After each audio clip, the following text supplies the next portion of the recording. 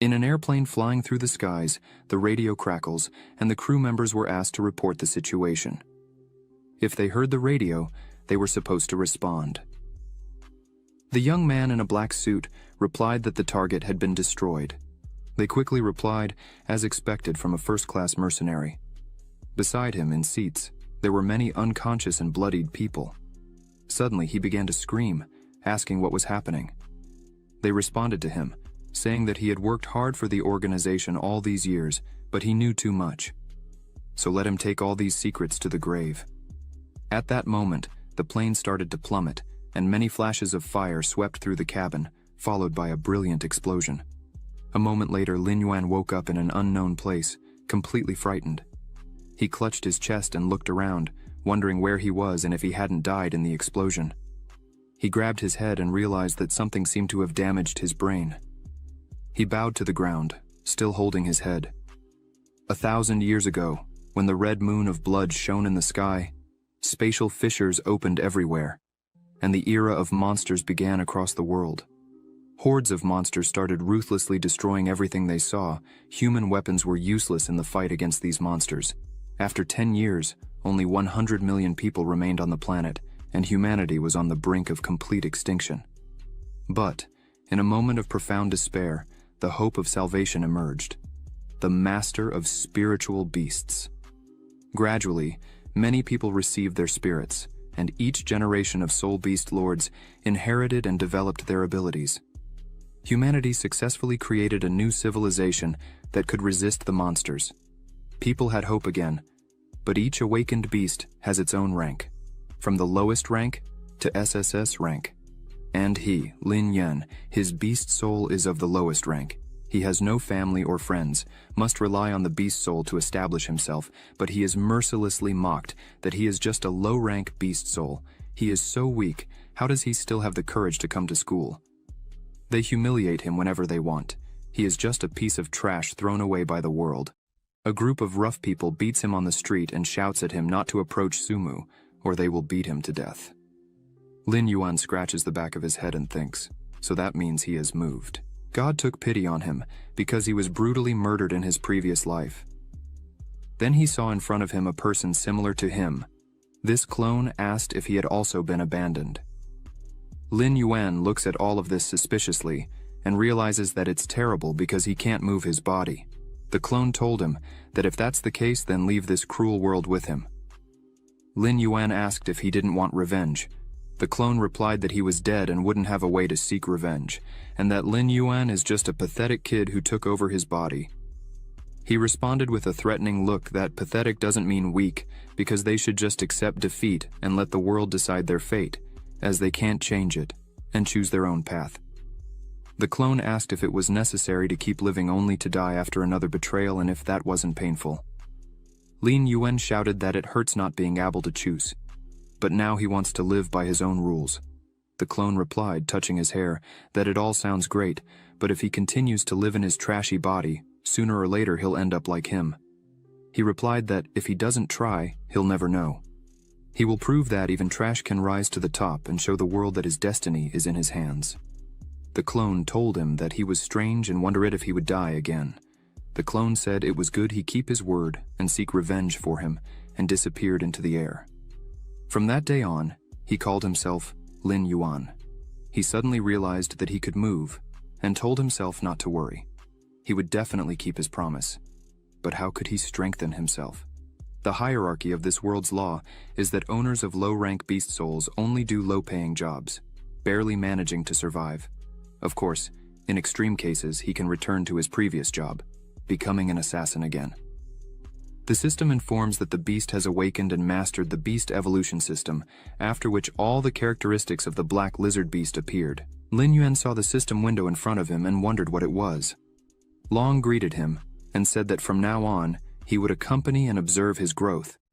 He asked again if this is his beast. Long replied yes. Now they are partners whose bond is built on trust. They will definitely get along well with each other. Lin Yuan quickly got up and walked in the other direction, causing Long to ask where he was going and if he wasn't curious about how he could help him. He replied that he would definitely ask when the time comes, but now he had an important thing to do. Long said again that if he needed help, just ask. Meanwhile, a girl named Sumu was walking in the middle of a narrow street, and someone stopped her and told her not to run away anymore. She asked this man what he needed. The guy brought her a bouquet of roses and invited her on a date. She told him he was daydreaming. Did he really think she would be interested in tyrants? He replied that he knew she had an S-rank beast, but she had awakened it recently. He had specially found some B-rank beast soul masters. The guy asked, did she think he couldn't get what he wanted? She shouted at him furiously. He told her that he had also beaten that trash. Sumu shouted at him and asked what he did to Lin Yuan. He replied that he was too arrogant and dared to cross his path. Now only the two of them were left, and she had no choice but to go out with him. At that moment, someone suddenly ran through all of his guards with incredible speed and approached him from behind. It was Lin Yuan, who grabbed him by the neck and began to strangle him. The guy realized it was him and shouted his name. Lin Yuan smiled and said, so this is where he is. As soon as his guards realized what was happening, they jumped and started approaching Lin Yuan, but they didn't have time to do anything before Lin Yuan kicked the guy in the back and moved away from them. The guards tried to catch him, but in a moment, he was already far away from them. While the guards turned to him, the guy who took the blow fell face first on the ground, and many petals flew out of the bouquet. He became very angry, pointed his finger at Lin Yuan, and shouted to his guards to kill him. The men split up and started walking toward Lin Yuan with a threatening look and shouted, yes, we need to use transformations. At that moment, each guard transformed into a huge beast. Lin Yuan saw this and thought about the transformation, and they looked exactly like animals, and he wondered if he could do that too. Long replied that his beast was just a common lizard. Evolution points were granted by absorbing others and winning battles, thus obtaining chests with rewards. He said he didn't need to use the transformation to win. Long shouted in fear, asking if he wanted to expose himself to attack in a human body, saying he was crazy because he would be killed with just one attack. He replied that if he transformed, he would die even faster, remembering that in his past life, he was an assassin. At that moment, the man shouted to his guards, asking what they were waiting for. They should attack him. The guards, who had turned into monsters, began to approach him, growling loudly. Lin Yuan silently watched what was happening, and at that moment, a bright light shone in the space. The man watched everything with a treacherous expression on his face, saying that Lin Yuan was an idiot because he would be torn apart. After reaching this conclusion, he laughed, but suddenly a dense cloud of dust appeared in front of him, through which he noticed two shadows and became alert. Lin Yuan ran quickly and jumped on the shoulders of one of the monsters, wrapped his legs around the monster's neck, and began to twist its head, and after a moment, he succeeded, and the monster's blood spurted. He descended to the ground and the monster was completely destroyed. Sumu watched what was happening and was stunned to realize that he was able to defeat a B-rank beast with his own hands. He knelt down, thankful that his skills from his past life had not disappeared because this body was much weaker. Sumu continued to admire his strength. Long shouted to him, congratulating him on defeating a B-rank beast and receiving a black Iron chest. He asked with interest about the chest. A chest descended from the ski in front of him, and Long shouted that this chest could contain useful things like super equipment or points to level up skills. He yelled for the chest to open, and Long said it was a random skill book. He could obtain a random skill, whose level would range from rank E to rank A, with a 1% chance of getting an A-rank skill. He reached out to the system window, thinking that everything was fine as long as it wasn't a rank E skill. Suddenly, there was a gleam of light, and Long shouted in surprise. It was an A-rank skill, Daylight. Once the beast soul was activated, it would be able to emit white light capable of melting even steel, with a maximum temperature reaching 100,000 degrees. He was thrilled it was an A-rank skill, and Long said he was really lucky. It was amazing. Maybe they should buy a lottery ticket. Meanwhile, Lin Yuan pointed his finger at the man standing in shock, with the three beasts still behind him, and he said that now was not the time to celebrate.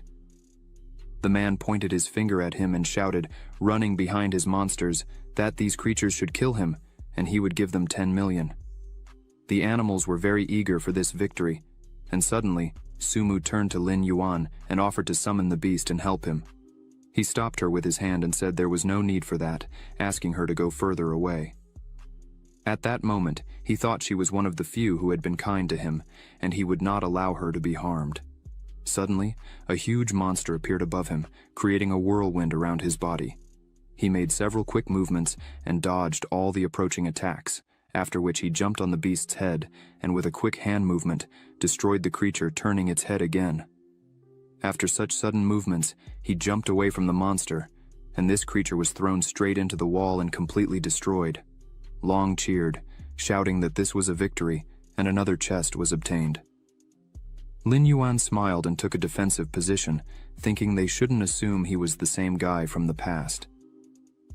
After these thoughts, he quickly ran towards the remaining monsters, both shouting at the same time, "God, he's doing it so fast!" With just one movement, he ripped off the heads of the monsters and destroyed them. The man raised his hands and shouted that this simply couldn't be. He begged to let him go because he was wrong. Lin Yuan's eyes gleamed with intense light, and he said with a threatening expression that it was already too late. The man was very scared by this response and stood stunned, his body covered in cold sweat from fear. Sumu, who was still behind him, looked at him and thought he was a very strong person. He looked the other way and said, holding the backpack in his hands, that they were already leaving. She replied, looking at the broken-headed bully, "Okay." She thought it seemed that he wouldn't bother her anymore.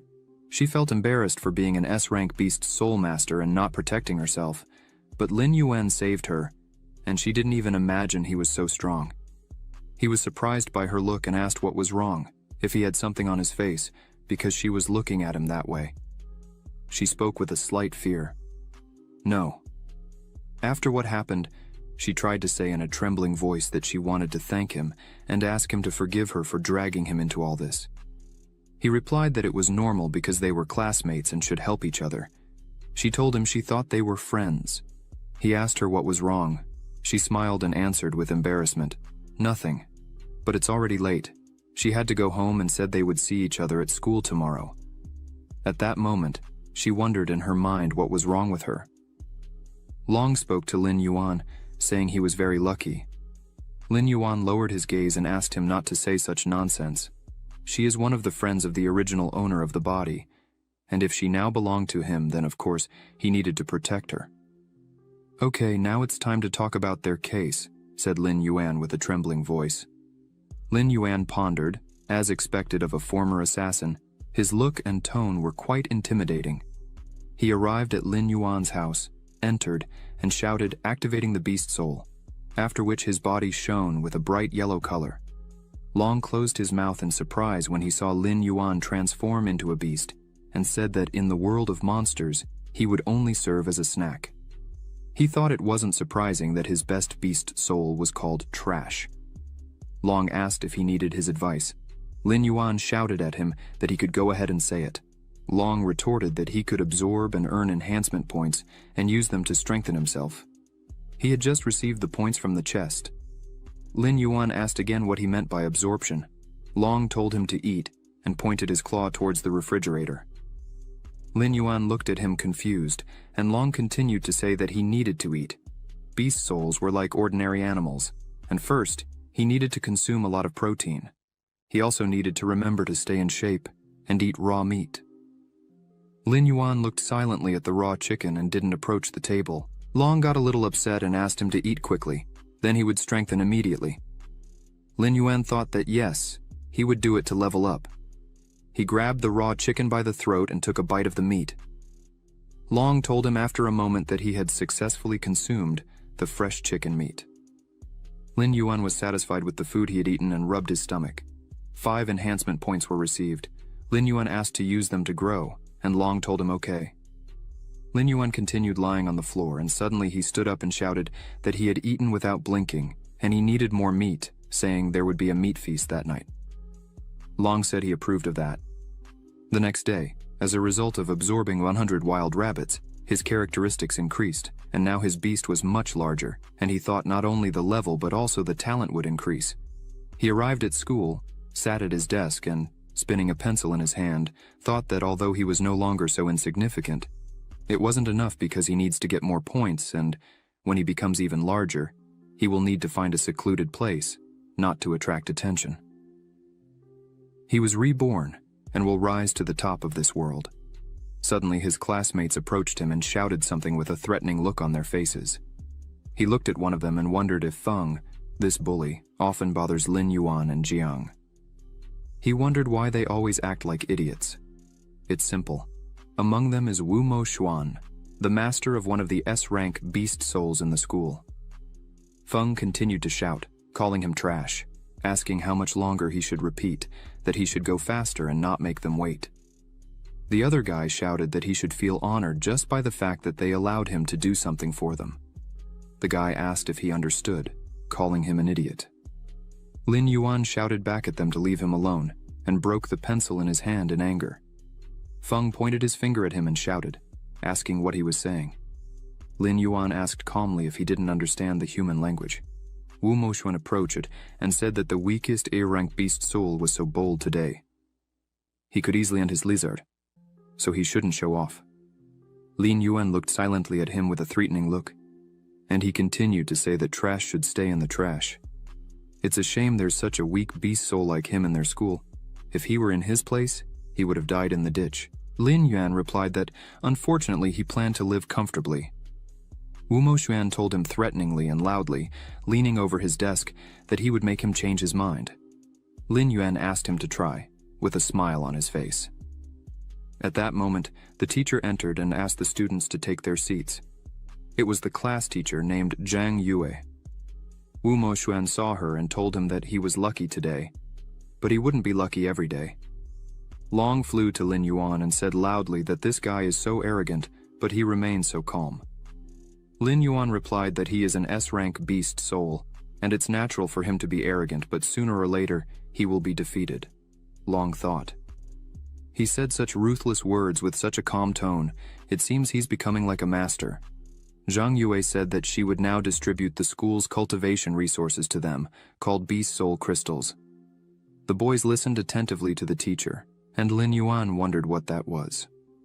Long replied that beast soul crystals are the blood and flesh transformed from a monster after death, usually divided into high, medium, low, and worst ranks, containing enormous energy suitable for absorbing beast souls, and they can also significantly enhance one's abilities in the world of masters.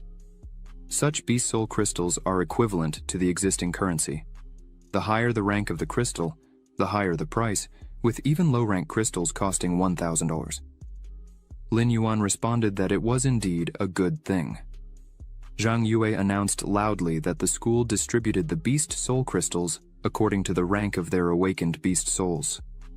This was done to show how cruel the world of beast soul masters is, where everything is based solely on strength. The strong are at the top, and the weak are eliminated. Survival of the fittest is the highest justice in the world of beast soul masters. Wu Moxuan, whose awakened beast soul is the S-rank skeleton king, received 10 high-rank beast soul crystals.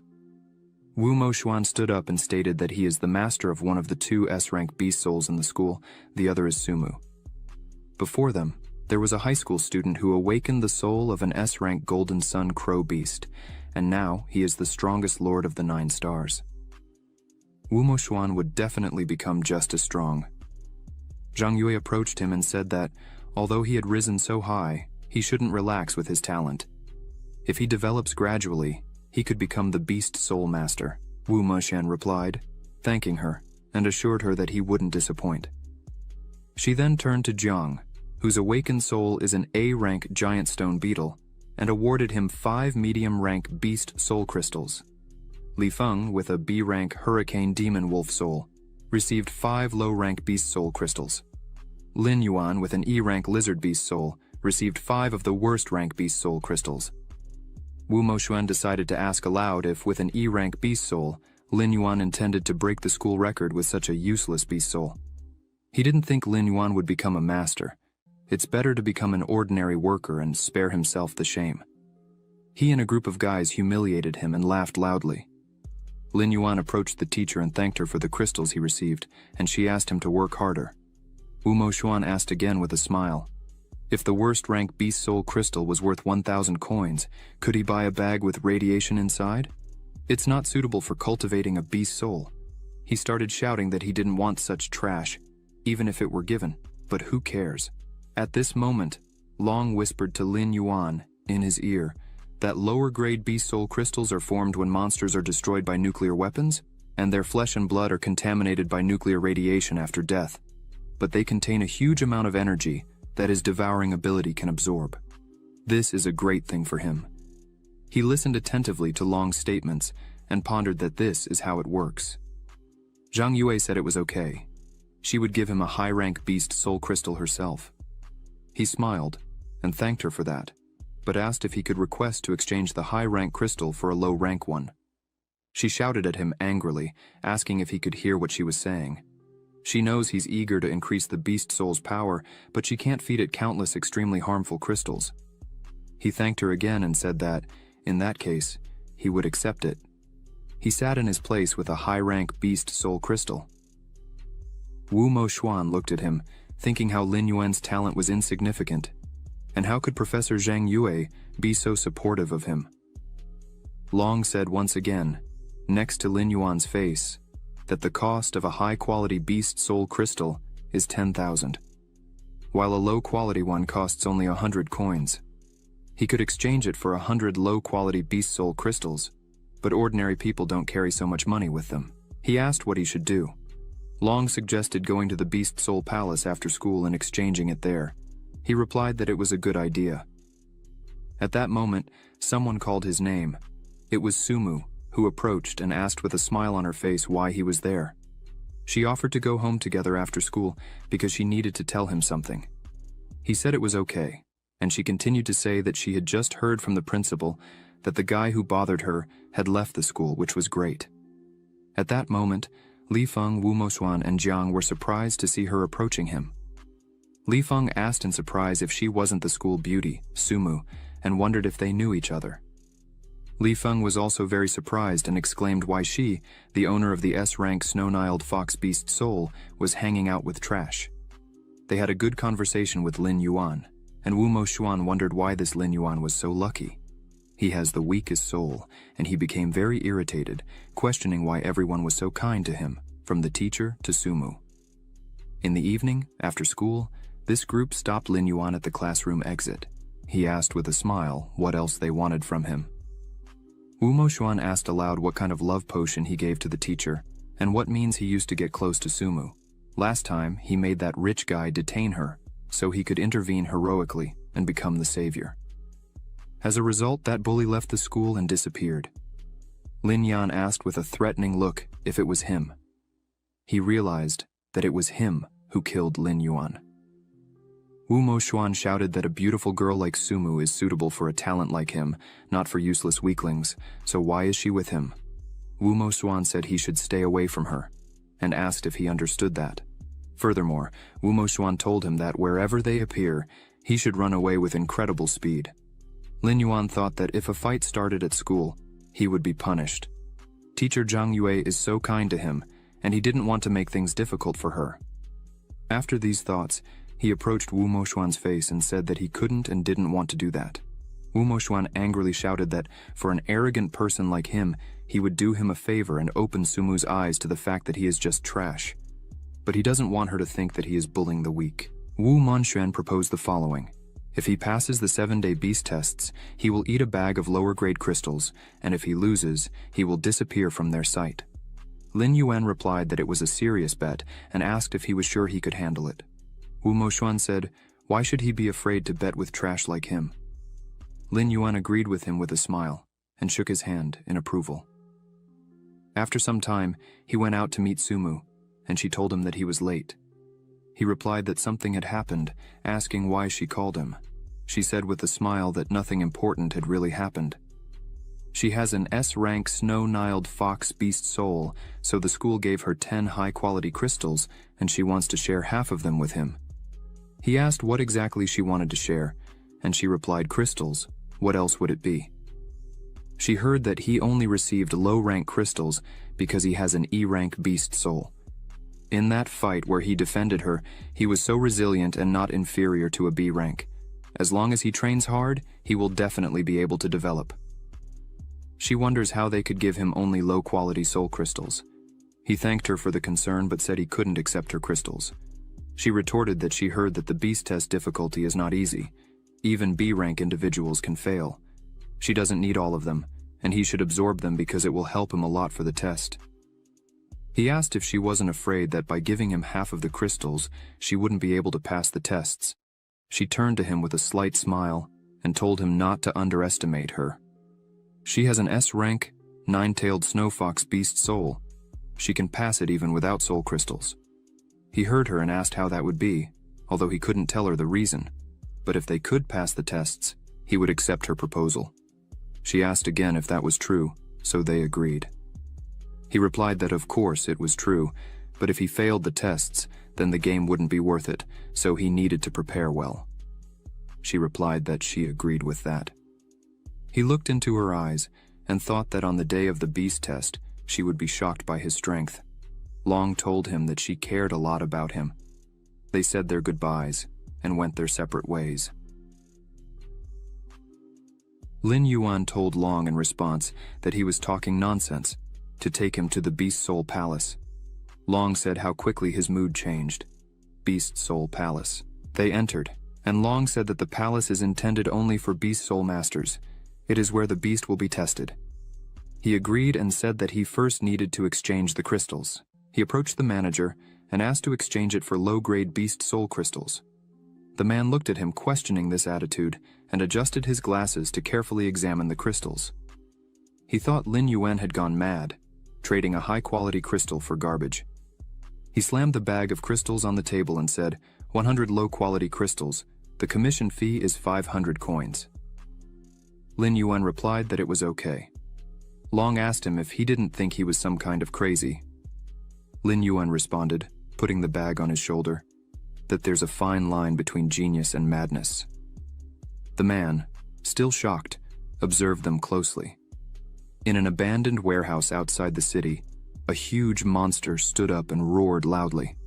The system window reported, Beast Soul, Giant Black Lizard. Status, Growth Phase.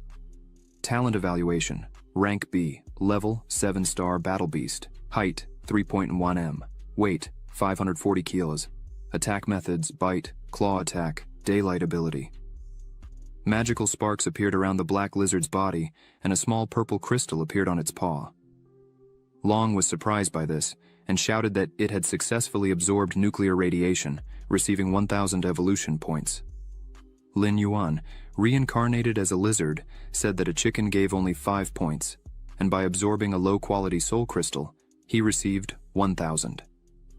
These 100 stones are equivalent to 100,000 evolution points.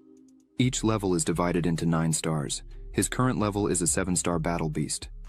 There are ranks like Emperor, Beast Lord, Beast Master, Beast General, and War Beast. After absorbing all the crystals, in his opinion, there is nothing difficult in the beast test. A week later, at the Beast Soul Palace, many people were communicating and discussing urgent matters. A guy said he was so nervous. He absorbed all the soul crystals issued by the school and only had a 4-star battle beast, unsure if he could pass the test. Another guy told him it was terrible. He already had a 4-star beast, which is at least a rank B, while his was rank D, barely reaching 2 stars. This year there are 2 S-rank individuals in their school, the Skeleton King reptile Wumo Xuan and the 9-tailed snow fox Sumu. He didn't even know what their level was. The other guy feared that only they could enter the Yanjing Beast University or the City Beast University. Wu Munxian shouted and reached out towards Lin Yuan, saying that the soul crystal Professor Zhang Yue gave him helped his pathetic lizard advance to the 1st level of martial beast. Lin Yuan didn't pay attention to his questions and continued on his own. Suddenly, Lin Yuan turned around and decided to ask him if he was ready for this. Wu Moxuan crossed his arms and continued talking that his beast soul had already reached the level of an 8-star martial beast. He would easily pass the test. Lin Yuan replied that he didn't ask that. He asked if he was willing to eat a bag of low-quality crystals. The people around were very surprised by the question and began to whisper to each other. Lin Yuan had gone mad. Wu Moxuan possesses an 8-star battle beast. Wu Moxuan and his group of threatening guys were irritated by his behavior. But suddenly, Professor Zhang Yue turned to the students and announced that the exam would begin soon. She asked them to bring their identification and ticket, entering the palace one by one. Many students were scared of the imminent events. Wu Mo Xuan pointed his fist at Lin Yuan and shouted to him to wait until the end of the test, as he would be finished. Lin Yuan responded emotionlessly that it was okay. In the Beast Soul Palace on the third floor exam area, the man in the center of the exam area said, "Exam number 95821. Lin Yuan, please prepare for the exam." He approached the man and replied that he was there. The examiner asked him, carefully examining the documents in his hands, if he had awakened an E-rank beast soul. He replied yes. The man thought it was a pity that he probably wouldn't pass the exam and wished him good luck, giving him a pat on the shoulder. Lin Yuan thanked the professor for his support, then sat in the system chair, put on the helmet, and the system informed him that the combat simulation would begin shortly. The countdown from 5 to 1 began, and a moment later, his eyes opened, shining with intense light. He found himself in a barren desert and realized there seemed to be no terrain advantage he could exploit. He heard a loud noise, prompting him to look around, and in the distance, he noticed a monster approaching, making him very cautious. It was a desert wolf, a 3-star war beast, the opponent of the first phase of the beast test. The desert wolf began to growl loudly and opened its mouth widely. Lin Yuan tried to dodge the sudden movements of this monster, wondering if it was really so weak. Long asked Lin Yuan if he wouldn't merge with the beast soul. He replied, while observing the monster being attacked, that after being attacked by low-level beasts, it wasn't necessary. Seizing this opportunity, he would warm up his muscles well. Suddenly, there were several monsters behind him. The professor was very surprised to watch what was happening and wondered if this guy had passed the first level. Suddenly, Lin Yuan began to attack new monsters with his own hands, twisting the necks of these creatures. The professor shouted for the others to look. Another man was surprised by his reaction and asked what was happening. The professor wondered what was happening. Lin Yuan had killed a 3-star desert wolf without using the power of a beast soul. He hadn't even merged with the beast soul yet. Everyone was surprised by his talent. He destroyed the last monster and the blood of this creature was spilled. He made a decisive move and finally finished off this creature. The teachers started shouting and asking how he managed to do that. He was just a monster, defeating 3 3-star desert wolves without merging with a beast soul, an unprecedented event. The professor grabbed his head and shouted to the other man, so he thinks Lin Yuan is cheating after all. The purpose of the exam was to test the strength of the beast soul, and he didn't even take advantage of it. The other professor said with a serious expression that this is indeed against the rules, but it's not cheating. They will see if he passes the 3rd level. If not, he will fail the beast test. The professor replied that it's true. The first 2 levels are designed for candidates to adapt to the pace of real combat. The 3rd is the key. It's almost impossible to pass the 3rd level without resorting to the power of the beast soul, even with the strength he is showing now. It's a pity that his beast soul talent assessment is only rank E, but if his beast soul were stronger, his future would be promising. Long asked him to save his strength. This is just an appetizer. The real test is yet to come. He was among the monsters attacking each other, and suddenly, an incredibly huge monster, with bright red eyes, appeared before him and looked at him threateningly. Long said that this is the 6-star king of the desert wolves. Lin Yuan's mouth opened in shock, and cold sweat broke out on his face. He spoke with a serious expression that defeating a beast of this level requires a high level of beast soul talent. No wonder they say that only candidates with rank A and above beast souls can pass the beast tests in the first year of training. It's time to show his true strength, he spoke aloud, merging with the beast soul. Long told him that he finally did it. At that moment his whole body lit up in blue, and the system window showed him all the characteristics of the enormous black lizard he had transformed into. After a moment, Long shouted with joy that he had reached a higher level. This is a new beginning. He opened his huge mouth and roared loudly at the monster. Suddenly, one of the teachers watching what was happening became pensive and wondered what happened to the weak animal soul of the lizard, even something as small as the ability to turn into a tyrannosaurus. The professor shouted and asked if he made a mistake during the inspection and asked if he really was rank E. Another professor shouted, showing him the documents. He's not blind if he doesn't believe it, then he should check for himself. The registration card shows exactly rank E. The professor asked again, shouting in perplexity, "Then what's happening?" "A giant beast like this should be at least a general rank. This is incredible. Only a few days have passed since the awakening of the beast soul, and he already has a general rank beast soul, which means his talent is not inferior to S rank. In fact, it's SS or SSS. The enormous lizard stood before the small, frightened and defenseless monster. He was able to reach this level. The monster bared its teeth and leaped high, growling loudly. The lizard's body continued to shine with magical light. Lin Yuan swung his paw and effortlessly destroyed his opponent. The teachers were incredibly shocked and exclaimed that he killed the 6-star beast in a second. One of them ordered the other to stay there and continue recording the details, while he reported the situation to the chief examiner. The professor urged him to hurry. Another professor, who ran to report what was happening, smiled and thought that finally, an extraordinary talent had appeared in their city. Many wolves began to approach Lin Yuan, and he wondered if more wolves had appeared. The difficulty level of the exam was a bit disappointing for him. Long flew closer to him and shouted that the first 3 levels are necessary to achieve a passing score. He should continue to fight to get a higher score, as many famous universities recruit beast soul masters based on the beast test results. 6-star desert wolf and 10 3-star wolves. This level seems to test the combat ability of the soul masters. He roared loudly and realized that for him, this was child's play. The rest of the wolves approached him, but at that moment he made a sudden move and the blood of the monsters spilled. After that, there was a bright flash of light, and one of the wolves was destroyed and heavily bloodied. Lin Yuan continued to destroy one monster after another, and after some time, he had defeated all the monsters. After defeating them all, he wondered how many more levels there were. Meanwhile, Chief Examiner Xiuan asked why he was called and why the rush. He asked if they didn't know that proctors are not allowed to leave the examination area without authorization.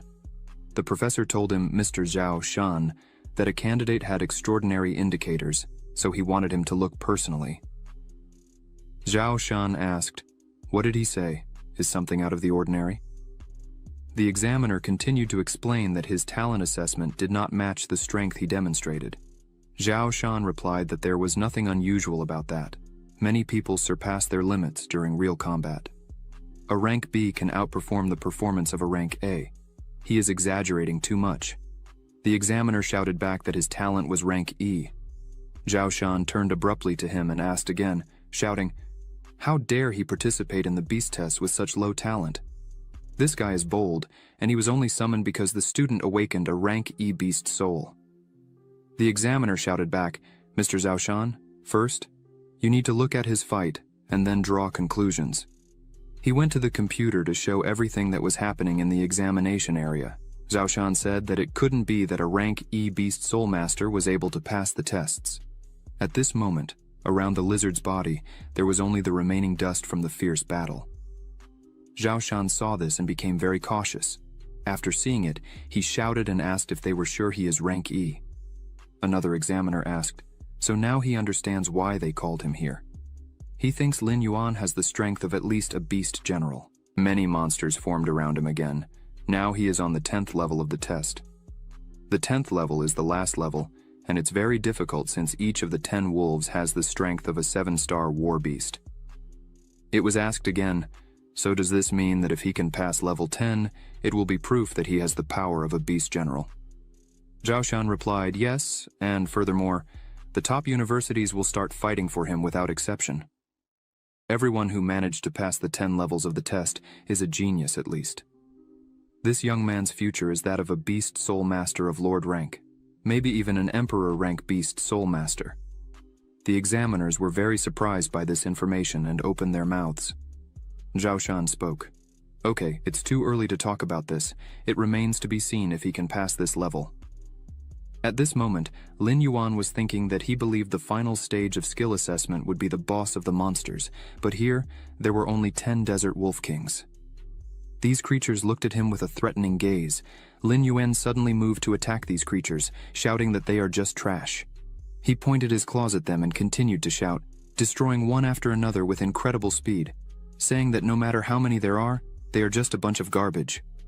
More and more wolves were heading towards him, but he destroyed them with agility and speed. These creatures couldn't bite his body, demonstrating a terrifying defense. The examiners realized that he was able to withstand the attacks of 7-star war beasts. Attack, defense, speed, and explosive power, all at a perfect level. The examiner said, "If this is truly a Ranky talent, then I can commit suicide." Everything around was filled with the blood of the deed monsters, and Lin Yuan looked into the distance, thinking, 6 more. He opened his mouth and the wolves became very cautious, seeing such a monster in front of them. Zhao Shan wondered, in fear, what kind of power this was. In this case, he created a bright burst of energy that illuminated the entire area and decided to get rid of them all at once. He created a bright beam aimed at the monsters and crushed everything in its path. After this, Lin Yuan roared loudly and lifted his head. The examiners were perplexed and didn't understand what kind of technique this was.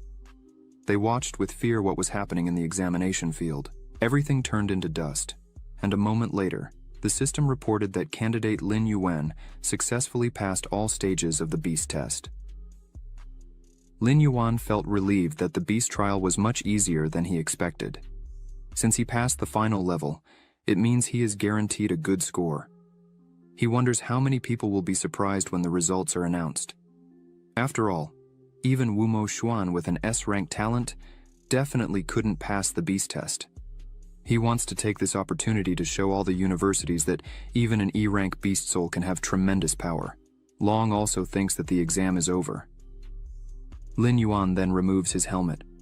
Next to him are 2 men, looking at him in perplexity. Lin Yuan's profile is displayed on the computer screen, indicating that he is male, 18 years old. His awakened animal soul is a black lizard. His talent rating corresponds to rank E, and his actual strength is equal to a 3-star beast general. This data was obtained from forces demonstrated in a real combat simulation, subject to some errors. The men look at him and think in horror. At 18 years old, less than 2 weeks after the awakening of the beast soul, he reached the rank of 3-star beast general, a simply terrifying power. Zhao Shan looks at Lin Yuan and, with a stern expression, congratulates him on passing all levels of the beast test. He asks if Lin Yuan knows what this means. Lin Yuan smiles happily and asks if it means he has a good score. One of the examiners happily explains that it means more than a good score. He demonstrated talent and strength, so the beast universities of Yanjing and Modu will surely compete for him. Lin Yuan replies that this is good and asks when the results will be published. The examiner replies that if nothing happens, the lists will be announced that afternoon. At that moment, one of the examiners thinks that usually others feel excitement or joy, but he is very calm.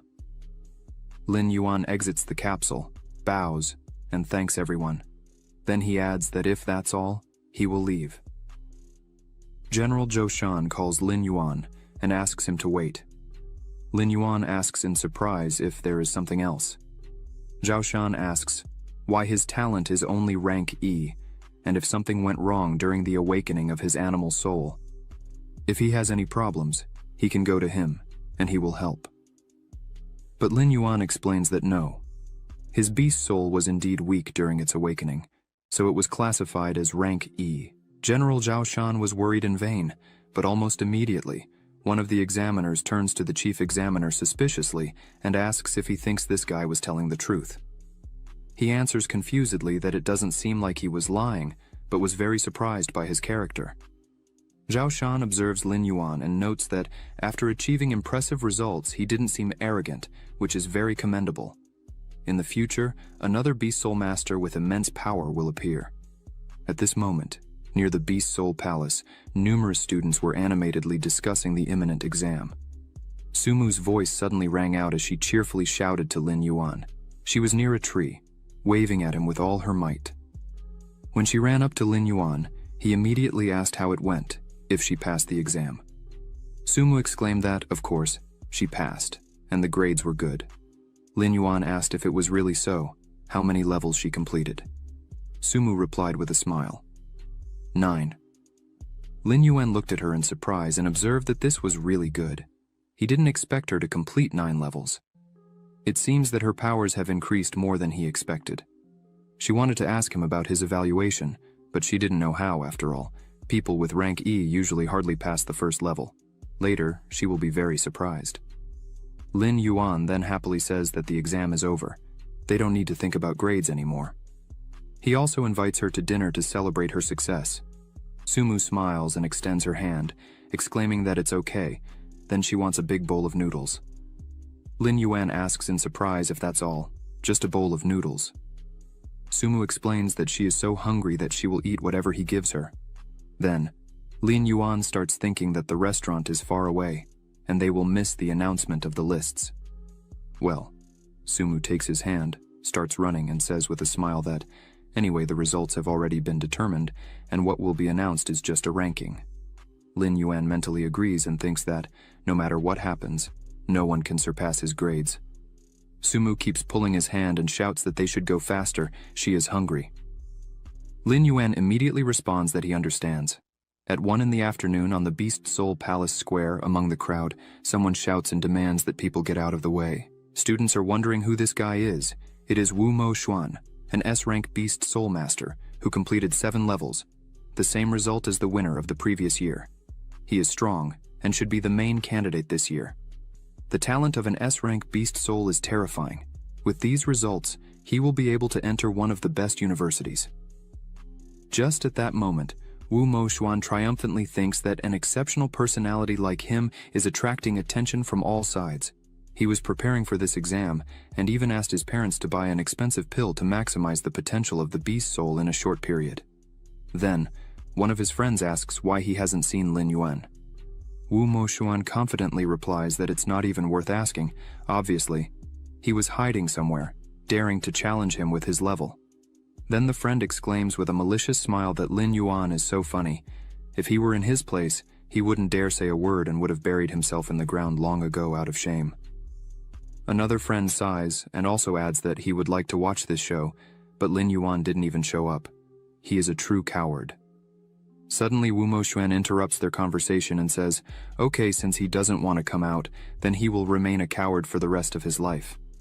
He also thinks that Lin Yuan's escape is exactly what he wants, so he doesn't appear again. At this moment, Lin Yuan's voice is heard, turning to Sumu and saying, as he said, the restaurant was far away, but she wanted to eat there. She responds with a laugh that everything is fine. They are just in time, but she ate deliciously. Wu Mo Xuan turns around and sees them passing by. Sumu smiles happily, while Lin Yuan says something to her. Wu Mo Xuan starts to get very irritated and thinks that Lin Yuan is an idiot. How dare he appear in front of him with Sumu? Wu Mo Xuan then approaches them and asks irritably if this isn't Lin Yuan. He looks so calm. It seems that the test score is not bad. Lin Yuan replies briefly, yes, he is completely satisfied. One of Wu Mo Xuan's friends mockingly asks if he's happy with it, so modest. It must have been hard to pass the first level. Another friend also smiles maliciously. You can overcome the first level without any skill, and asks if there are people who couldn't. Those around who heard this began to laugh and say that they shouldn't shame Lin Yuan so much. It's great that a guy with an E rank had the courage to participate in the exam. Wu Mo Xuan leans towards him and, pointing a finger, reminds him that he hasn't forgotten about their bet, right? In response, Lin Yuan scratches his head and replies that he almost forgot, but since he remembered, Lin Yuan asks if he is ready to lose. Upon hearing this, Wu Mo Xuan starts to get very angry and exclaims, lose, how can he play around with someone like him? At this exact moment, the clock strikes exactly 2 o'clock, and people start shouting that the lists have been published, exam results announced, questions immediately arise. The lists have been announced, so first, Wu Mo Xuan immediately exclaims joyfully, he is this year's champion. He then starts reading the list and sees that Sumu is in second place, and her score is 9 levels passing the beast test. He looks at it in perplexity and wonders if he has the 3rd place. Are there really 2 in front of him? He reads the list further and sees that he is in 3rd place. The beast test was passed. Wu Mo Xuan is even more surprised. Sumu is in 2nd place. She managed to complete level 9. He didn't expect her talent to be greater than his. No. If she completed 9 levels and is only in 2nd place, Then what kind of monster is in first? Drops of sweat trickle down his face from excitement. In the grand announcement, it is revealed that Lin Yuan received a score equivalent to 10 levels of the beast test. Wu Moxuan can't believe it. Lin Yuan, how is this possible? How could he pass 10 levels with his E-rank beast soul? People in the crowd start wondering, who is Lin Yuan? He is amazing to complete 10 levels. There are only 10 of them in the exam, right? Yes, he is a true monster. He doesn't know what kind of beast soul Lin Yuan awakened, but its power has reached an incredible level, even surpassing Sumu and Wu Moxuan. She completed 9 levels, but unfortunately encountered a monster. The most embarrassing thing is that Wu Moxuan boasted more before the results were announced, but ended up only in 3rd place. Wu Moxuan grabs his head with his hands and is horrified. At this moment, Lin Yuan approaches him and reminds him with a smile that he said, Wu Moxuan lost. Isn't it time for him to fulfill the terms of the dispute? He then adds with a smile that he prefers to eat the dried inferior crystal pouches, with or without seasoning. Suddenly a crowd sees him and exclaims with joy, here he is, Lin Yuan, who took the 1st place. Sumu also looks at him and thinks that his rank is higher than hers. That's why when she said her results he wasn't surprised. But the question is, how did he do it? Wu Moxuan starts shouting frantically that this is impossible. How can an E-rank idiot get such a result? He cheated. A crowd hears this and chaos begins around. People ask, perplexed, isn't that Wu Moxuan? He thinks Lin Yuan cheated. Is this true or false? Is this possible during the exam? Number 1 deceived everyone. Isn't that Sumu? She's there too. Lin Yuan hears this and asks angrily if he cheated. Does Wu Moxuan really think he would do such a thing to win? But Wu Moxuan starts screaming back that Lin Yuan has an E-rank beast soul. How then did he pass the 10 levels of the beast test? People hear this and immediately start wondering, it's an E-rank beast soul, isn't it the weakest thing? How did he manage to complete 10 levels? He really cheated. This is a real combat simulation, and nothing from the outside world can be brought inside. Disappointment is hardly possible. Long appears next to Lin Yuan, looks around in surprise, sighs, and says that doubts have arisen. Lin Yuan then turns to Wu Moxuan and asks, who said that a beast soul of rank E couldn't pass the exam? It's not written anywhere in the reference books, right? However, Wu Moxuan continues to insist on his own opinion, and shouts that Lin Yuan should not be complacent. He declares that he will file a petition with the Beast Soul Palace Court and expose the questionable methods Lin Yuan used. Lin Yuan inquires about the court, and Long explains that if candidates have doubts about the evaluation, they can go to the Beast Soul Palace Court. However, such meetings are rarely convened based on the assessments of others. Lin Yuan then turns to Wu Moxuan and resolutely says that he can do whatever he wants, but if it turns out he is not guilty, then Wu Moxuan will not forget to fulfill the terms of the dispute. Long also adds that an S-rank beast soul is not good at losing. Wu Moxuan responds by pointing his finger at Lin Yuan again and shouting, how dare he? Suddenly someone asks what all the noise is outside the palace. Then people see someone walking towards them. Above the person, a bear appears with its mouth wide open. People see it and exclaim, Examiner Zhao Shan. Long also notes their surprise. As expected from a master beast soul of Lord rank, his suppression power is very powerful. Lin Yuan also sees this and thinks about it, a master beast soul of Lord rank. People in the crowd begin to exclaim again, is this Chief Examiner Zhao Shan? It is said that his big and ferocious bear has already reached the level of a 7-star lord. He can't be among all the master beast souls of Lord rank. He is quite strong, right? He is a talented master who decided to come here as an examiner. Zhao Shan approaches and threateningly asks if he heard that someone wants to go to court. Wu Moxuan approaches him, lowers his head, and replies that he wants to file a complaint because he believes that the evaluation of the student Lin Yuan is unfounded. He then turns around, points his finger at Lin Yuan, and exclaims that he awakened a beast soul of Lord rank, but was able to pass 10 levels. This is not normal. In this regard, he would like to ask the Beast Soul Palace for a reasonable explanation. But Zhao Shan explains that, by chance, he was present at Lin Yuan's exam and watched everything that happened from start to finish. He found nothing unusual. Zhao Shan asks Wu Moxuan if he means to say that he helped Lin Yuan cheat. Wu Moxuan immediately tries to explain everything. Zhao Shan is the pride of Zhenhai, he wouldn't dare to doubt him. But the beast soul awakened by Lin Yuan was ranked as a talent of E rank. He thinks that everyone present is absolutely clear about what that means. Someone in the crowd also asks how he was able to complete 10 levels with such a soul. Zhao Shan continued, so he thinks that examiner Zhao Shan should at least release the video of candidate Lin Yuan. The display of Lin Yuan's battle to convince the public in his favor is intense. People in the crowd shout that they are also very interested in how he did it, but Zhao Shan responds threateningly, saying that he is sorry but cannot agree to this request according to the regulations of the Palace of the Soul.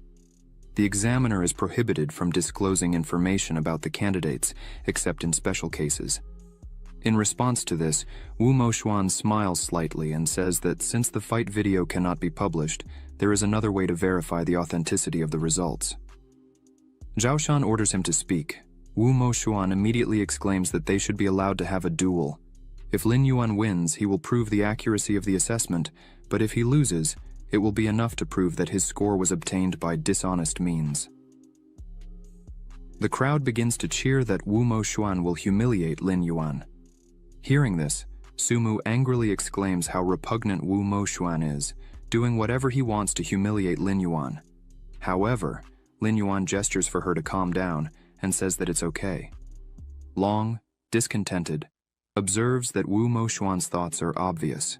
He wants to take the chance to fight Lin Yuan and then prove to everyone that he is a loser. But Lin Yuan looks closely at Wu Moxuan and responds that this is very timely. Wu Moxuan turns to the examiner Zhao Shan and clarifies that it is not prohibited to challenge soul beasts on the palace grounds. This is confirmed as true, but it is also necessary to find out the opponent's opinion. At this moment, those around are wondering if Lin Yuan will accept the challenge.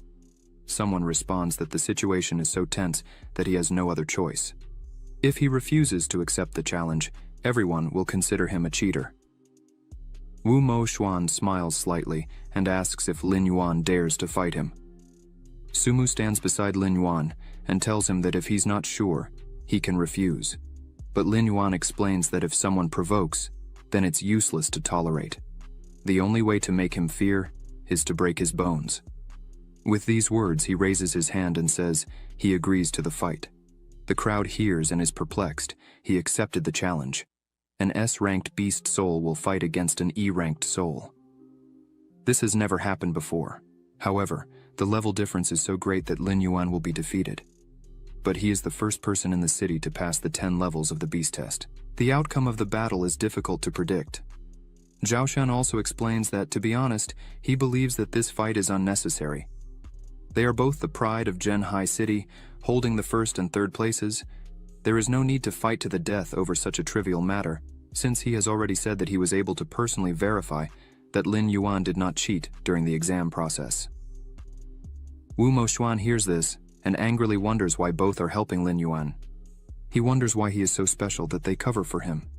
He then shouts to Lin Yuan that, if that's the case, then he should fight him. It would be great if Examiner Zhao Shan witnessed this battle. He will show how he will tear him to pieces. Zhao Shan announces that in this case, the fight will take place in the Beast Soul Palace arena. Anyone who wants to watch can come. After some time, the Beast Soul Palace arena was filled with spectators. Zhao Shan announces that if both sides are ready, they can start the fight. But first, they need to explain the rules. This battle is just a practice. They can give it their all but cannot kill. The battle will end as soon as one side admits defeat. It is forbidden to use any foreign objects during the fight. If any rules are broken, it will be considered a defeat. All clear. Wu Moxuan and Lin Yuan, staring intensely into each other's eyes, simultaneously respond, yes. Then Zhao Shan says okay then, and declares the battle started. Wu Moxuan immediately turns to Lin Yuan and says that he must understand that everything that happens is his fault, but Lin Yuan also responds that he didn't expect him to make such a fuss to avoid the terms of the bet. If he simply begs for mercy, he will consider sparing him from his lunch with inferior crystals, he mentally adds. After all, if she gives them to Wu Moxuan, it will be a waste. Immediately after the start of the fight, Wu Moxuan shouts for Lin Yuan to die and uses the Beast Soul fusion. He immediately transforms into a large skeletal lizard. The audience exclaims, in perplexity, "What kind of monster is this, the reptilian skeleton king?" Yes, it's all 5 meters tall, so what is an S-ranked soul, truly? Visible talent to the naked eye, he really is a third-place genius. At this moment, Wu Moxuan tries to hit Lin Yuan with his tail, but he jumps and avoids the blow. Wu Moxuan wonders if this idiot is afraid to merge with a beast soul. The crowd also wonders why Lin Yuan doesn't transform, and if he can really defeat an S-ranked soul, and if that means he didn't cheat. Sumu watches from the side and thinks that Lin Yuan's beast soul is just a small E-ranked lizard, although it's not clear how he passed the 10 levels of the test, but if Wu Moxuan dares to hurt him and Zhao Shan doesn't stop him, she will. Long is also by her side and turns to her saying, although she can't hear him, that she shouldn't worry, Lin Yuan won't lose to this guy. At this moment, Lin Yuan smiles slightly and says that since Wu Moxuan is hoping for him to merge with the beast soul, then he will satisfy his wish. After that, he begins to merge with the animal soul. He rises into the air and is surrounded by bright rays of light. In the next moment, a large black lizard appears in his place, which turns out to be larger than Wu Moxuan. The audience sees this and can't believe it. It's an E-ranked beast soul. They go crazy. The reptilian skeleton king is also perplexed. This is impossible. This is an E-ranked soul. How can it have grown so fast? The black lizard looks down and asks what happened to Wu Moxuan's beast soul. Then, it raises its paw and asks who said an E-ranked soul should be weaker than an S-ranked one. Immediately after these words, it attacks. The reptilian skeleton. King sees this and dodges the blow at the last moment, thinking indignantly that if he had been touched by the claw, he would have become crippled. Lin Yuan has the strength of a beast soul general, at the minimum, but it's impossible to rise to such a level in just a few days. He won't have time to dodge. He sees the paw of the black lizard moving towards him and exclaims horrified that it can't be. How he, the reptilian skeleton king, can lose to a E-ranked idiot. Then, he tries to swing his tail, but the black lizard responds mockingly that Wu Moxuan didn't expect him to dare to fight back. Lin Yuan then grabs the tail of the reptilian skeleton king. He starts screaming in horror, asking what Lin Yuan is going to do. The black lizard asks what he thinks, and with these words it begins to swing him from side to side. Loud sounds of impacts are heard, stones clash around. Wu Moxuan sees Lin Yuan showing his claws, and the crowd screams desperately that Lin Yuan defeated Wu Moxuan. Is this his true power? After all, Examiner Zhao Shan wasn't protecting Lin Yuan, he was trying to protect Wu Moxuan. Sumu also looks at this in surprise, thinking that although she knew Lin Yuan is not weak, the E-ranked beast soul is incredible. At this moment, the reptilian skeleton king screams impossible for his S-ranked beast soul to be weaker than an E-ranked one. Suddenly, a strong black lizard grabs him. Lin Yuan announces that Wu Moxuan has lost. He crawls to the side and shouts, "Who said that?" then opens his mouth, and there is a small red pill on his tongue.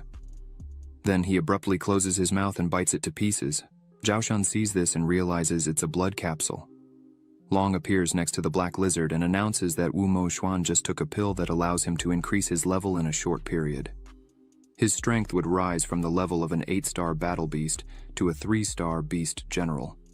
However, after taking such medication, recovery will take a month. He's crazy, wants to defeat him at all costs. Lin Yuan also adds that he's just a clown, but suddenly Zhao Shan grabs the microphone and loudly announces that Wu Moxuan is declared the loser for violating the rules of the fight. He then continues to observe what's happening and realizes that Wu Moxuan is even more useless than he imagined. The black lizard prepares to attack, and Zhao Shan wonders if Lin Yuan will continue the fight with Wu Moxuan even after he took the blood pill. Suddenly, the reptilian skeleton king opens its mouth wide and shouts that it will kill Lin Yuan, but Lin Yuan just stares at him. The reptilian skeleton king wonders why he is so calm, as it's obvious that he is now stronger than him. But suddenly, he sees that the black lizard opened its mouth wide and wonders what kind of power this is. There's no turning back for him. Lin Yuan must die. At this exact moment, a great brightness appears from the black lizard, which begins to hit Wu Moxuan.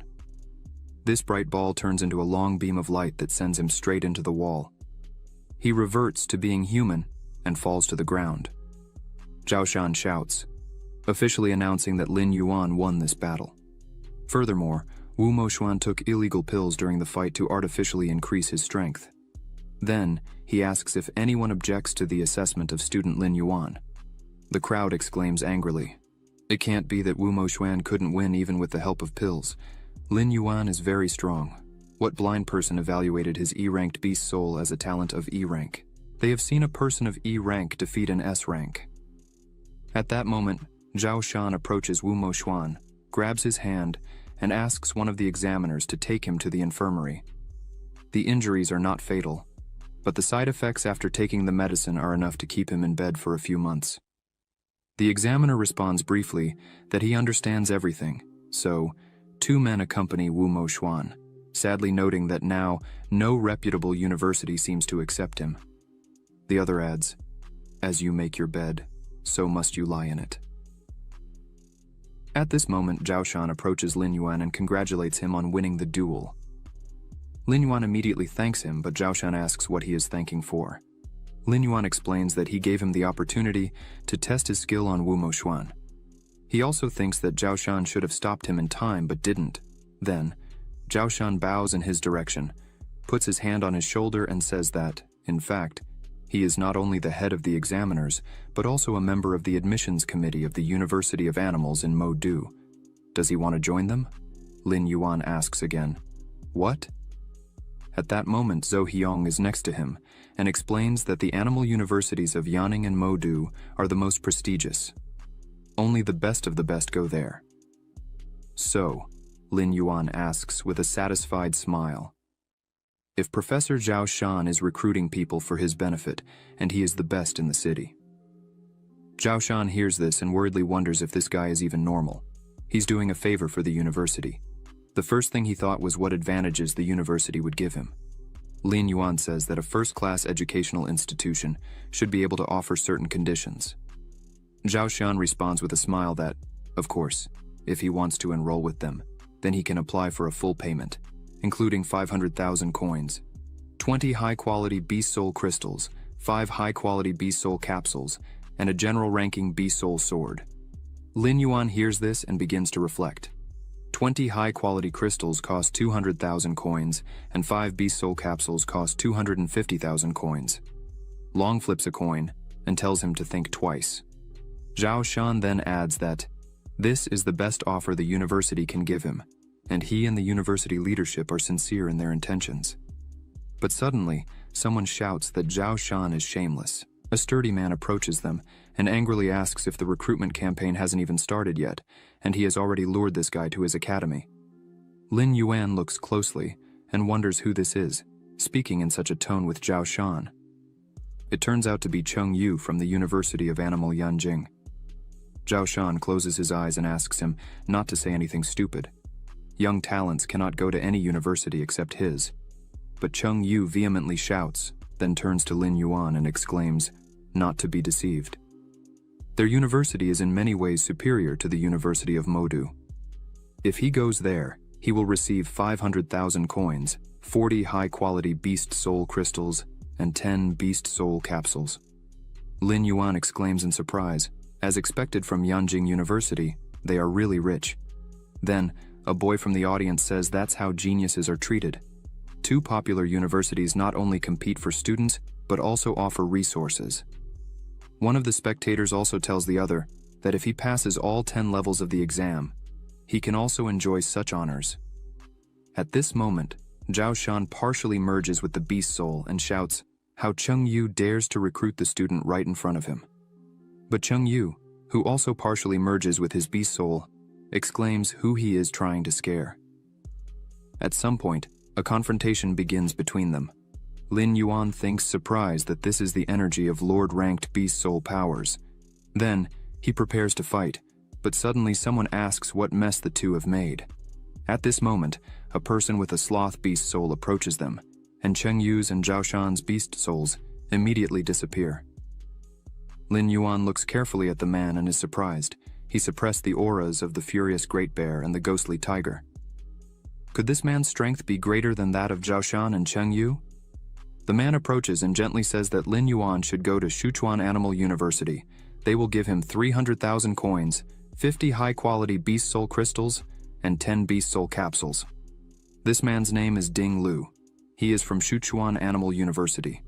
He adds that Lin Yuan will receive 20 high-quality crystals every semester until he graduates. He also won't lie by saying that they spare no effort in talent development. Lin Yuan listens attentively and thinks how Sichuan University is so rich.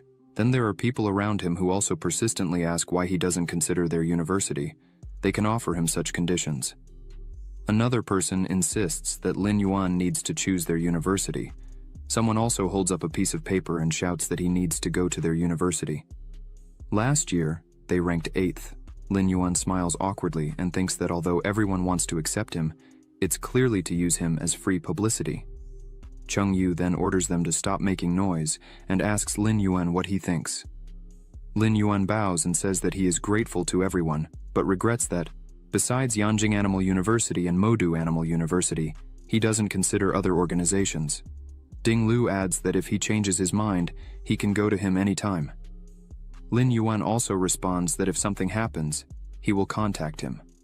Zhao Shan and Cheng Yu menacingly order him to answer whom he will choose, but Lin Yuan waves his hand and responds that, before the start of the admission campaign, he will give an answer. Zhao Shan humbly replies that he will wait. Cheng Yu exclaims with a smile to think carefully.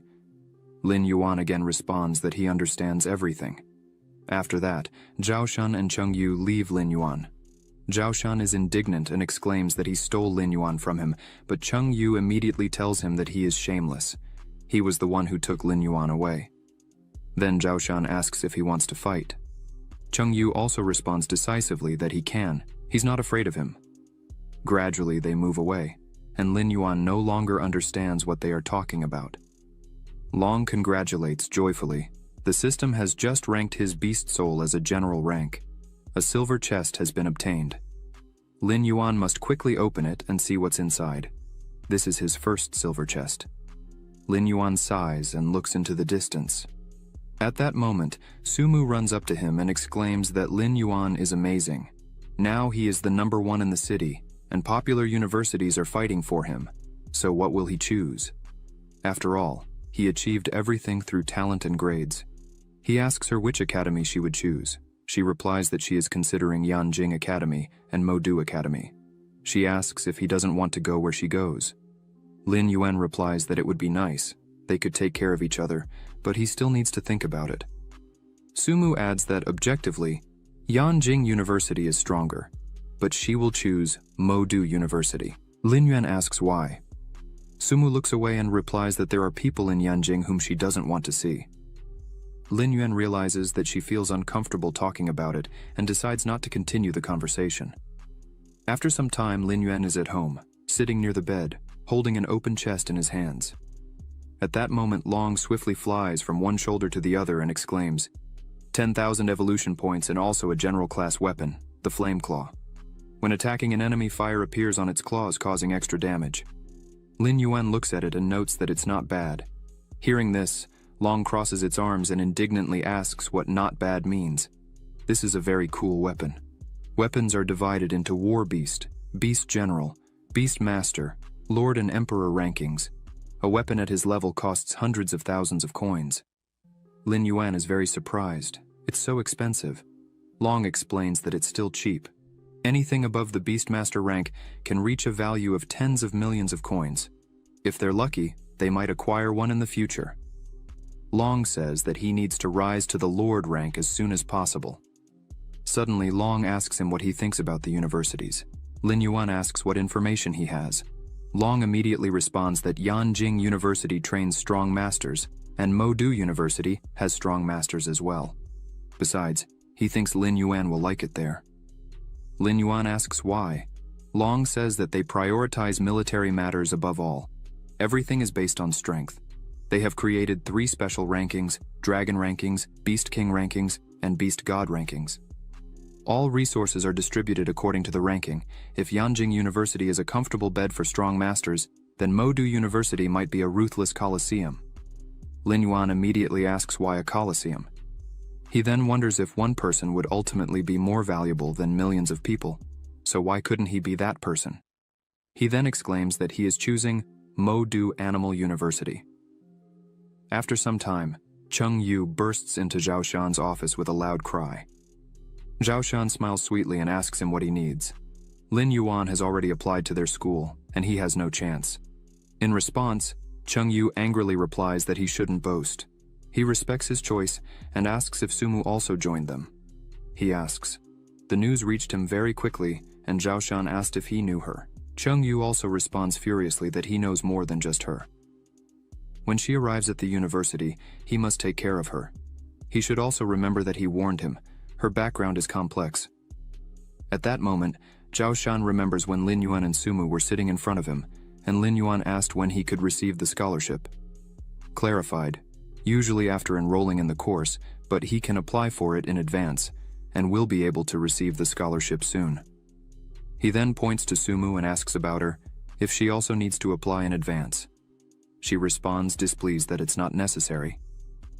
Zhao Shan thinks that indeed, she seems to have better financial conditions than Lin Yuan. Chung Yu responds that he cannot disclose all the details, he just has to take care of her. 3 days later, Lin Yuan is in front of the Beast Soul Palace and tells Long that he didn't expect the scholarship to arrive so quickly, along with subsidies of 500,000 coins, 20 high-quality crystals, 5 Beast Soul capsules, and a general-class Blackthorn armor. Long responds that this equipment makes his scales harder, and at the same time, his spine will be covered with thorns protecting him from injuries. It seems that the university still values his abilities a lot. Lin Yuan smiles and thinks that it's not the equipment that matters, but the 500,000 coin subsidy. With this money, he can get 5,000 low-quality crystals and 5 million evolution points. When he goes to exchange coins for crystals, the man menacingly asks if he wants to exchange money for low-quality crystals again. How much does he need this time? Lin Yuan replies that he will buy 5,000 low-grade soul crystals. The man is surprised and asks, "What?" But after some time, the loader shouts to the car driver, fully loaded with bags, that everything has been loaded. Lin Yuan, sitting in the car, waves to the man and thanks him. The man politely responds that there's no need for gratitude.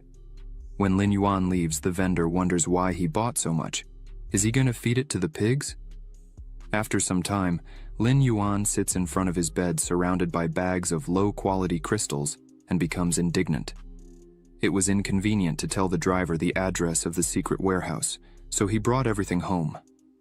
He wonders how long it will take to absorb everything while maintaining a fusion. Long suggests that he stay at home and absorb them in human form. Lin Yuan immediately asks if that's possible and questions if he doesn't need to merge with the beast soul to absorb the crystal energy. Long explains that normally that's how it happens, but he has a system that can be used to absorb the crystal in human form. Lin Yuan asks immediately why he didn't say that before.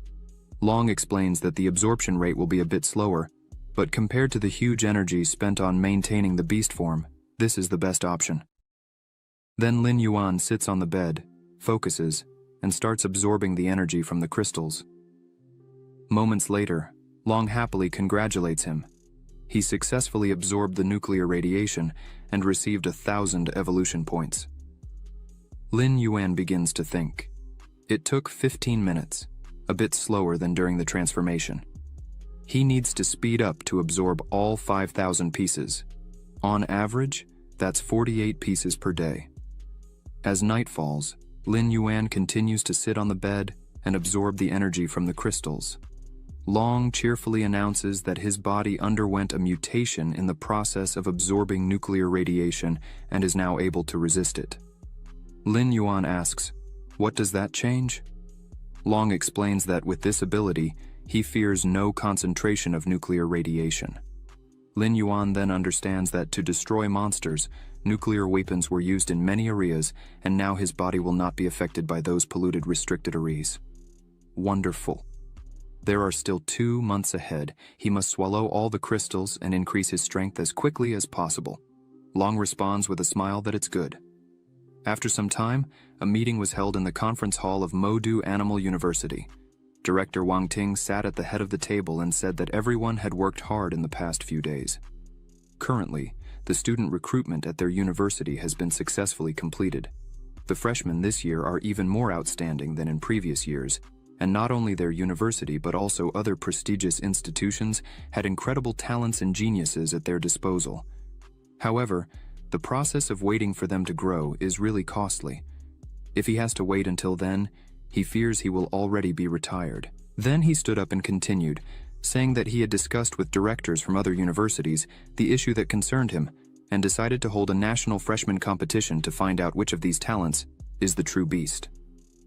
In the conference room of Modu University, many people began to discuss whether it would be a good idea to hold a competition for talents from different universities to come together and compete against each other.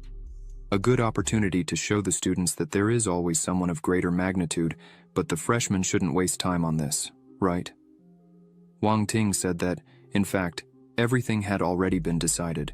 Everyone can participate, and he hopes they provide him with a list. One of the staff members turned to the director and asked how many people should be registered. He replied that there should be about 12 people, 10 starters, and 2 reserves. In his opinion, it's better to choose according to the ranking, as there is nothing superfluous about it. According to one of the 3 lists, incoming students can also challenge, but if they follow the dragon ranking list, there may be omissions, as it only determines real combat ability. This is what happened with Songlan, the champion of Modu. His beast soul, the multicolored glass butterfly, is of the auxiliary type. Although he has reached the level of a 7-star beast general, if he were to fight alone, he would be at a disadvantage. Perhaps he wouldn't make it to the top 10 of the dragon list. This means that Songlan is weak. If he joined a fellow 9-star general class beast soul, his abilities could rival those of a beast king. The man raised his hand again, stood up from his seat, and spoke to the director. That he understands what he means. He uses the dragon ranking as a guide, but doesn't adhere to it completely. After all, there may be double battles in the competition, right? Director Wang Ting said that is correct. This is the first national competition, and will be broadcast nationwide, so he hopes everyone will give their best and strive to surpass others. The staff understood the instructions and said that everything would be done.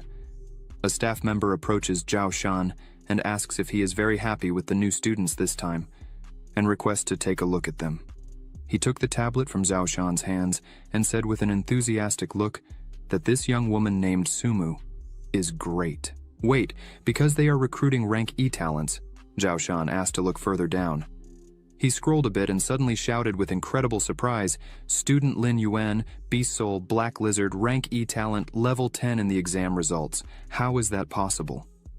Zhao Shan responded that if he hadn't been the examiner, he would never have believed it because this was Lin Yuan's first participation in the test. The man asked, "What's so special about him?" Zhao Shan replied by asking if he could be a genius and is looking forward to seeing his strength after training. Meanwhile, outside, night had already fallen, and a bright purple light was shining through Lin Yuan's apartment window. He was still sitting on the bed. In human terms, like a monk, he cultivated, not moving for an entire month in the process of absorbing nuclear radiation. He mastered the S-rank nuclear breathing skill. Lin Yuan inquired about nuclear breathing. Long replied that breathing nuclear energy can emit light particles with nuclear radiation, and the infrared rays can reach 550,000 degrees. Long asks if he wants to spend 1,000,000 evolution points on training. Lin Yuan responded confidently that, of course, it's profitable to exchange 1,000,000 evolution points for an S-rank skill. Long shouted that he had successfully acquired the top-level nuclear breathing skill. In this month, he absorbed 2,500 crystals. Now he has 1.5 million evolution points left. Lin Yuan told him that, as he can see, the monk's practice paid off. He suggests seeing how much these evolution points can improve his level. Let him spend 500,000 evolution points to increase his size. For a monster, size is the most important thing. Long replied that it's okay. After that, Lin Yuan asked to increase the hardness of scale armor by 200,000 points, the sharpness of claws by 200,000, and the power of the nuclear reactor by 300,000 points. He should increase them. At that moment, a system window appeared in front of him. He examined it carefully and Long shouted to him that he is now the leader among Beast General level masters. A little more, and he would become a king. Lin Yuan replied that he thought 1.5 million points would help him reach the king level at once. But in the end, he managed to jump from 3 stars to 7. Maybe he's just being too ambitious. Long responded, pointing to the bags, that he still had 2,500 crystals remaining. If he absorbed them all, he could get at least 2.5 million evolution points. Lin Yuan doesn't know if this number of points is enough for him to advance to the king level at once. He didn't expect that from the general level. His cultivation would be in the millions. The higher the level, the more points are needed. Long said that even if that doesn't work, then high-quality crystals and capsules can be sold and replaced with low-quality crystals. Lin Yuan raised his hand and shouted, "Yes, the goal before school starts is the King Beast rank." A month later, at the train platform, Lin Yuan holds a ticket in his hand. Someone shouts to him, "Lin Yuan!" It was Sumu, who waved to him and approached with a suitcase, walking with Zhao Shan. He asked Professor Zhao Shan why he was there. He replied with a smile that he had returned home for business and was just picking them up to take them to the university. They should get on. Lin Yuan replied that it's okay. After a while, they boarded the train, and Sumu asked what he had been doing for the past 2 months. He didn't reply to any messages. Lin Yuan replied that all this time he was practicing, couldn't talk to anyone. She must have trained too. She replied that of course, she not only reached the general rank, but also achieved 3 stars. She told him that 2 months ago, he was a 3-star general, and now he is strengthened, so no matter how hard she tries, she would be unable to catch up with him. Lin Yuan replied that she is already very strong, and her level has increased significantly. At that moment, Zhao Shan informed them that they had arrived at the right place. He opened the doors, and they entered a room with all amenities, which surprised Sumu. Lin Yuan thought about it upon entering. Regular seats on this train cost more than 100,000, and Professor Zhao Shan has a separate room just for him. A Lord-class master is treated specially. Zhao Shan said that if everything goes well, they will reach the university at night. Lin Yuan asked what he means by, "if everything goes well." He replied with a serious look that fights between monsters could occur along the way. They call it the beast tide. Accidents mainly happen when 100 beasts or several Lord-class monsters attack the train. Sometimes even King-class monsters are caught. Lin Yuan replied that it sounded very dangerous. Sumu turned around surprised and became cautious with those words. Zhao Shan continued to say that they shouldn't worry. The probability of them appearing is extremely low. Anyway, if that happens, he will try to stop them so that they and the people on the train can escape. Even against an Emperor-class level, he can resist for 5 minutes. Lin Yuan was alert and thought that with Zhao Shan's strength, he can only hold an Emperor-class monster for 5 minutes. This seems to be much more terrifying than he imagined. At that moment, some loud noises occurred on the train. A man entered their carriage and shouted to Zhao Shan that 10 kilometers away, the radar detected that a beast tide was approaching them at high speed. He then continued to speak with a trembling voice, fearing that in 10 minutes they would collide with the train. He was very scared and grabbed Zhao Shan's clothes with all his strength. Zhao Shan asked about the size of the beast tide. He replied that there were 3 beast kings, more than 50 generals, and about 300 war beasts. The other 2 beast soul masters ran to meet them. Zhao Shan turned to the boys and asked if they wanted to go together, because the threat was small, and they could consider it as a real combat model before starting training. Lin Yan replied yes, and Sumu said she would go too. The train abruptly stopped, and Zhao Shan and his students got off. Zhao Shan asked Lin Yuan, pointing to the side, if he could pilot one. He replied that it shouldn't be a big problem. Sumu said she had never seen anything like it. Zhao Shan said it was okay. She would go with Lin Yuan and they should follow him. He grabbed the shiny transport and ran ahead. Lin Yuan said he just left quickly, leaving them behind. How irresponsible. He got on an equally long vehicle that looked like a motorcycle and asked Sumu to get on with him. She climbed on and asked Lin Yuan if he really knew how to pilot it. He said no, but he didn't think it was difficult. He would learn as they went. After that, he sharply pressed the accelerator and they raced towards the destination at an incredible speed. He thought, as he continued driving, that it was almost like riding a motorcycle. After a while, they caught up with Zhao Shan in a desert area, and Lin Yuan asked Professor Zhao Shan if there should be a wave of beasts ahead. He said he would warn them before entering battle that if they encountered a beast beyond their strength, they needed to get away as much as possible and not waste time. These were not training fights, their safety came first. Merging with the beast's soul, with this shout, he ran towards the monsters, growling. Lin Yuan looked at Zhao Shan's transformation into a huge and roaring beast bear, which other wolves began to surround. Lin Yuan and Sumu stayed alert and watched what was happening attentively. The monster's entire body lit up with a bright light, and he used the Earth Claw spell. Then, he pounded the ground with his fist, creating several cracks in the path for the wolves. After that, the ground began to split, and the wolves fell into the huge fissure that appeared, and a moment later, the gap closed again. Lin Yuan thought, surprised, that he split the ground.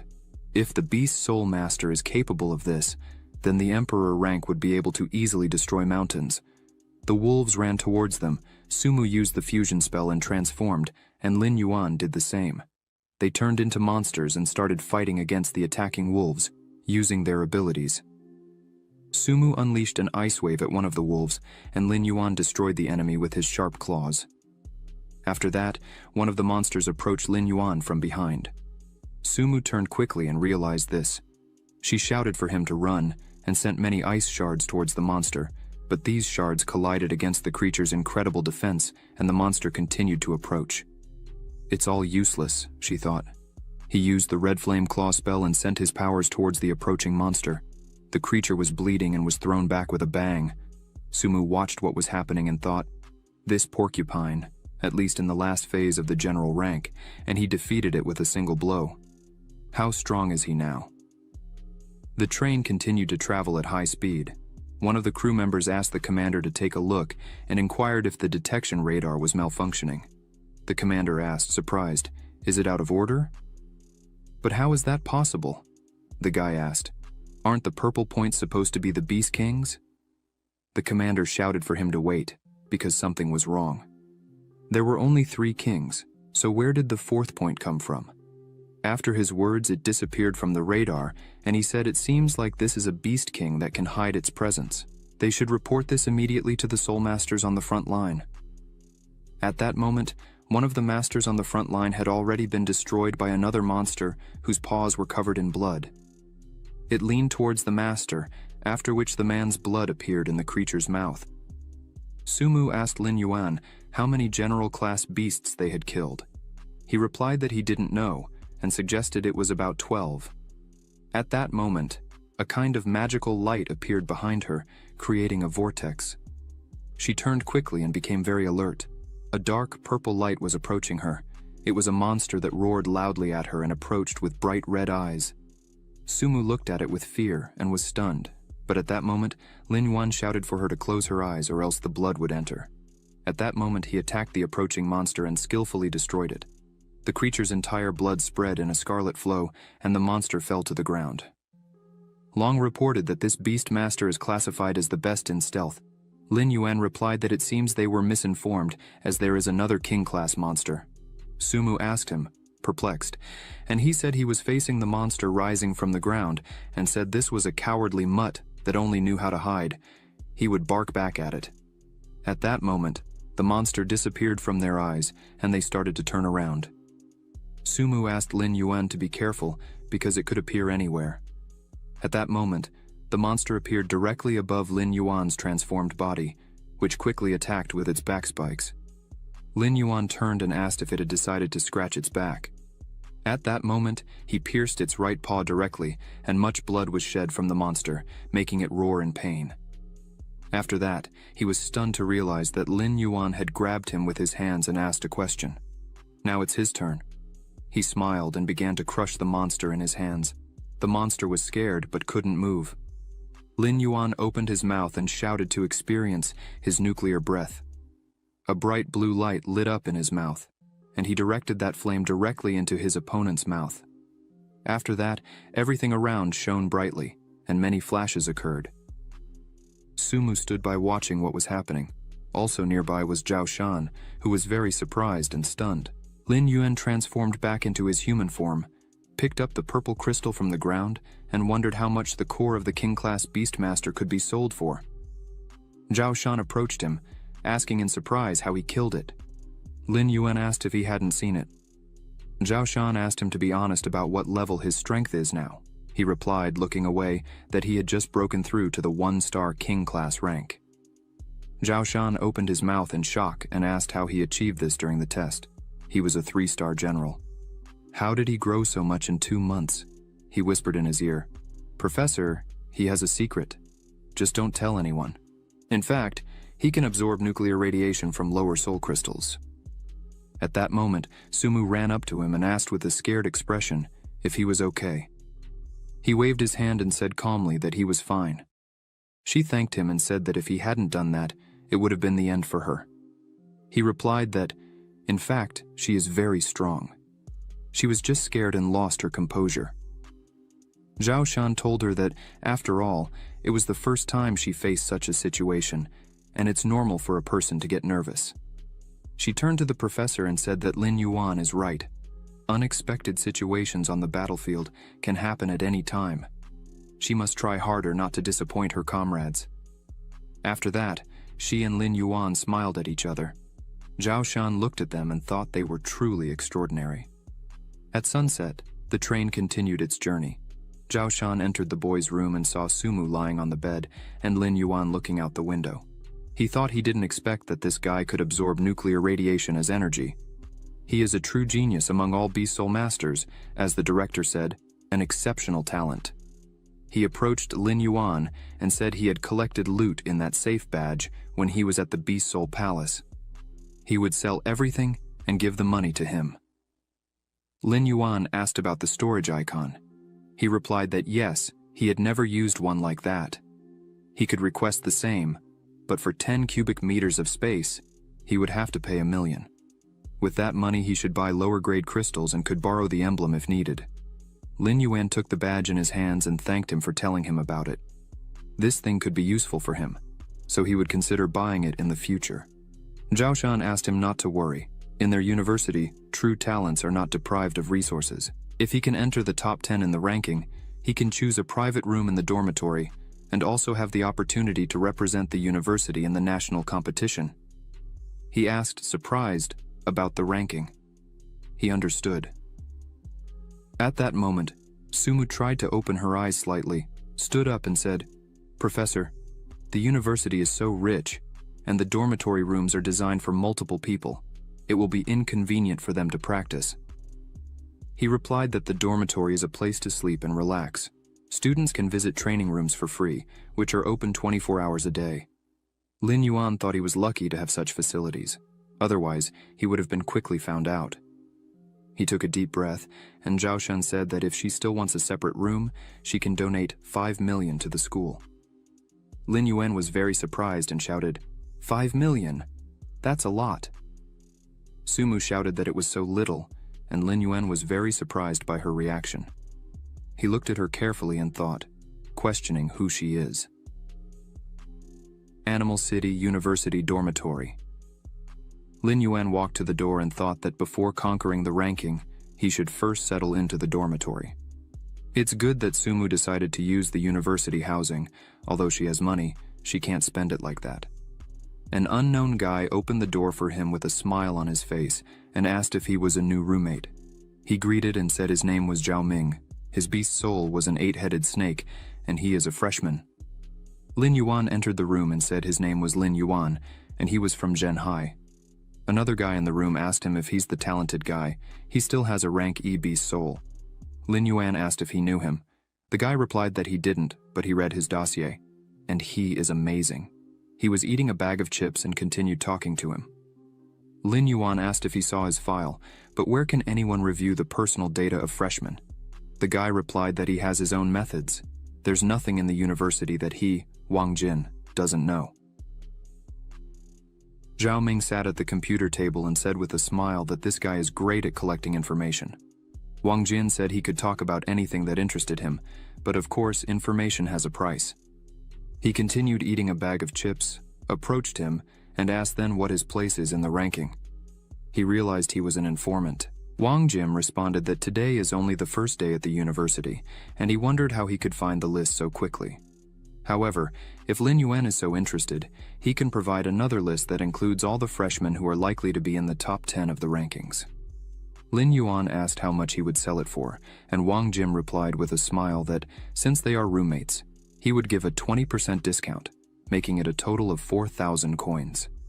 He was about to give the card number, but Lin Yuan interrupted, thinking that he's a good informant.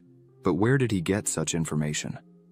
Lin Yuan sat at the computer and saw a piece of paper on the table listing Shen Kang, Awakening White Prison Beast Soul, 1-star Beast Master Strength, Chenmo Awakening Demon Tree King Beast Soul, 9-star Beast General Strength, Wakuandu Awakening Golden Wing Centipede, King Beast Soul, 3-star Beast Master Strength, Xing Awakening, 8-headed Serpent Beast Soul, 8-star Beast General Strength, Songlan Awakening, Colorful Glass Butterfly Beast Soul, 2-star Beast Master Strength. Lin Yuan pondered that there are many hidden geniuses in the Modu City University, with half of the freshmen already holding king-level rankings. Zhao Ming, who seemed cheerful, is an 8-star Beast General. Lin Yuan wondered about Wang Jin's strength. At that moment, one of the guys mentioned that the last roommate had arrived. The door opened, and a tall, muscular guy entered with a threatening expression, introducing himself as Song Lan. He expressed pleasure in meeting them. The guys looked at him in silence, thinking about how intimidating he was. Zhao Ming called him by name and mentioned he is this year's champion in Modu City. Wang Jin exclaimed with a surprised expression, considering it lucky to share a room with the winner. Lin Yuan wondered if he's indeed Song Lan. If he remembers correctly, his spirit animal is a colorful glass butterfly, and his talent rating is SSS. Wang Jin extended his hand to him, expressing excitement and offering a 20% discount if he's interested in information. Zhao Ming suggested having lunch together, and Lin Yuan accepted with a smile. Lin Yuan thought that his neighbors are not simple. One is an 8-star general, the other is a 2-star king, the third is an informant. They went out together, and Zhao Ming, walking ahead, expressed his dream of entering the university and feeling like he's dreaming now. Wang Jin warned him not to daydream when it's time to pay bills. Suddenly, they noticed 2 girls not far away, one of them being Sumu. Zhao Ming looked at them passionately, and Wang Jin identified them as Shu Qingqiu, with a snow silkworm as her spirit animal, S-Class, and Sumu with a 9-tailed snow fox, S-Class. Zhao Ming asked how Wang Jin knew all the details, and he attributed it to the power of information. Sumu noticed them and approached, waving and claiming they hadn't seen each other in a long time. She approached him with her friend. He reached out to her and asked what she was talking about. They had seen each other during the day but had recently separated. Sumu smiled and said yes, this is Shu Qingqiu, her roommate. He greeted her, and Wang Jin was very surprised that they knew each other. Zhao Ming smiled at him and asked if he was their informant because he didn't know about it. He shouted back that he was collecting information, not playing matchmaker. How would he know what's going on between them? Lin Yuan decided to introduce his friends and said, turning to the guys, that these were his neighbors, Wang Jin, Zhao Ming, and Song Lan. Wang Jin approached and said they were going to eat together and asked if they wanted to join. Sumu held her friend's arm, turned to the other side, and with a smile on her face, replied that no. Today she agreed to have lunch with her neighbor, so another time. Lin Yuan said it was okay, and they bid farewell, going their separate ways. Wang Jin suddenly started shouting and asking Lin Yuan how he knew Sumu. It seems they are quite close. He turned to him and asked if there's anything he doesn't know yet. If he wants, he can sell that information to him with a 20% discount. As neighbors. Wang Jin was very surprised and stunned. Lin Yuan looked at the sky and thought that campus life would be fun. 2 hours later, Lin Yuan sat on the floor in a lotus position with closed eyes, magical sparks shimmering around him. He considered that even if he wanted to relax in the dorm, he couldn't, given the strong students at the university. Long informed him of a high-energy concentration, good for practice. Lin Yuan responded that this is a free room for initial level training, and there is a paid room for intermediate and advanced levels where the energy concentration should be higher. However, those rooms are expensive. A mid-level room costs 1,000 per hour, and a high-level room costs 5,000 per hour. Long put on his glasses, crossed his arms, and looked through the system window. Afterward, he mentioned that it's a coincidence. He absorbed all the low-level crystals, leaving only high-quality ones in the Beast Soul capsule. Lin Yuan pointed at him and suggested checking how many evolution points he would gain by absorbing a high-quality crystal. Long did so, and Lin Yuan congratulated him on earning 1,000 evolution points. Lin Yuan was upset, expressing dissatisfaction, stating that the result is the same as absorbing low-quality crystals, and he wasted 10,000 coins. Long flew closer and assured him that nothing bad happened. He still had the capsule. He put the capsule in his mouth, and after a moment a bright spark appeared in his stomach, emitting many rays of light. Long was surprised and congratulated him again for successfully absorbing the Beast Soul capsule. He gained a new talent. Long raised his hand and joyfully spun several times, while Lin Yuan looked up in surprise and asked if he has a talent count in his characteristics, if these are hidden parameters.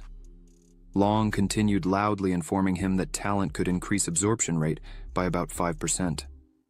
Lin Yuan responded in a low voice, looking to the side, that it's true. He feels he's absorbing energy faster. Long said that since he's there, he shouldn't limit himself to one capsule per month. He should absorb as much as he can. Lin Yuan mentioned that the Beast Soul capsule is a good thing but expensive, costing 50,000 per piece. The next day, inside the university dormitory walls, Lin Yuan woke up, got out of bed, looked around and remarked that it's only morning. But where are those two? Wang Jin, sorting papers on the table, replied that they must be in the training room. Lin Yuan realized that he wasn't the only one training diligently. He needed to go to the Beast Soul Palace and buy a batch of lower-level crystals. He picked up the phone and greeted someone who called him. The caller greeted him and asked if he was awake. He should come to pick up the money. After a while, he met Zhao Shan on the street, and he mentioned that all the crystal cores were collected. The portion given to him is 2,200,000. Lin Yuan, with the phone in hand, looked at Zhao Shan's phone and wondered how much that would be. This would solve his problem. Zhao Shan spoke. Furthermore, he exchanged 1 million for 10,000 lower-level Beast Soul crystals. The crystals and the remaining money are in this badge. He will lend it to him for a while. Lin Yuan thanked him, calling him a professor, and at that moment, he looked into his eyes and thought that indeed, Zhao Shan is someone he can trust. After that, a smile appeared on his face, and he asked the professor if he could help him with something. He wants to exchange the remaining money for some Beast Soul capsules. This money is enough to buy 24 pieces, which would last for 2 years. Zhao Shan asked why he needs so many. He asked him not to worry, and said he knew the right amount. Zhao Shan replied, okay, as soon as there is time, he will go to the Beast Soul Palace and he should train hard. The rankings will be announced soon. Suddenly, he patted his shoulder and began to speak loudly, saying that if he gets into the top 10, he will try to secure a spot for him as a representative of their university in the competition. Lin Yuan responded with a serious expression that he understood everything and thought that his goal is not to be in the top 10, but to be the first on the list. A little later, he was back in the training room, studying hard alone, except for the presence of Long nearby, who congratulated him for successfully absorbing nuclear radiation, earning 1,000 evolution points this time in just 10 minutes. Lin Yuan continued to sit in silence with closed eyes, but suddenly, he asked if it was due to the 5 reward capsules he absorbed. Does that mean not only does the air energy absorption rate increase, but also the crystal assimilation rate? Long responded with a surprised expression that honestly, he himself isn't sure. When the professor sends a batch of capsules, he'll be able to check. Lin Yuan gripped the purple crystal in his hands and shouted with a threatening expression that, yes, they will continue to absorb the crystals to increase their strength. Time passed. Days followed mutually. Sometime later, a few days after, Lin Yuan entered the dorm room with a shopping bag in hand. His neighbors were all in the room, facing each other. Lin Yuan entered and asked if today is a special day, because everyone is here. At that moment, he thought that normally, these 3 leave early and return late.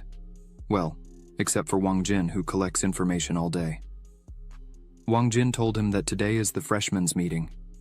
He was so engrossed in training that he forgot about it. Lin Yuan exclaimed with a surprised expression that he really forgot. Wang Jin smiled and shouted that the three of them are training like monsters. They really want to be in the top 10. Zhao Ming retorted, "Come on. With his 9-star general, he can only get in the top 100, but Song Lan with his strength will surely get into the top 10, right?" Song Lan spoke in response, scratching the back of his head. Although he holds the rank of king, his soul is auxiliary, and he is not skilled in battle. Furthermore, there are many talents in the university, so it's uncertain. Lin Yuan thought as he watched the conversation. It seems that this year's competition will be intense, and he must train hard. After some time, the boys entered the huge assembly hall. Wang Jin turned to him and said he heard that Director Wang Ting would give a special speech at the freshman meeting. He is the Beast Emperor, and his presence will show that the students are crucial to the university. However, he is unaware that there will be a national competition among the first classes of famous universities this year. The director attaches great importance to selecting students who will represent the university in competitions. Zhou Shan touched Lin Yuan's shoulder, who abruptly turned to him and asked, "Professor Zhao Shan, why is he here?" He replied that teachers should also attend the freshman meeting. After that, he returned his attention to the boys sitting beside him and asked if they should be neighbors. Wang Jin turned to him and said he admired him for a long time. Lin Yuan pointed his finger at him and said that he was his neighbor, after which he mentioned his name and said he specialized in gathering information. Zhao Shan asked, "Gathering information?" After which he laughed and said it was very similar to his father. Wang Jin smiled and thanked him for the compliment, addressing him as a professor. Lin Yuan turned to him with a surprised expression and asked, "What's going on? Do they know each other?" Zhao Shan replied, "His father is a very famous person. You'll find out soon, and now it's time to go." Zhao Ming asked Wang Jin who he was. Wang Jin replied, "This is Zhao Shan, the Great Furious Bear, an 8-star beast lord, one of the promising candidates for the position of emperor." At that moment, he asked to look at the stage where the director appeared. Director Wang Ting arrived at that moment. Lin Yuan looked at Wang Jin in astonishment and wondered, "Wait, his name is Wang Ting, so Wang Jin is really his son. Incredible." Wang Ting ascended the stage and spoke loudly, with confidence in his eyes. He greeted the teachers and students. He is the director of Most City Animal University, Wang Ting. He is happy to see them all here. They are the freshmen of his university and also a great hope. Soon the ranking will be officially opened. They will face the first stage of the fight. The higher the ranking, the more generous the rewards they will receive. Destiny is always in their hands. Talent matters. It means anything as long as they fight. They can change their destiny.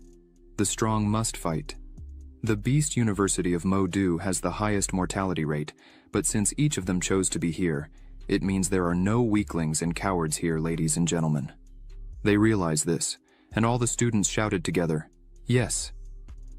The list was released. The system window reports in first place, Wo Xiangu, Beast Soul King Awakens, Golden Winged Centipede. In second place, Shen Gang, Beast Soul Awakens, White Fang. In third place, Wang Lin Hu, Beast Soul Awakens, Red Flame Tiger. In 10th place, Song Lan, Beast Soul Awakens, Multicolored Glass Butterfly. Wang Jin's information turned out to be useful. The assumptions were correct. Then, as he looks after some time, he realizes that he is only ranked 312th. His awakened beast soul is a large black lizard. He sadly realizes that he is ranked very low. Lin Yuan continues to look at the list and thinks that Modu Beast University really has many super talented students. He was ranked this way after only 10 rounds of tests. He wonders what the rules for ranking are.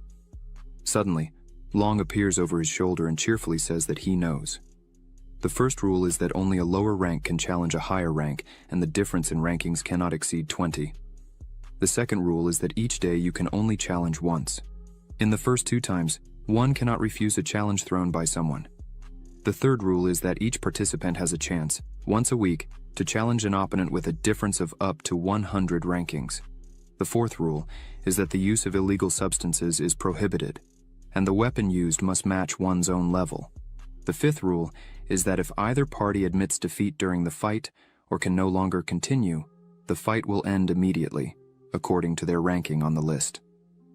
Now, it would take about 16 days to reach the top.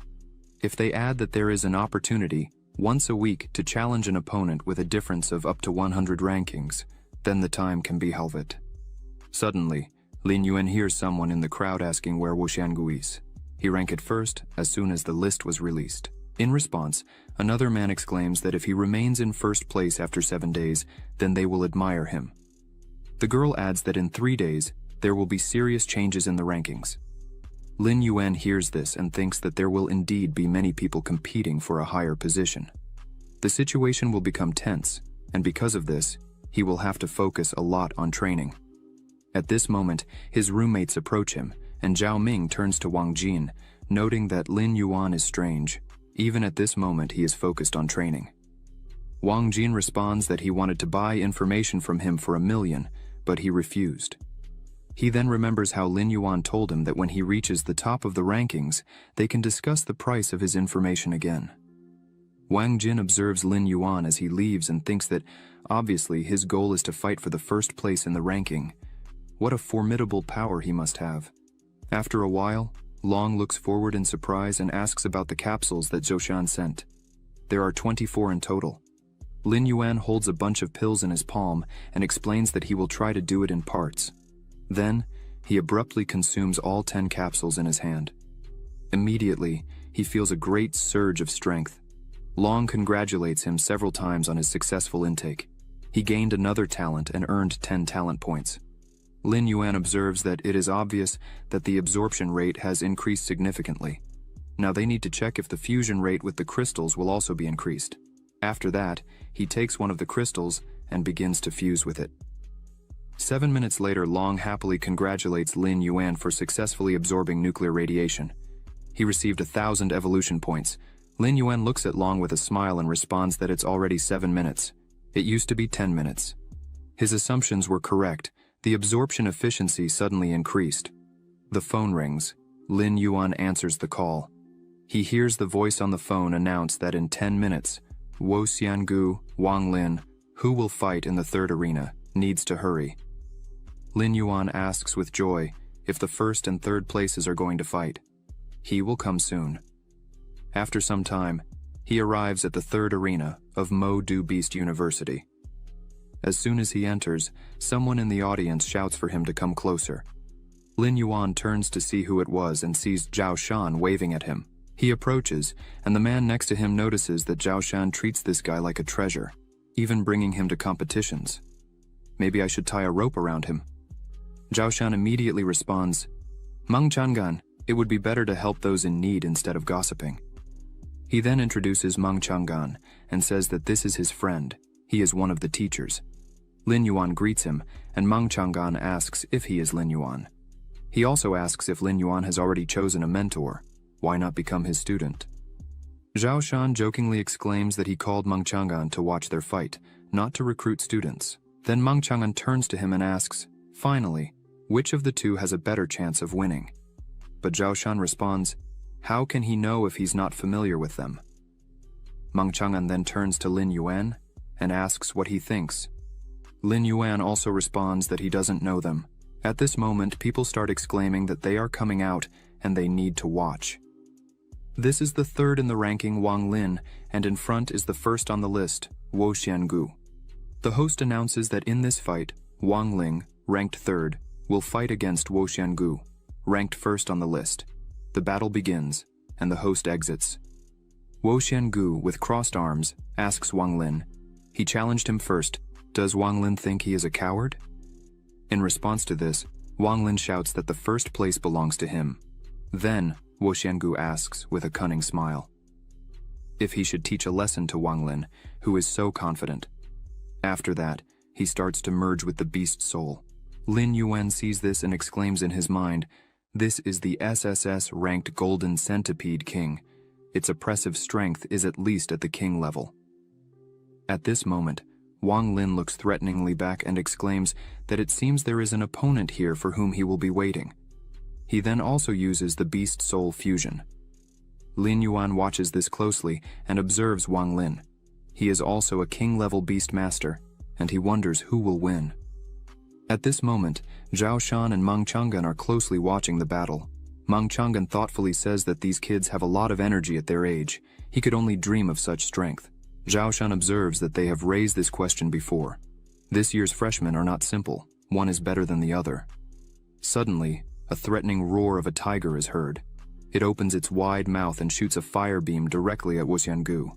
He sees this, but repels the attack.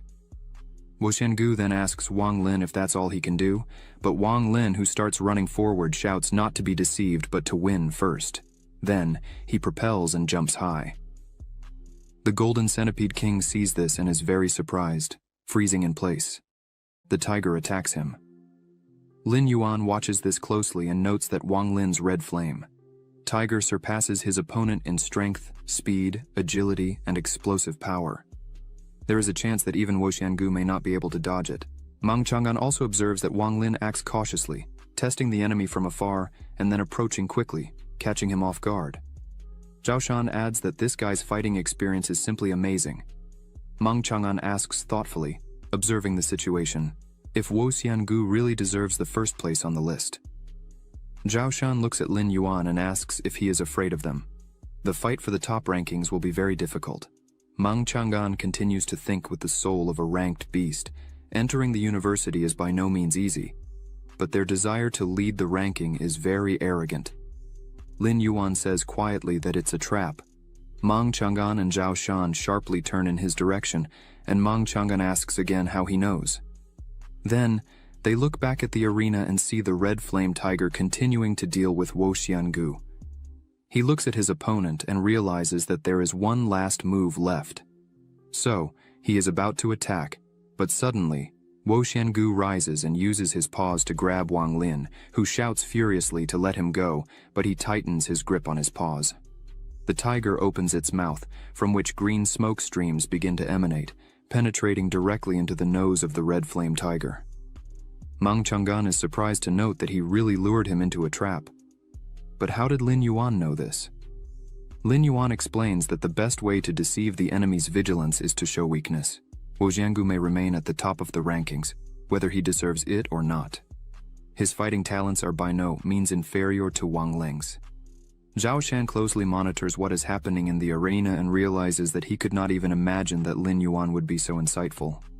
Usually they ignore the details, but he was completely immersed in the process without relaxing. Then, he turns to Meng Chang'an and pats his shoulder, saying that the young ones are smarter than him. In response to this, Meng Chang'an turns around and asks him to choose his words carefully. Zhao Shan was probably just waiting, but he exclaimed in response that even if he didn't notice anything, he has an attentive student. Meng Chang'an responds confused that he shouldn't have been underestimated. At this moment, the battle continues, with Wang Lin shouting for Wo Xiangu to stop. He then starts emitting flames from his chest, pushing Wo Xiangu away from him. Immediately after that, the red flame tiger leaps and tries to attack the Golden Centipede King. The crowd is perplexed. Will Wo Xiangu really lose in such a situation? Wang Lin, who can change everything in his favor. No. An SS rank cannot defeat an SSS rank with just one beast soul. He is still inferior to Wo Xiangu in abilities. Meng Chang'an turns to Lin Yuan and asks how he thinks Wo Xiangu could lose. In response to this, Lin Yuan says seriously that Wang Ling will lose. Meng Chang'an, surprised, asks how Lin Yuan can know this if at the moment Wang Lin is in the lead. Of course, he has absolutely every chance of winning. But Lin Yuan responds with a smile. They definitely noticed. They are probably just testing him. Zhao Shan smiles. Really? Nothing can be hidden from this guy. Lin Yuan explains that Wang Lin's attacks are fierce but hasty. The poison is about to take effect. The red flame tiger growls heavily and prepares to attack. Wo Xiangu insists that he give up soon, that he has no chance. Perhaps it is not too late to go to the medical center and remove the poison, but if he doesn't go, he is not responsible for the consequences. But in response, Wang Lin shouts with a loud roar, "No way!" He then jumps directly towards Wo Xiangu. Wo Xiangu looks at this and exclaims, "What a fool!" Then he hits him with his tail and pushes him back. Wang Lin, who falls hard to the ground. Lin Yuan observes this and notes that by falling into the centipede's trap, Wang Lin had already lost. Although Wo Xiangu is currently in first place, he will face tougher opponents in the future. The host's voice is heard, announcing that Wo Xiangu won. Zhao Shan sees this, saying it's a shame. If Wang Lin hadn't been poisoned, the battle could have been more exciting. Mang Chang'an looks at Lin Yuan and says that if he thought like him, the result would certainly change. He thinks that the guy is obviously a novice, but his vision is like that of an experienced hunter, which is scary. Zhao Shan then turns to Lin Yuan and asks if he knows why he invited him to watch the fight. He assumes that Zhao Shan wanted him to admire the young talents. Zhao Shan exclaims sternly, "That's right. He needs to clearly understand his own position, the enemy's strengths, and realize the need for self-development. If he wants to be at the top of the rankings, then he cannot relax." Lin Yuan thanks the professor with a smile and says he understood everything. An hour later, in the meditation room, Long asks Lin Yuan what his impressions of the fight were. Lin Yuan responds with a sigh that Wo Xiangu definitely reached the 4-star level of a king-level beastmaster, and Wang Lin, if not 4 stars, then at most 3 stars.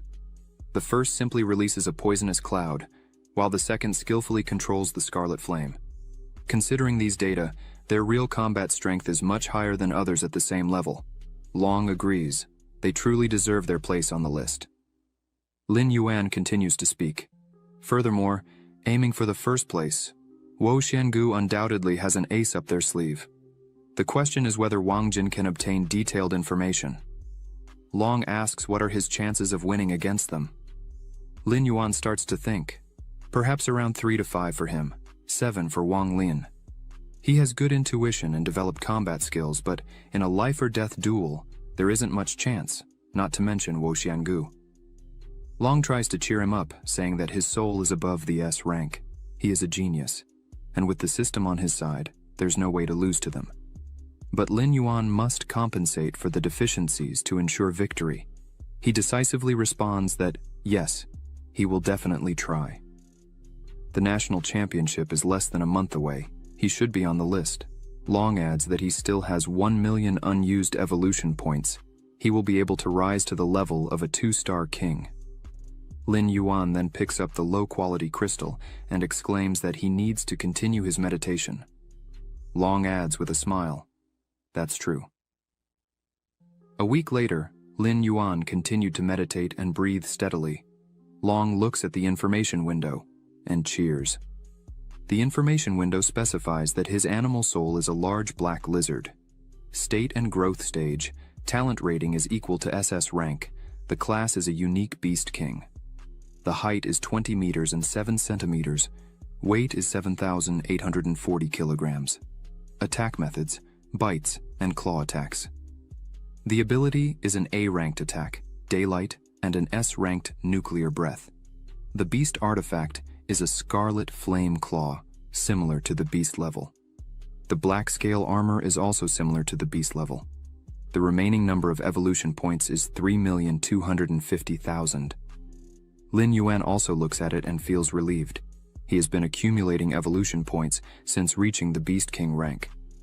At the moment, he already has over 3 million points. If it weren't for the boost from the pills, it wouldn't have been possible to accumulate so much. In response to this, Long asks how he will distribute the points. Lin Yuan shows 2 fingers and immediately responds that he will spend 200,000 points on scale resistance, another 200,000 will be spent on sharp claws, another 200,000 for sharp teeth, and the same amount to increase the power and capacity of the nuclear breath. Half an hour later, Long congratulates him as a master for receiving the 2nd star. There is still 1,750,000 points left. Lin Yuan examines his hands and notes that it's a pity he didn't reach the 3rd star, but it's still not bad. Then, he stands up, leaves the room, and says happily that it's time to test his abilities. Long agrees, saying that it's true. He hasn't shown up in the dorm for a week and has only slept for 2 or 3 hours. He also thinks that the description makes him seem like a real monster. A few moments later, in Wang's room, Jin asks, perplexed, why Lin Yuan came back. Lin Yuan, embarrassed, asks, "But isn't this a dorm? Why can't I come back?" Then Wang Jin packs things into a bag and says that Lin Yuan has gone crazy from training so much. How long has it been since they last saw each other? Lin Yuan asks confusedly where Song Lan and Zhao Ming are.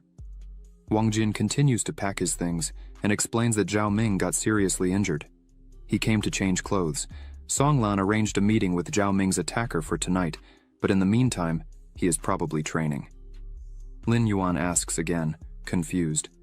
What is this? Why does he need that? Wang Jin picks up the bag and explains that someone as kind as Zhao Ming would never get into conflict with someone. There are just too many hunters attacking, so Song Lan had to expose himself to protect himself. Lin Yuan asks about the attacking hunters. Wang Jin closes his eyes and explains that they use strong students to reach the top and then give up places to weaker ones, thus gaining profits and manipulating the ranking. Lin Yuan is very surprised and continues to ask for more details. Wang Jin continues to explain that initially, the strongest freshmen fight for a place on the list, and then lose to the weakest member of the group to transfer the ranking to them.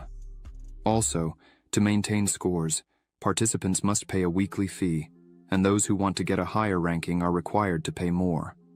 Lin Yuan leans in and asks perplexed if they shouldn't be removed from the list if they don't meet the skill level. Wang Jin responds, "No, their position is maintained as long as the money keeps coming in. If anyone dares to challenge the person they are protecting, they become a target." Zhao Ming couldn't bear all of this, so he challenged them, but he was seriously injured. Upon hearing this, Lin Yuan agrees. This is really his style. He asks if the university doesn't care about this. Wang Jin asks with a smile. He forgot that our university admires fights more than anything else. Of course, no one will interfere. Then Lin Yuan realizes that this university is even more ruthless than he imagined, and he begins to like it more and more. Next, he asks who founded the organization. It probably isn't one of the strongest to create such a thing. So, Wang Jin says that the creator of the Hunters group is Wo Xiangu. Lin Yuan asks if Wo Xiangu isn't the first on the list, but Wang Jin responds that he hasn't been in the first place for a long time. Among the current freshmen, he is considered a hidden talent. Wang Jin then shows the phone displaying the leaderboard on the screen. Today, at 3:30, the first place is occupied by Chu Tiani, the best solo soul of the black-headed golden eagle. The second place goes to Shen Keng, the white-fang beast soul. The third place is Wo Xiangu, the king of the golden-winged centipede beast soul. The fourth place is Li Qinggan, the dark-purple monstrous vine beast soul. The fifth place is occupied by Wang Lin, the red-flame tiger beast soul. The 18th place is occupied by Song Lan, the multicolored glass butterfly animal soul. After this, Wang Jin adds seriously. On the second day after the list was published, Wo Xiangu created a ranking hunters organization. He recruited Li Qinggan, Shen Chang, and a bunch of other strong guys. Wo Xiangu promised many benefits. Now, 1/3 of all students are in his organization, but guys like Wang Lin and Chu Tiani didn't join. Lin Yuan observes thoughtfully. Wang Lin and Wo Xiangu don't get along, so it's not surprising. If we talk about Chu Tiani referring to Wo Xiangu, we had no idea about his strength. Wang Jin, sitting in the chair in front of Lin Yuan, exclaims, Chu Tiani would need only 4 days to reach the top. The funny thing is that many hunters challenged him, but they were just another obstacle. This left Wo Xiangu very irritated. Lin Yuan smiles and asks if Wo Xiangu also lost to him. Wang Jin explains, to be honest, their souls are different. Chu Tiani, for example, can fly. It's impossible to catch him with venomous spit, so he won. He added that he would later send a battle video for Lin Yuan to watch, but now he needs to rush to Zhao Ming. However, Lin Yuan replied that he would go with him. After a while, they arrived at Zhao Ming's room. He was lying on a hospital bed with his arms and legs wrapped in bandages. Upon seeing Lin Yuan, he immediately asked how he had gotten there. Lin Yuan went to his bed, put a basket of tangerines on the table, and asked how he was feeling. Zhao Ming replied that he was okay, but Wang Jin immediately exclaimed that he would be fine if those people hadn't done anything wrong. Zhao Ming, in turn, smiled awkwardly and said that it's because his skills are inferior to others. Then he asked if Song Lan was meeting with that guy today. Wang Jin replied yes, tonight, at the 7th arena. Upon hearing that, Zhao Ming sat up in bed and said angrily that it was all his fault. If he had been a little stronger, none of this would have happened. Seeing this, Wang Jin tried to calm him immediately, saying that he should be quiet or he would have to bandage him again. Lin Yuan observed Zhao Ming with concern and asked if Yuan Li was the one who did this to him. That night, Lin Yuan and Wang Jin were at Modu University's Arena No. 7.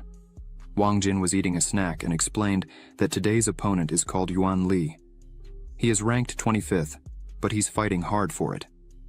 He also hopes that Song Lan can make it because in the battle with Zhao Ming, Yuan Li didn't show his full strength.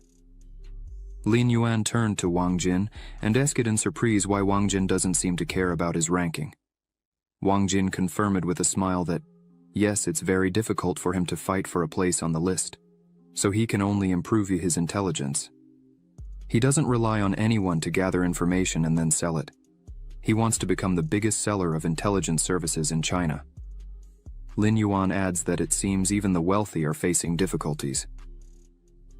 Wang Jin looks at the starry sky and explains that, to be honest, he has a brother, incredibly talented, but due to conspiracy issues, he entered Yanjing University.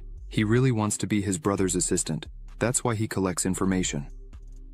Upon hearing this, Lin Yuan is very surprised. In his imagination, an older brother should be both an older brother and a father at the same time. It's hard to imagine what kind of person his older brother is. Suddenly, Wang Jin puts the snack aside and says that it has already begun. At this moment, Yuan Li enters the arena and sneers, ironically asking if Song Lan will stand up for that idiot. Song Lan stands in front of him, points his finger and says he went too far. In response, Yuan Li also points his finger and laughs, asking if he's talking about a fight with that fool. Very funny, he's so weak that he asks others to defend him. Song Lan hears this and, clenching his fists angrily, begins to merge and transform into a multicolored glass butterfly. Yuan Li sees this and can't believe what he sees. This is his spirit. With these words, he starts to laugh a lot and says how cute the butterfly is. He's very scared. Suddenly, he looks furiously at Song Lan and exclaims that his shiny wings are perfect to be destroyed by him. Then, he starts to merge and transforms into a large ape-like monkey. People in the crowd are very surprised because Song Lan's spirits are very different from his. Someone responds that they heard it's just an auxiliary soul with no combat power. How can it fight against the armed demon monkey? Yuan Li is an aggressive soul. Song Lan is in danger now. Wang Jin turns excitedly to Lin Yuan and says, Yuan Li is incredibly strong. He has every chance of entering the top 10 in the rankings. He asks if Song Lan has a chance of winning. Lin Yuan watches closely what is happening and answers that he still doesn't know, but now the monkey clearly has the advantage. At this moment, the monkey reaches out for the butterfly, but it uses acceleration. When Yuan Li thinks he has caught it, it appears behind him. Yuan Li wonders what this is, but the butterfly uses fury and attacks the monkey from behind. The monkey then screams in pain and falls to the ground. Lin Yuan understands. This is the power of the glass butterfly. Wang Jin says, despite the mediocrity of the soul, it still needs to be taken into consideration. If Yuan Li relaxes, he will suffer. The butterfly looks at him mockingly. He shouts angrily that Song Lan must die. With these words, he stands up and jumps toward the butterfly, and in an instant, it flies around the monkey and hurts it.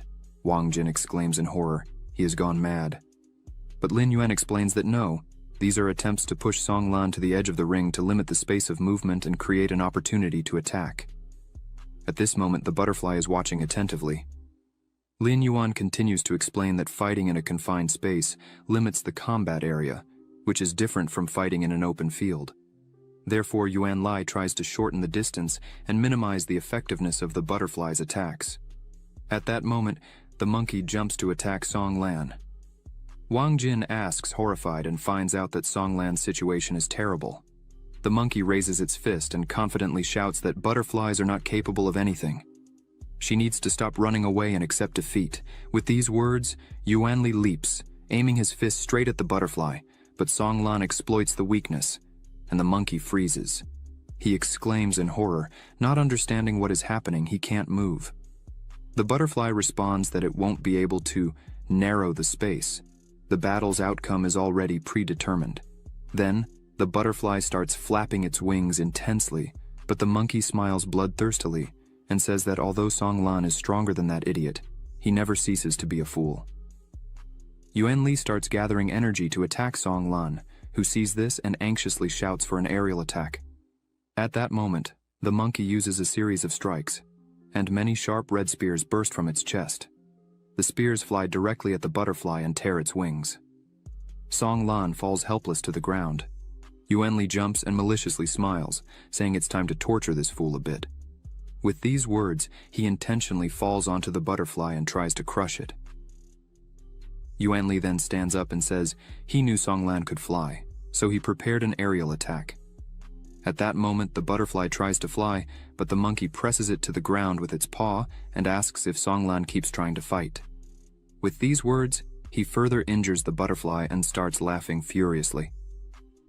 Wang Jin wonders with tears in his eyes where the referee is because no one is announcing the fight results. This monster is going to kill him. Yuan Li continues to hurt Song Lan's eyes and asks him what a failure. The auxiliary soul couldn't protect anyone. He is weak but likes to defend others. He also hopes that Song Lan remembers today's lesson for a long time. At this moment, the referee appears and announces that based on the duel results, Yuan Li will take Song Lan's place in the rankings and become the 18th. Yuan Li turns back into a human and laughs loudly, saying that if Song Lan wants to continue, he'll be waiting for a call anytime, but now he belongs with his idiot friend in the infirmary. Then he starts to leave, but suddenly Wang Lin's voice is heard going straight to him, asking if he has no shame. He approaches quickly. Yuan Li, mocking, asks why he cares. It only concerns him and Song Lan. If he wants to fight, he can go to Woxianggu, but Wang Lin clenches his teeth in anger and asks threateningly if he dares to say more, because if he says more, he will tear his mouth himself. Yuan Li turns to him, opening his arms, and asks if he's threatening. Too bad the person highest on the list can't challenge the person lowest on the list. Wang Lin, hearing this, exclaims in irritation how he dares to speak like that. Wang Jin sees this and is also irritated. So, he descends to the arena and questions Lin Yuan about it. At that moment, Lin Yuan enters the arena and says, since it's like this, Yuan Li should fight with him. Yuan Li asks, surprised, who he is. Lin Yuan explains that he is Song Lan's friend and occupies the 312th position in the ranking. Yuan Li must accept the challenge. Yuan Li does this, pointing his finger at him and starts laughing loudly. The 312th place in the ranking, he wants to fight. According to the rules, he has no right to challenge him. He's tired of living. Lin Yuan responds with a smile that he really can't do it now, but in 12 days, he'll be ready. Yuan Li asks, 12 days. Then he thinks that to challenge him in such a short time, he must undergo extreme tests one after another every day. After that, he adds that since Lin Yuan is so confident, then he'll wait. If Lin Yuan fails, he will personally break his bones. Lin Yuan also adds that Yuan Li doesn't need to worry. He will wait. He then looks at Song Lan and runs to him with Wang Jin. Song Lan holds his hand and, with the last of his strength, begins to apologize for losing. Lin Yuan immediately calms him and tells him to rest and regain health. He will take care of the rest. Then he turns to Wang Lin and thanks him for defending Song Lan. Wang Lin explains that they were not satisfied with the hunter's behavior before, but as he sees that Lin Yuan is not a coward either, he decided to challenge Yuan Li. Lin Yuan replies, if I were afraid of everything, what's the point of coming here? He then apologizes and says they need to go to the infirmary. Wang Lin remains silent for a while and watches as Wang Jin and Lin Yuan help Song Lan walk. After a few seconds, he responds, it's okay. Then he realizes that friendship with Lin Yuan will be useful later. Wang Jin and Lin Yuan stay close to the hospital bed where the injured Song Lan is lying. Wang Jin turns to Lin Yuan and asks if he was just fooling around in the arena. He replies, it seems like it. Wang Jin wonders, can't you handle Yuan Li? Wang Jin looks at him suspiciously and responds that he doesn't know his true power. But Lin Yuan says that in 12 days, they will find out. Wang Jin is very surprised by this response. The next day, Wang Jin is in Arena 57. He observes Chen Hai, a mutant sea serpent ranked with 8 stars in the Soul hierarchy, who is in the 262nd position in the ranking. Mockingly, Chen Hai tells Lin Yuan that he really has high self-esteem, challenging Yuan Li and jumping 50 positions in the ranking to fight him. But Lin Yuan raises his hands and shouts that he needs to talk less. Then he starts merging with the beast soul. Chen Hai is surprised by his impatience, so he also begins to merge. After a few moments, he transforms into a large sea serpent and roars loudly. Lin Yuan also transforms into a large black lizard. The serpent immediately warns him to be careful, then attacks and coils around the lizard's body. Chen Hai yells at Lin Yuan not to move and die in his body. Lin Yuan notices that his movements are good, but unfortunately not good enough for him.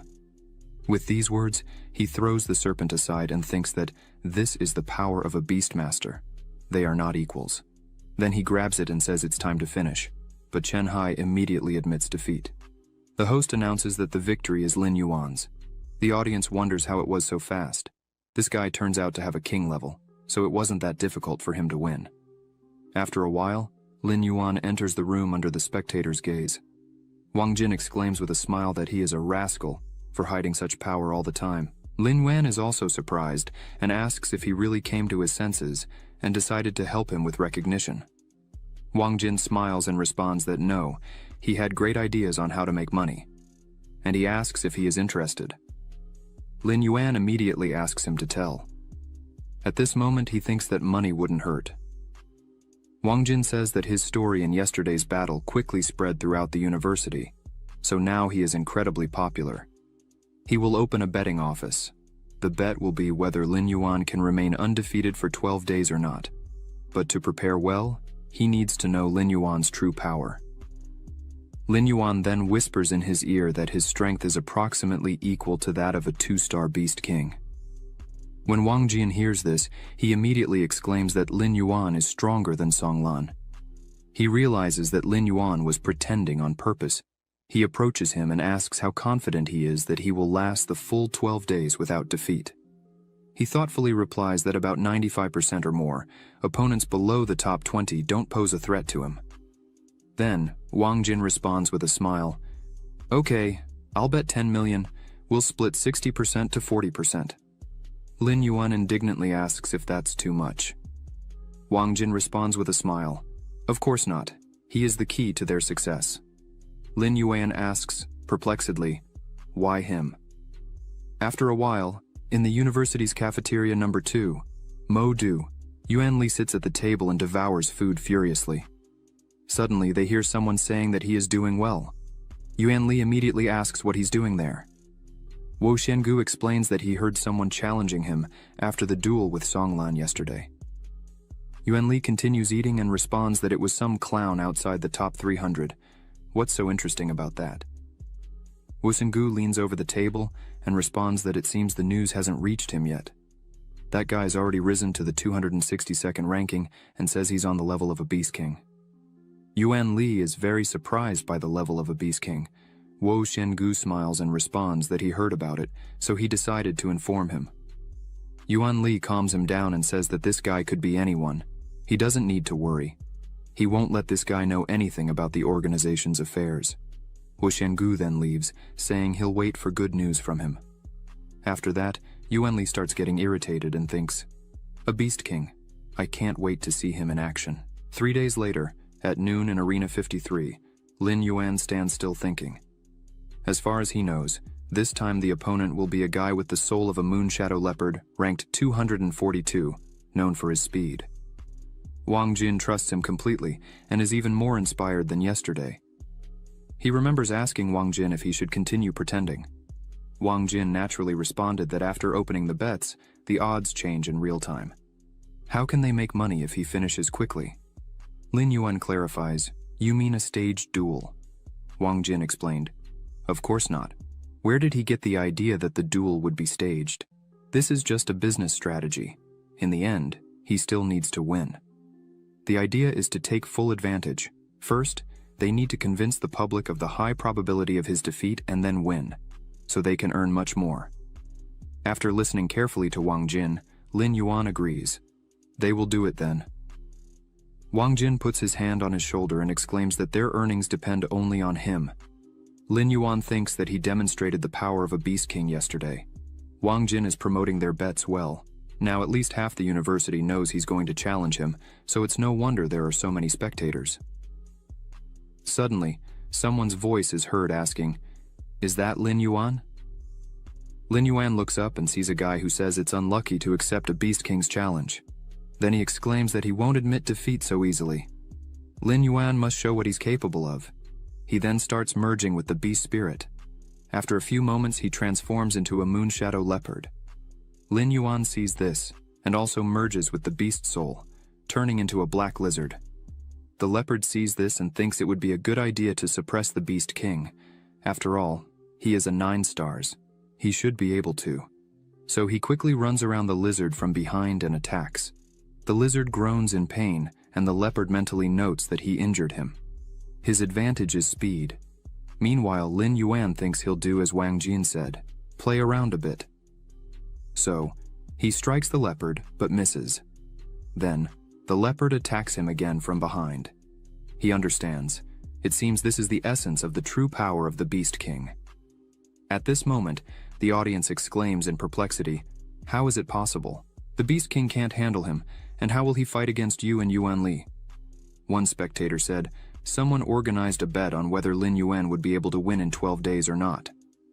Another spectator replied, it seems that with this strength it will be difficult for him to win. Wang Jin hears this and thinks with a smile, it seems the goal has been achieved. The more people doubt Lin Yuan, the better he demonstrates his acting skills, the more money they can earn. At this moment, the leopard attacks the black lizard again. He thinks that if it continues like this, maybe he can defeat the Beast King. Then, he approaches the lizard again and stabs him in the back, but suddenly the lizard turns around and throws him away. The leopard hits the wall directly, and as he falls, returns to human form. The audience is surprised. Lin Yuan looks at the enemy, and then smiles. The enemy is perplexed. Maybe it's a coincidence, but he couldn't avoid the blows. At this exact moment, the audience starts cheering with joy. How did this happen? The Beast King still proved to be stronger than the ordinary Soul Master. What are we talking about? Lin Yuan is so strong that he can seriously injure with just one blow. Apparently, in the first half of the battle, he was just pretending and didn't show his true strength. Wang Jin hears this and smiles. Then he runs to the arena towards Lin Yuan and shouts that everything went very well. Lin Yuan confirms and says he acted like a true actor. Wang Jin raises 2 fingers and responds that it was even better. Most people are now suspicious of him, but he doesn't think his plan will be discovered quickly, so they can continue. Lin Yuan agrees.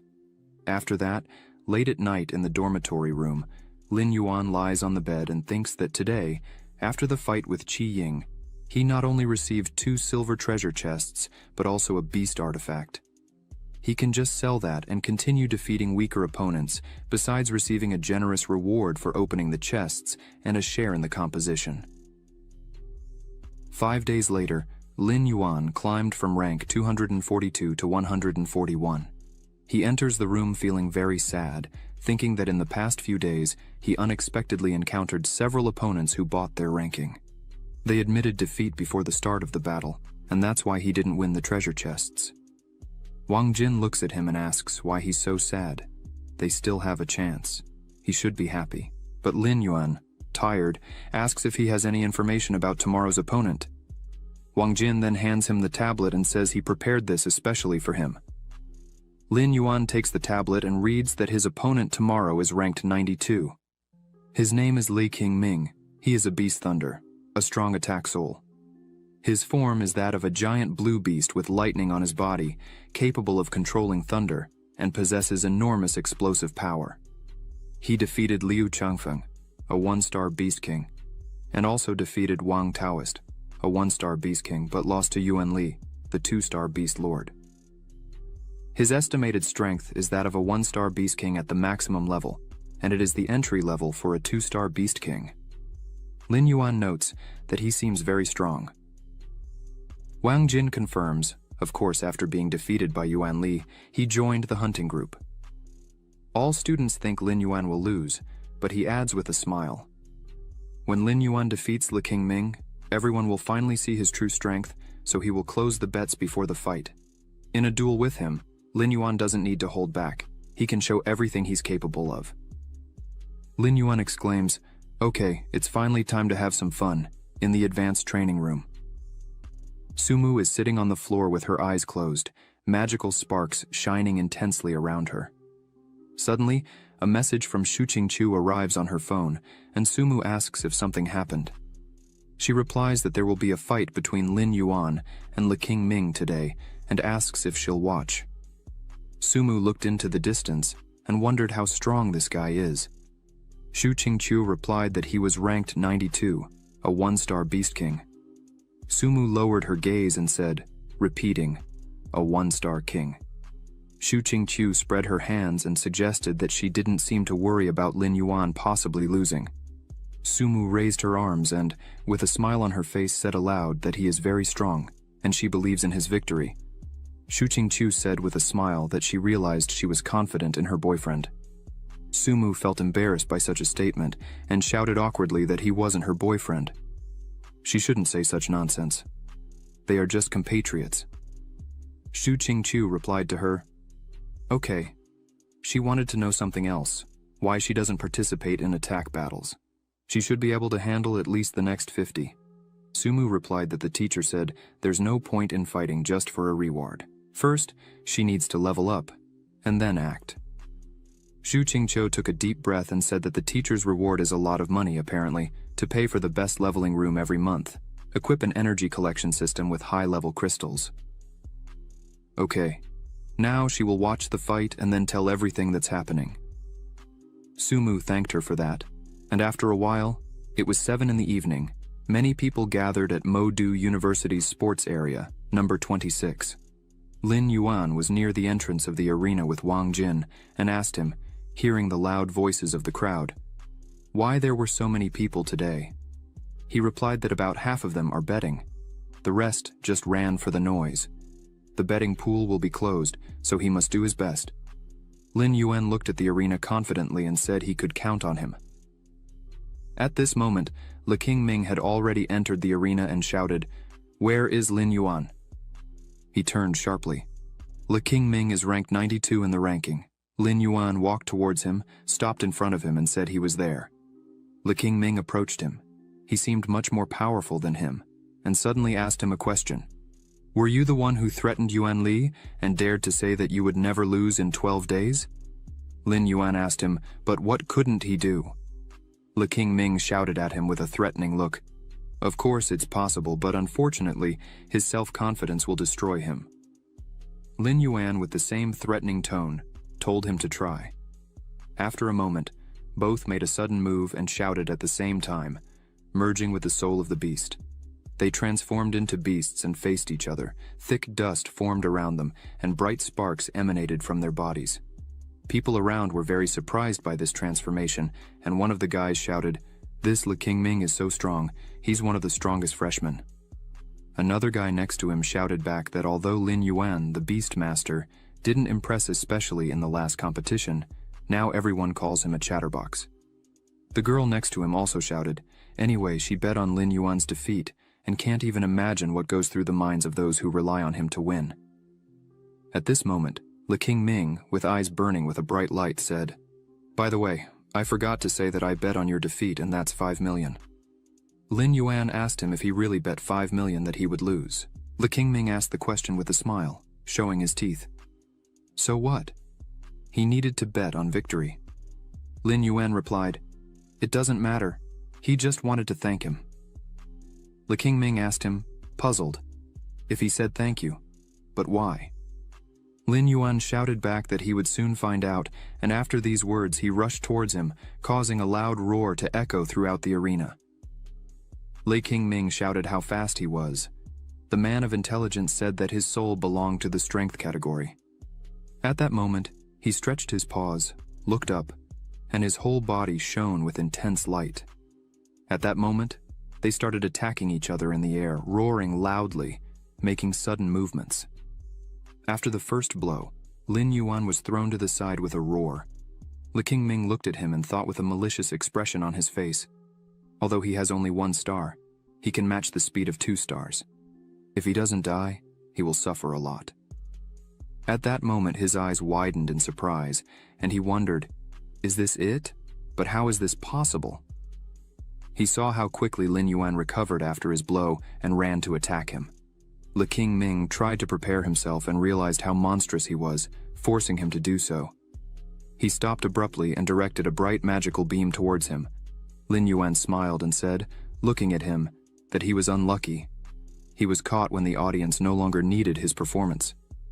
He opened his mouth from where a beam of bright light emerged, defeating his opponent with incredible speed and bidding him farewell. Le King Ming flew to the side and said, how could this be? His body sent many fragments flying in all directions after this attack. There was a loud scream, and Lin Yuan looked around. Le King Ming fell to the ground and was destroyed. The host announced that the duel was over. Lin Yuan was happy about it and won. Many people in the arena were perplexed by this surprise, opening their mouths in amazement. No one expected such a turn of events, and everyone continued to watch Le King Ming's suffering, who opened his bloody mouth and screamed. People began to rejoice and shout, wow! One of the guys exclaimed that he couldn't believe what his eyes were seeing. Lin Yuan really won. How great is that? He decided to bet 200,000 on it, and his intuition didn't disappoint him. People laughed loudly and rejoiced. Xu Xingqiu was also stunned by the end of this battle, and mentally wondered if he was able to destroy Le King Ming with 1 blow. Although she is a beast queen with a 2nd star, it would also be difficult for her to resist such a thing. No wonder Sumu trusts him so much. Long flew to Lin Yuan and said that he won and received a golden treasure chest. Lin Yuan looked at the attacked enemy and asked if he could open this chest now. Long replied that, of course, he can. Only he can see the contents. A moment later, the chest was successfully opened. 50,000 evolution points and a Beast King level artifact were obtained. Kang Li's Claw is a Beast King level artifact. When hit, the claws are infused with lightning, granting an increase in attack speed, as well as a bonus to lightning attribute damage. Lin Yuan looked at the chest with his mouth open and shouted with a satisfied expression on his face that this was much better than the Flame Claw. It's of a general level, but can be sold for a good price. Wang Jin started yelling at him from afar and asked, "Friend, what was that?" He ran towards him with a joyful feeling and shouted, "Lin Yuan!" Lin Yuan turned to him in surprise, and he continued to shout, "What a beautiful victory! Now they are incredibly rich." They exchanged satisfied looks. At that moment, someone began to approach them from afar and said, "He reveals himself capable of something more." He clapped loudly and said he had watched the duel, and it was incredibly exciting. Wang Jin turned to him tiredly and asked why he came. He replied that he just wanted to ask how his roommates were. Lin Yuan told him that he shouldn't care. Yuan Li said, "There's no talk of any emotion. He has only a few days left. Let him go and check on them." He approached faster and pushed Wang Jin out of his way, who blinked at his sudden movements. He passed by them, looked back, and said that while fighting Le King Ming, he shouldn't have wasted so much time. Wang Jin spoke and asked how he's not tired of mocking everyone yet. Lin Yuan replied that, "Let him infuriate now, but they will look at him when it's time to bid farewell to life." 3 days later, Lin Yuan rose to rank 32. He was in the training room in the lotus position, with closed eyes, many sparks emanating from his body, Long floating above him, watching what was happening with a smile on his face. Lin Yuan opened his eyes and spoke seriously that he finally reached the 3 stars of the Beast King. Long said that tomorrow he can challenge Yuan Li.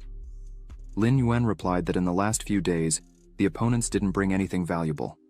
He can already imagine what the chest will be like after defeating Yuan Li. The next day, Lin Yuan was walking with Wang Jin on the university grounds and spoke to him with a smile on his face. "By the way, a few days ago, I opened a new bet." Lin Yuan looked tiredly at the bag in his hands and asked if it was something like Lin Yuan can defeat Yuan Li and what bet he made. Wang Jin replied, 1-to-1 and 2-to-1. People no longer decide to make large sums after seeing his true strength, so there is little chance of hitting the jackpot. Lin Yuan replied that he bet 6 million. Wang Jin replied back that this is all the profit he gave him. It seems he's really serious this time. Lin Yuan replied back that he's been waiting for this day for a long time. Meanwhile, Zhao Ming, who was in the hospital with Song Lan, jumped out of bed and shouted at the door, asking what their fate would be by coming here. Lin Yuan and Wang Jin entered their room. He handed a bag to Zhao Ming and said that they brought hot buns from the third cafeteria. Zhao Ming bowed to him and joked, "Thank you, Dad." Lin Yuan asked how Song Lan was. He responded with a sad expression on his face that he wasn't doing well. The injuries were really deep. But fortunately, he had the level of a king. Otherwise, he would have already been expelled. Song Lan opened his eyes and asked with a trembling voice why they suddenly came. Wang Jin approached him with a package and said with a smile that they brought breakfast for them, and he could eat it. Lin Yuan looked away and thought that in the battle with Yuan Li, not only Song Lan's body was defeated but also his spirit. His damaged pride wouldn't allow him to live in peace, and he would start doubting his abilities. No one would help him here.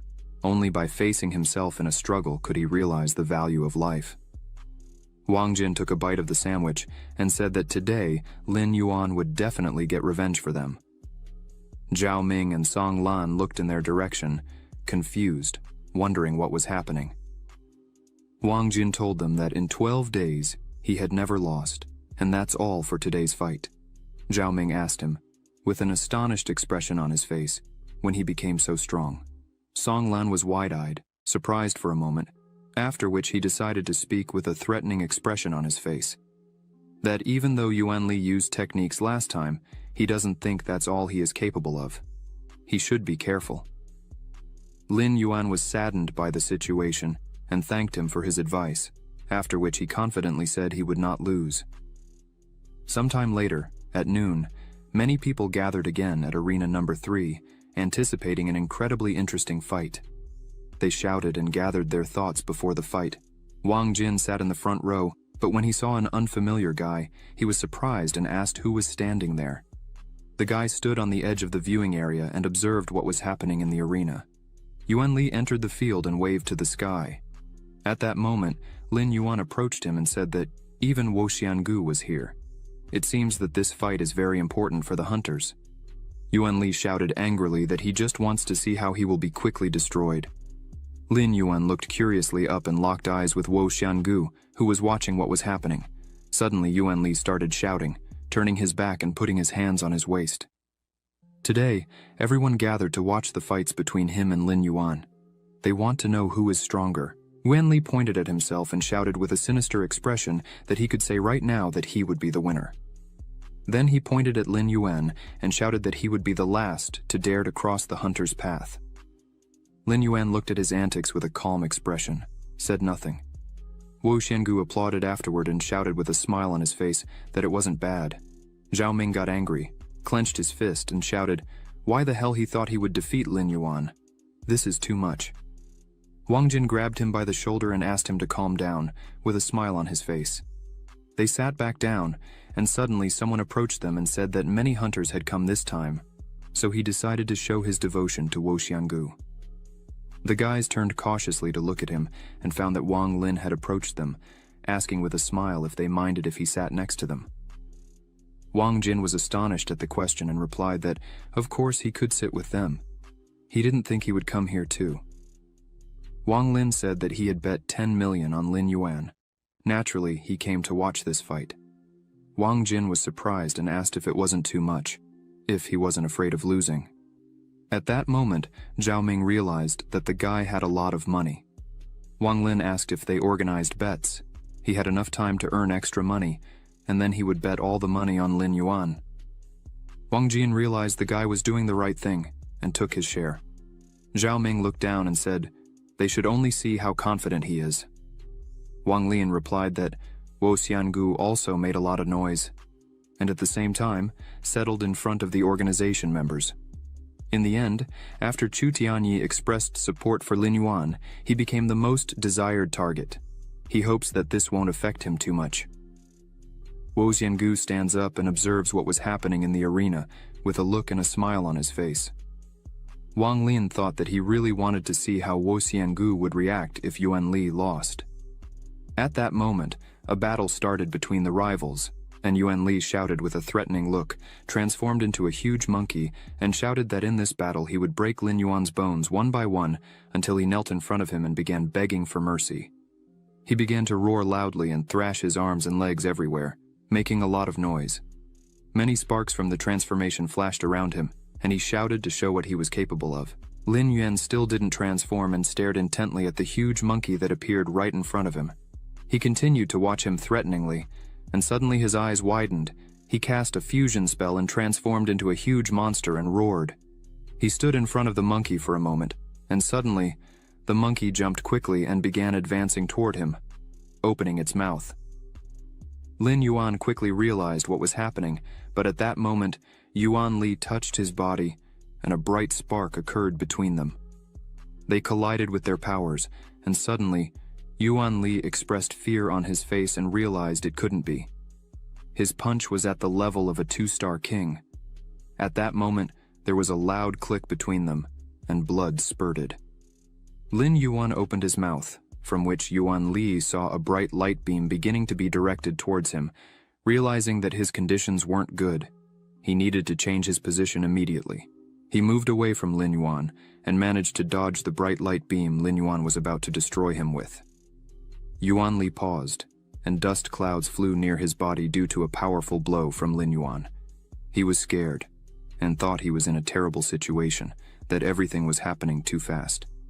He opened his mouth in shock, and at the same moment, a light beam from Lin Yuan's mouth was heading towards him. He was scared, and wondered if this was happening again. After which he tried to quickly jump from his position, but a bright light beam illuminated the entire area and hit him directly, although not directly as he managed to shield himself.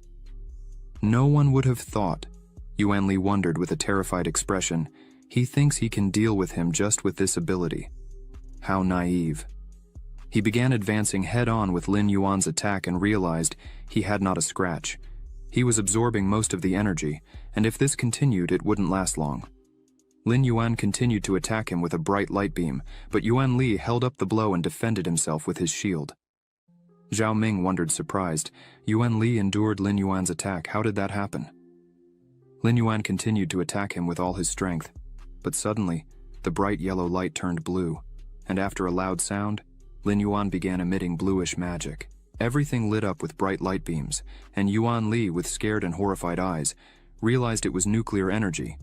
But before he had time to conclude this thought, he was destroyed by an incredible surge of energy.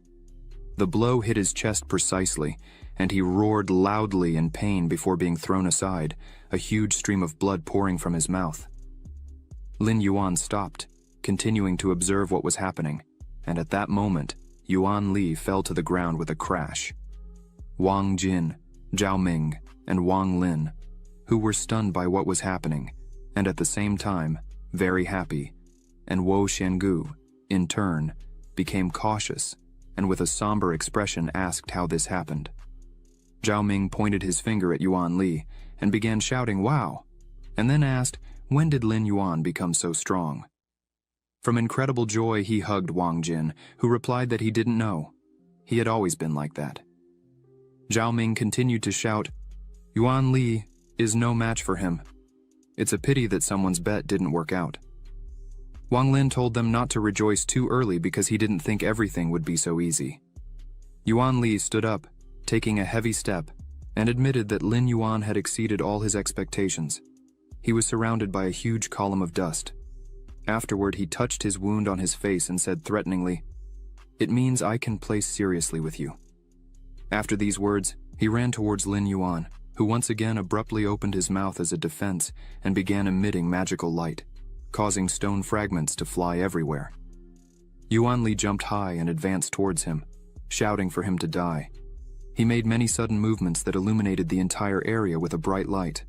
Lin Yuan touched his approaching hand and tried to stop his attack with his own strength. After that, Yuan Li retreated a bit but reminded him that he has hands.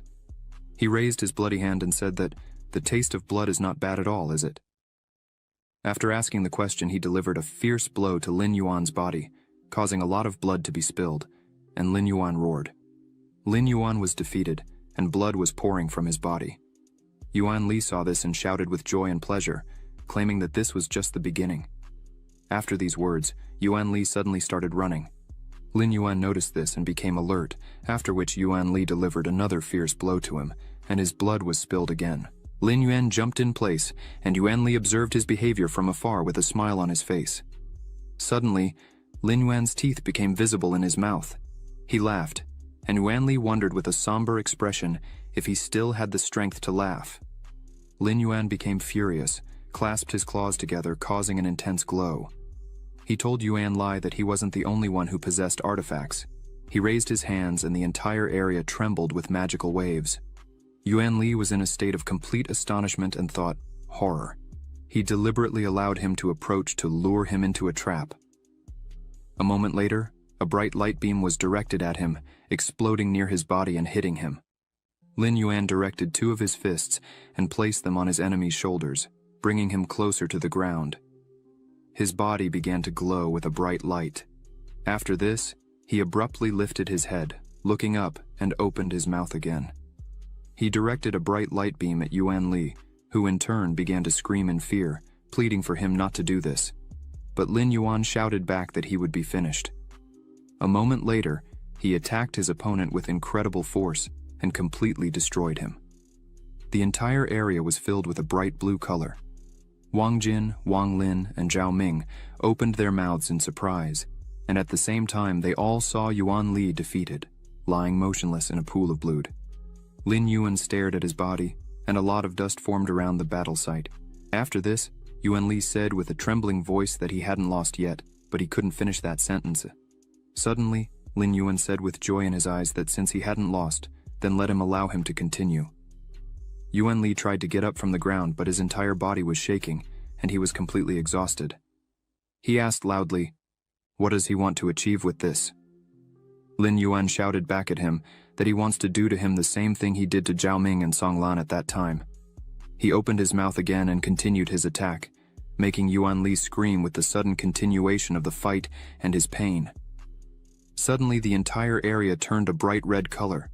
Yuan Li was completely defeated and fell to the ground again, experiencing incredible pain. The people around were surprised by this turn of events, and someone started shouting, "Lin Yuan is really a cruel guy. This is how Yuan Li should be treated. Let him have what he deserves." A girl covered her mouth with pity and watched Yuan Li's suffering with a scared expression on her face. Another guy shouted, clenching his fist in anger, "Honestly, it's about time he learned a lesson. The hunters are the weak point of the academy. Well done, Yuan Li." Lin Yuan stopped his attacks and asked his opponent, "Is he giving up? This is the only way to stop his suffering. Otherwise, he might as well forget about the national competitions."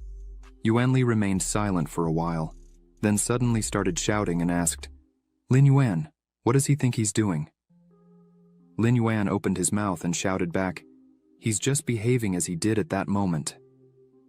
At that instant, screams and discussions were interrupted by Wu Xuan, who shouted, "Lin Yuan, he shouldn't exaggerate what's happening." Wang Lin, who approached him from behind with Wang Jin and Zhao Ming, shouted at him with a question, "Did he go too far? There's not much respect for them, the hunters, who hold places on the ranking list and do as they please." Wu Xuan turned to him with a smile, after which he mockingly cleaned his ears and shouted the question, "Who gave the word to the loser?" Wang Lin became irritated and shouted at him, but Wu Xuan paid no attention and shouted with a threatening look, "When Lin Yuan, he should think carefully if he really needs enemies in the form of hunters." At that moment, a bright beam of light appeared behind him. He extended his arms and used his powers. Lin Yuan waved at him and asked if there was a misunderstanding between them. Wu Xuan looked at him surprised and asked if there was a misunderstanding. Lin Yuan confidently replied, "Yes," declaring a long-standing war against their despicable organization. After these words, the people around opened their mouths in surprise, as no one expected to hear such humiliating words directed at the hunters. Wang Lin smiled, and Wang Jin and Zhao Ming supported their friend by shouting for him. Wu Xuan became angry and shouted a question, "Do you understand what you're saying right now?" The judge asked, "What's that noise? He hasn't announced the end of the fight yet, so they shouldn't complain about being expelled from the venue. The fight continues. Lin Yuan turned around and realized that this is legal. The judge was a beast soul at the lord level. Xuanli stood up and asked him with a trembling voice and an ironic smile if he really wanted him to give up. He laughed and shouted, making a sudden hand movement. He must listen. There are no more limits. Let him come and kill him. He was so angry that he opened his mouth as wide as he could and finally shouted, Yuan Li is not afraid of death. After these words, a bright, magical beam immediately flew in his direction, piercing him. Yuan Li fell to the ground with a roar. He turned back into a human. His whole body was covered in abrasions and blood.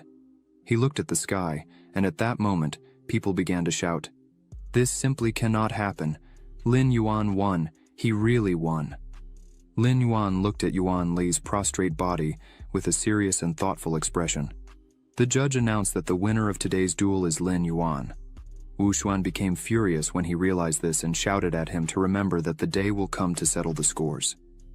He licked his bloody finger and glared at him with fury. After some time, Long appeared and was very happy with his victory, saying, He defeated the king-level beast and received the golden chest. Lin Yuan saw it, and with a smile on his face said, How great, he has another golden chest at this moment. Zhao Ming and Wang Jin ran up to him shouting for joy. Zhao Ming had never thought he was so amazing. Wang Jin also smiled at him. Wang Lin also approached and told him he should be more careful because Wu Xuan won't just let this slide. He is the kind of person who won't stop until he achieves his goal. He asked who Lin Yuan thinks will be sent next. Wang Lin, with hands on his belt, replied that it will probably be Li Qing'an. Lin Yuan asked why him, while Wu Xuan and Shen Kang hold higher positions compared to him. The current ranking table looks like this. Chu Tiani is in first place, Shen Kang is in second, Wu Xuan is in third, and Li Qing'an is in fourth. Wang Lin, with a smirk, answered that Wu Xuan is at the top of the hunters list, so he values himself like no one else. Challenging him to a duel is almost impossible. He definitely won't send Shen Kang unless it's absolutely necessary, so only Li Qing'an is left. Lin Yuan looked into the distance and said, So be it. He looked at Wang Jin and asked if he has any information about him. Wang Jin replied that he will definitely find out if it's necessary and not just about him. Wang Lin said they could also not waste time and ask him directly. He used to fight with him. Zhao Ming asked who won last time.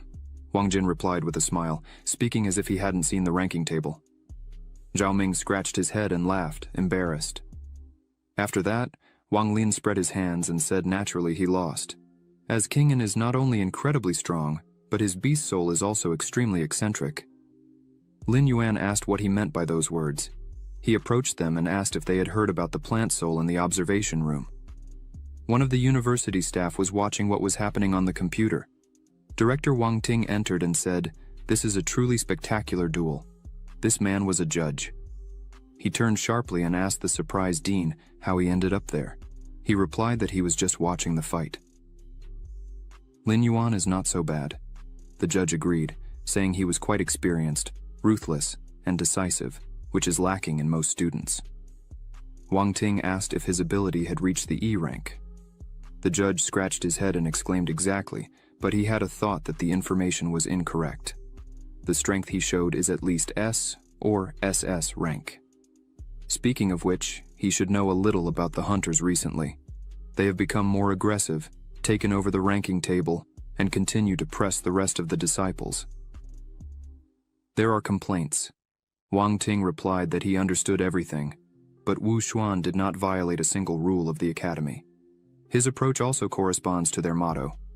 Students can feel the injustice. That's quite natural. The world is cruel in its essence. These kids still don't know the pressure people face every day, and the further they go, the more it will happen in their lives. Lin Yuan entered the cultivation room and the system greeted him, calling him Freshman Lin Yuan, ranked number 18 on the list. Upon updating his qualifications, he now had a 50% discount for the high-level training room. The procedure would take no more than 5 minutes. He looked inside the room and said, Cool. Now it's clear why everyone is striving so hard to reach the top of the ranking table. Long, who was beside him, told him to open the chest faster. He sat on the floor and opened it with a satisfied expression on his face, then showed it with joy.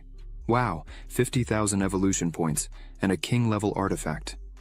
Lin Yuan noticed a shiny object above him, and wondered what it was. Long replied that it's a crystal that accumulates energy, and when the owner's attack reaches maximum energy in the crystal, it becomes 50% more powerful. Additionally, the owner can pour their own energy into it. He can try it now, and he replied, "Okay," then shouted the word fusion and transformed into a monster. This is a worthy place for cultivation, similar to a four-dimensional space. In his paw was the same luminous object that began making loud sounds and shone in blue. After a moment there was some kind of change in it, and Long spoke with joy as the object was full. Lin Yuan replied that it consumed almost half of all his energy and more than half an hour to fill such a small stone. It will be almost impossible to recharge it in battle. He brought this object to his chest and continued to ponder. Long replied, saying its use is well reflected in the preliminary preparation. If used in combination with nuclear breathing, it can cause devastating damage. Lin Yuan picked up the storage talisman and agreed that's exactly it. Long continued to inform him repeatedly, successful absorption, obtained 1,000 evolution points. Lin Yuan sat silently on the floor, in the lotus position, with bright magical sparks around him. Suddenly he heard some sound, and with Long he was surprised. They looked to the side, and he pressed the button, making Wang Jin appear in front of him. Wang Jin looked around and said, "Wow, he settled in well. They're using an advanced cultivation room, all with earned money. Now he's not in the mood for jokes, as expected." Li Qing'an declared war on him, but he has a higher ranking, so he needs to be challenged. What will he do? Lin Yuan replied, "The fight cannot be refused after the victory over Yuan Lai. The rest of the hunters are watching him. By the way, he plans to continue making money with them." Wang Jin was very surprised by this and asked loudly if he wants to open bets again. Lin Yuan showed 2 fingers and said that this time he will bet 20 million on himself. Wang Jin was stunned by these numbers and asked incredulously if it was really 20 million. Then, he will bet 30 million. Lin Yuan looked at him with a smirk and asked if he's afraid of losing. Wang Jin clenched his fists and shouted that he has nothing to lose, believing he can win. He began to feel unwell and finally said, "The duel is scheduled for tomorrow at 7 in the evening. Until he goes and announces the opening of the bets, they will meet before the fight." Long smiled and asked if it was just his imagination, or if he never sighed while speaking. Lin Yuan took a deep breath and said they would leave it to him. He didn't think there would be a commotion similar to the last time the next day. On the second evening, Wang Jin ran quickly through the university grounds. People he knows tell him they don't believe Lin Yuan will win this time either. Anyway, Li Qing'an is ranked 4th on the list and also has an unusual plant soul, said another guy. Finally, there was someone who could defend the honor of the freshman. He began to cheer for Lin Yuan, and regardless of whether there was victory or defeat, he still bet 100 on Lin Yuan. How dare he say such a thing? Wang Jin clenched his fists and thought the current odds are 1.5. This shows that most people continue to be against Lin Yuan and his winning friend, and now their condition depends only on him. At that moment, Lin Yuan came out to meet him on the street, waved his hand, and apologized for making him wait. Wang Jin approached, caught his breath a bit and said, "That's amazing. The duel starts at 7 and he trained until 6:30. Well, training never hurt anyone." Wang Jin turned sharply and said, "He really has no equal in this. Go. They need to get to the arena a little earlier." Lin Yuan asked, to run and eat first since he hadn't had dinner yet. Wang Jin opened his mouth in shock and asked in fear what he said. "Academy, 3rd canteen, 2nd building." They sat at a small table and ordered a lot of food. Lin Yuan asked why he suddenly decided to pay the bill. "Did you take the wrong pills today?" Wang Jin replied back, "All this is nonsense. He bet all the money on him, so he should eat quietly. The more he eats, the stronger he'll be in the duel." Lin Yuan continued to talk and chew at the same time. He is the dean's son, but he pretends he has no money. Wang Jin retorted with a smile. "That's not the point. Money from your dad and money you earned are 2 different things. He wants to show his dad that he's not a freeloader. Besides, he still doesn't know what kind of beast soul he has. Wang Jin looked away, embarrassed, and said hesitatingly, "He shouldn't ask about that. He'll find out everything on his own later." At night, first the arena. There were many people gathered in the arena. Lin Yuan approached and wondered, "Why are there so many people here?" Wang Jin smiled and replied, "Of course, this time he's against the 4th ranked on the list. Considering how exciting the fight against Yuan Lai was, it would be strange if fewer people came." They bumped fists, and Wang Jin told him to go in, and meanwhile, he would find Wang Lin and Zhao Ming. Lin Yuan agreed with him, but suddenly turned around when he realized something was wrong. It was Wu Xuan, who was in the same place as last time, watching him with a terrifying expression. Lin Yuan looked into his eyes with a slight smile on his face and thought he was going to destroy him. It's a pity he chose the wrong person for such a purpose. At that moment, Li Qinggan came out to meet him in the arena, walked confidently in his direction and asked, "Are you the one who defeated Yuan Lai? Honestly, you don't fit the role of his opponent very well." He adjusted his glasses with an arrogant expression on his face. Because Li Qinggan, he wants to give advice not to provoke unequal opponents in strength. Lin Yuan smiled and thanked him, but said that he didn't need advice at that moment. The judge said, "Ladies and gentlemen, as everyone is gathered, he declares the duel open." Many people cheered in support of the guys, and at that moment, Lin Yuan used the unity spell, roaring loudly as he transformed into a beast. Li Qinggan smiled, took off his glasses and also shouted, "Unity," transforming into a monster with incredibly long shoots on his body. Lin Yuan extended his hands and lifted his gaze upward, after which he said, "This is nothing." His palm had sharp claws that shone with intense light and began making loud sounds. Everything around lit up with a bright light, and only many sparks were visible everywhere, allowing Lin Yuan to easily cut several of his shoots with his claws.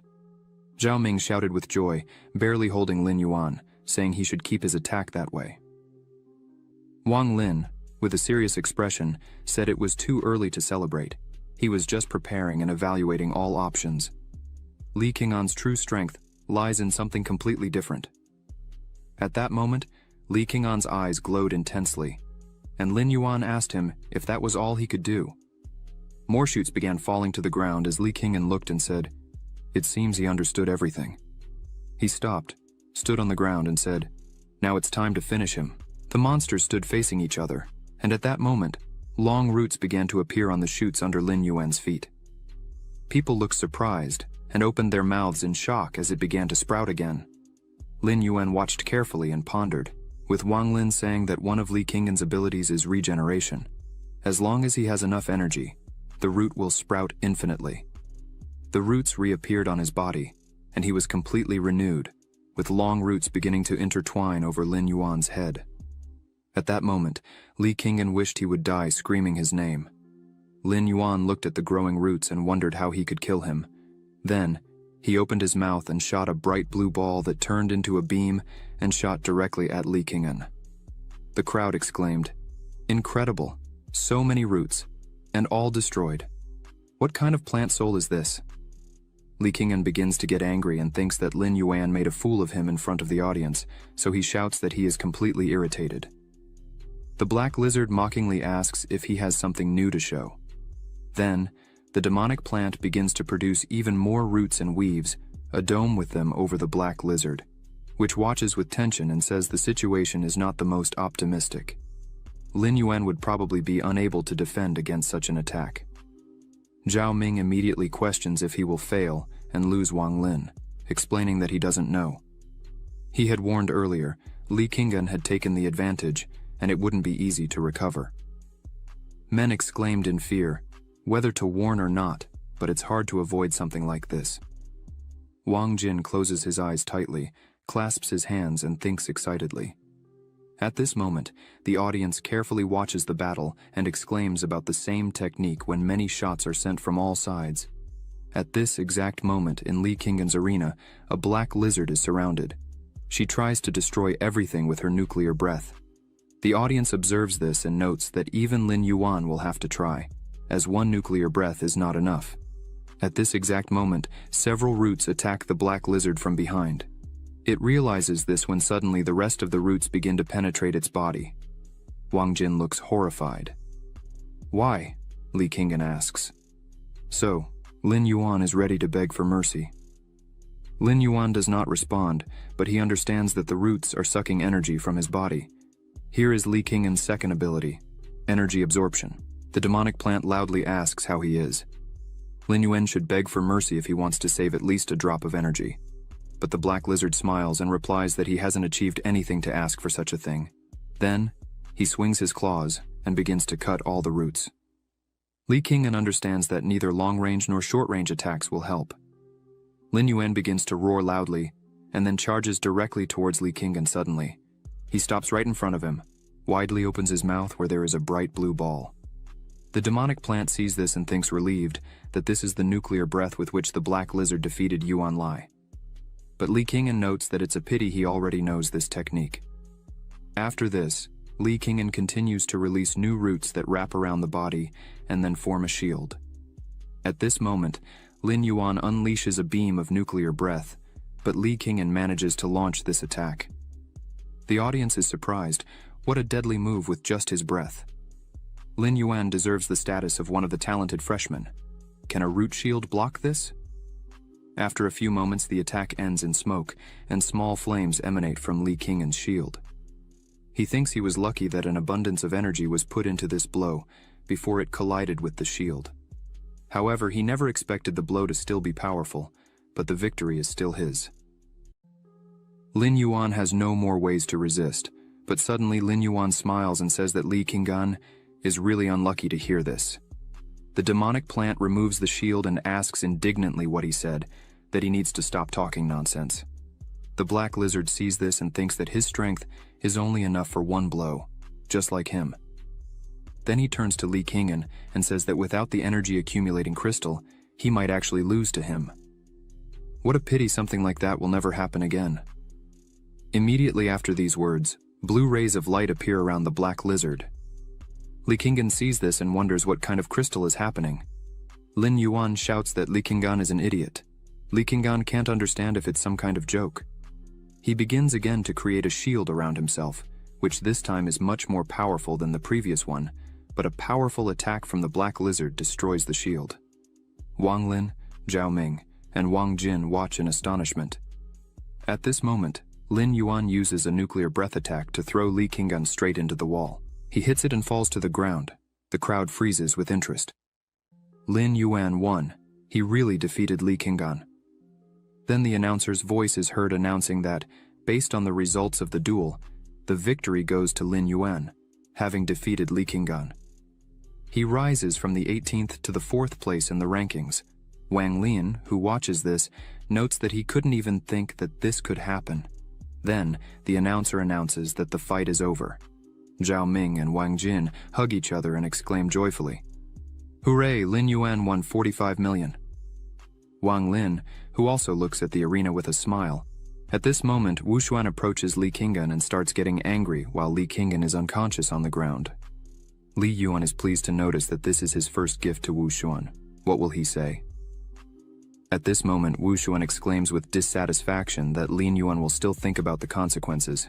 He's not afraid to regret. Li Yuan then turns and asks what they were thinking when they started their activities.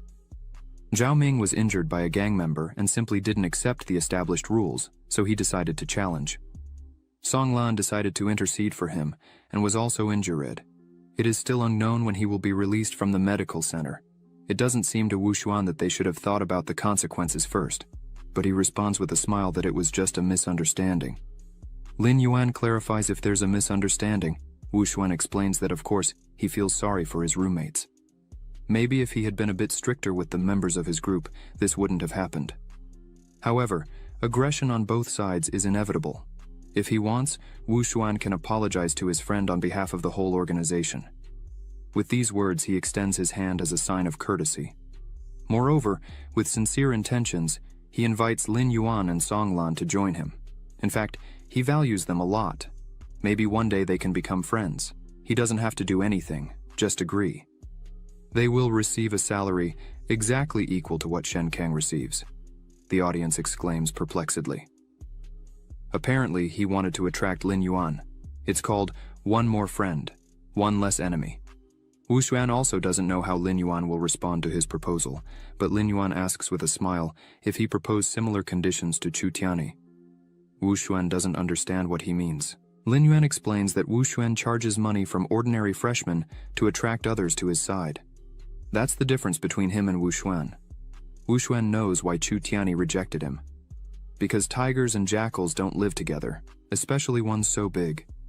They are just a group of leeches parasitizing society. How dare they call themselves serious organizations? In fact, it's even more immature than playing with children's toys. Wang Jin and Zhao Ming exclaim in shock. This could lead to bad consequences. Now, Wang Lin adds with a smile that they thought he was crazy, but compared to Lin Yuan, he was nothing. The audience begins to shout that Lin Yuan is right. This gang only feeds on the students. They ask if they are worthy of holding high positions on the leaderboard. It's not for them to capture the top.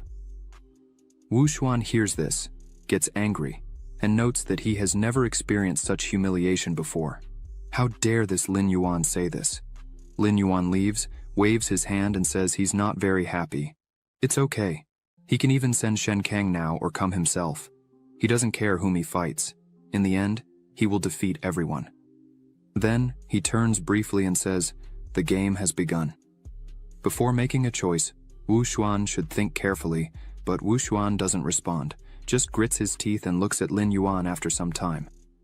Wang Lin, Wang Jin, Zhao Ming, Lin Yuan, and Song Lan gather for dinner at a private restaurant in Bam. Song Lan says it's his first time at such an event, but Wang Lin reassures him, saying he doesn't need to worry, Boss Wang is paying. Zhao Ming reads the menu and exclaims, "Dragon meat fried in soy sauce, black dragon steak, lunar panther legs, fiery lion leg." All the dishes are made with such expensive ingredients that he feels uncomfortable somehow. But Wang Jin, with a smile, is different. He can order whatever he wants. When will there be another opportunity to eat food of this level? Zhao Ming turns to him and says surprised, "Wow, he's so generous today." Wang Jin smiles and explains that Lin Yuan should be thanked for this. They have 45 million, so this dinner is just a trifle for them. Then he turns to Lin Yuan holding a glass of wine in his hand and says with a smile that he should make a toast to him. But Lin Yuan refuses and says he can't drink tonight. He planned to go to the training hall. Zhao Ming asks in shock if it can't be that he's still prepared for training today. Wang Jin is dissatisfied and adds that if he doesn't drink, it means he doesn't respect them. So, Lin Yuan exclaims that it's okay, he will drink. With these words, he picks up the glass and drinks it immediately. Then, Zhao Ming hugs him by the shoulders and exclaims that it's another matter. At the same time, Wang Jin pours another glass of wine. Then, Wang Lin approaches him and congratulates him with a smile for his victory over Li Qinggan and for the 4th place in the ranking. Lin Yuan responds that it was all thanks to the information he gave him. Wang Lin insists that he shouldn't be so modest. Everyone already understands how strong he is. His friend Song Lan approaches him and also expresses gratitude. They haven't fully recovered, so he had to replace alcohol with tea. Lin Yuan replies that it's nothing. After all, they are neighbors. Besides, he won't stop there. Then Song Lan responds that he humiliated Wu Xuan in front of hundreds of students today, and he won't let him do that. Wu Xuan may attack sneakily, but Wang Jin says with a smile that it's impossible to attack a beast king of his level from behind. Moreover, the university would not forgive that. Lin Yuan turns to him and exclaims with a laugh that he can count on him. Then, they start ordering food and also need more glasses.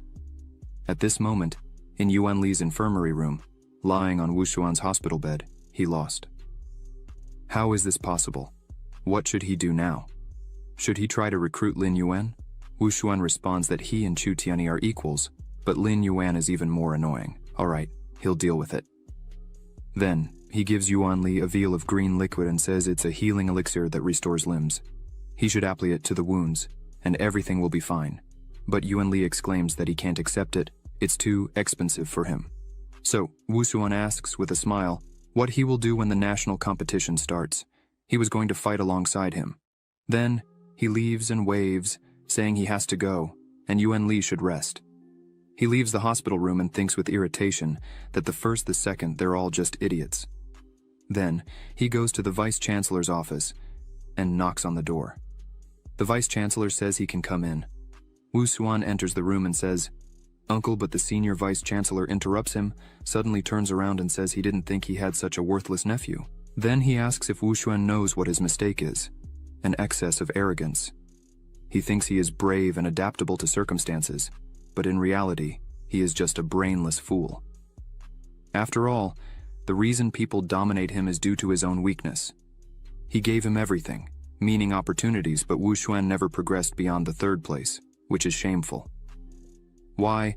The Vice Dean then looks out the window and wonders how a student of this academy has never left the top of the leaderboard.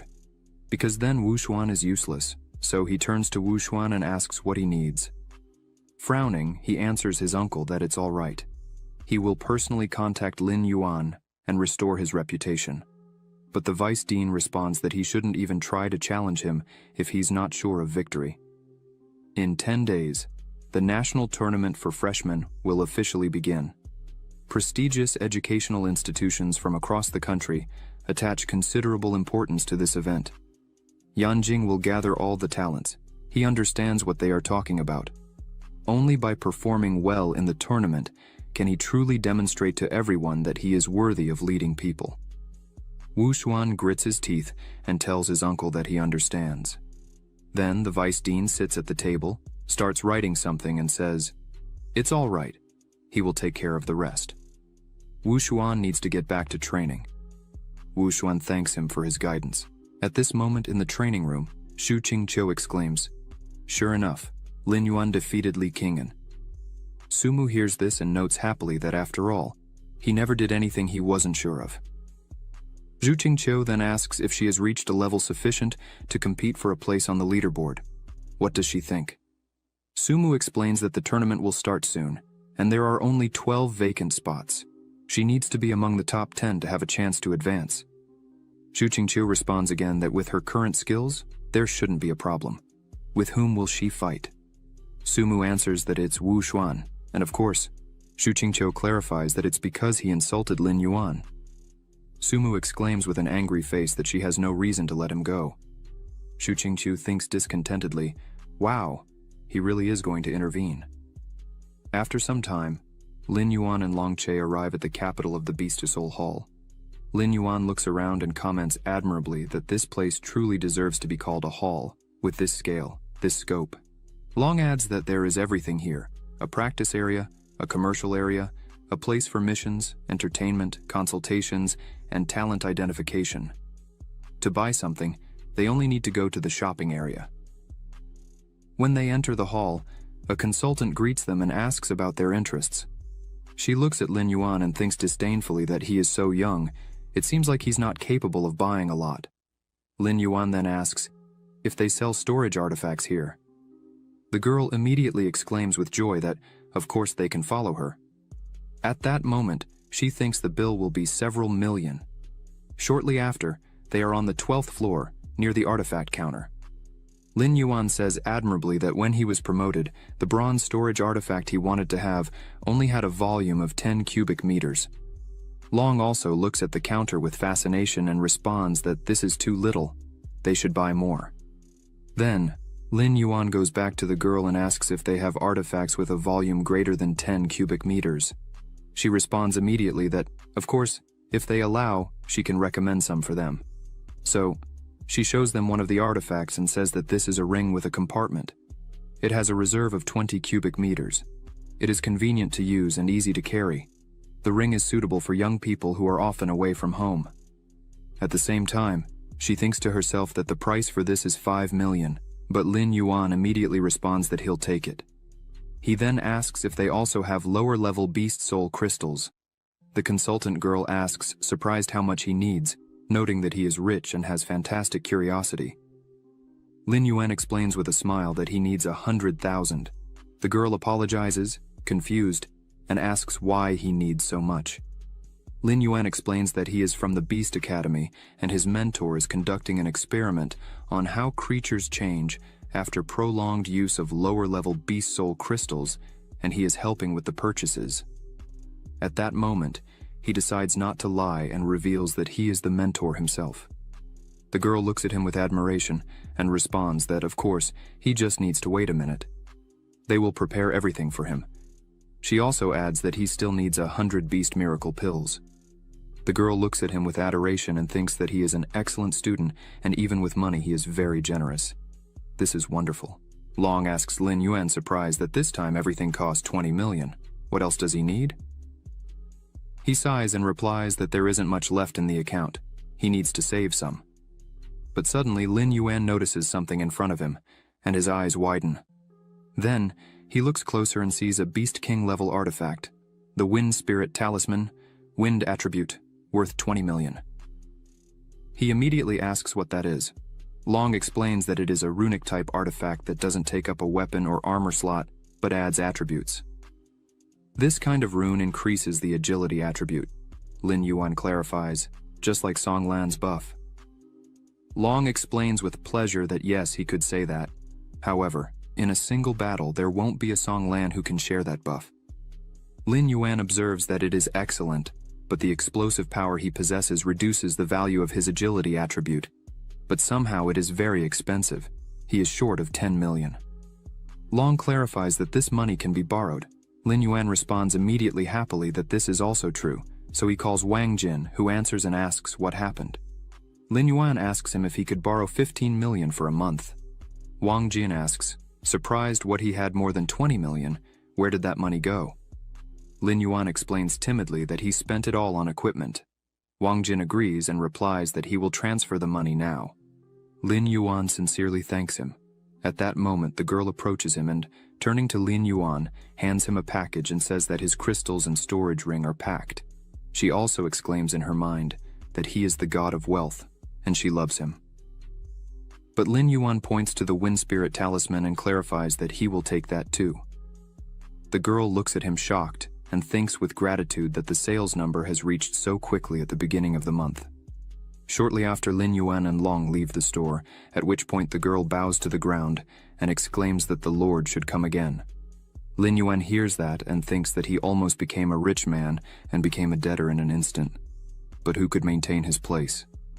In the afternoon, he enters the dormitory and asks the neighbors why everyone is gathered. Zhao Ming finds out that he arrived just in time to go to the lecture with them. Lin Yuan explains that he is very tired today, and besides, the training affects him much more. Song Lan agrees, but says that the lecture will be very useful for people at their level, so it's better to go. Lin Yuan asks about the subject of the lecture when leaving the room. Zhao Ming explains that they say there is a difference between the level of a beast lord and a king. Many people have settled at the beast king level. Wang Jin then adds excitedly that this time Professor Zhao Shan volunteered personally to give the lecture. He will teach Lin Yuan how to evolve to the Lord level. Lin Yuan hears this and is very surprised. After some time, the students gather in the auditorium of the Beast Academy. Lin Yuan enters and looks around, perplexed, asking if Professor Zhao Shan is really so popular.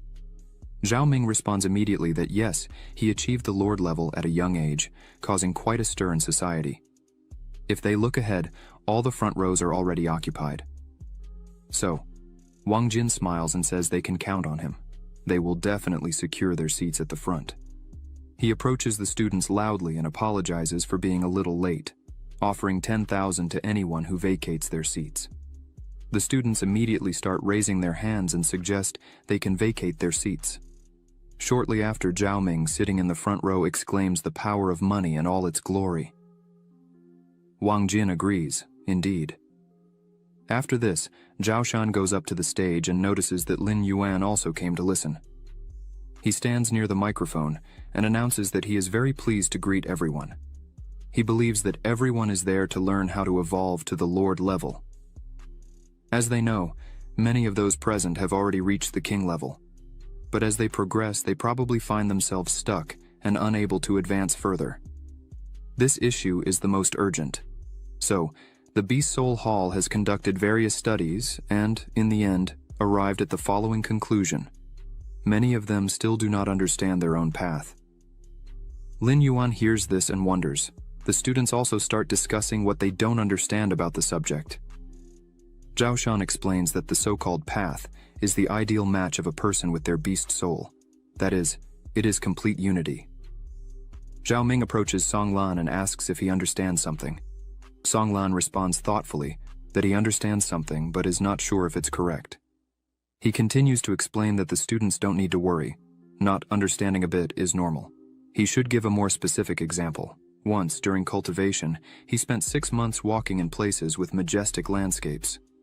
His soul animal is of the earth, an angry bear, so he considered it necessary to feel the power of the earth and also understand every movement of the wild beast. Until one day, he finally felt a change. The strength of the earth and the strength of the bear became his strength. At this moment, a large angry bear appears above Zhao Shan, roaring loudly. The students see this and exclaim admirably.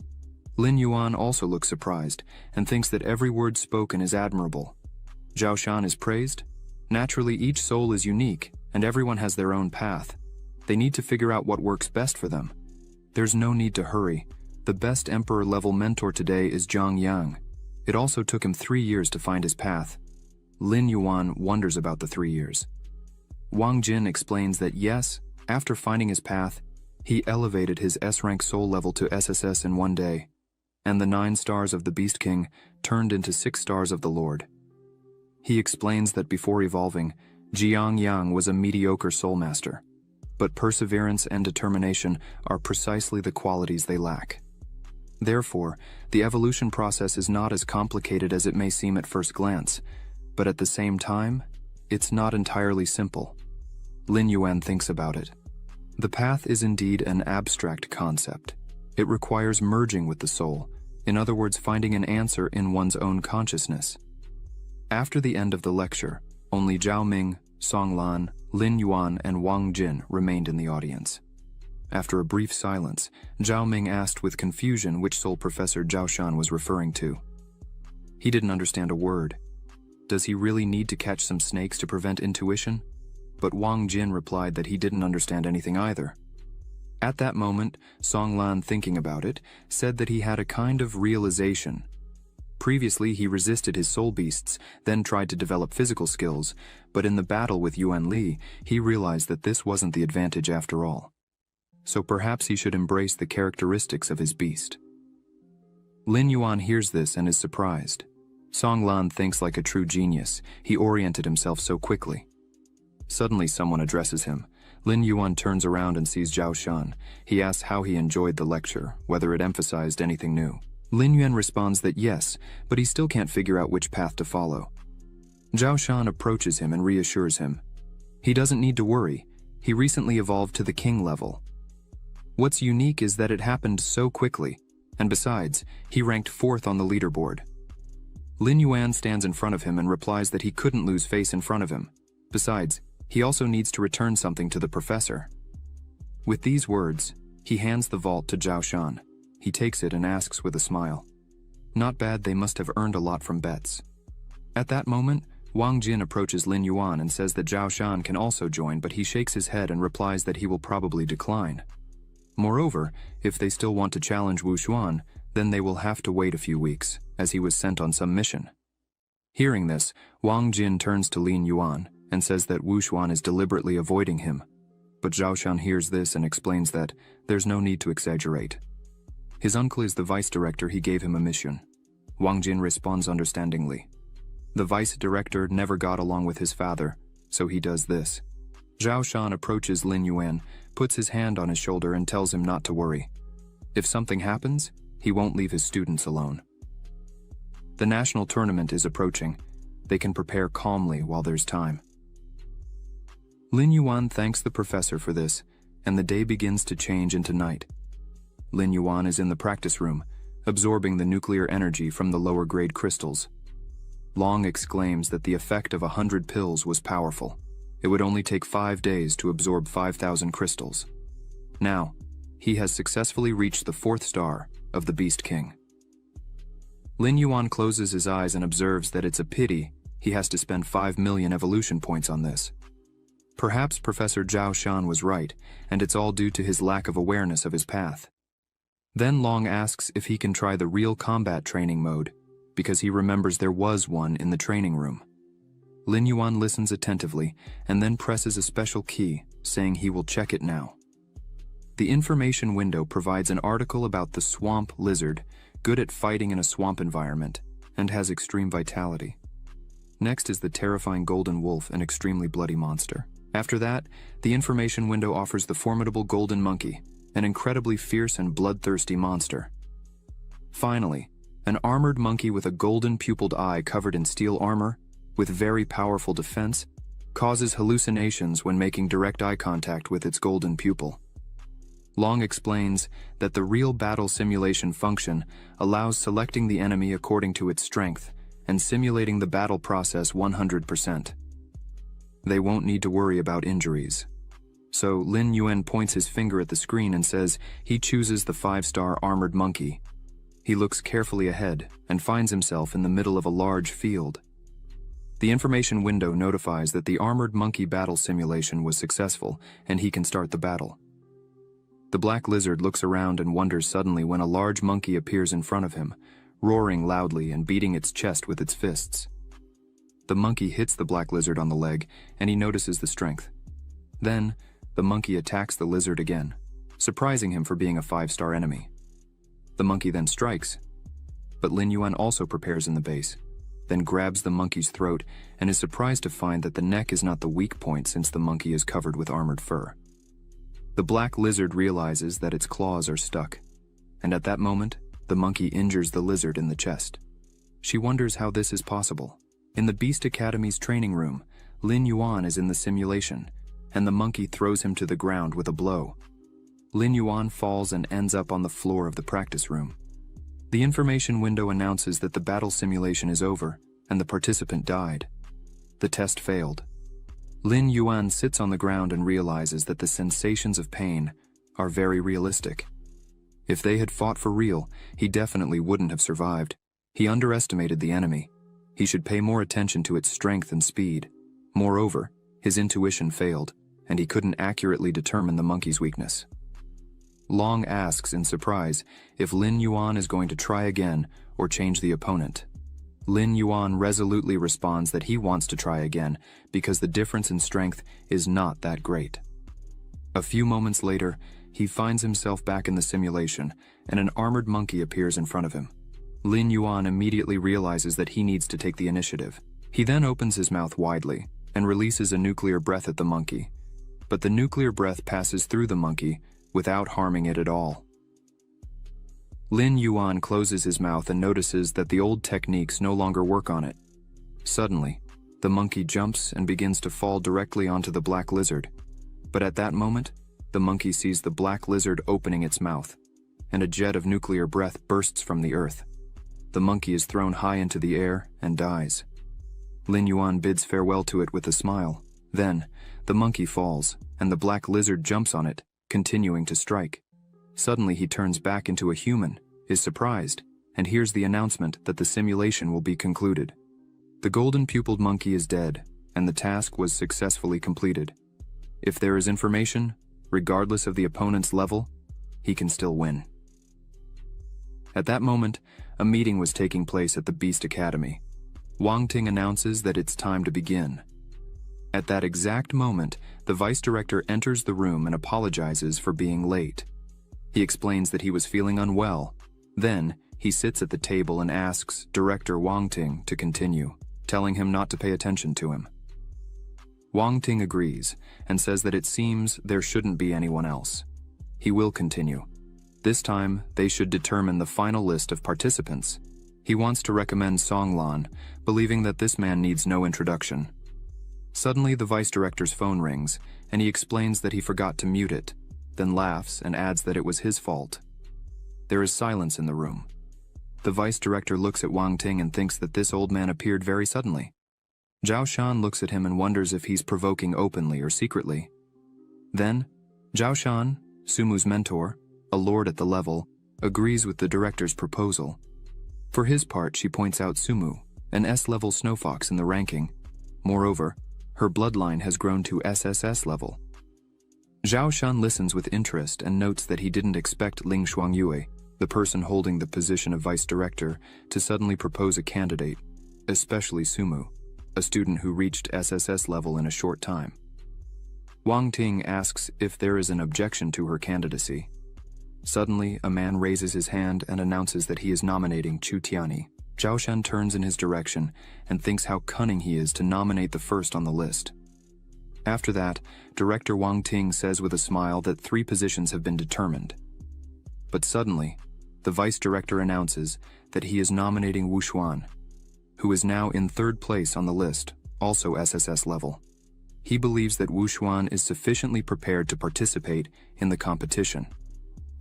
The people sitting at the table begin to discuss that this student is not bad at all. He has not only strength but also organizational skills, making him a leader among the freshmen.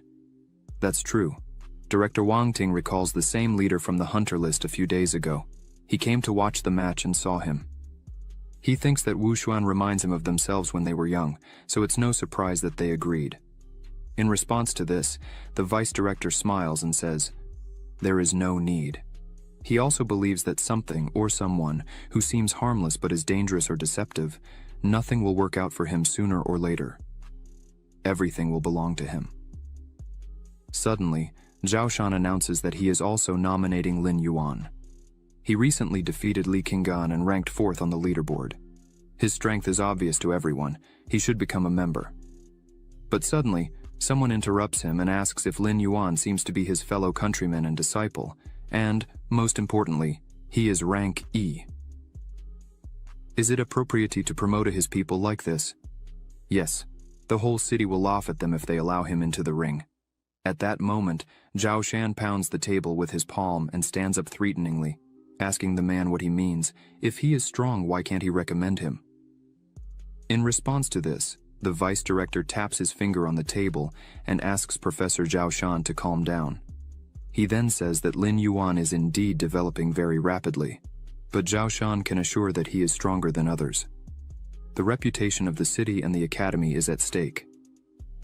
All right, they will let Ranky present himself, but if he loses, Zhao Shan will bear the consequences. Zhao Shan stands up and directs the question to Xiangyi about determining a person's upper limit solely based on their talent.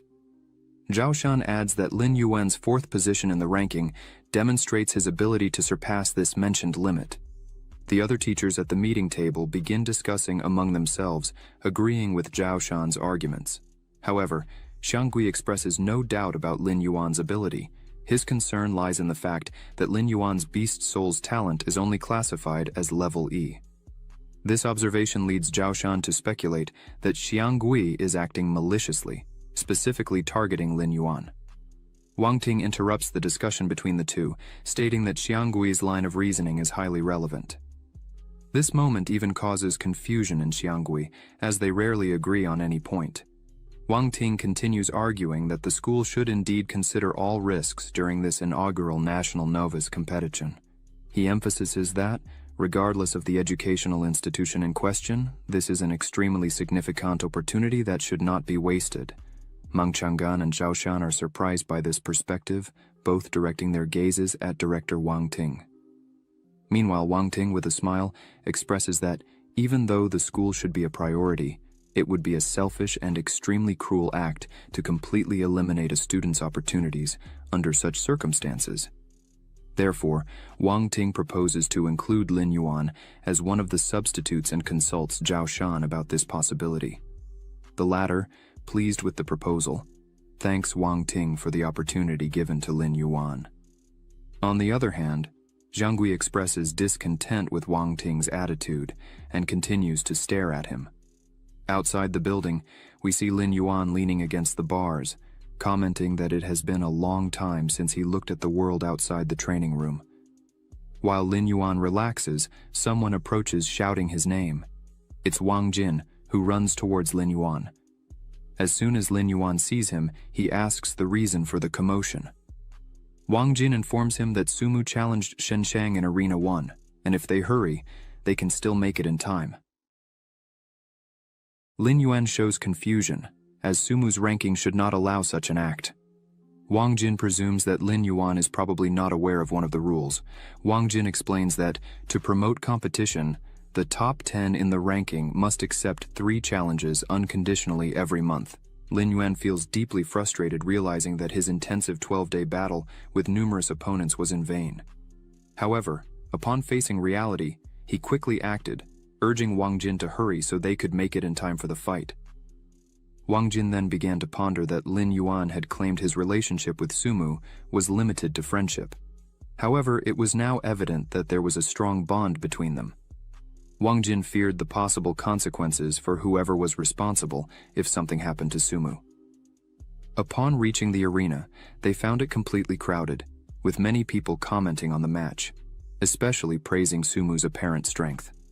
Lin Yuan spotted Shen Kang's beast, and then Sumu's nine-tailed snowfox. Sumu began the confrontation by launching his attack directly at Shen Kang. However, the latter stated that the ice blade attack would not be enough to defeat him. Shen Kang then launched an attack, leaping towards Sumu. He glimpsed an opportunity and seemed to bid farewell to Sumu.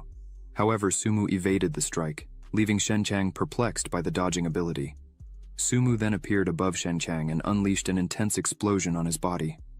After the dust settled, Shen Kang was seen lying on the ground, while Sumu, with her paw on his head, confronted Shen Kang, indicating that if he didn't wish to perish, he should remain motionless.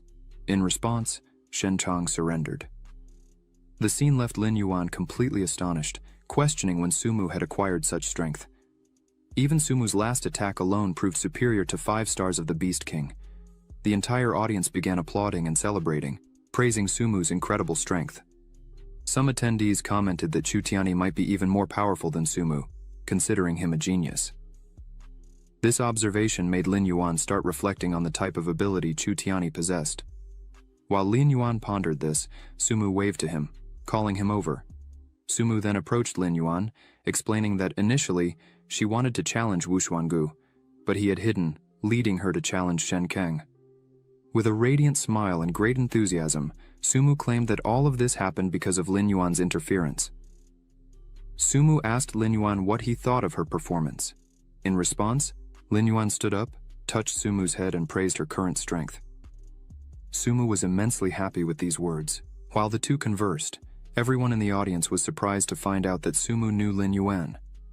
One of the attendees commented that both attended the same school and had a very close relationship. While Sumu and Lin Yuan exchanged smiles, Wang Jin was among them, pondering that while running, the two seemed to have a special connection. Sumu noticed that Wang Jin was watching them and joked that he was jealous. Wang Jin, upon hearing this, was surprised. Lin Yuan mentioned that it was a coincidence because he planned to challenge Shen Jiang. Sumu, feeling a bit disappointed, expressed that her good intentions led to a negative result. However, Lin Yuan reassured Sumu, indicating that it was not a problem. Since Shen Kang was defeated by Sumu, he would challenge someone else. Sumu then smiled. Wang Jin asked if it could be Chu Tianyi. Lin Yuan looked at Wang Jin and confirmed that it was. Wang Jin questioned if Lin Yuan was absolutely sure, since Shen Kang did not compare to Chu Tianyi. Wu Xuangu and Chu Tianyi had almost the same strength. Sumu fixed her gaze on Lin Yuan and asked if he was certain that he intended to challenge Chu Tianyi. Sumu recounted that, on a certain day she approached her teacher stating that she would challenge the top 10 in the ranking. The teacher responded that she could face any of them on equal terms except for one person. The top of the list, Chu Tianyi. Sumu offered to help Lin Yuan by acquiring anything he might need since she believed in his strength. However, Sumu emphasized that Chu Tianyi's strength was extraordinary. In response, Lin Yuan expressed uncertainty but conveyed a definite desire to try. Even if he were to lose, he could clearly discern the gap between his ability and that of a truly strong person. Lin Yuan continued with his reflection, asking, "If we don't have the courage to face strong opponents, how can we ourselves become strong?" The surprise in Sumu's expression was evident as she fixed her gaze on Lin Yuan. At this opportune moment, Zhao Shan arrived and praised Lin Yuan's words, expressing pride in his student's performance. Mang Chang'an, who was close to Zhao Shan, highlighted that he had an excellent apprentice. Lin Yuan, Sumu, and Wang Jin nodded in greeting to Zhao Shan and Mang Chang'an. However, Zhao Shan pointed out that everyone present was friends, eliminating the need for such formality. Then, Zhao Shan approached Lin Yuan and clarified that even though he wished to challenge Chu Tianyi, he would not have that opportunity. This left Lin Yuan astonished, prompting him to question the reason for this restriction. Zhao Shan then began his explanation, mentioning that the participant list had already been released during the preparation period. The school seeks to prevent Lin Yuan from getting involved in unnecessary conflicts to prevent potential injuries. Zhao Shan hands Lin Yuan a paper containing the list of those selected to represent the school in the national rookie tournament. The participants listed are Chu Tiani, Shen Kang, Sumu, Song Lan, Qing Nan, Yuan Li, and finally, Lin Yuan, designated as a substitute. Upon reading this information, Lin Yuan displayed a notably surprised expression. In response, Zhao Shan lowered his head and proceeded to explain that he recommended Lin Yuan, but Vice Director Xiangyi expressed an intention to reject him due to the modest ranking of his beast soul. Ultimately, Director Wang Ting agreed to include Lin Yuan as a substitute. Faced with this revelation, Lin Yuan opted for silence, directing his gaze at Zhao Shan. In this context, Mang Chang'an expressed to Lin Yuan that even though his designation was only as a substitute, Zhao Shan had exerted all efforts to reach this decision. He urged Lin Yuan not to blame Zhao Shan. Sumu intervened in the dialogue with great indignation, declaring that this situation constituted an injustice. She questioned why Qingnan and Yuan Li, both defeated by Lin Yuan, could be selected on the official participant list while Lin Yuan was designated only as a substitute. Sumu began to move quickly and stated that she would give up her spot to allow Lin Yuan to participate since he deserved such an opportunity. However, as Sumu hurried along, someone held her arm.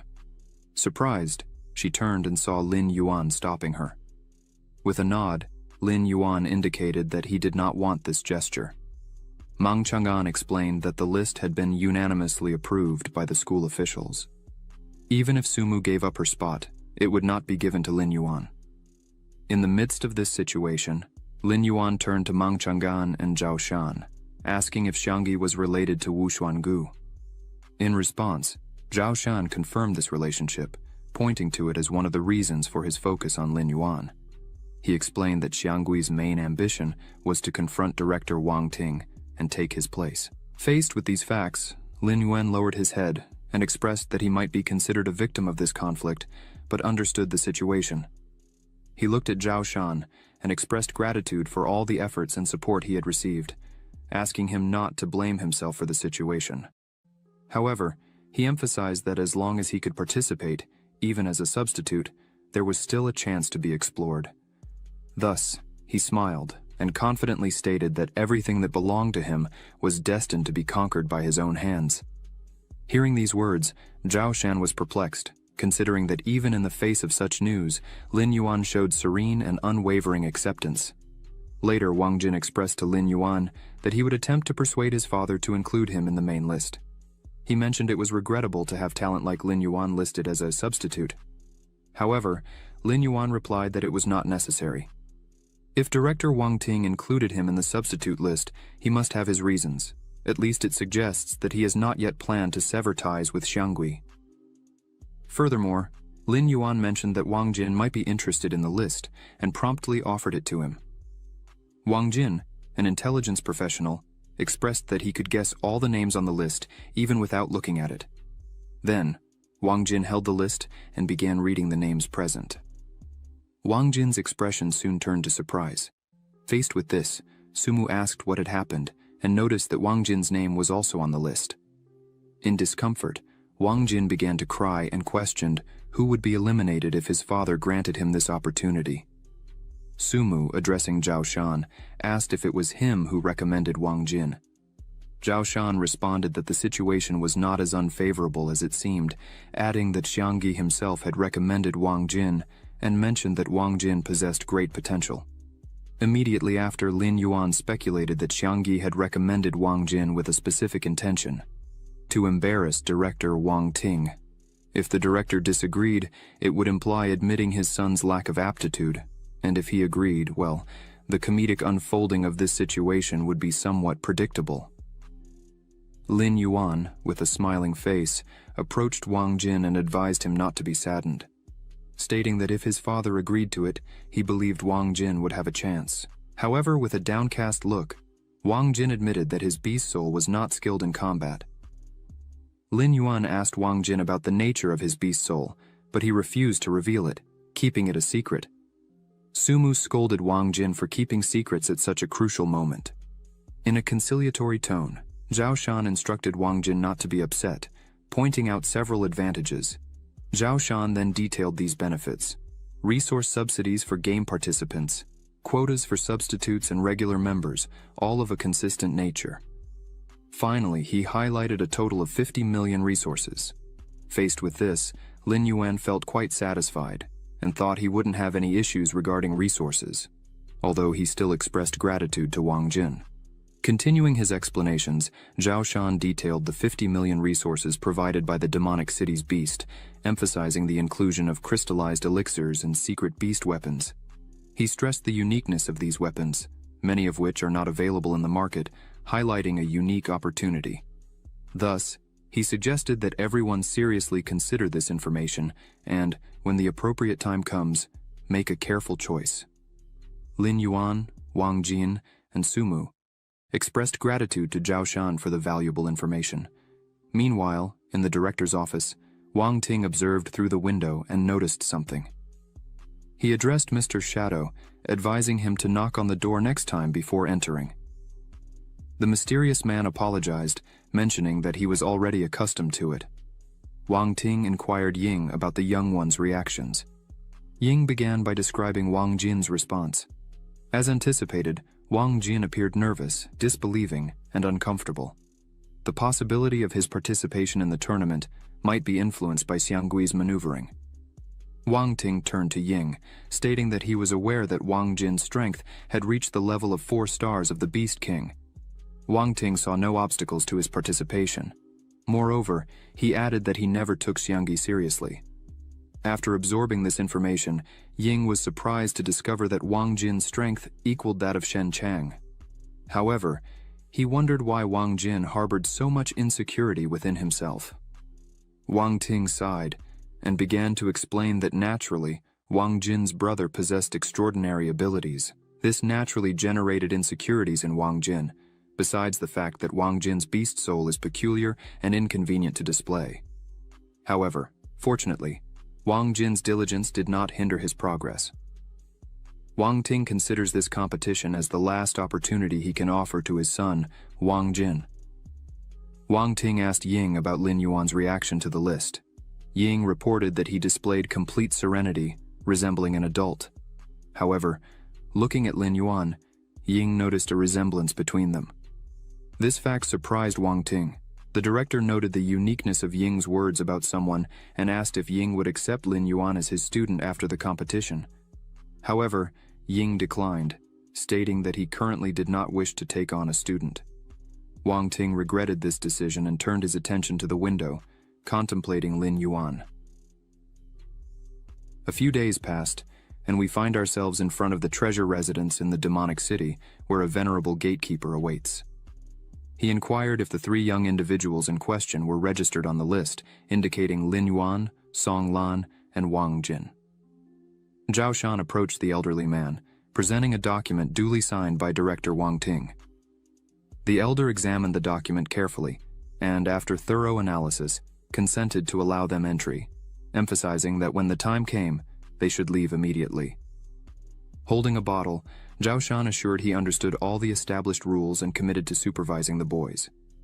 Later, he addressed the elder, calling him by the name Chen, and offered him a bottle of exquisite wine brought specifically for him, asking him to enjoy it. After savoring the wine, Chen expressed gratitude to Zhao Shan, praising it as the best choice. Zhao Shan then informed that he would enter and asked Chen to savor the drink at ease. Once inside, Song Lan inquired about Chen's origin. Zhao Shan quickly turned to Song Lan and began telling the story of a master of beast souls who, 20 years ago alone, managed to defeat a tide of beasts, hunted a king-level beast, and saved an entire city. After Zhao Shan's narrative, the 3 were astonished, questioning if the man from the story was the elder standing outside. Zhao Shan confirmed, stating that indeed, the old man's name was Chen Tunri. Additionally, he revealed that Chen had once been the strongest beast king in China. Zhao Shan continued explaining that, unfortunately, after defeating the tide of beasts alone, Chen suffered severe injuries from which he never fully recovered. Furthermore, his beast soul was damaged. Zhao Shan added that if he could recover a little more, he would probably live another 30 or 50 years, dedicating all that time to guarding the treasure house. Wang Jin mentioned hearing that Chen had a peculiar temperament and was not easily approached. However, lately, he seemed to enjoy Zhao Shan's company. In response, Zhao Shan smiled and adopted a posture, stating that Mr. Chen undoubtedly recognized Zhao Shan's rare talent.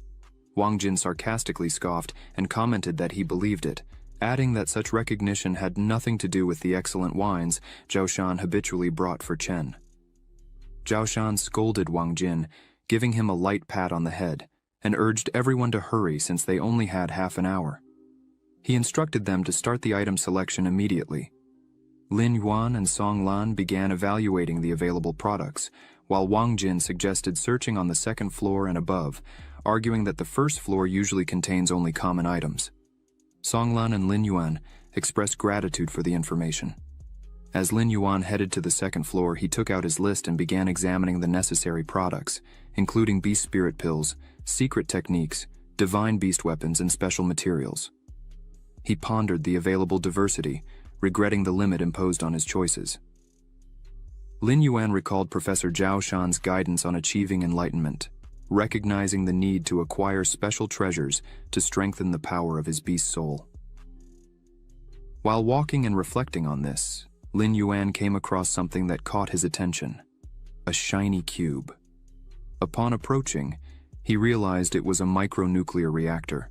The system opened an explanatory window, identifying the treasure as a nuclear energy reactor, priced at 30 million. It warned about the extremely large and dangerous nature of this device, advising caution. Lin Yuan picked up the object, pondered for a few seconds, smiled, and concluded that it was tailor-made for him. The purchasing time ran out, and Zhao Shan, who was leaning against the wall, questioned where they had spent their allotted quota. Song Lan reported spending 45 million on a beast weapon, some beast spirit pills, and advanced beast soul crystals. Wang Jin informed he had acquired a 50 million weapon, planning to sell it to make a profit between 20 and 30 million. Song Lan asked why Wang Jin didn't choose something that matched his beast soul, but Wang Jin explained that finding a perfectly aligned weapon was harder than touching the sky, justifying his choice as an efficient resource reuse. Zhao Shan questions Lin Yuan if he also chose a beast weapon, and Lin Yuan smiles, revealing that no, but he acquired something extraordinary and rare in the world. Wang Jin inquires about what it is, and Lin Yuan displays the nuclear reactor, leaving Wang Jin completely stunned, thinking it was a bomb. Lin Yuan asks if Wang Jin has any objections to nuclear explosions. Lin Yuan clarifies that there is a significant distinction between nuclear reactors and nuclear bombs. While a nuclear bomb is comparable to gunpowder and explodes as soon as it is triggered, which is indeed extremely dangerous, a nuclear reactor is more like coal. Once lit, it will burn slowly, maintaining heat. Wang Jin sighs in relief, putting his hand over his chest, and mentions that the artifact acquired by Lin Yuan scared him considerably. Wang Jin inquires again about the real danger of the object. Song Lan observes that if it were as dangerous as Wang Jin supposes, the institution probably wouldn't have included it in the treasure room. However, Song Lan doesn't understand how such an artifact could benefit Lin Yuan, and consequently, he asks about Lin Yuan's intentions. Lin Yuan simply responds that the object meets his needs. Zhao Shan interrupts the conversation and asks Lin Yuan about the amount of his quota he used. Lin Yuan replies that it wasn't much, spending only 30 million. Zhao Shan agrees that it's not an exorbitant amount and emphasizes his belief that no one but Lin Yuan would be able to use such an artifact. Wang Jin comments that Lin Yuan is becoming more and more extraordinary and asks how many surprises he still holds. Lin Yuan smiles and questions if Wang Jin is trying to get more information about him. Wang Jin responds affirmatively, stating that he is very self-aware and never makes an effort to make things difficult for others. However, he points out that the information about Lin Yuan is by far the most complex to obtain. Wang Jin adds that they are still roommates. Zhao Shan asks about the plans of the three now. Lin Yuan and Song Lan promptly respond that they will return to training, while Wang Jin remains silent between the two. Zhao Shan, realizing that Wang Jin did not respond, directly questions what he plans to do. Wang Jin opens a smile and responds that he will also dedicate time to training, although internally he feels some regret for this decision. Zhao Shan then informs them that in 3 days they should meet at the university gate exactly at 9 in the morning. He explains that they will use a special bus bound for Yanjing University to prepare for the tournament, requesting that no one be late. The three enthusiastically agree to this. In the training room, we see Lin Yuan sitting, talking to Long. Lin Yuan presents the reactor to Long, who is impressed by it. Lin Yuan mentions that he is not sure how to use it and asks if Long has any tips for him. Long replies that the reactor is similar to crystals. It is also a unique consumable. However, its absorption method is different. Lin Yuan asks what the method is and how he can do it. Long explains that if Lin Yuan wants to absorb the energy from the reactor, he should swallow it while the beast soul is fused, because Lin Yuan's stomach is equivalent to a huge atomic reactor. Even though a large amount of nuclear energy is released, it can be completely absorbed by the atomic reactor. Lin Yuan asks Long if he should swallow the reactor now, but Long replies that no, as the reactor would give him an enormous amount of power immediately. However, this effect would be temporary, and the remaining reactor energy would convert into evolution points. Lin Yuan says he now understands. The reactor would serve as an instant buff, and as a bonus, he would gain evolution points. So, Lin Yuan thinks it should be prudent when using it. Long smiles and says, that's the so-called secret. 3 days pass. As soon as Lin Yuan arrives in front of the school gates, some people, including the ranking hunters, stare at him, and he stares back at them. Vice President Xiang Gui is also present and goes directly to talk to his nephew Wu Xuan. Wu Xuan points his finger, showing his uncle Xiang Gui who Lin Yuan was. While the two converse, Lin Yuan stares at them and begins to think that this Xiang Gui fellow was the one who prevented him from entering the main list.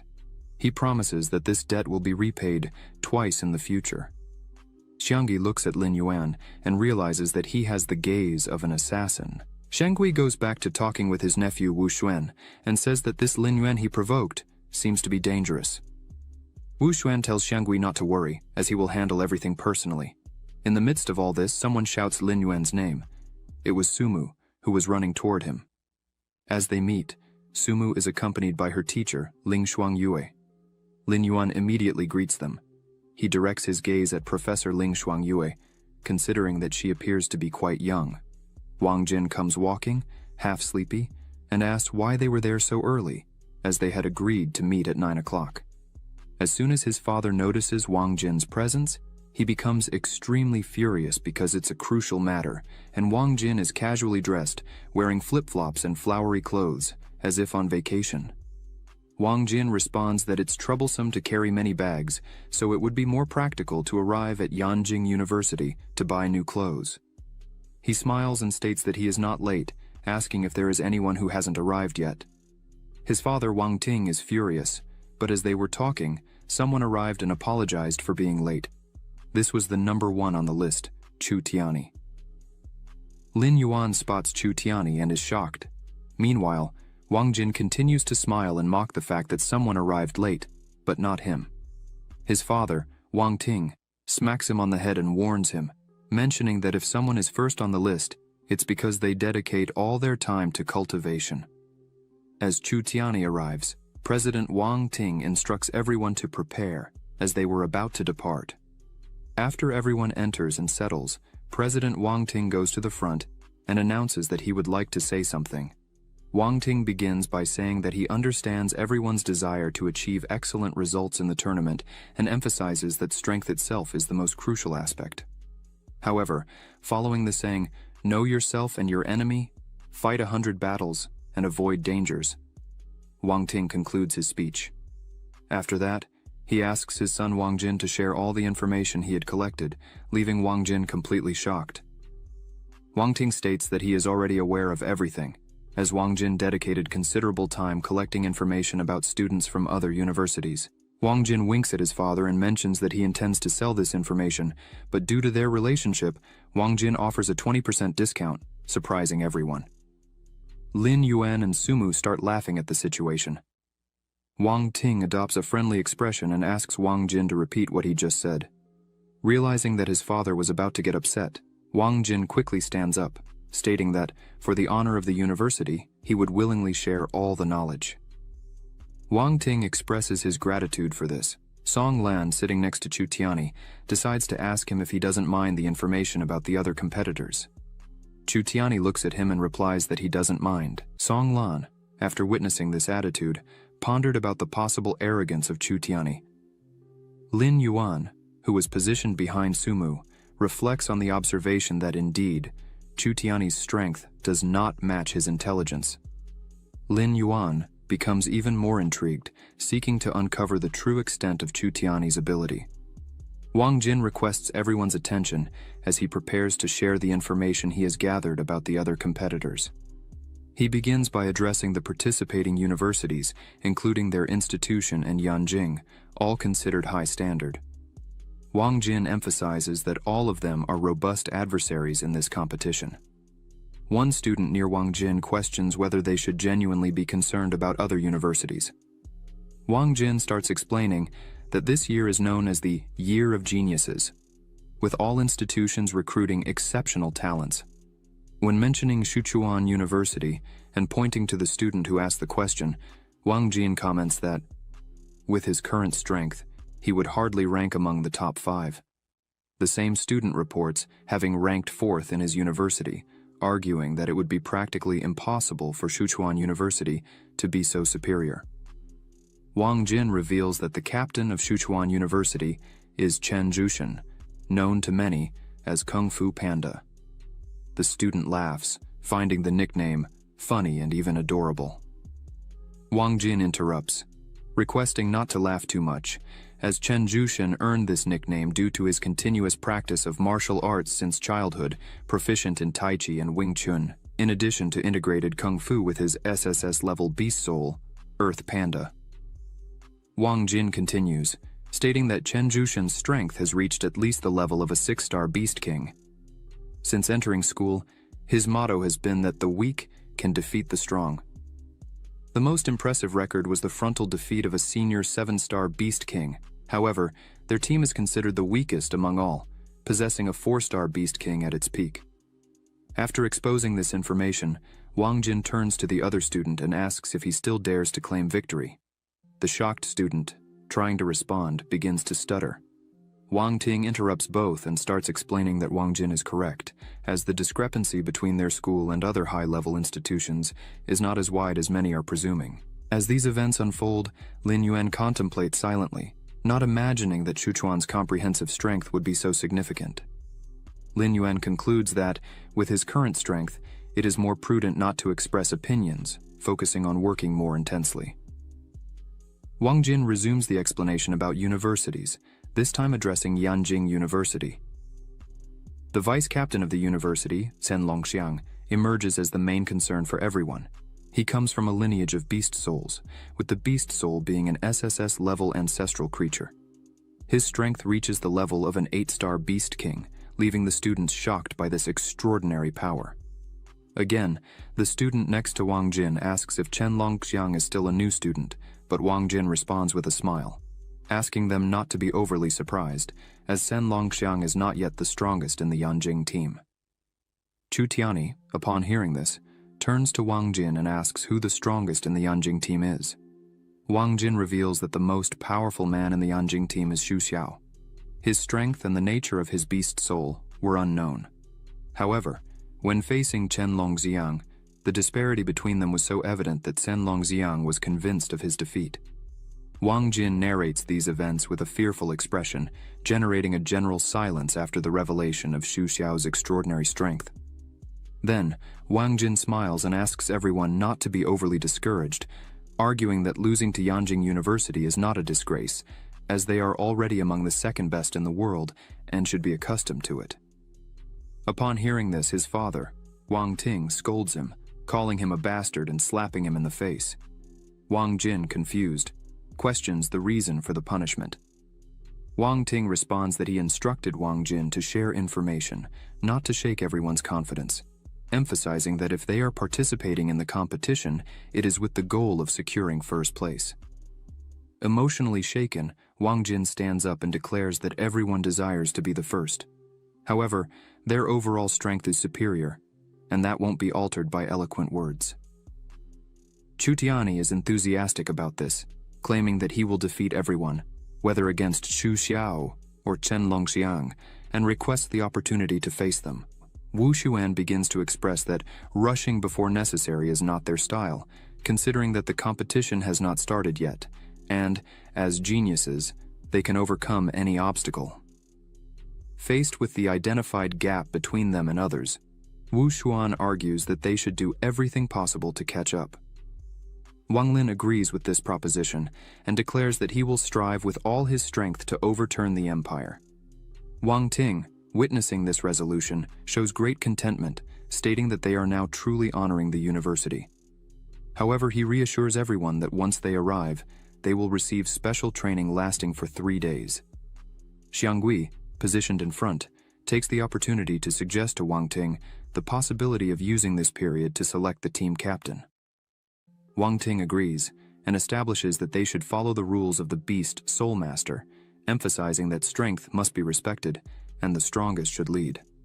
Thus, Wang Ting chooses Chu Tianyi as the captain. Xiang Gui disagrees with this choice, arguing that, while Chu Tianyi is strong, he is not an effective leader. In contrast, Xiang Gui suggests Wu Xuan and Song Lan as vice captains to assist Chu Tianyi. Xiang Gui justifies this recommendation, highlighting Wu Xuan's experience in leadership and problem-solving, as well as Song Lan's meticulous attention to detail, stating that both complement each other. Wang Ting then announces to everyone that this decision was pondered by Xiang Gui and will be temporarily adopted as follows: Chu Tianyi as captain, followed by Song Lan and Wu Xuan. With the arrival of the bus, they proceed with the journey more swiftly using a train. Lin Yuan chooses to sit alone and contemplates the list, realizing that everyone there possesses a 5-star Beast King strength or higher. With his current 5-star Beast King strength, he acknowledges that he is not fully qualified. At this moment, someone sits next to him and touches his forehead with a finger, drawing his attention. It was Sumu, displaying her characteristic smile. Sumu comments that Lin Yuan has been staring at the paper for almost half an hour, his brows almost meeting Dewey to intense a focus.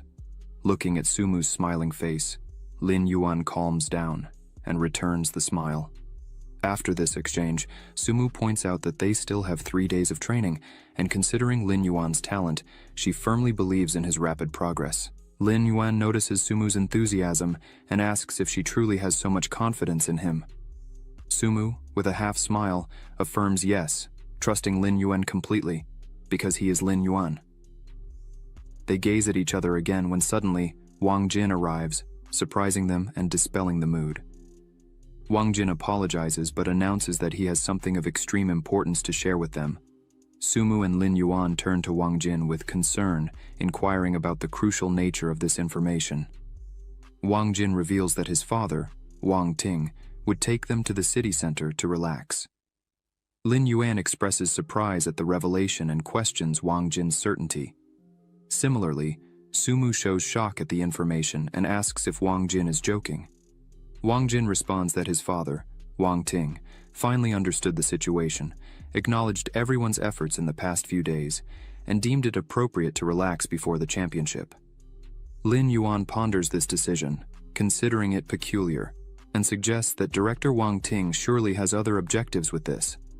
Sumu agrees with Lin Yuan, mentioning that Wang Ting mentioned special training, and the director does not usually act superficially. She advises Wang Jin not to get too optimistic too soon. Wang Jin then smiles and casually comments, stating that there are various activities that can be done at a bath training center, using the expression "the husband sings and the wife follows." After uttering these words, Sumu and Lin Yuan are surprised. Sumu stands up, expressing irritation, mentioning that one day she will put an end to Wang Jin. Lin Yuan observes Sumu and comments that she has become considerably stronger, going from level S to level SSS. Sumu is somewhat embarrassed by the compliment. Then, Sumu turns her gaze to Lin Yuan with a happy expression, suggesting that she is working hard in training not to fall behind Lin Yuan, but to be by his side. Sumu fixes her gaze on Lin Yuan in such a way that makes him embarrassed, leading him to ask if there is something wrong with his face. Surprised, Sumu denies it and quickly changes the subject, mentioning that they will arrive in Yanjing soon. Lin Yuan then looks out the window, remaining silent and pondering the challenges he will face in the city. Upon arrival, Zhao Shan notes that everyone is present and asks Wang Ting if he is ready to check in at the hotel. However, Wang Ting declines and informs them that they will first go to the Tianqi Bath Center, surprising Zhao Shan. Wang Jin smiles, looking at Sumu and Lin Yuan, commenting that he had warned about this possibility. 30 minutes later, they arrive at the Tianqi Bath Center. Song Lan observes in disbelief, while Wang Lin asks about the director's intention with this choice. Wang Jin clarifies that the purpose is undoubtedly to provide relaxation and joy. He adds, suggesting that for those who doubt, they should observe the young women ahead, indicating the presence of many women. One of them greets everyone warmly. Song Lan, shocked, questions the seriousness of the situation, while Sumu quickly runs to cover Lin Yuan's eyes, instructing him not to look. Lin Yuan assures her that he didn't see anything. A man arrives, announcing that they have finally arrived. Wang Ting greets him, calling him Huang Peng, expressing that it has been a long time since their last meeting, and inquires about Huang Peng's well-being. The students are surprised, and Lin Yuan asks if they really know each other. Huang Peng claims it is an honor to welcome them and highlights that director Wang Ting came personally, bringing his students for Huang Peng to meet the geniuses of the Demon City. Wang Ting asks Huang Peng to stop flattering everyone and questions if he has prepared what was requested. Huang Peng confirms that everything is ready and instructs them to follow him. He then calls the elevator, mentioning that the second underground floor houses a secret bath not open to the public.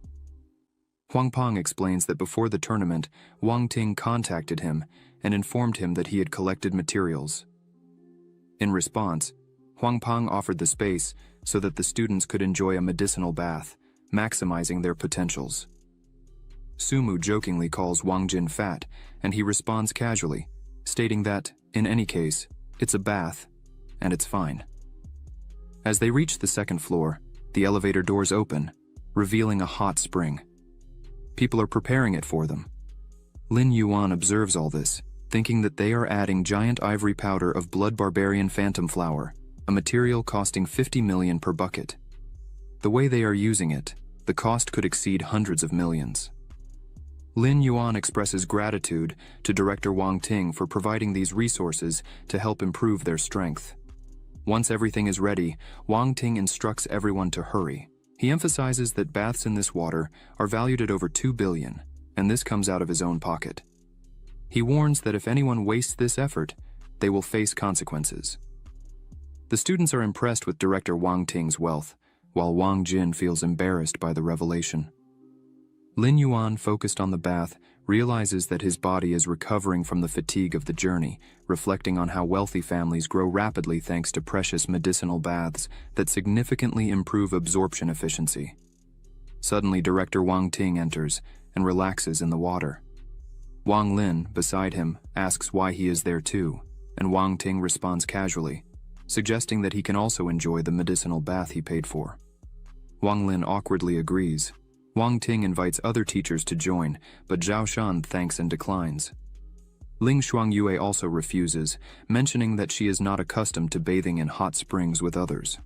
Wang Ting insists, explaining that the material he put in the water is enough for 30 people. He emphasizes that he may need their help later. Lin Yuan, hearing this, suspects that director Wang Ting is planning something more. As Lin Yuan observes, director Wang Ting holds in his hands a crystal derived from a Beast King level, mentioning the impressive energy contained in it, which can explode and cause death if absorbed recklessly. Lin Yuan is impressed to see the crystal personally. Wang Ting reveals that the medicinal bath was prepared to allow the students to absorb the energy from the Beast King's crystal. After saying this, he makes the crystal explode in the water. Immediately, Long appears near Lin Yuan, mentioning that the energy field there is very comfortable. Yellow glows begin to envelop Lin Yuan, surprising him. Long congratulates Lin Yuan several times for absorbing 10,000 evolution points from the Beast King's crystal. Lin Yuan realizes that if he absorbs all of this for 3 days, he will have millions of evolution points.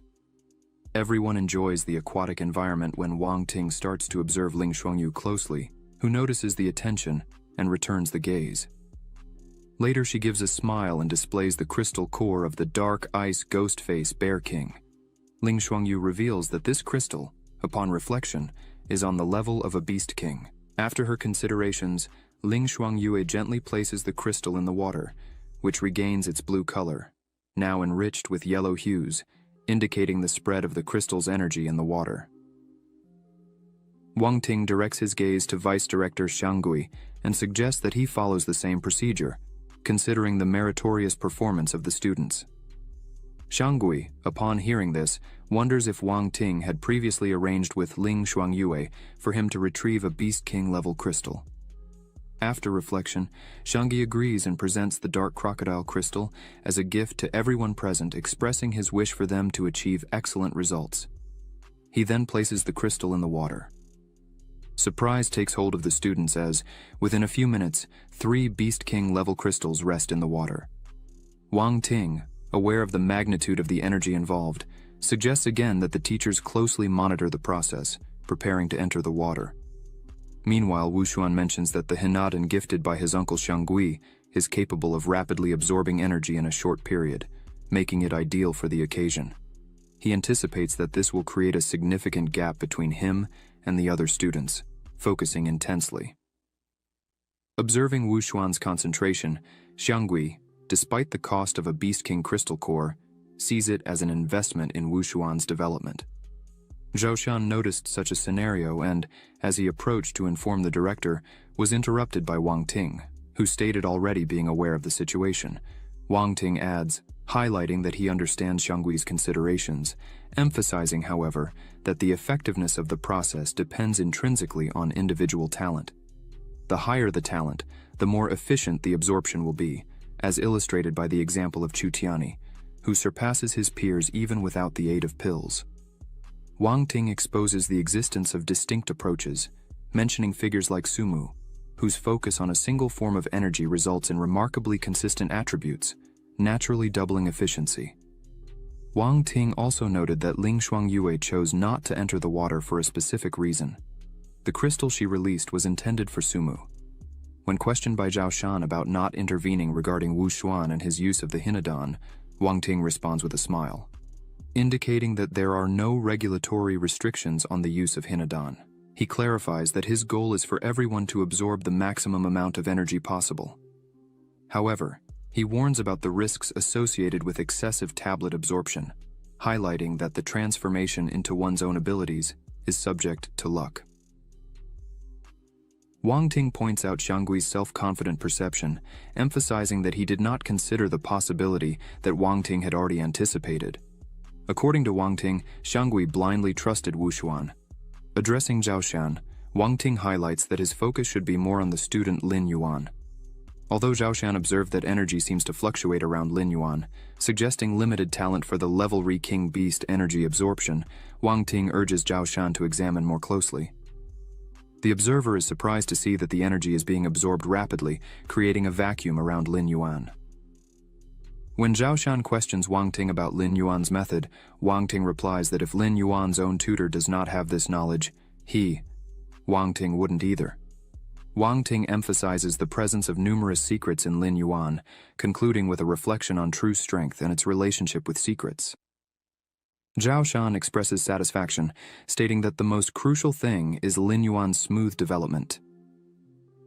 Almost asleep, Zhangyi notices an increase in energy speed. Looking to the side, he sees that Lin Yuan is exceptionally absorbing energy. However, Xianggi, incredulous, questions Lin Yuan's method.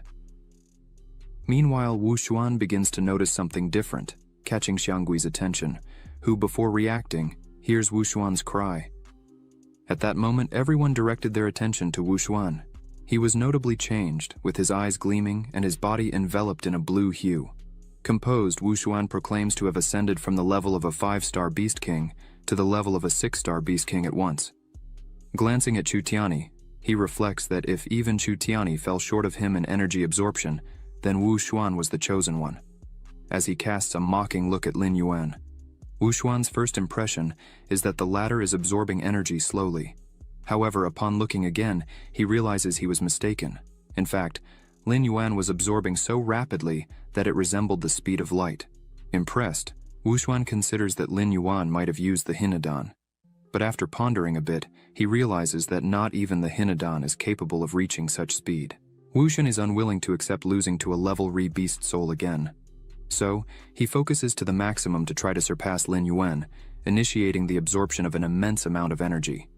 His body is close to the limit. In this process, Wu Xuan begins to bleed from the mouth, shocking Wang Lin and Song Lan. Witnessing the scene, Zhao Shan turns to director Wang Ting and expresses concern that Wu Xuan may face problems if he continues this way. However, Wang Ting assures Zhao Shan not to worry about Wu Xuan, as his uncle Xiangui would not allow him to have complications there. Suddenly, Xiangui interrupts Wu Xuan and asks if he is going crazy, questioning who instructed him to absorb energy in this way. Wu Xuan complains, claiming not to be convinced, and asks how Lin Yuan can absorb energy at such an extraordinary speed. His uncle Xiangui reprimands Wu Xuan, explaining that he gave him the Hinadan to enhance his energy absorption, and not to blindly compete with others. Xiangui points out that Wu Xuan did not realize that, although Lin Yuan absorbed a huge amount of energy, his strength had not changed. Observing Lin Yuan, Xiangui notes that the energy around him is bright and without waves. Wu Xuan, discontented, questions how a level E beast soul can absorb energy from a level Re king beast crystal core, and ponders about its impact on Lin Yuan's strengthening. Xiangui then tries to calm Wu Xuan, advising him not to waste energy on senseless questions and emphasizing that his biggest enemy is himself. Later, everyone started evolving one after another. Wang Ting expressed satisfaction with what he witnessed, while Zhao Shan remained focused on observing Lin Yuan, who has been motionless since the beginning of energy absorption.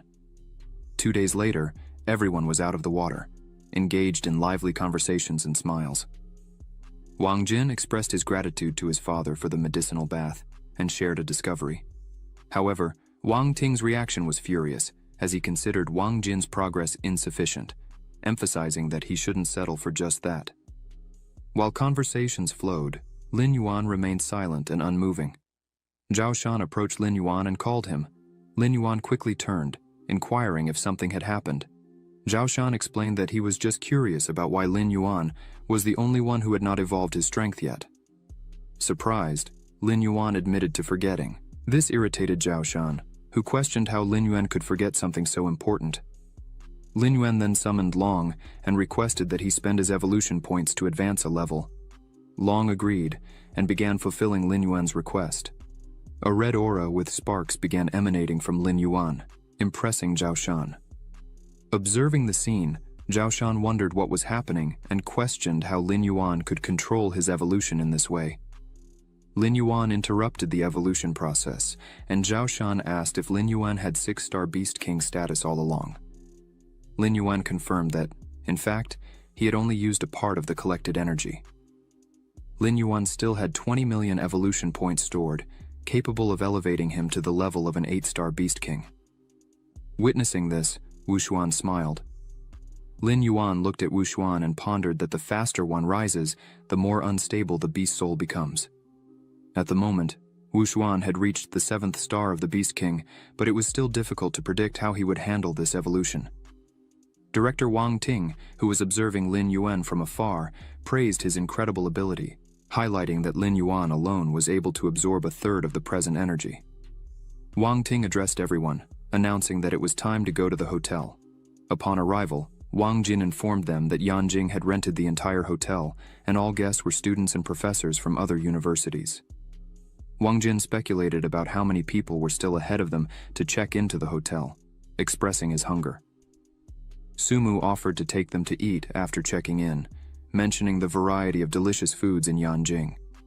Wang Jin, curious, asked how she knew about it, and Sumu, a bit annoyed, replied that she had read the guide. While they were talking, a group of people arrived, capturing the attention of the three.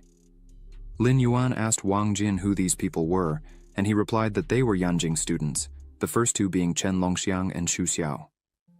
Song Lan, who was next to Chu Tiani, stated that Chen Longxiang and Xu Xiao didn't elicit any reaction from Chu Tianyi. In contrast, Wu Xuan, upon seeing Chen Longxiang and Xu Xiao, manifested noticeable discomfort, gritting his teeth. Familiar with them from frequent encounters and past competitions, Wu Xuan offered to greet them. He then approached Chen Longxiang, introducing himself as Wu Xuan, the representative of Mordoman and vice captain. Chen Longxiang returned the greeting, identifying himself as Chen Longxiang, the representative of Yanjing and the vice captain of the team. However, while shaking hands with Chen Longxiang, Wu Xuan immediately sensed his exceptional strength. Uncomfortable, Wu Xuan released Chen Longxiang's hand and turned his gaze to the person behind him. Wu Xuan then mentions that he should be the team captain, greeting Xu Xiao, but Xu Xiao simply turns his back, completely ignoring him, leaving Wu Xuan in an awkward situation. Subsequently, a silence hangs over the surroundings as everyone watches the situation unfold. Wu Xuan, starting to feel slighted by Xu Xiao and his team, is surprised when Chen Longxiang apologizes, attributing his captain's behavior to his introverted nature. Chen Longxiang once again extends his hand to Wu Xuan, asking for patience. Trying to disguise his discomfort, Wu Xuan assures that everything is okay, though in reality, he yearns to leave the scene. At this moment, Song Lan arrives and asks where Chen Longxiang was heading. He responds that they are on their way to the Best Soul Hall Arena, mentioning the intense competition among students that takes place there. Upon hearing the conversation, Zhao Shun suggests that they also head to the arena. He instructs the three to check into the hotel first and then go to the arena. He warns them not to cause trouble during their stay outside. The three agree and state that everything will go as planned. As everyone arrives, a fight is already underway. Chen Longxiang comments that they arrived at the opportune moment. Lin Yuan, upon seeing the panda in the arena, recalls that Wang Jin had mentioned it before. The individual in question is Chen Zhishan, the captain of the Sichuan team. Lin Yuan struggles to identify the other participant and turns to Wang Jin for clarification on his identity. Wang Jin informs him that the other participant is Wan Qi, the vice captain of the Jinghang Beast Troop. Wang Lin observes that the fight between the captains promises to be interesting this time, an observation Wang Jin agrees with. The contest begins, with Wan Qi initiating attacks, using flames in his hands. Chen Zhishan, in turn, prepares adequately, and when Wan Qi's strike is about to hit him, Chen Zhishan skillfully leaps, avoiding it with ease. Facing this, Lin Yuan realizes that Chen Zhishan takes central control of the situation without unnecessary movements. Chen Zhishan focuses and prepares to counterattack, delivering a blow towards Wan Qi, who seemingly tries to dodge. However, Chen Zhishan persists in the attack, causing discomfort to Wan Qi, who expresses his pain. Then Chen Zhishan executes a series of rapid strikes before Wan Qi can react, leaving him with few defensive options. Witnessing this, Wang Lin expresses amazement, wondering about the nature of these moves. Lin Yuan informs that it is Wing Chun, emphasizing that Chen Zhishan has seamlessly integrated martial arts into the essence of battle. He highlights that Wing Chun is both offensive and defensive, robust and smooth, enabling Chen Zhishan to face multiple opponents effortlessly. Lin Yuan points out that the gloves on Chen Zhishan's hands are divine beast weapons, called Aoki's gloves, a top-tier king beast weapon. He mentions that Chen Zhishan can use part of the opponent's energy and blood to nourish himself. Lin Yuan suggests to Wang Jin to be cautious when facing Chen Zhishan. As the fight progresses, Wan Qi continues to defend against Chen Zhishan's attacks. Wan Qi, realizing the difficulty, decides to use his secret ability, enveloping his body in flames to ward off Chen Zhishan. However, Chen Zhishan is undeterred and prepares again for the confrontation. At this moment, Wan Qi appears considerably more powerful than before, surprising even Wang Lin, who did not anticipate that Wan Qi possessed such a technique. In response, Wang Jin warns that it is not prudent to reveal secret weapons before the actual competition. He explains that so-called secret abilities are special skills mastered by Beast Soul Masters, beyond innate characteristics. Wang Jin goes on to explain that such abilities, also called priceless treasures, can be learned by others. Lin Yuan observes that Wan Qi is the vice captain of the Fangqi team and emphasizes the importance of his victory to maintain the morale of the other members. Faced with this scenario, Wan Qi has no choice but to employ his secret ability. He launches an attack against Chen Zushan, attempting various strikes but fails in all of them. Wan Qi questions how Chen Zushan's reaction can be so quick. While Wan Qi ponders, Chen Zushan lands a precise punch to his jaw, followed by a blow to the abdomen, leaving Wan Qi disoriented. He falls to the ground abruptly. Chen Zushan focuses again.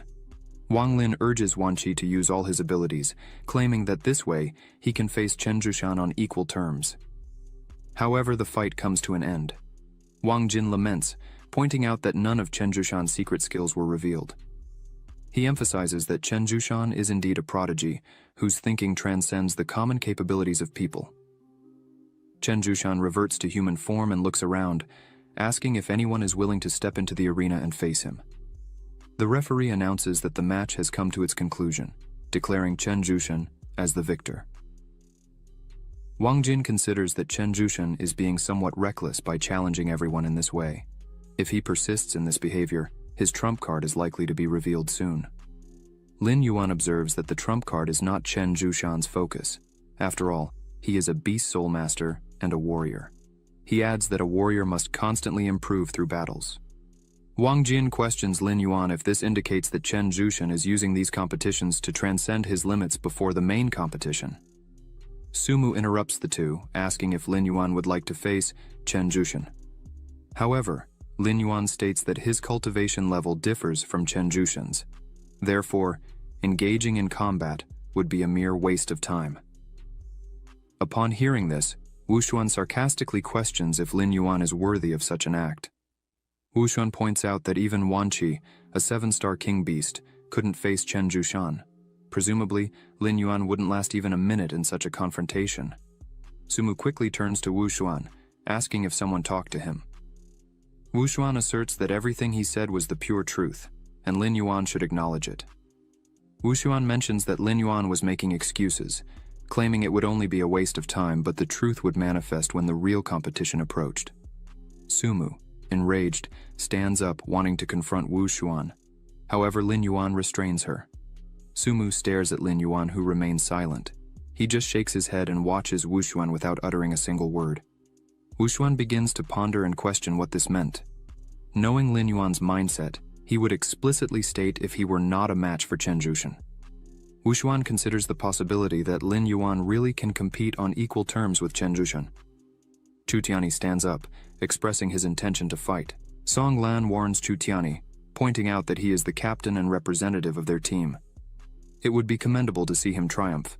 However, in case of defeat, it would be detrimental to the other members. While Song Lan was speaking, Wu Xuan steps forward and states that if the captain can't fight, he will take over. After all, Chu Tianyi doesn't need to act. Wu Xuan looks at everyone and smiles, declaring that his presence alone is enough to defeat Chen Zushan. Song Lan, dissatisfied with the situation, puts his hand on his face, as he just persuaded Chu Tianyi not to fight, and Wu Xuan acts to the contrary. On the other hand, Lin Yuan is entirely satisfied with the situation, as he was eager to witness this fight. Lin Yuan reflects on Wu Xuan's recent rise to the 7-star level and considers the instability of Wu Xuan's soul beast, driven by the Hainan Dan. Lin Yuan realizes that this may not be advantageous against Chen Zushan. Fixing his gaze on Wu Xuan, who displays confidence, Lin Yuan contemplates the possibility that Wu Xuan has a hidden trump card. Wu Xuan approaches Chen Zushan and formally introduces himself as Wu Xuan from the Demon City, also the vice captain of his team. Chen Zushan inquires about the size of the Demon City, considering it might be a coincidence as one of his objectives in this journey is to test the geniuses from that city. Chen Zushan performs his fusion during the introduction, and Wu Xuan follows suit immediately.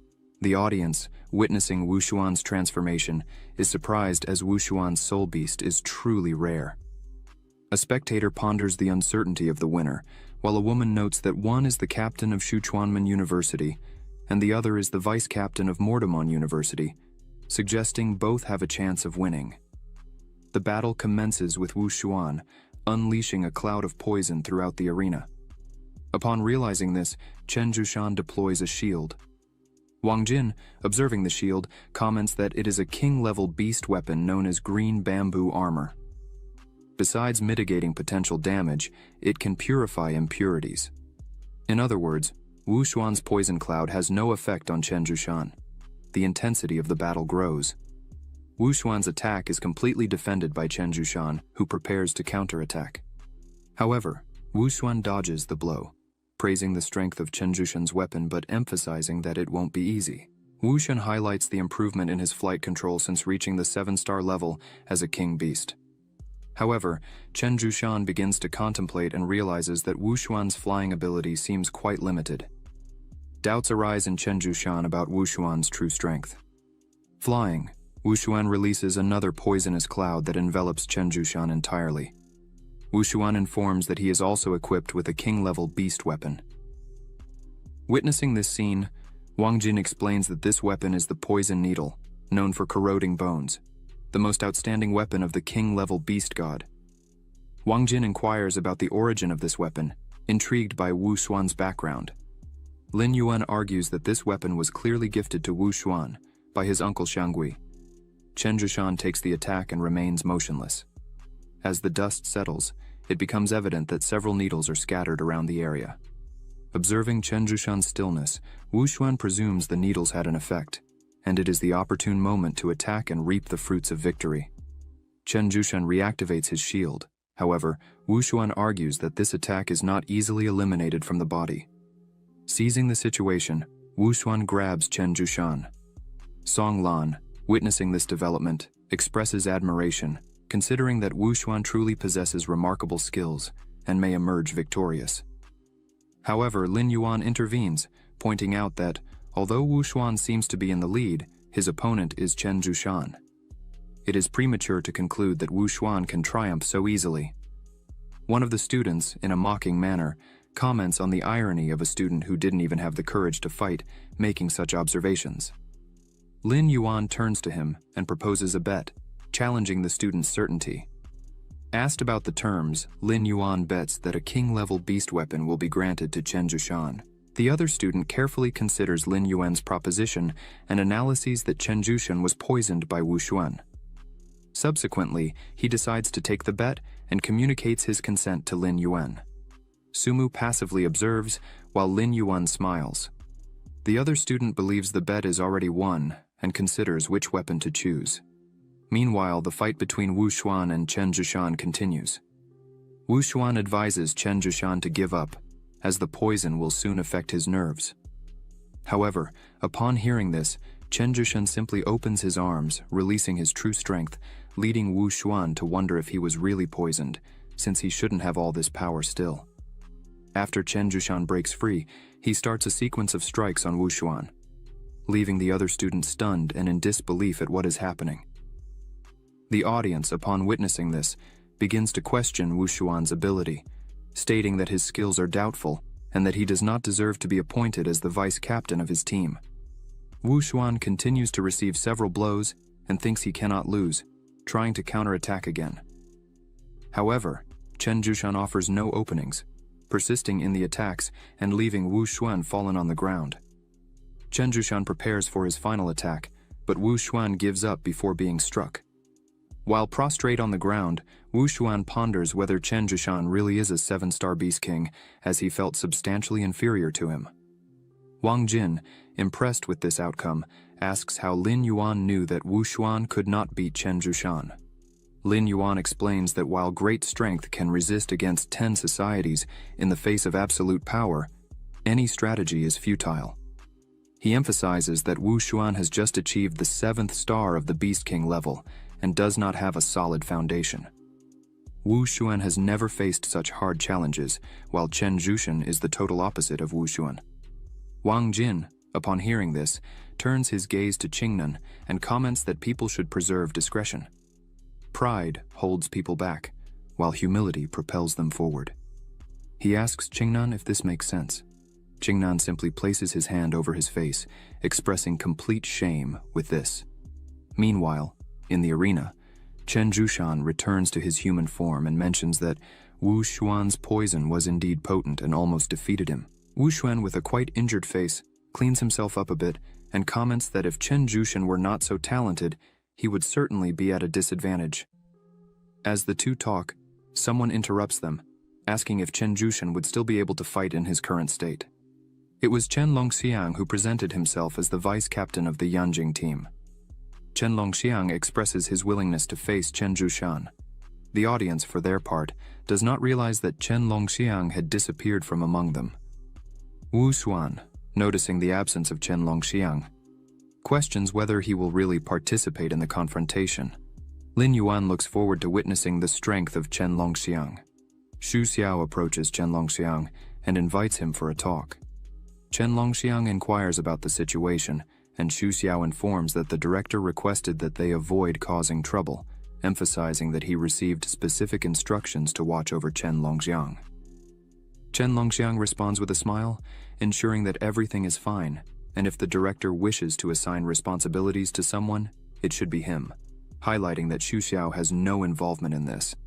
Xu Xiao agrees, and suggests that Chen Longxiang choose what he prefers to do. Lin Yuan passively observes this scene, noticing the introverted nature of Xu Xiao. Subsequently, Chen Longxiang approaches Chen Zhuxian and hands him a small gift box. Chen Zhuxian receives it in his hands and asks about the contents. Chen Longxiang explains that it is a Qingbi Dan, something that will assist Chen Zhuxian in his physical recovery and relieve his pains. He adds that if he were to defeat Chen Zhuxian in his current conditions and happen to win, it would be a meaningless victory. With that, Chen Longxiang asks Chen Zhuxian to accept the gift as a gesture of unity between them. Chen Longxiang gives a thumbs up and assures Chen Zhuxian that once he is fully recovered and the poison has left his body, they will have a serious match. Observing this interaction, Wang Jin is impressed by Chen Longxiang's generous gesture, considering the high cost of the pill. However, Wang Jin had anticipated such behavior from Chen Longxiang, given his family's history of beast souls, which clearly evidences his generosity.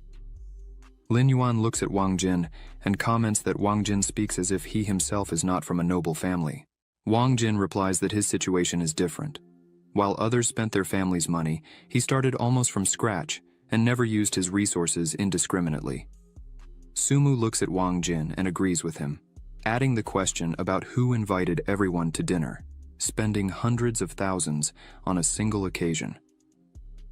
Wang Jin remembers and feels embarrassed as the group laughs at him.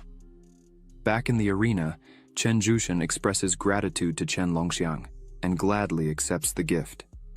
He commits to facing Chen Longxiang with full vigor once he is fully recovered.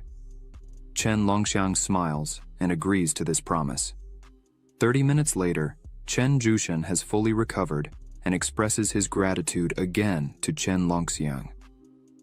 Thanks to the gift from Chen Longxiang, Chen Zhuxian was able to recover quickly and without major setbacks. Then, both meet in the center of the arena, greeting each other respectfully before beginning the battle. Chen Longxiang merges into an imposing elephant known as the Ancient Barbarian Elephant. The strength displayed by Chen Longxiang astonishes the audience, leading them to question whether he is truly a Beast King-level fighter. Wang Jin points out that the Beast Soul level in Chen Longxiang is 8 stars. Lin Yuan agrees, adding, however, that Chen Longxiang may have improved his skills during this period. Song Lan observes that they all have made considerable progress in a short period, making it almost impossible for anyone to remain at the same level as before. Sumu emphasizes that Professor Zhao Shan once stated that whoever fully understood their Teo would be able to significantly evolve in strength. Even a Beast King would be capable of defeating a Beast Soul Master at the Lord level. Lin Yuan reflects on how enlightenment is more important than he initially considered. Returning to the arena, Chen Zhuxian prepares his shield again and asks Chen Longxiang to use all his resources in the fight against him. Chen Longxiang prepares to attack and states that facing Chen Zhuxian with all his strength is exactly what he wishes. Chen Zhuxian positions his shield, while Chen Longxiang's attack collides harshly with the shield, leaving everyone impressed. The impact perpetrated by Chen Longxiang was so intense that it broke through Chen Zhuxian's defense, delivering a vigorous blow capable of injuring him and projecting him far away in the arena, culminating in his defeat with just one strike. The audience exalts, proclaiming that Chen Longxiang possesses supernatural strength, to the point of subduing Chen Zhuxian with extreme efficiency. Among the spectators, Wu Xuan hides, crouching and trembling, reflecting on his own inability to confront Chen Zhushan, having been defeated by Chen Longxiang in mere seconds, and with a single blow. This outcome leads Wu Xuan to ponder the notorious discrepancy between them. He wonders if this is the true magnitude of Chen Longxiang's strength. While experiencing a shiver of fear, Chu Tianyi stands up and requests a challenge against Chen Longxiang. Chen Longxiang turns to Chu Tianyi, inquiring about his identity. Chu Tianyi responds that he is the greatest beast soul, Chu Tianyi. Wang Lin warns Chu Tianyi not to act rashly. Chen Longxiang replies that the greatest beast soul of Demon City is what he has been waiting for. Xu Xiao positions himself beside Chen Longxiang, mentioning a pre-existing agreement that Chen Longxiang would have only one victory. Xu Xiao's presence by his side surprises Chen Longxiang. The audience's attention shifts to Xu Xiao, who becomes the subject of commentary regarding the captain from Yanjing. Feeling uncomfortable with this attention, Xu Xiao steps closer to Chen Longxiang, warning him about the potential reprimand from the director if he persists. Chen Longxiang requests from Xu Xiao one more chance to fight, to which Xu Xiao, fixing his gaze on Chen Longxiang, states that if Chen wishes to confront someone, Xu Xiao will be his opponent. Chen Longxiang immediately declines the offer, recalling the defeat he suffered the last time he faced Xu Xiao. Turning to Chu Tianyi, Chen Longxiang offers his apologies, revealing that Captain Xu Xiao has forbidden him from proceeding with the fight. He then suggests to Chu Tianyi to wait for the official start of the competition for their confrontation to take place. Chu Tianyi watches in silence. Wang Jin, noting this dynamic, speculates about Xu Xiao's extraordinary strength, given that Chen Longxiang always complies with his orders without question. Lin Yuan agrees with Wang Jin, adding that he did not anticipate such strength from Yanjing University, posing a significant challenge for them. Wang Jin suggests that, in terms of skill, Shen Kang should surpass Wu Xuan, and the position of deputy captain should be transferred to Shen Kang. However, Wang Jin notes that Shen Kang was defeated by Sumu. Hearing Sumu's name, Lin Yuan encourages her to actively participate and get involved in the competition. Sumu fixes her gaze on Lin Yuan and expresses that if he does not wish to fight, there would be no fun in her going alone. She admits that defeating some of them would be interesting, but then reflects and mentions that the only person among the others capable of beating her would be Chen Longxiang. Lin Yuan, hearing such a statement, shows surprise and asks Sumu if she is sure she can handle Chen Zhushan. Sumu responds that she is almost certain she would win. Lin Yuan is taken aback by such confidence. Wang Jin questions Sumu about her certainty, to which she responds seriously, asking Lin Yuan if he underestimates her. Lin Yuan replies affirming that Sumu is stronger than he imagined, and considers that she clearly has some hidden tricks. Sumu directs her gaze at Lin Yuan and assures him that he does not need to worry about her presence. If Lin Yuan faces an insurmountable opponent, Sumu commits to protecting him. Hearing such assurance, Lin Yuan smiles and agrees, expressing that the situation could not be more favorable. Lin Yuan reflects on the matter and considers that, with his current strength, he really is not a match for Chen Zhushan.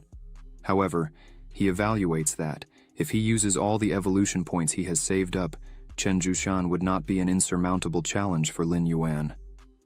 Song Lan interrupts the conversation to inform that director Wang Ting was present. Everyone stands up to greet him, along with another figure accompanying him. Xu Xiao and Chen Longxiang greet this person, referring to him as director. Lin Yuan is surprised by this revelation. Wang Jin introduces the man as Director Su Dian, highlighting his notoriety in Tibet. Sumu, feeling uncomfortable, seeks refuge behind Lin Yuan, hugging him. Concerned, Lin Yuan asks Sumu about the reason for her discomfort. However, Sumu just lowers her head and remains silent. Lin Yuan recalls that Sumu had mentioned she did not want to join Yanjing University to avoid meeting a specific person. Faced with Director Su Dian, Lin Yuan internally questions if this man could be the person Sumu was referring to. Wang Ting praises Chen Longxiang's remarkable performance in the last fight, to which Su Dian expresses gratitude, attributing the success to a favorable situation. Lin Yuan, fixing his gaze on Su Dian, wonders about the possible familial relation between Su Dian and Sumu, considering the observation made by Professor Zhao Shan that Sumu's family was not simple. Lin Yuan turns to Sumu and asks if Su Dian is, in any way, related to her. Sumu confirms, informing that Su Dian is her biological father. With this revelation, Sumu lowers her head with a melancholic expression and declares that there is no relation between them. She emphasizes that this condition was true in the past, is true in the present, and will remain so in the future. Wang Ting addresses director Su Dian and requests that they leave, to avoid putting pressure on the students and compromising their performances. Su Dian agrees with the suggestion, but before doing so, he turns his gaze to Sumu, pondering that she still hasn't been able to forgive him. He notices that someone is staring at him, and this displeases him. Lin Yuan observes Su Dian with a furious look, maintaining direct eye contact. The two exchange glances. Lin Yuan emits an intense aura, and Su Dian responds in kind. Su Dian turns around and summons Wang Ting to leave. Wang Ting asks if there will be no more piercing looks. Su Dian states that there is no longer a need. However, he questions who is the young man standing next to Sumu. Wang Ting informs him that it is Lin Yuan, an apprentice of Zhao Shan and the designated substitute for the team. Su Dian quickly turns around and asks if Lin Yuan is really a substitute, as the aura he emits is similar to that of a teacher. After this episode, Su Dian and Wang Ting departed. Lin Yuan, who was protecting Sumu, asked her to return to the hotel, which Sumu promptly complied with. As they left, they spotted someone watching them. Upon inquiring Sumu, Lin Yuan asked if it was Wu Moxuan, a confirmation provided by Sumu. She informed that Wu Moxuan had joined Jubei University, even though it is the last ranked among the elite universities. However, she highlighted that Wu Moxuan's strength was considered one of the greatest within the institution. Recalling the previous victory over Wu Moxuan, Lin Yuan imagined that he still hadn't learned his lesson. He instructed Sumu to ignore him and move forward. As night fell, Lin Yuan was in the hotel, taking a bath. At that moment, Long appeared and questioned if Lin Yuan still wished to train that night. Lin Yuan expressed the need to practice more, motivated by the display of strength seen in Yanjing. Additionally, he revealed that Wang Jin would soon return, intending to use the remaining 20 million points to reach the 8-star level of the Beast King. 2 days passed.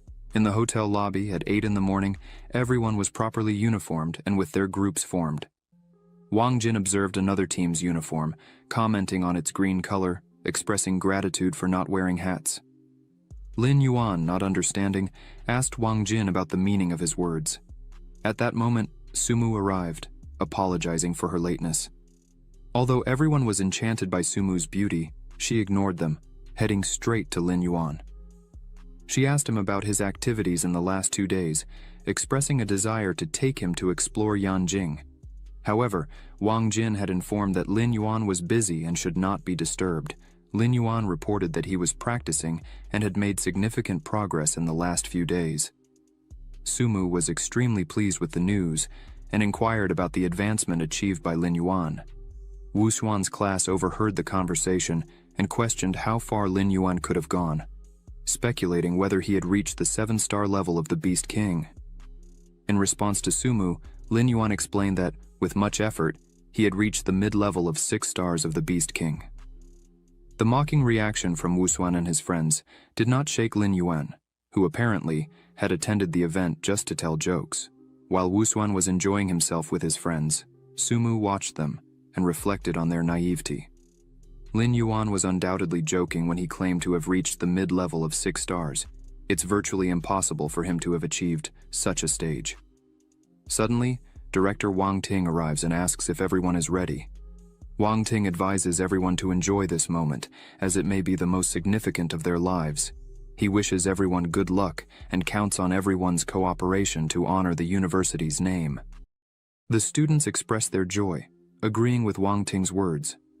In the Yanjing Beast Arena, Su Dian calls upon all freshmen from the top colleges to participate. Next, the first team is called, and the Yanjing team enters the arena. The second team is summoned to enter, and the Mordorman team presents itself. The third team is invited to enter, and the Sichuan team makes their entrance. The fourth team is invited, and the Beijing Guangzhou team strides into the arena. Lin Yuan observes that in the Beijing Guangzhou team, the captain appears to be a high school student. Wang Jin clarifies that this young man is named Han Yantong. He is only 14 years old and is considered a prodigy. Lin Yuan is intrigued since beast souls are supposed to awaken only at the age of 18. Wang Jin explains again that normally it does occur at 18, but there are rare cases called natural animal souls. Lin Yuan questions if this means Han Yantong was born with a beast soul. Wang Jin confirms that indeed, as soon as they are born, these individuals awaken their beast souls. Their talents are exceptionally high, and the fact that they possess beast souls from birth provides an 18-year training advantage over others. Due to this circumstance, these individuals usually excel ahead of 90% of the world's population. Coupled with a privileged growth environment, they end up becoming prominent leaders in the world of beast soul masters. Wang Jin adds that Han Yantong is an example of this at 14, possessing a beast soul already at the 8-star level of the Beast King. It is worth noting that his beast soul is considered extremely special, being dubbed the Word Beast. With his abilities, it can be said to be an almost impeccable beast soul, combining attacks, defense, and assistance in a cohesive manner. Lin Yuan ponders over the almost miraculous abilities of this beast soul. Unexpectedly, Wang Jin reveals that the director of Beijing Guangzhou University sent him and appointed him as captain. Wang Jin believes it is almost inevitable to prevent them from winning. Lin Yuan questions how Han Yantong was not accepted by Yanjing and demoniac universities. Wang Jin explains that this is due to the proximity of Beijing Guangzhou College to his residence. Lin Yuan, not understanding, asks about the triviality of this reason. Wang Jin reveals that Han Yantong's parents are also beast soul masters, and he has been intensely trained all his life. As a result, Han Yantong's ability to take care of himself is quite limited, requiring the presence of his parents to accompany him. Due to the high compatibility with his beast soul, Han Yantong avoids speaking much, fearing to cause any disaster. Wang Jin also informs that Han Yantong's parents wanted him to attend a renowned university. However, Han Yantong rejected all offers, thus allowing Beijing Guangzhou to benefit from this decision. Lin Yuan considers Han Yantong to be the kind of spoiled young man who cannot sustain himself without his parents' presence. However, he is respected for his strength. As long as Han Yantong maintains his strength, the rest of his personal problems are considered insignificant. Once everyone gathers in the arena, Su Dian begins her speech, emphasizing that everyone's origin doesn't matter. Su Dian welcomes everyone and invites them to participate in this first national tournament. As future leaders of a generation, they will be ushering in a new era at that moment. Su Dian continues to mention that they are already aging and rusty, and the burden of the future will rest on each of their shoulders. They have become the future leaders, carrying the flame of hope for humanity. Su Dian emphasizes that everyone there is strong and urges them to create a promising future as they have the necessary confidence. The students express enthusiasm in their cheers. Su Dian thanks everyone and informs that she will explain the competition rules. Once Su Dian concludes the explanations, the tournament is officially started. Lin Yuan smiles with enthusiasm. Su Dian begins explaining the rules, stating that the competition will unfold in 3 distinct phases. The first will consist of the survival battle, followed by the second, known as the arena battle, and concluding with the third stage, identified as the team battle. In detail, Su Dian clarifies the regulations associated with each modality, starting with the arena battle. In the elimination contest, where 10 participants face another 10, the winner has the privilege of remaining in the arena until no ally remains by their side. The team battle, in turn, is configured as a close-quarters, multi-sectoral confrontation based on the precepts of the school, with the purpose of evaluating the capacity for collaboration and synergy. Regarding the survival battle, Su Dian informs that, after consultations with teachers and directors, the chosen location was the Dragonbone Ridge, situated on the outskirts of Yanjing. Given this, Lin Yuan asks Wang Jin about the exact location of this place. Wang Jin reports that when the base city of Yanjing was erected, 10 beast-level monsters allied to eradicate the city at once, with the final Black Dragon King being the most formidable among them. Wang Jin describes that just a breath from the dragon was capable of decimating a small city, leaving Lin Yuan deeply impressed with the dragon's destructive power, which reveals itself to be intimidating. He reveals that this dragon was named Nidhogg, being maliciously extradited from the Western world through despicable devices. Faced with Lin Yuan's question about the meaning of this, Wang Jin explains that these dragons could not be annihilated, and upon witnessing the strengthening of the country, they conceived a nefarious plan. The intention was to use the dragon's power to weaken the nation as a whole. However, in the end, the dragons were neutralized by dozens of nuclear bombs. Subsequently, the body of Nidhogg gave rise to a peculiar mountain range named Dragonbone Ridge. The nuclear bombardment also resulted in the creation of various mutant and powerful beasts in the area of the Dragonbone Mountains. Wang Jin assures having heard reports about the presence of lord-level creatures in the region. Given this explanation, Lin Yuan fully understands the situation and concludes that the choice of this location is indeed not surprising. Seizing the opportunity, Lin Yuan inquires Wang Jin about the presence of radiation in the area. Wang Jin responds that hundreds of years have passed and the vast majority of the radiation has dissipated. There still exists a minimal amount, however, it is located in the depths of the mountains, unable to affect them. Lin Yuan shows great enthusiasm upon noting that the radiation generated by the bombs has been around for thousands, or even hundreds of thousands of years. Consequently, he concludes that the place is perfect for his cultivation activities. Sudian resumes the presentation, outlining the rules for the imminent survival battle. The parameters stipulate that the students must survive for a period of 10 days in the ridge, also taking into account the substitute students. In case of success, each student will be awarded 10 points, totaling 120 points for the team. Each defeat of a king-level monster will render an additional point, adding up to 10 points. However, by defeating a lord-level monster, 2 points will be awarded. Such points are unlimited. After these guidelines from Sudian, some students showed restlessness, considering the situation excessively dangerous, especially in light of the impossibility of defeating a lord-level monster. In contrast, other students proposed the formation of teams to achieve such a feat. Observing this, Sudian considers that everyone has some experience, which will undoubtedly make the battle intriguing. She emphasizes that once the survival battle is initiated, the students will be distributed randomly. The choice between facing monsters or seeking team partners will be up to the individual. Sudian emphasizes that simply hiding will not be advantageous, as team clashes are allowed, and the winning team will gain a significant advantage. Again, some students express concern about which approach to adopt. Meanwhile, Wu Moxuan contemplates that Lin Yuan should be careful not to cross his path, as he intends to defeat Lin Yuan with his own skills. Following the briefing, Sudian officially starts the tournament and kicks off the survival battle. The students are instructed to use trucks to reach their destinations. Gradually, the students begin to board their respective vehicles. Sumu approaches Lin Yuan, assuring him that no matter where he is assigned, she will reach him as quickly as possible. She promises to protect Lin Yuan, firmly believing that together they will be able to overcome the challenge.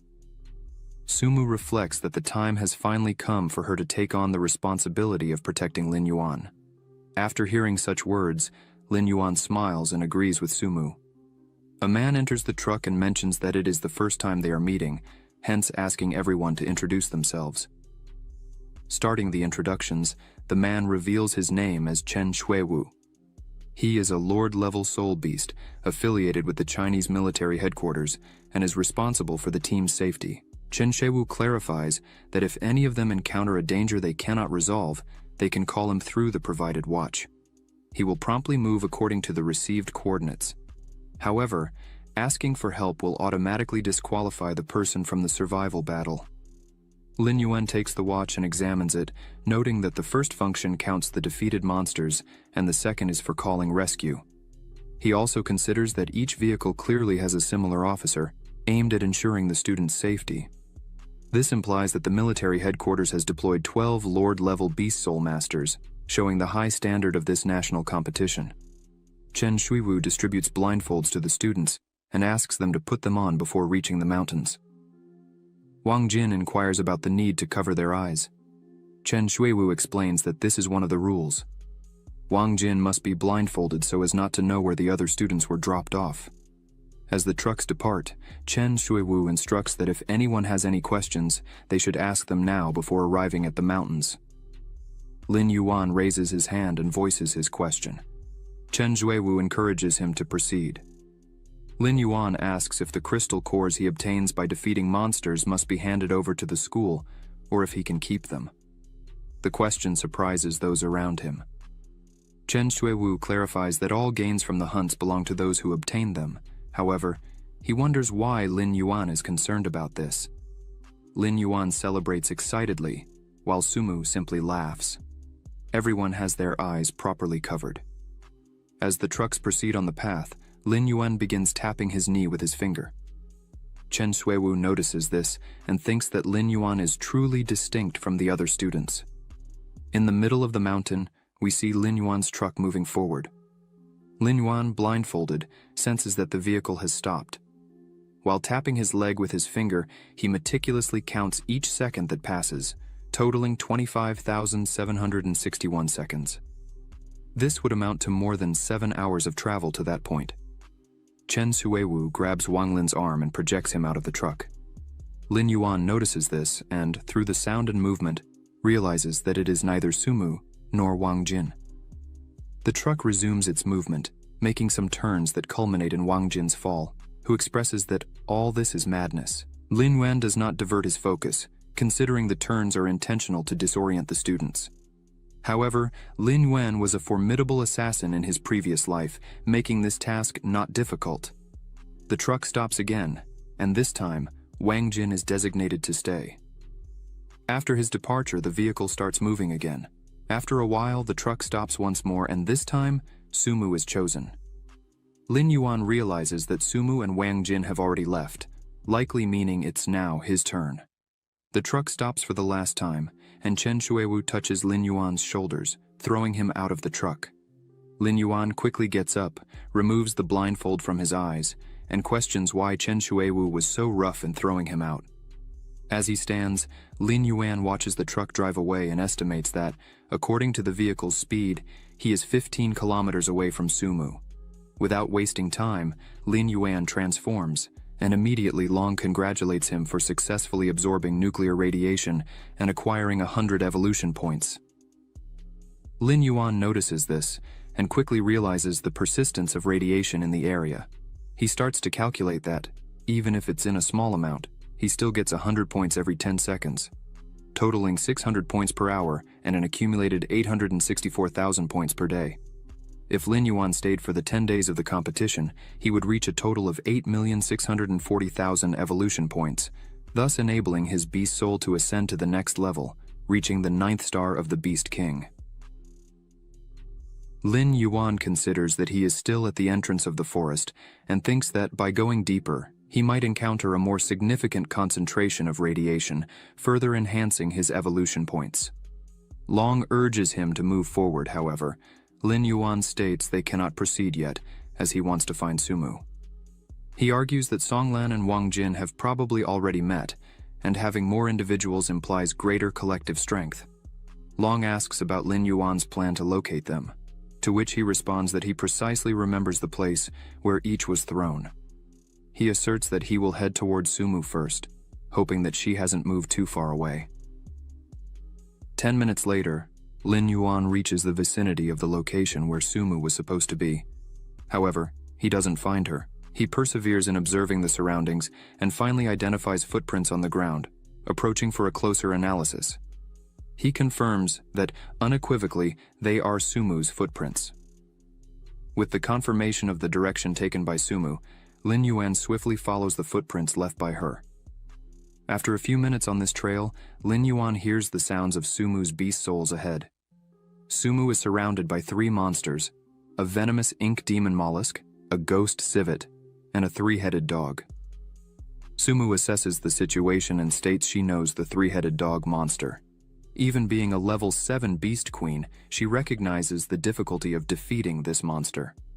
While Sumu is surrounded by the 3 monsters, another opposing team, composed of 3 individuals, watches secretly. Qianchuan expresses luck in finding a three-headed monster so early. Lieutenant Xiaohan remains silent for a moment. Fang Liang, another member of the group, mentions recognizing the snow fox, identifying her as the new student from the demonic university. He questions whether they should assist her. Qianchuan responds by stating she is an enemy. Lieutenant Xiaohan agrees, supporting Qianchuan's stance and emphasizing the need to do everything to win the competition. He adds that even without the monsters, they should not allow her to escape. However, Lin Yuan remains behind, listening to all these considerations. After absorbing the situation, Lin Yuan contemplates that there's no objection to aiming for the competition's fruits, but if something happens to Sumu, he will not hesitate to act. Sumu confronts the three monsters simultaneously and recognizes the imperative of not remaining passive, waiting for death. Determined to gain an advantage, Sumu opts to initiate the attack. The three-headed dog realizes that Sumu is preparing to attack and anticipates its own attack against her. Both attacks collide in the air, resulting in mutual cancellation. The mollusk, in turn, prepares and launches an attack, releasing venom from its mouth. Sumu performs an agile leap, swiftly dodging the mollusk's attack, which, upon touching the ground, creates a hole. Witnessing such an event, Sumu understands that the mollusk's attack consists of highly corrosive venomous ink. She contemplates that it will be practically impossible to defeat the three monsters at once. Sumu considers the possibility of requesting assistance from Chen Shuiwu, but remembers that, by doing so, she would be immediately eliminated. Additionally, she emphasizes the urgent need to find Lin Yuan. Lin Yuan believes that Sumu hasn't given up yet and decides to wait and observe more closely to assess Sumu's performance. The ghost civet advances towards Sumu and strikes directly, resulting in injuries. Sumu, staring intensely at the ghost civet, goes on the counterattack. The ghost civet attempts to defend against Sumu's imminent attack, but she manages to freeze its paws and deliver a powerful blow. Lin Yuan, who was just observing, notices that Sumu, even under pressure, shows true strength by inflicting severe damage to a monster of this caliber. After Sumu's attack, the mollusk tries to hit her again with its poison cloud. Sumu, anticipating the attack, erects an ice wall for protection. As soon as the barrier is formed, Sumu executes a strike that shatters it, leaving the enemy team stunned and perplexed at the same time. Sumu observes through the ice shards on the ground and realizes that the demonic mollusk is completely immobile and frozen, indicating the success of her plan. Sumu assesses the current situation and considers that the three-headed dog indeed represents her next challenge, as both the demonic mollusk and the ghost civet are prostrate and unconscious on the battlefield. The three-headed dog lets out a piercing roar, exhaling flames around it. Sumu directs her ice attack towards the three-headed dog, launching several sharp pieces at it. However, the monster moves agilely, easily dodging all attacks. The dog uses its three heads to charge at Sumu, who promptly responds by launching her ice attack simultaneously. The attacks collide again in the air, and Sumu feels an impact on her back but remains firm with little difficulty. This surprises Qianchuan, who shouts to his leader that Sumu is more powerful than they had anticipated. Sumu, still standing and slightly injured, manages to defeat all three monsters at once. Of the three faced, two succumb to their injuries and die, while the third remains unconscious. Lieutenant Xiaohan dismisses everything as foolishness, insisting that they should merge their beast souls immediately and attack her. Fang Liang is surprised by Xiaohan's decision, questioning whether they should act immediately. Xiaohan stares at Fang Liang, stating that if they do not act now, Sumu could claim the three-headed monster's reward exclusively for herself. Following these words, Xiaohan merges and transforms into a silver moon venomous scorpion. Qianchuan metamorphoses into an armored beast, and Fang Liang integrates into a thunder jellyfish. Sumu notices the presence of other people and realizes that encountering someone at this moment will not be favorable. The three members of the blue team emerge before Sumu. Xiaohan instructs Fang Liang to advance and immobilize Sumu so Xiaohan can attack her. Fang Liang moves towards Sumu, capturing her with his electrified tentacles. Sumu lets out a scream as she is electrocuted. Xiaohan praises Fang Liang for the performance and moves to attack Sumu. Sumu labels the three as despicable, fearing this might be her end. However, before Xiaohan's attack can reach Sumu.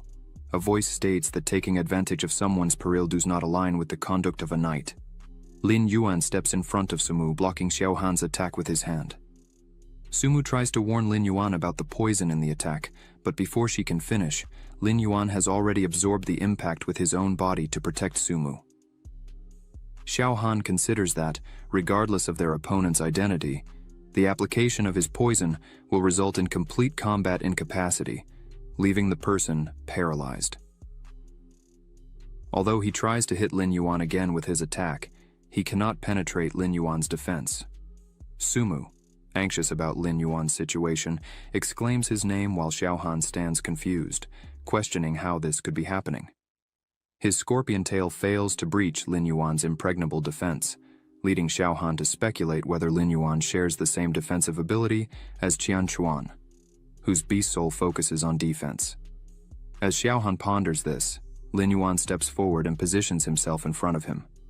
Lin Yuan, with an intimidating expression, comments that he is not surprised to see the blue team resorting to sneaky attacks, attributing this to their weakness.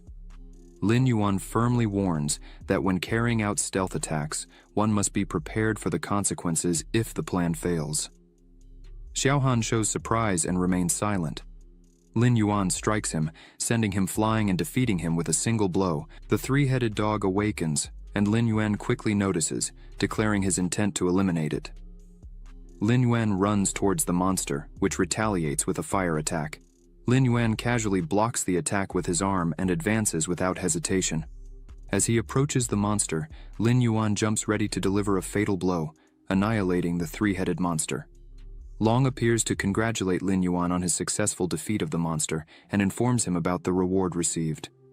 Lin Yuan thanks Long, expressing satisfaction at receiving 2 chests. Lin Yuan turns to Fang Liang and Qian Chuan, asking whether they would leave on their own or prefer to be removed by force. Fearing the latter, Fang Liang and Qian Chuan revert to human form, take their leader Xiaohan, and hastily retreat. Lin Yuan turns to Sumu, expressing concern for Wang Jin, considering him more vulnerable than Song Lan. Lin Yuan fears for the possible elimination of Wang Jin, and, in response, Sumu asks if Lin Yuan knows where to find Wang Jin.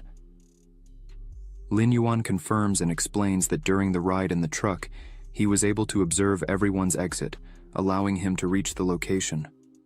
Sumu just looks at Lin Yuan and admires his ability.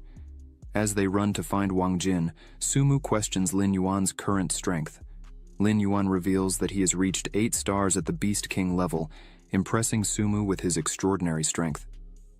Suddenly, Lin Yuan stops their advance and declares that Wang Jin got off here, although he does not seem to be present at the moment. Sumu notes that a considerable amount of time has passed since Wang Jin left the vehicle, suggesting he probably isn't in the area anymore. Lin Yuan notices something on a nearby tree and decides to move closer for a detailed inspection. Upon observing the mark on the tree, Sumu quickly deduces that Wang Jin likely left that mark. Lin Yuan comments that Wang Jin is insightful and possibly left the marks on purpose, indicating they could follow them to find him.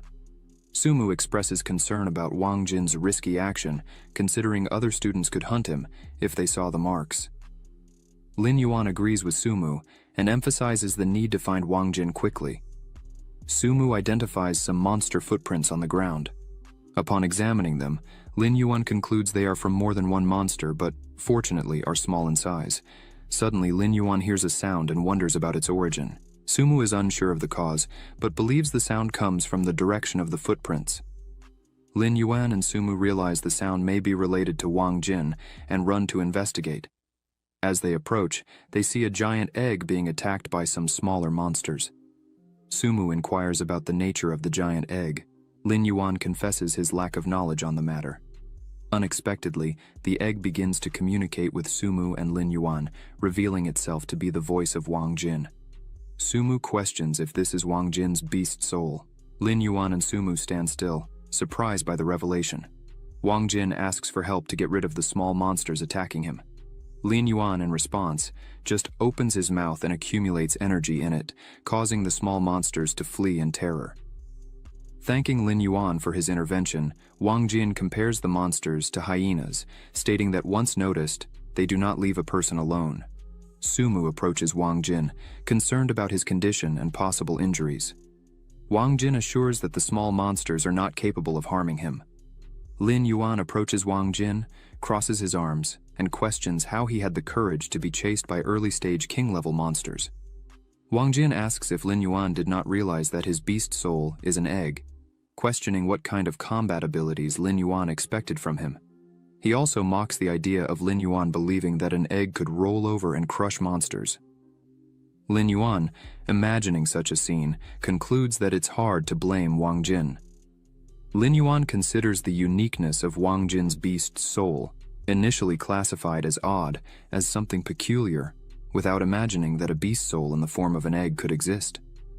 Lin Yuan starts to look at Wang Jin, thinking about the possible uses of his beast soul. Lin Yuan wonders if he could fry and eat it when hungry, but acknowledges that, being a beast soul, it must have some special utility. Wang Jin notices Lin Yuan's gaze and asks why he is being looked at in that way. He suggests that Lin Yuan not focus on his weak attack capability, but rather on his absolute defense, challenging Lin Yuan to test it himself. Lin Yuan declares his refusal to make any attempt and asks Wang Jin to abandon the idea. Lin Yuan expresses his fear of using his paw, fearing that he might break the egg and spill the yolk.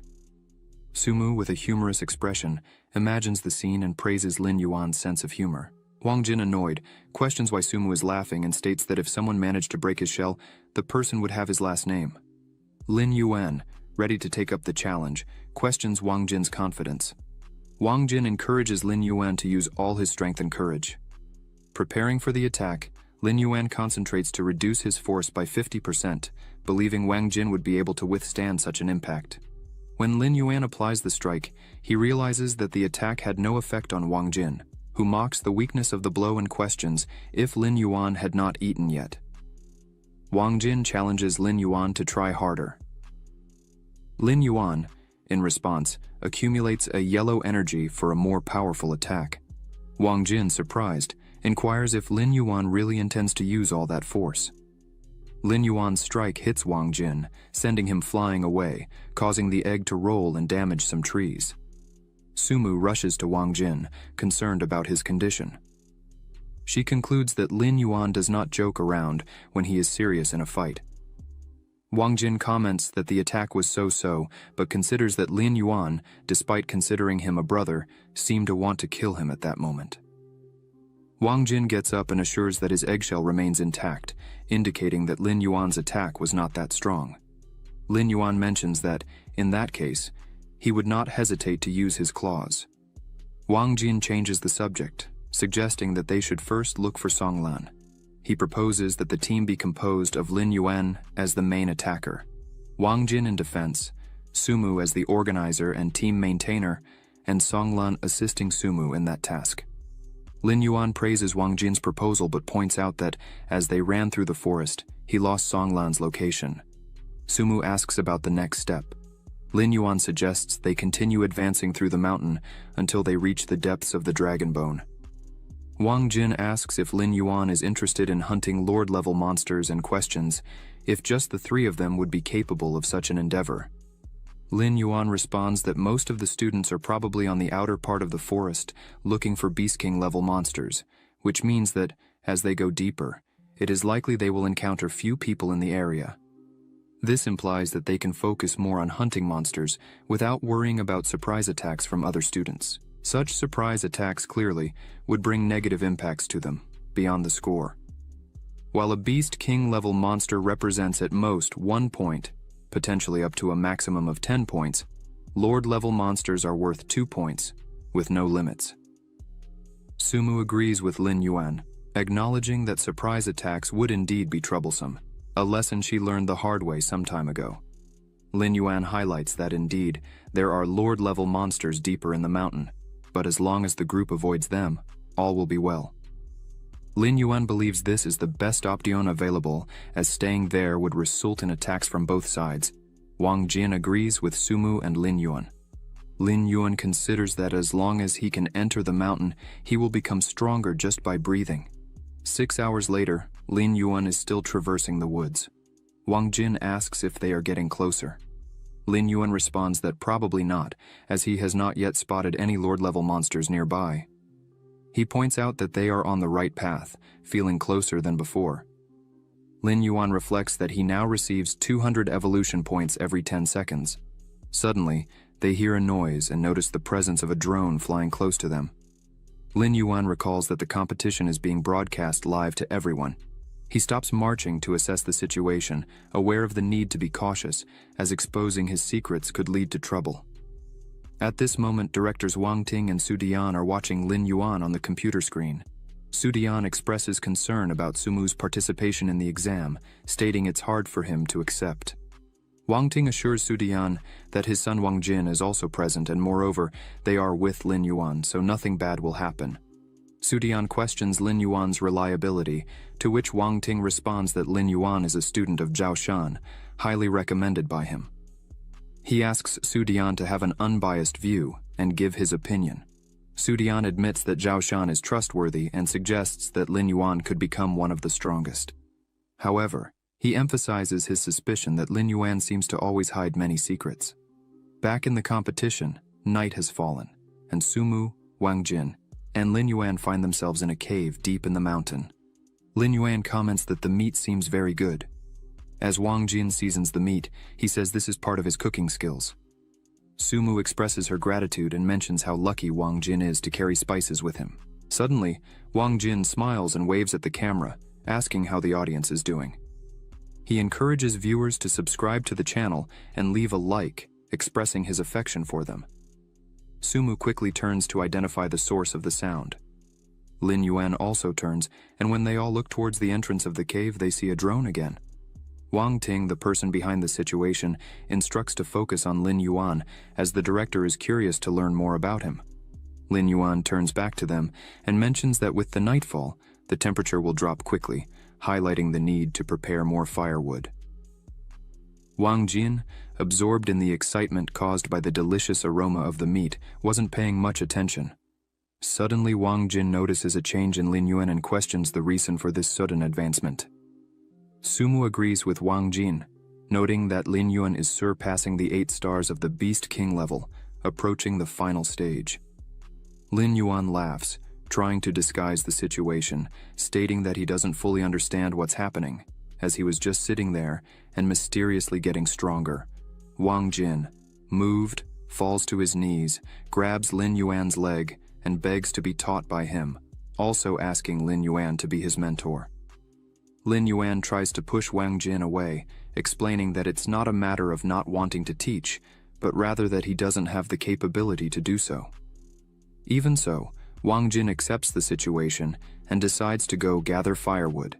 Sumu stands up and approaches Lin Yuan, who asks her to accompany Wang Jin to avoid dangers, while Lin Yuan takes care of the meat.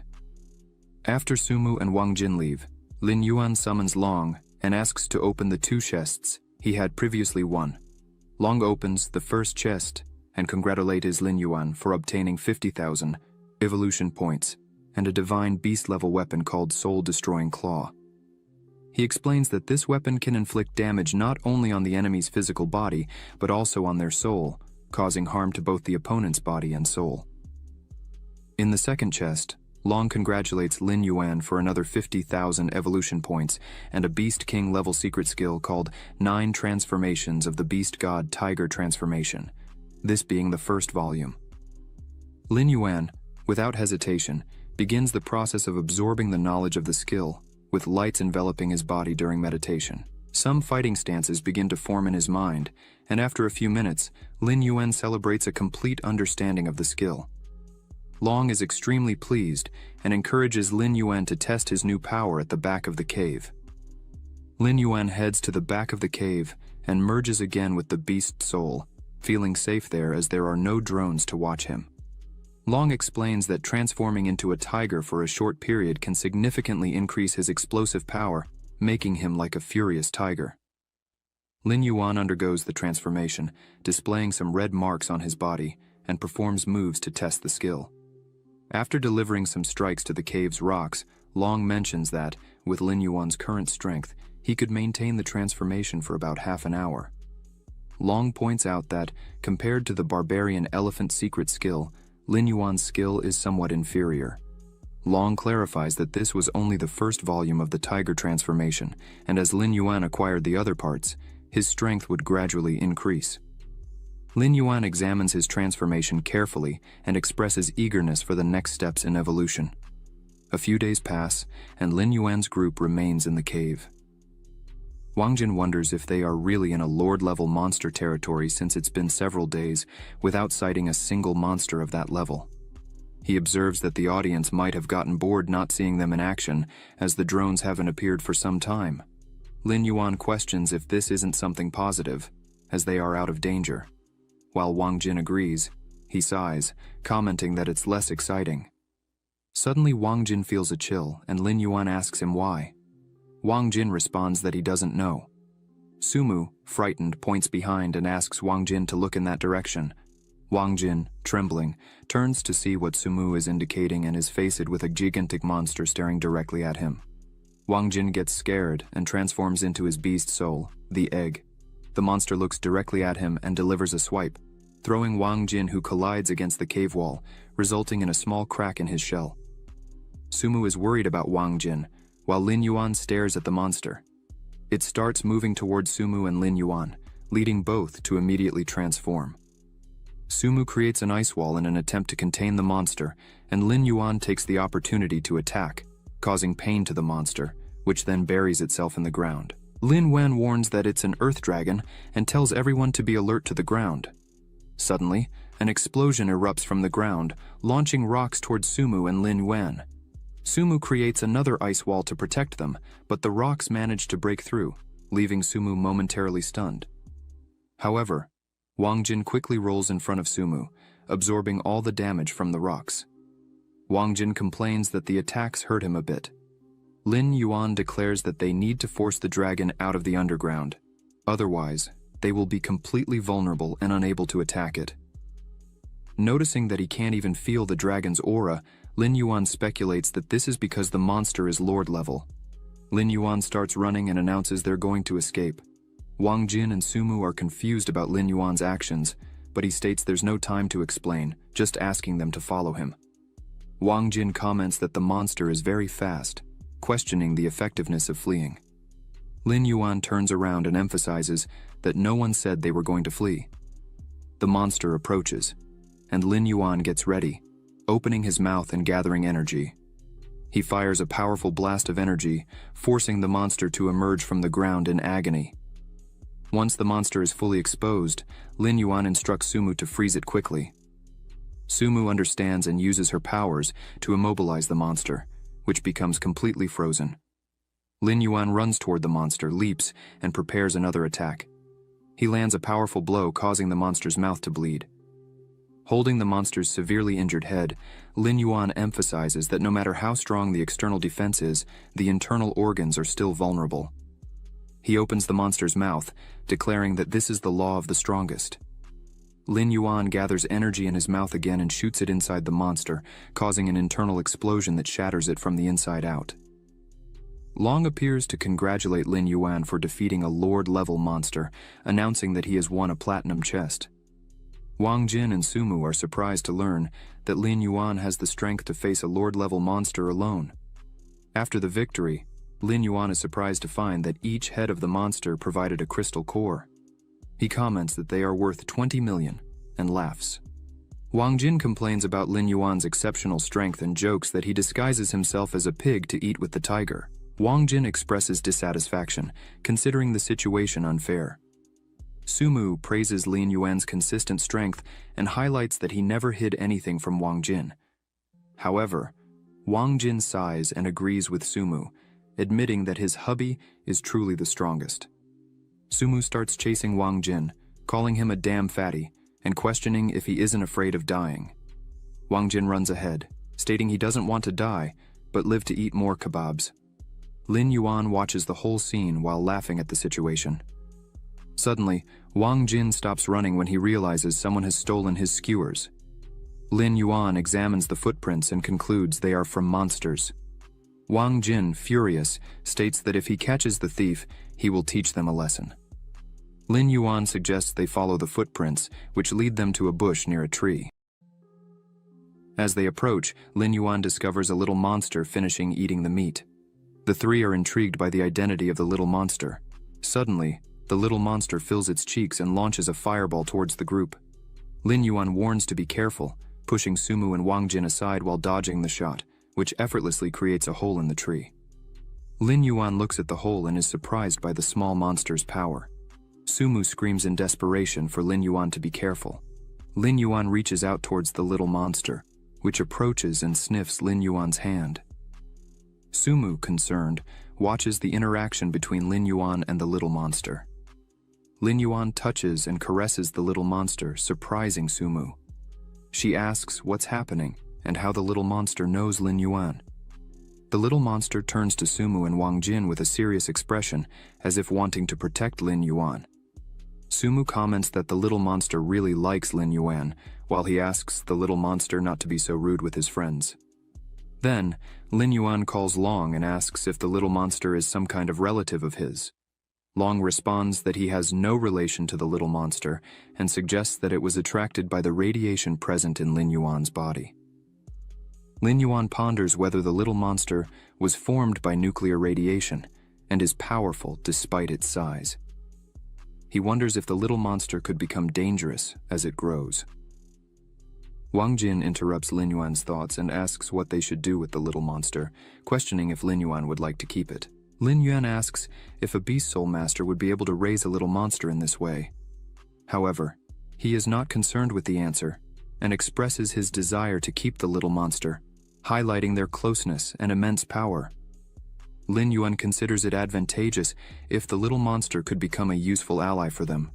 He wonders if, in the future, it would be useful for humans to create monsters, stating that he would take care of it. It has been 7 days since they've been in the mountains, with everyone staying in the cave, including the little monster who happily watches the barbecue being prepared. Sumu praises Wang Jin, mentioning that over the days he has become an excellent grill master, possibly surpassing many renowned chefs. Wang Jin considers it somewhat old-fashioned to be called chef by Sumu. Lin Yuan suggests that it's an easier way to make a living, and points out that there are only 3 days left until the end of the survival test, wondering if they should hunt some monsters for extra points. Suddenly, a drone reappears, watching them. Lin Yuan feels somewhat uncomfortable with the situation. Sitting next to the little monster, Sumu asks Lin Yuan if it would be okay if the drone filmed the little monster. He replies that he can't hide it, as he intends to adopt the little monster, and it's better that the director and teachers are aware of it from now on. Wang Jin wonders about his father, Wang Ting, and others' reaction upon seeing the little monster. In the university's conference room, everyone watches the scene and is surprised by what they see. The director of Peking University, Jiang Tianqi, questions Wang Ting about why his students are with a monster. Su Dian immediately requests the broadcast be stopped. Wang Ting explains that apparently, the little monster is just a cub close to humans, and he will personally try to persuade Lin Yuan to return it to its proper place. Su Dian points out that the color of the little monster has changed slightly, but it is very similar to Nidhugg. Everyone is shocked by the comparison. Wang Ting asks if Su Dian is sure about this, and Su Dian mentions the dragon Nidhugg's rebellion that nearly destroyed Yanjing hundreds of years ago. He claims that although he didn't witness the event, as a director, he read a lot about it. And the descriptions in the records match exactly with the little monster, except for the color. Zhang Tianqi asks if the dragon wasn't dead hundreds of years ago, and if this meant it had come back to life. He states that they've killed it once, and that, if necessary, he's willing to lead against the dragon again. The director of Hiyu University mentions that if Nidhugg was indeed revived, it wouldn't be a big issue, but suggests resolving the situation as soon as possible since the Dragonbone Mountain range is very close to Yanjing City, and the impact of this is hard to predict. Wang Ting asks Su Dian if this was also his thought. Su Dian sighs and clarifies that everyone misunderstood him. At no point did he state that Nidhugg returned to life, but the crystal core of it, which was never found, seems to have surfaced. This surprises Wang Ting. He asks what Su Dian means by crystal core and if the little monster could be a result of this core. Su Dian suggests it's just a guess, but fortunately the baby dragon is young and is almost impossible to pose any threat to them. He states that the trial can still continue, but for now, it's crucial to keep this a secret, focusing on the live broadcast. Zhang Tianqi mentions that this could be a future disaster and needs to be resolved as quickly as possible. Su Dian informs that Zhao Yun has already reported to the military headquarters to deal with all hidden dangers in the range. Meanwhile, deep in the mountains, inside a cave filled with scattered bones, lies a crystal core on the ground. A monster feeds nearby but senses something, drops its prey and heads towards the crystal core. When the monster finds it, something happens, making it extremely nervous. It shows anger, opens its mouth and something comes out of it, traveling through the forest and reaching other monsters nearby. Wang Jin wakes up frightened, still dark around him. He thinks he might be dreaming, but Lin Yuan is also awake and notes that dawn has broken, though there's a thick black fog around. Sumu comments that the fog doesn't seem natural. Wang Jin speculates it could be a skill of a lord-level monster, given the fog's extent. Lin Yuan realizes his watch is useless, concluding that the fog interferes with the magnetic field, leaving them stranded without communication. Sumu is concerned about the situation, considering the difficulty of communicating with the teachers, as this would also affect the drones. The little monster approaches Lin Yuan, and he calms it down, assuring that the fog will soon pass and there's no danger. Lin Yuan instructs the little monster to behave and stay there while he investigates the area. In another cave deep in the mountains, the rest of Lin Yuan's team is gathered around a bonfire. Qingnan wonders what's happening and if anyone has managed to contact the school. Songlan checks the watches and confirms the lack of contact. Qingnan considers the possibility of staying there to die but reflects on the school's reaction when they realize the lack of contact. Wang Lin points out that something strange has been happening since the beginning of the fog, with more frequent encounters with lord-level monsters. Song Lan expresses concern for Chu Tiani and Lin Yuan, as neither of them has been found. Wu Xuan states that Chu Tiani is strong, but doesn't understand why Wang Lin is worried about Lin Yuan, calling him a loser. Wu Xuan suggests that Lin Yuan might have been eliminated a long time ago, and even if he hasn't, he probably wouldn't have the audacity to explore deep into the mountains. Song Lan scolds Wu Xuan, asking why he insists on belittling others, considering they are classmates and team members. Wu Xuan asks if someone so weak is qualified to be his teammate. Wang Lin, hearing this, stands up and declares that he is also a loser, so he is not worthy of staying on the same team as Wu Xuan. He tells Wu Xuan that he will leave him alone. Song Lan, standing up, states that they have different plans. Qingnan questions Wang Lin's sanity in wanting to leave the team at this moment, not understanding how dangerous the fog might be. Yuan Li asks for calm and suggests that Wang Lin and Song Lan reconsider, highlighting that Wu Xuan's presence doesn't require the two to leave the team. Wu Xuan states that he didn't say anything wrong, just pointing out that the E-rank Beast Soul Masters were selected through the back door. He emphasizes that he will not be intimidated by anyone, and suggests that if Wang Lin and Song Lan want to leave, they can do so. Qingnan looks displeased at Wu Xuan, thinking that the encounters with lord-level monsters are all due to Song Lan's amplification effect. If Song Lan leaves, the fights will be completely different. Qingnan concludes that it's over and asks what they can do now. Wu Xuan inquires about the meaning of this and questions if they think they can't live without the two. Qingnan mentions that without Song Lan, it would be very dangerous to face lord-level monsters again. Wu Xuan considers it a complete waste, as he can't find anyone to replace. Yuan Li and Qingnan sigh at Wu Xuan's response. Meanwhile, everything unfolds inside the cave. Wang Lin and Song Lan are already outside. Wang Lin asks why Song Lan accompanied him. Song Lan responds that he is a friend of Lin Yuan and wouldn't accept what Wu Xuan was saying.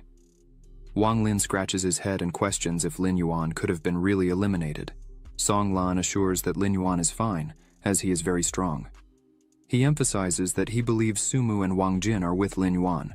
Wang Lin agrees with Song Lan, stating that he is correct.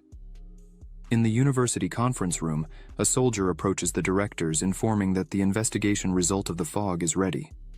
The man explains to Su Dian that the fog can interfere with the magnetic field, affecting the operation of any electronic equipment.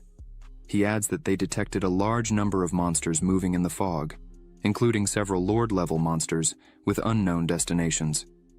Logically, there shouldn't be so many Lord-level monsters in a single arena. The military speculates that these monsters may have received instructions from a higher-level monster. In other words, there is suspicion that there might be a Beast King-level monster deep in the mountains. Wang Ting asks if the soldier is suggesting that the fog was caused by a Beast King-level monster. The soldier confirms, but due to the complexity of the situation, it's impossible to determine precisely. However, the range of the black fog is limited to the depths of the Dragonbone Mountains. The soldier adds that security officers have entered the black fog to search for students, assuring the directors that they need not worry. The military hopes the school will send 2 Beast King-level experts as representatives to the mountains to investigate. If they encounter a Beast King-level monster, they must be prepared to kill it immediately. Su Dian and Wang Ting stand up, stating that they themselves will go to the mountains. Zhang Tianqi expresses that he sees no need for both directors to go, noting that it's understandable for Wang Ting to go since his son Wang Jin is there. However, Zhang Tianqi questions the necessity for Su Dian to go. Wang Ting replies that his daughter Sumu is also inside. Su Dian, with a determined look, promises that he will not allow anything to threaten his daughter's life. Meanwhile, in the depths of the mountains, Lin Yuan had already defeated the 3rd monster. As Lin Yuan wondered if it was another Lord-level monster, the little monster was frolicking around. Wang Jin, watching the little monster play, thinks it's quite carefree. Sumu, laughing behind, mocks Wang Jin, saying that the little monster played a better role than Wang Jin during the fight. As soon as the monster Lin Yuan defeated turned into a crystal core, the little monster stared at the crystal core, fascinated by its glow. Suddenly, the little monster tries to eat the crystal, and Lin Yuan is completely scared by this, thinking that the crystal core of a Lord-level monster is worth tens of millions. Lin Yuan takes the crystal from the little monster and tells him that from now on, he cannot go around eating just anything. Suddenly, Lin Yuan and Wang Jin sense something and think it might be another wave of monsters coming. Wang Jin is worried, as they have already spent a lot of energy in the previous fights. Lin Yuan, with a serious look, calls Long and asks him to use all his evolution points. Long appears smiling and says he will do it immediately. Lin Yuan merges with his beast, and now his attributes are mid 9-star Beast King level, height of 45 meters, weight of 23,700 kilograms, bite attack and claw attack, white and warm light ability level, A, atomic breath level, S, weapon of the beast god blue thunderclaws level, general of beasts, black scale armor, level beast commander, energy storage crystal level beast king, wind spirit, rune level beast king, remaining evolution points 0. Wang Jin looks at Lin Yuan, now in beast form, and asks why it seems Lin Yuan got stronger again. Lin Yuan just smiles. Suddenly a shadow passes close to Sumu, who screams for Lin Yuan to be careful. As soon as Lin Yuan looks at the monster that just arrived, he smiles and says he knew it was just by the sound. The first beast that appeared was Wang Lin. Sumu and Wang Jin are surprised, and soon after Wang Lin, Song Lan appears merged with his beast as well. Wang Jin is extremely happy with all this, but Wang Lin says it's not time to talk, as they were being followed by a Lord-level monster. Suddenly, the monster appears flying near them and attacks them with its wind power, creating a tornado that hits the 3.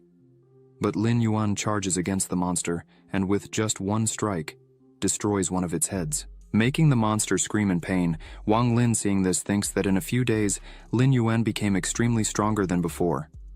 This is why Song Lan believes so much in Lin Yuan. As soon as Wang Lin sees the little monster running towards the monster that Lin Yuan hit and knocked down, he wonders who this little guy is.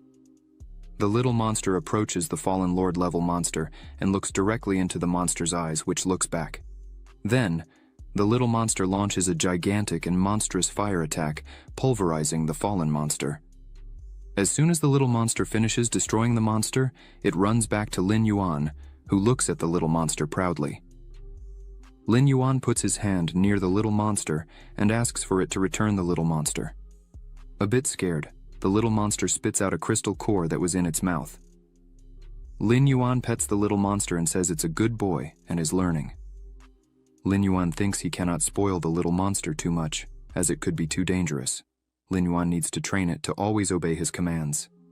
After the little monster does exactly what Lin Yuan asked, Lin Yuan throws some food to the little monster, which eats happily. Wang Lin, seeing this, is amazed, asking if this young dragon was raised by Lin Yuan. Wang Jin explains that Lin Yuan actually adopted the little monster because, as shown a little while ago, its destructive power is terrifying. Sumu interrupts the conversation and asks Wang Lin how they managed to get there with just the two of them.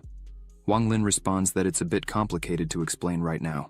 Then, the five head back to the cave and sit down in front of the bonfire. After Wang Lin explains what happened, Wang Jin becomes a bit nervous because only Wu Xuan dared to look down on Lin Yuan, even knowing he couldn't touch Lin Yuan in a real fight. Sumu asks Song Lan about the situation from where he came. Song Lan says that there are monsters everywhere.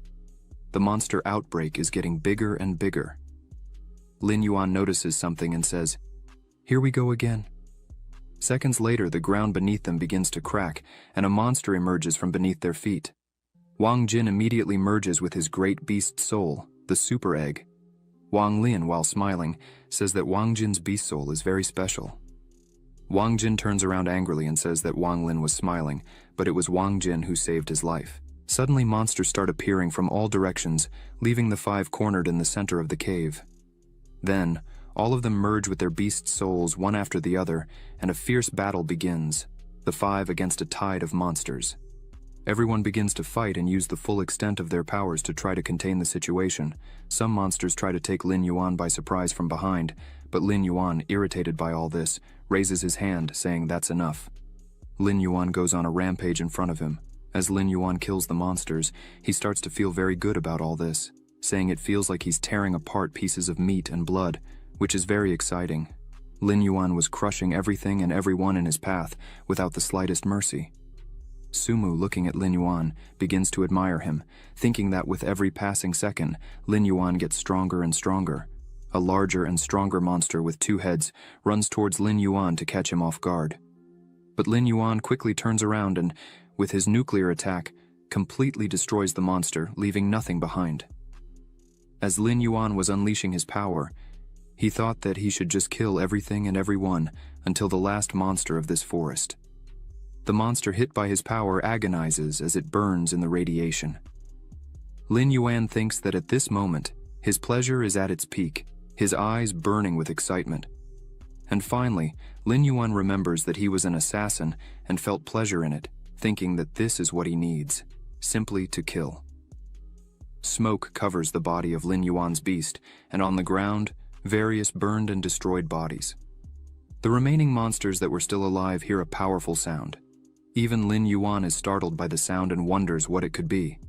The remaining monsters start to run desperately, leaving Lin Yuan not understanding the reason or what made all the monsters run away from there. Sumu looks up at the sky and notices something different. Sumu asks why there are two suns in the middle of the black fog. Everyone looks up to see what Sumu is talking about. As soon as Lin Yuan looks up, he realizes that they are not two suns, but the eyes of a monster. Wang Lin is scared by this and asks what kind of monster could be so big. Suddenly, a gigantic dragon appears before them. Wang Lin tells Lin Yuan that they need to run away from there as fast as possible, but Lin Yuan says that this monster is a Beast King level and it's not possible for them to just run away. Song Lan says that the dragon is looking directly at Lin Yuan. Lin Yuan replies that it's for a simple reason and shows the little monster. Lin Yuan emphasizes that no matter what happens or who they are fighting against, the only thing they must do at the moment is to fight against the odds. The monster begins to suck the fog into itself more and more. Wang Lin is scared that all the fog that was in the forest was being sucked in by the monster. As soon as the monster finishes sucking the fog, it charges towards everyone there. Lin Yuan steps forward, gathers his nuclear energy, and launches a powerful nuclear energy blast against the mist thrown by the monster. Lin Yuan thinks that this is the atomic breath that mobilizes all the energy from the stored energy crystal, capable of instantly killing a Lord-level monster. Then, Lin Yuan thinks this might hold off the monster for a short period. The two powers collide in the air, and Lin Yuan realizes he won't be able to withstand this power. So, he stops his atomic breath. At the moment, everyone is defenseless as the attack from the great monster is coming towards them. The little monster, seeing this, fills with courage to protect Lin Yuan and prepares to attack, releasing a gigantic fireball. Sumu, seeing this, immediately prepares to help the little monster protect everyone. Lin Yuan takes advantage and comes back with his nuclear energy attack, combining the three attacks at the same time. The three attacks collide with the great attack from the Beast King and cause an explosion in the air. Lin Yuan begins to get excited again seeing this. The area where they were fighting is completely destroyed by the intense fight. The Beast King opens its mouth to try to swallow the little monster, but the little monster quickly dodges the Beast King's bite and takes the opportunity to attack again with its fireball, hitting the Beast King's head directly, making the Beast King bleed and scream in pain. The Beast King uses its tongues to try to catch the little monster. Lin Yuan, seeing this, tells Wang Lin that he and the others should leave. Wang Lin asks Lin Yuan if he intends to face the Beast King alone. Meanwhile, the Beast King manages to catch the little monster, who looks scared at Lin Yuan. Lin Yuan, seeing this, begins to clench his fists, saying he can't let it go because he promised to protect the little monster from everything and everyone. And seeing this, the little monster won't be able to escape on its own. Lin Yuan's eyes were burning with flames as he said this. His killer instincts were bubbling inside him. Sumu looks at Lin Yuan and says that, regardless of the decision Lin Yuan makes, she will support him. Wang Lin says that because of Lin Yuan, everyone there has become stronger and friends. Songlan says that this is the first time he will have the chance to fight against a Beast King, and that means his life won't be in vain. Wang Jin says his father is the director of Mortimun University, so Wang Jin cannot disgrace him. Even if they die there, his father will avenge them. Lin Yuan, seeing this, gets excited, and without wasting time takes the lead and launches another attack against the monster, thus starting the battle of their lives. Songlan stays close to Lin Yuan to support him and increase his attack power. Lin Yuan's attack cuts off the monster's tongues that were holding the little monster. Wang Lin leaps furiously, attacking the monster and making the Beast King bleed again. The Beast King manages to hit everyone at the same time, but Lin Yuan, seeing his friends and those he loves being threatened, grabs his nuclear generator in his hand and thinks that for a long time in his life, he was very weak, and because of that, everything he loved was taken from him. Lin Yuan thinks that he trained desperately for the day to come when he could protect those he loves, and no one would take anything from him anymore, no matter if this monster is a human or a god. Lin Yuan swallows the nuclear generator and begins to glow intensely, leaving everyone completely astonished by the immense strength shown by Lin Yuan as Lin Yuan was getting bigger. His coloration began to turn red. Lin Yuan rises incredibly strong. Lin Yuan looks into the eyes of the Beast King and says, "Today I myself will show what a true god is like. One of us will not leave this." Lin Yuan was completely red, and red energy was emanating from his body as if it were blood. He begins to accumulate energy in his mouth, shocking his companions with the monstrous strength Lin Yuan was displaying at that moment. It was something they had never seen before. Lin Yuan had accumulated so much energy that his power shone like the sun, so bright. This was Lin Yuan's final trump card. Then he launches himself towards the monster in front of him. The monster, seeing this, widens its eye as it was a frightening amount of energy coming its way. Lin Yuan manages to hit right in the monster's chest, with no chance of defense. As soon as the attack ends, the monster's chest had a hole and was raw, with smoke still coming from the spot hit by Lin Yuan. The monster rises again and roars very loudly, while the hole in its chest pulsated. Wang Lin tells Songlan that it is impossible for them to do anything in a fight at this level, where Lin Yuan is now. Songlan asks Wang Lin to retreat first and not interfere in the fight. Songlan says that perhaps he can help Lin Yuan with his support power. Songlan begins to concentrate and use his powers to assist Lin Yuan. As soon as Songlan accumulates enough energy, he sends this helping energy to Lin Yuan, who, once received, feels a bit better, and thanks Songlan for the help. The monster wastes no time and launches its attack again towards Songlan, as it noticed Songlan was assisting Lin Yuan. But before the attack could hit Songlan, with a very quick movement, Lin Yuan steps in front of the attack and takes it as if it were nothing. After receiving the attack, Lin Yuan, standing still, looks seriously at the monster and says that if it touches a finger on one of his partners, there will be nothing left of its body to tell the story. Songlan, seeing this, wonders what Lin Yuan's strength level is at this moment. Could it be a 9-star lord level? Or even a beast king? Lin Yuan goes straight for the monster, in a brawl, and lands a hit that leaves the monster somewhat dazed. Lin Yuan takes advantage and turns the monster over and holds it by the head with one hand while the other hand, flaming, comes down to hit it. But the monster recovers and bites one of Lin Yuan's arms, but Lin Yuan doesn't lose his cool and starts to gather energy again in his mouth. The monster, seeing this again, gets scared because it remembered the last time this happened. It almost ended up dead. The monster quickly releases Lin Yuan's arm and jumps back, starting to gather its dark energy in its mouth. Both Lin Yuan and the monster fire their powers together, which collide in the air and start a contest to see which power is stronger. A very bright light begins in the center of the powers, causing Sumu to cover her face, as the brightness was extremely strong. As soon as Sumu looks again, she sees the monster screaming in pain, wrapped in a strong red energy, and Lin Yuan standing, looking at all of this. Sumu, seeing this, begins to wonder if Lin Yuan had really won this fight. But suddenly, Sumu's eyes widen, shocked by what she was seeing in front of her. The monster, which was previously screaming in pain from the burns made by Lin Yuan's attack, had gone silent. Lin Yuan, seeing this, doesn't quite understand and starts to realize that the monster was beginning to heal from all the injuries caused in the previous fight. Lin Yuan thinks he can't wait any longer and let the monster recover 100%. Then, the core in his chest begins to glow intensely, and Lin Yuan releases another attack against the monster, causing a huge explosion, covering the entire area with a strong smoke. Songlan shouts Lin Yuan's name, as he couldn't see where Lin Yuan was. As soon as Songlan finds Lin Yuan, he rushes to him and says that this monster was not yet at the Beast King level, and apparently, it's absorbing the radiation here and has started to evolve into the Beast King level now. Songlan emphasizes that they should take advantage of this time and flee from there as quickly as possible. Lin Yuan is surprised by this news and thinks that if the power the monster showed was just the peak of a 9-star lord, then once it ascended to the Beast King level, it would be very complicated for everyone there.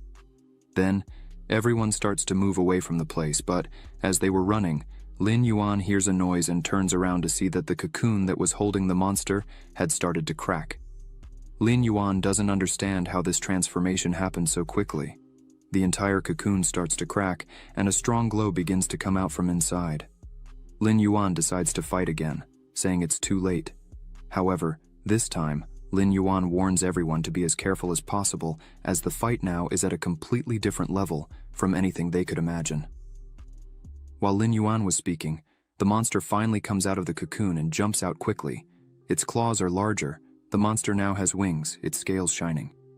But amidst all this, Lin Yuan feels that the monster's aura is still not stable. Lin Yuan guesses this is due to the rushed evolution, and apparently its injuries from the past fight also haven't fully healed. As soon as Lin Yuan looks up and sees the monster, he thinks that even with all this, it's still a Beast King. So its strength cannot be underestimated in any way. The monster starts to gather its dark energy again in its mouth and fires several balls of this energy towards them. Lin Yuan uses his body as a shield and protects everyone there, but this causes Lin Yuan a lot of pain and makes him spit blood. Lin Yuan stops and thinks that indeed the strength level of a Beast King is not something to joke about. Songlan runs up to Lin Yuan, but Lin Yuan says it's okay because he wouldn't let anyone there die like that. But suddenly, on Lin Yuan's shoulder, a thing appears. It's the little monster, furious with everything that has been happening. The monster stops and looks at the little monster. Lin Yuan also looks at it and thinks that even if Lin Yuan had raised it all this time, it wasn't in vain. So, the little monster should flee and survive, not die there with him. Lin Yuan says he would use all the rest of his power to use his red lotus pulse again, even if it doesn't kill the monster, but it would give them time to get out of there. Sumu starts to cry and screams for Lin Yuan not to do it. Wang Lin tries to stop Lin Yuan, while Lin Yuan accumulates his energy in his mouth. began to think that he became friends with them and remembered each one and thought he was happy at that moment. Lin Yuan closes his eyes and says goodbye to everyone there, but out of nowhere, he hears a voice coming from the middle of the dense smoke saying how this monster can be at the Beast King level if it's so weak. Lin Yuan notices this and stops his attack. Everyone there is surprised, because they had arrived. Director Wang Ting and Director Su Dian. Wang Jin, seeing this, is very happy, because his father was there. Sumu, seeing her father there, is surprised, because she didn't expect him to come himself. Lin Yuan smiles, because the director was there. Then, he returns to his normal form and says to the little monster that they managed to save everyone, but after that, he faints to the ground. The little monster stays by his side with an angry face. The monster, seeing the directors in the air, quickly focuses its gaze on them. Sumu takes advantage of the monster being focused on the directors and comes running, calling for Lin Yuan, who is lying on the ground unresponsive. The little monster by his side was sad because Lin Yuan wasn't moving. Wang Jin screams happily upon seeing his father and says that he is there, but Wang Ting, with a somewhat serious expression, says that his son was not able to deal with a little crocodile, much less with his son. Wang Ting. And so, he cannot afford to humiliate him. Wang Jin is shocked to learn that this monster was a baby crocodile, but actually, Wang Ting is impressed with the level this has reached. Wang Ting turns to Su Dian and asks if he wants to defeat the monster or if he should do it himself. Su Dian says that he will do it himself. Su Dian looks at the monster and asks how it dared to put his daughter. Sumu, in anger. For that, it must suffer. Su Dian begins to merge with his beast soul, causing a very bright glow, scaring everyone there. Even the monster is startled by such strength. Finally, the fusion ends, and Su Dian transforms into a red dragon. The monster begins to tremble with fear, feeling Su Dian's aura. Yet, the monster does not back down and starts to gather its energy again in its mouth, and fires towards Su Dian. But he just looks at it all and thinks he's just going to burn it. The monster's attack was getting closer, but suddenly an explosion occurs, and everyone is blinded by the brightness. Su Dian says now it's his turn to play. The monster turns and starts to run away in fear. Su Dian, seeing this, laughs and asks the monster if it really thinks it can run away from there. Then a barrier encloses the monster, leaving it trapped without being able to move. Su Dian prepares his attack, gathering a huge amount of energy. The trapped monster, seeing this, becomes completely desperate. Su Dian unleashes his attack, destroying everything there, defeating the monster with just one blow. Su Dian stands in the air with energy and lightning around his body. Sumu is extremely surprised to see this and thinks that the demonic dragon crocodile of Beast King level was, in fact, so vulnerable. Su Dian, still in dragon form, says this is a red dragon emperor, Su Di. Wang Jin smiles and says that Su Dian is so strong that he could easily be his father. Wang Ting just closes his eyes and says he felt wronged by Wang Jin. This leaves Wang Jin embarrassed and asks when his father had come down there. Wang Ting replies that as soon as he heard him recognize someone else's father. Sumu looks sad, helping Lin Yuan, who was still very tired.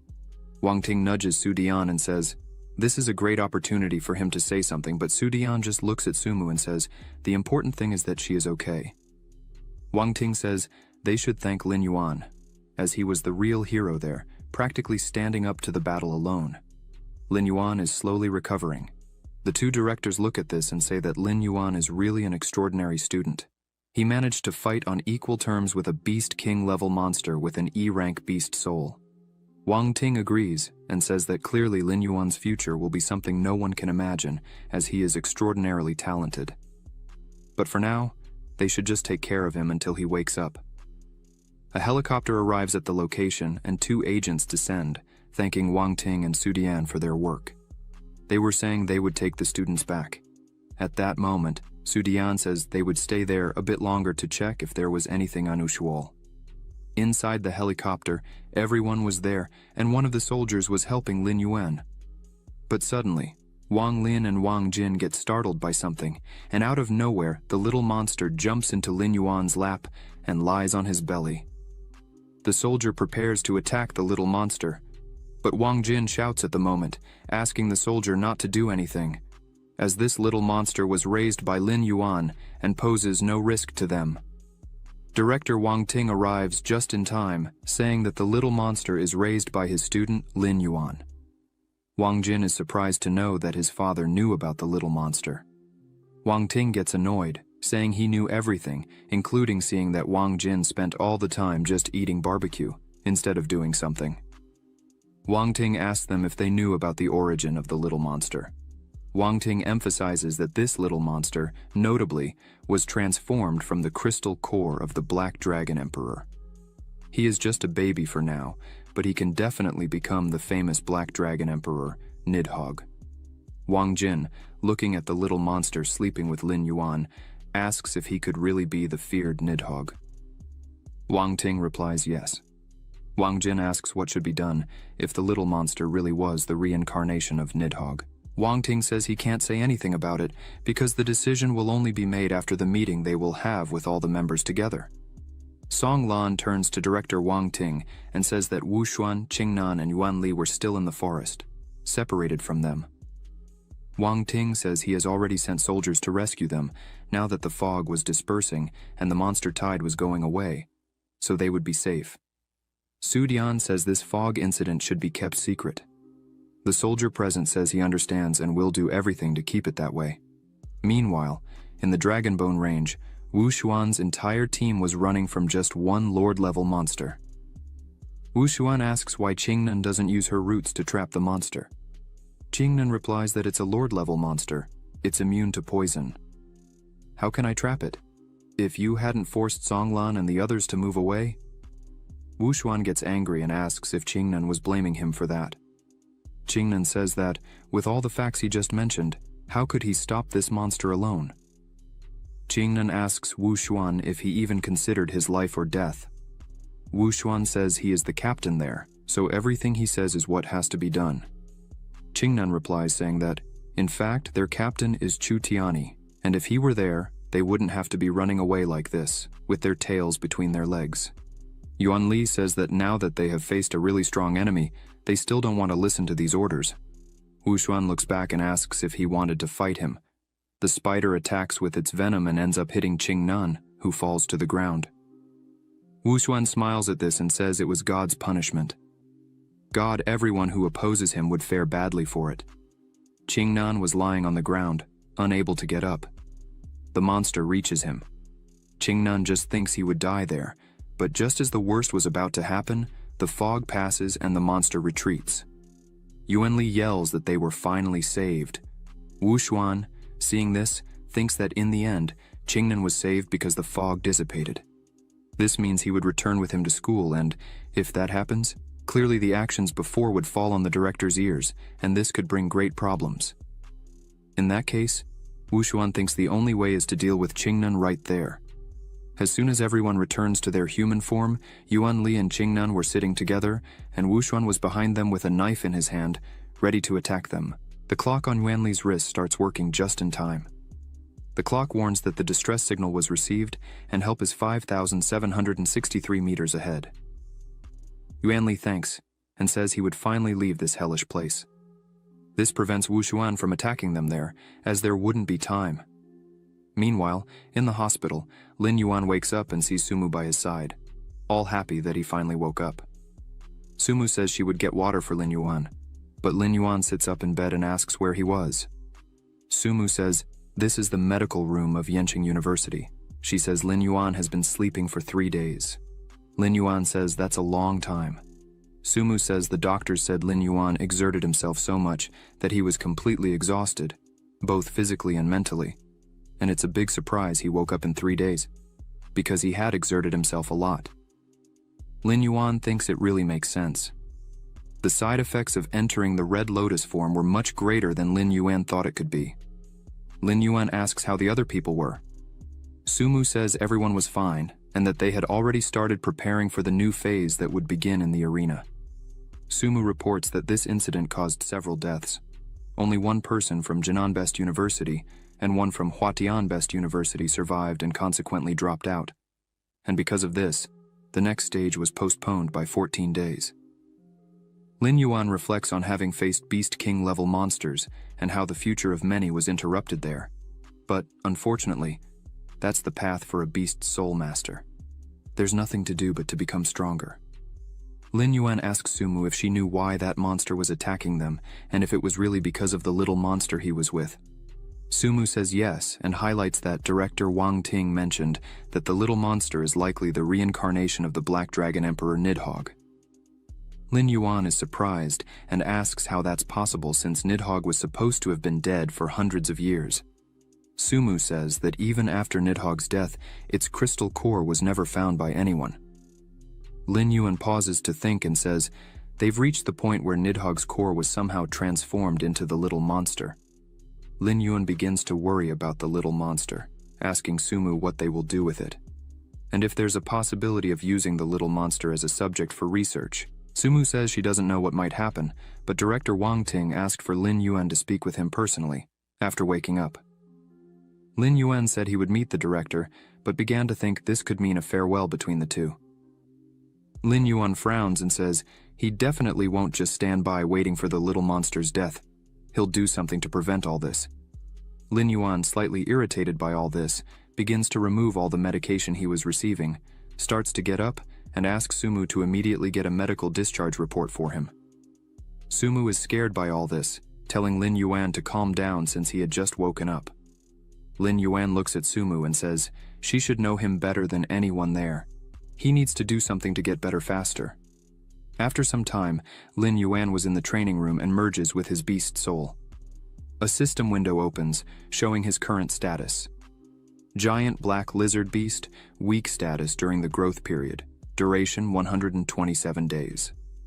The consumption of evolution points can shorten the remaining time of the weak state. Talent rating, SS level, 2-star Beast King level, height 33 meters, weight 14,200 kilograms. Attack method, bite, claw attack. White ability, warm light level. A, atomic breath level. S, red lotus form level. SSS, red lotus pulse level. S, red lotus atomic breath level, SS. Secret ability, 9 transformations of the Beast God, Tiger transformation domain, kill, prototype field, Beast God weapon, blue thunder claw level of the Beast Commander. Beast King level energy storage crystal. Wind spirit rune level of the Beast King, remaining evolution points, 1,237,045. Seeing this, Lin Yuan almost cries out of sorrow, because due to the weak state he is in, he really fell to the 2-star Beast King level, and his weak state will last 127 days, which is truly regrettable for him. Long tries to cheer Lin Yuan up, saying that at least he already has the domain prototype, and, as he recovers from the weak state, his strength will return to normal. Lin Yuan asks Long how he could resolve this weak state, as he can't wait all this 127 days. Long says Lin Yuan can resolve this using evolution points. Long notes that he did a quick calculation, and Lin Yuan would need approximately 62.5 million evolution points to solve the problem. Lin Yuan cries upon hearing this, as this amount is very large, enough for him to ascend to the Lord level in one go. But unfortunately the tournament will continue, so he has no choice but to quickly regain his strength. Long and Lin Yuan were looking at the system. Lin Yuan thinks that this Red Lotus form depends on ingesting a large amount of nuclear energy in a short period of time to help the host forcefully enter the Red Lotus form. His own form is significantly enhanced. Lin Yuan is surprised and realizes that he should have a second micronuclear reactor before he can use it. Long says that Lin Yuan is very smart, but he also receives 2 strong abilities named Red Lotus Pulse and Red Lotus Atomic Breath. These are exclusive abilities of the Red Lotus form. Lin Yuan, with shining eyes, says that he no longer has money, is currently broke, so he cannot negotiate something like this. Long says that this is determined by the system, and there's no need to discuss this with anyone. But fortunately, Lin Yuan still has many lower beast soul crystals to use. Lin Yuan says that's fine. Then he will go back to doing it like the old times, and a pile of lower crystals appears beside him. During the night, someone goes to the director's room and calls him by the door. The director responds that the door is unlocked, so they could enter. Lin Yuan enters and introduces himself, saying, "Hello?" Director Wang Ting says that he finally appeared, as the director had been waiting for days for this visit. Director Wang Ting tells Lin Yuan he doesn't need to be so formal with him, as this time, he did something that surprised everyone. He alone nearly defeated a Beast King-level monster and still protected all his companions. Lin Yuan says he was forced to give it his all, as the situation was truly desperate, but thank God. The director arrived in time, and Lin Yuan could finally rest. The director asks Lin Yuan how he did that, and Lin Yuan says he was just lucky. The director smiles and says everyone has their secrets, and if Lin Yuan doesn't want to share his, that's fine. The director smiles and asks if Lin Yuan wanted to take another medicinal bath, just for him, as a reward for fighting fearlessly against death and risking his life to save his companions. Lin Yuan is surprised and asks if it would really be just for him. As with this, Lin Yuan could return to his maximum strength, or maybe even surpass it. The director tells Lin Yuan that he doesn't need to be modest now, as Lin Yuan's contribution in this incident was fundamental in saving the lives of other students, and, with that, the Minister of Education gave a subsidy, fully reimbursed the medicinal bath, and also provided a King Beast grade crystal core. This makes Lin Yuan extremely happy. Lin Yuan takes the crystal in his hand and thanks the director for it, but Wang Ting looks into Lin Yuan's eyes and says he also has reasons to help Lin Yuan so much. The director tells Lin Yuan to recover as quickly as possible and become an absolute god in this competition. With the power that Lin Yuan has been showing, clearly he is the greatest weapon of the demonic university. Wang Ting cries, saying that, unfortunately, after the end of the first trial, their university had been in 4th place among the best. Lin Yuan tells the director to calm down, as this was only temporary. The director looks again at Lin Yuan and says he went from substitute to the university's greatest asset. The director asks if Lin Yuan could bear such a heavy burden. Lin Yuan responds that being there already shows all his determination, and whatever comes next, he will give his all and do anything. Wang Ting pats Lin Yuan on the back and says he is now very confident. Lin Yuan looks at the director and asks if the little monster really is the reincarnation of the Nidhogg. The director says that after the tests they did on the little monster, the result was 99% similarity to the Nidhogg, not to mention that the energy inside the little monster is extremely large. The director emphasizes that if it reaches its final prevalent form, it will become the second Black Dragon Emperor. However, there are still some doubts about this matter. 2 days ago, the army wanted to interrogate the students involved, but Director Wang Ting did not allow such a thing. Moreover, the director obtained the adoption rights of the cub in the name of the beast of the demonic city. In summary, Lin Yuan no longer needs to worry about the little monster's safety. This makes Lin Yuan extremely happy. Lin Yuan thanks Director Wang Ting for his kindness. However, Wang Ting holds Lin Yuan back and says he shouldn't thank him yet, as raising monsters is unprecedented, and dragons represent a very great danger. The director emphasizes that he really managed to keep the little monster, but everyone is watching it, so he should be very careful. Lin Yuan says he already knows how to repay this favor. He will show the true strength of a beast of the demonic city and win the championship. Wang Ting smiles, happy, and says that with those words he feels much more at ease. Wang Ting asks why the little monster respects only Lin Yuan. Wang Ting says the little monster is extremely bad with other people. No one dares to get close to him. Lin Yuan smiles a bit and says that maybe they were just alike. Meanwhile, outside, Vice Director Xiangguai was watching all this. A man appears behind him with a completely strange face, saying that it had been a long time since they had seen each other. Xiangguai says that this man has the nerve to want to meet in this place. The strange man says that if it weren't for Xianggui's problems, he wouldn't need to take these risks to meet with Xianggui. But Xianggui starts to say that the recovery time of the Nidhogg is much earlier than expected, and that this is no longer his problem. Not to mention that Director Wang Ting and Su Dian have already taken measures related to this. There is nothing Xianggui could do. He should just be thankful that no one noticed that all this was caused by one man. The strange man says it is almost impossible for these idiots to find out that it was something intentional. However, the recovery plan is of great importance and cannot allow mistakes, so we must be more careful in the future. Xiangyi says he can't understand why the cult wants so much to revive the Nidhogg in the national competition. The strange man says that this plan is not just to revive the Nidhogg. The real goal is the competition. After reviving the Nidhogg, it would kill all the geniuses of this year and leave them buried in the mountains of dragon bones. This even surprises Xiangyi. The strange-faced man says this will become the most sober era in the history of Beast Soul Masters. They want this generation of Beast Soul Masters to create a fault. In the Yanjing Bath Center, Lin Yuan has just arrived, and looking at everything, he thinks to himself that he never imagined returning to such a wonderful place. Thus, he throws some crystals into the water to start preparing it. These crystals he has just thrown are of the Beast King class. Lin Yuan stops and looks at the water, thinking that this bath will indeed be extremely luxurious. He takes off his clothes and begins to enter the water, placing just one of his feet first. He can already feel a majestic and pure force. His body already seems lighter. Long appears and begins to congratulate Lin Yuan several times in a row for absorbing 5,000 points of energy at the Beast King level. Lin Yuan remains focused, absorbing as much energy as he can, and this continues for 5 days. As soon as these 5 days pass, Lin Yuan opens his eyes, gets up, and begins to leave the water. As soon as he dresses in his robe, he calls Long and asks to open the system so he can look at his attributes.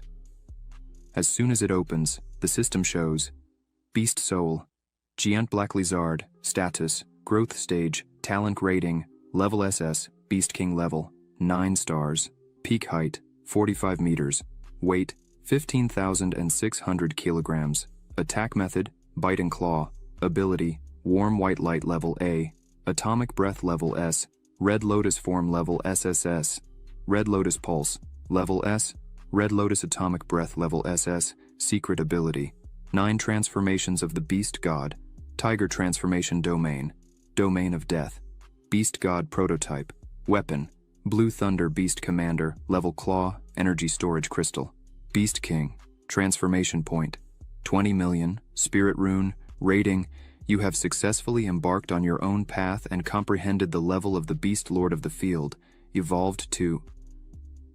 Long interrupts and informs that 60 million points were deducted from the evolution points, so that Lin Yuan could relieve himself from the state of weakness.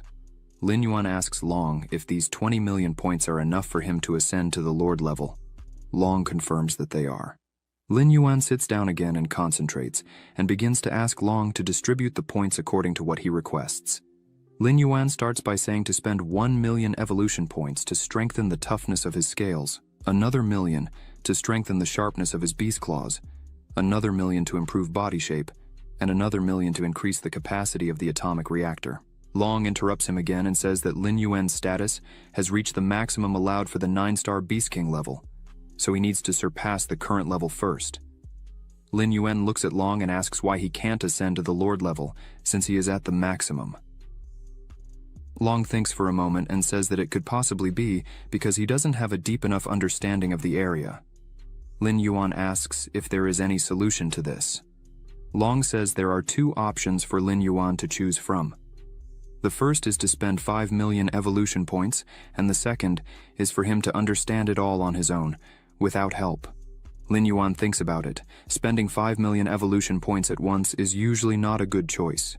But he is not lacking in evolution points now, and the realm of perception is the key to reaching the Lord level. Lin Yuan asks to spend the 5 million evolution points and enter the secret realm. Long is happy, claps his hands and agrees. Long approaches and touches Lin Yuan's head, saying that 5 million points have been spent, and an exclusive secret realm has been opened for him. The secret realm of killing. Long wishes Lin Yuan good luck, who falls to the ground with his body trembling. Suddenly he begins to be sucked into a hole and thrown into another dimension. He gets up, takes off his robe, and starts to walk. The realm warns that his senses of sight, hearing, touch, and pain have been completely restored. Additionally, Lin Yuan's soul strength has been strengthened to help him improve his understanding. Lin Yuan starts to observe his surroundings and thinks that the sensation is the same as the simulated battlefield during the previous exam. He wonders if this can really improve his understanding. Suddenly he hears a noise and starts looking around again to see where it came from. Suddenly, several huge monsters appear by his side. One of the monsters jumps to attack, but Lin Yuan remains still, just looking at the monster. In the blink of an eye, he merges with his beast soul. Lin Yuan thinks that the secret realm is called the realm of killing, so he was going to do exactly what the name said and create a great slaughter.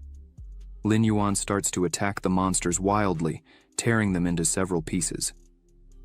One of the monsters tries to attack him from behind, but it causes no damage.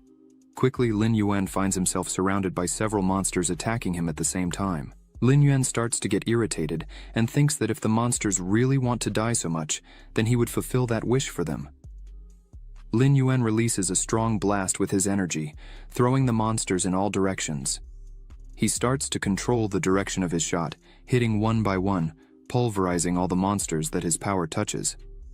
At that moment, his killer instinct starts to take over him again, and he starts to think that killing, destruction, will dominate everything. His eyes burn with fire as he looks at the burning bodies of the monsters. He is enjoying this and thinks that killing is the right thing to do. This is the way to kill. He wonders if he can be like the demon dragon crocodile he faced in the forest. The smell of blood in the air urges him to want more. He thought he could use his own territory to suppress the enemy's strength. Another monster appears in front of him. Lin Yuan stares at the monster. He lifts his body, and his murderous aura starts to approach the monster and travel around the monster's body. The monster starts to tremble. Lin Yuan wants to see the monster trembling in fear just with his killer intent. He observes and thinks that, although he cannot be suppressed with strength like the demon dragon crocodile, from a spiritual level, Lin Yuan decides to call this killer Aura, the power to kill. Several other monsters start to come towards Lin Yuan, who is surrounded by his power to kill. He looks at them all and thinks that if just his aura is not enough for him to use everything in the field, he could always resort to the old force. Lin Yuan lifts his paw and prepares to attack. The monster tries to bite him, but Lin Yuan hits its paw on the monster and, with his terrifying strength, completely destroys the monster's body. Lin Yuan thinks that, as long as the battlefield is filled with deaths, he will always be stronger, and with more possibilities. Half an hour later, several bodies of monsters were on the ground. Lin Yuan was enveloped in smoke. He screams. His body was with the blood of enemies. His power to kill surrounded his whole body. Another horde of monsters starts to approach. Lin Yuan thinks this is already the fourth wave of red-scaled beasts, and the strength of the red-scaled beasts has also been upgraded to the Lord level. Although there is a killing field, the problem is that the number of red-scaled beasts is very large, and they are still at the Lord level. Lin Yuan thinks that with his current strength, it is a little inadequate to fight against this number of Lord-level monsters, but as soon as the monsters get close to Lin Yuan, they stop and do not attack, just staring. This makes Lin Yuan think that, as much as he wants to continue, his goal seems to have been achieved. The 5 million evolution points were well spent. Suddenly, Lin Yuan returns to his human form. Long appears and congratulates him for advancing to the Lord level. Long points out that Lin Yuan created the two abilities, Death Shock and Killing Blood Armor, in the secret realm, and the system has already fully incorporated them. Lin Yuan is happy with his result, but still not satisfied. He wants to experience the killing of the secret realm again. Suddenly, Lin Yuan feels something and turns quickly, screaming. It was just Boss Huang, who was carrying Lin Yuan's food. He was trembling completely because he felt something strange in Lin Yuan. Huang apologizes for arriving unannounced. He then begins to say that he just wanted to come down to bring food to Lin Yuan. He had seen Lin Yuan training earlier, so he didn't want to disturb him. Lin Yuan smiles and thanks him for the food. He asks Huang to help him find a bathroom so he can take a shower and leave. Huang agrees, but inside, Huang is terrified. He wonders if Lin Yuan is really an ordinary student, as he feels like he is in front of a killer. Such a terrifying aura came from Lin Yuan's body. After a while, Lin Yuan arrives in his hotel room and finds Wang Jin on the computer. Wang Jin asks Lin Yuan how the medicinal bath was. Lin Yuan replies that it was perfect. He almost completely recovered and really needs to thank director Wang Ting for it. Wang Jin says that his father really had great faith and hope in Lin Yuan's strength. Lin Yuan looks at the computer screen and asks what Wang Jin was doing, which was so focused. He replies that he was checking the new arena rules.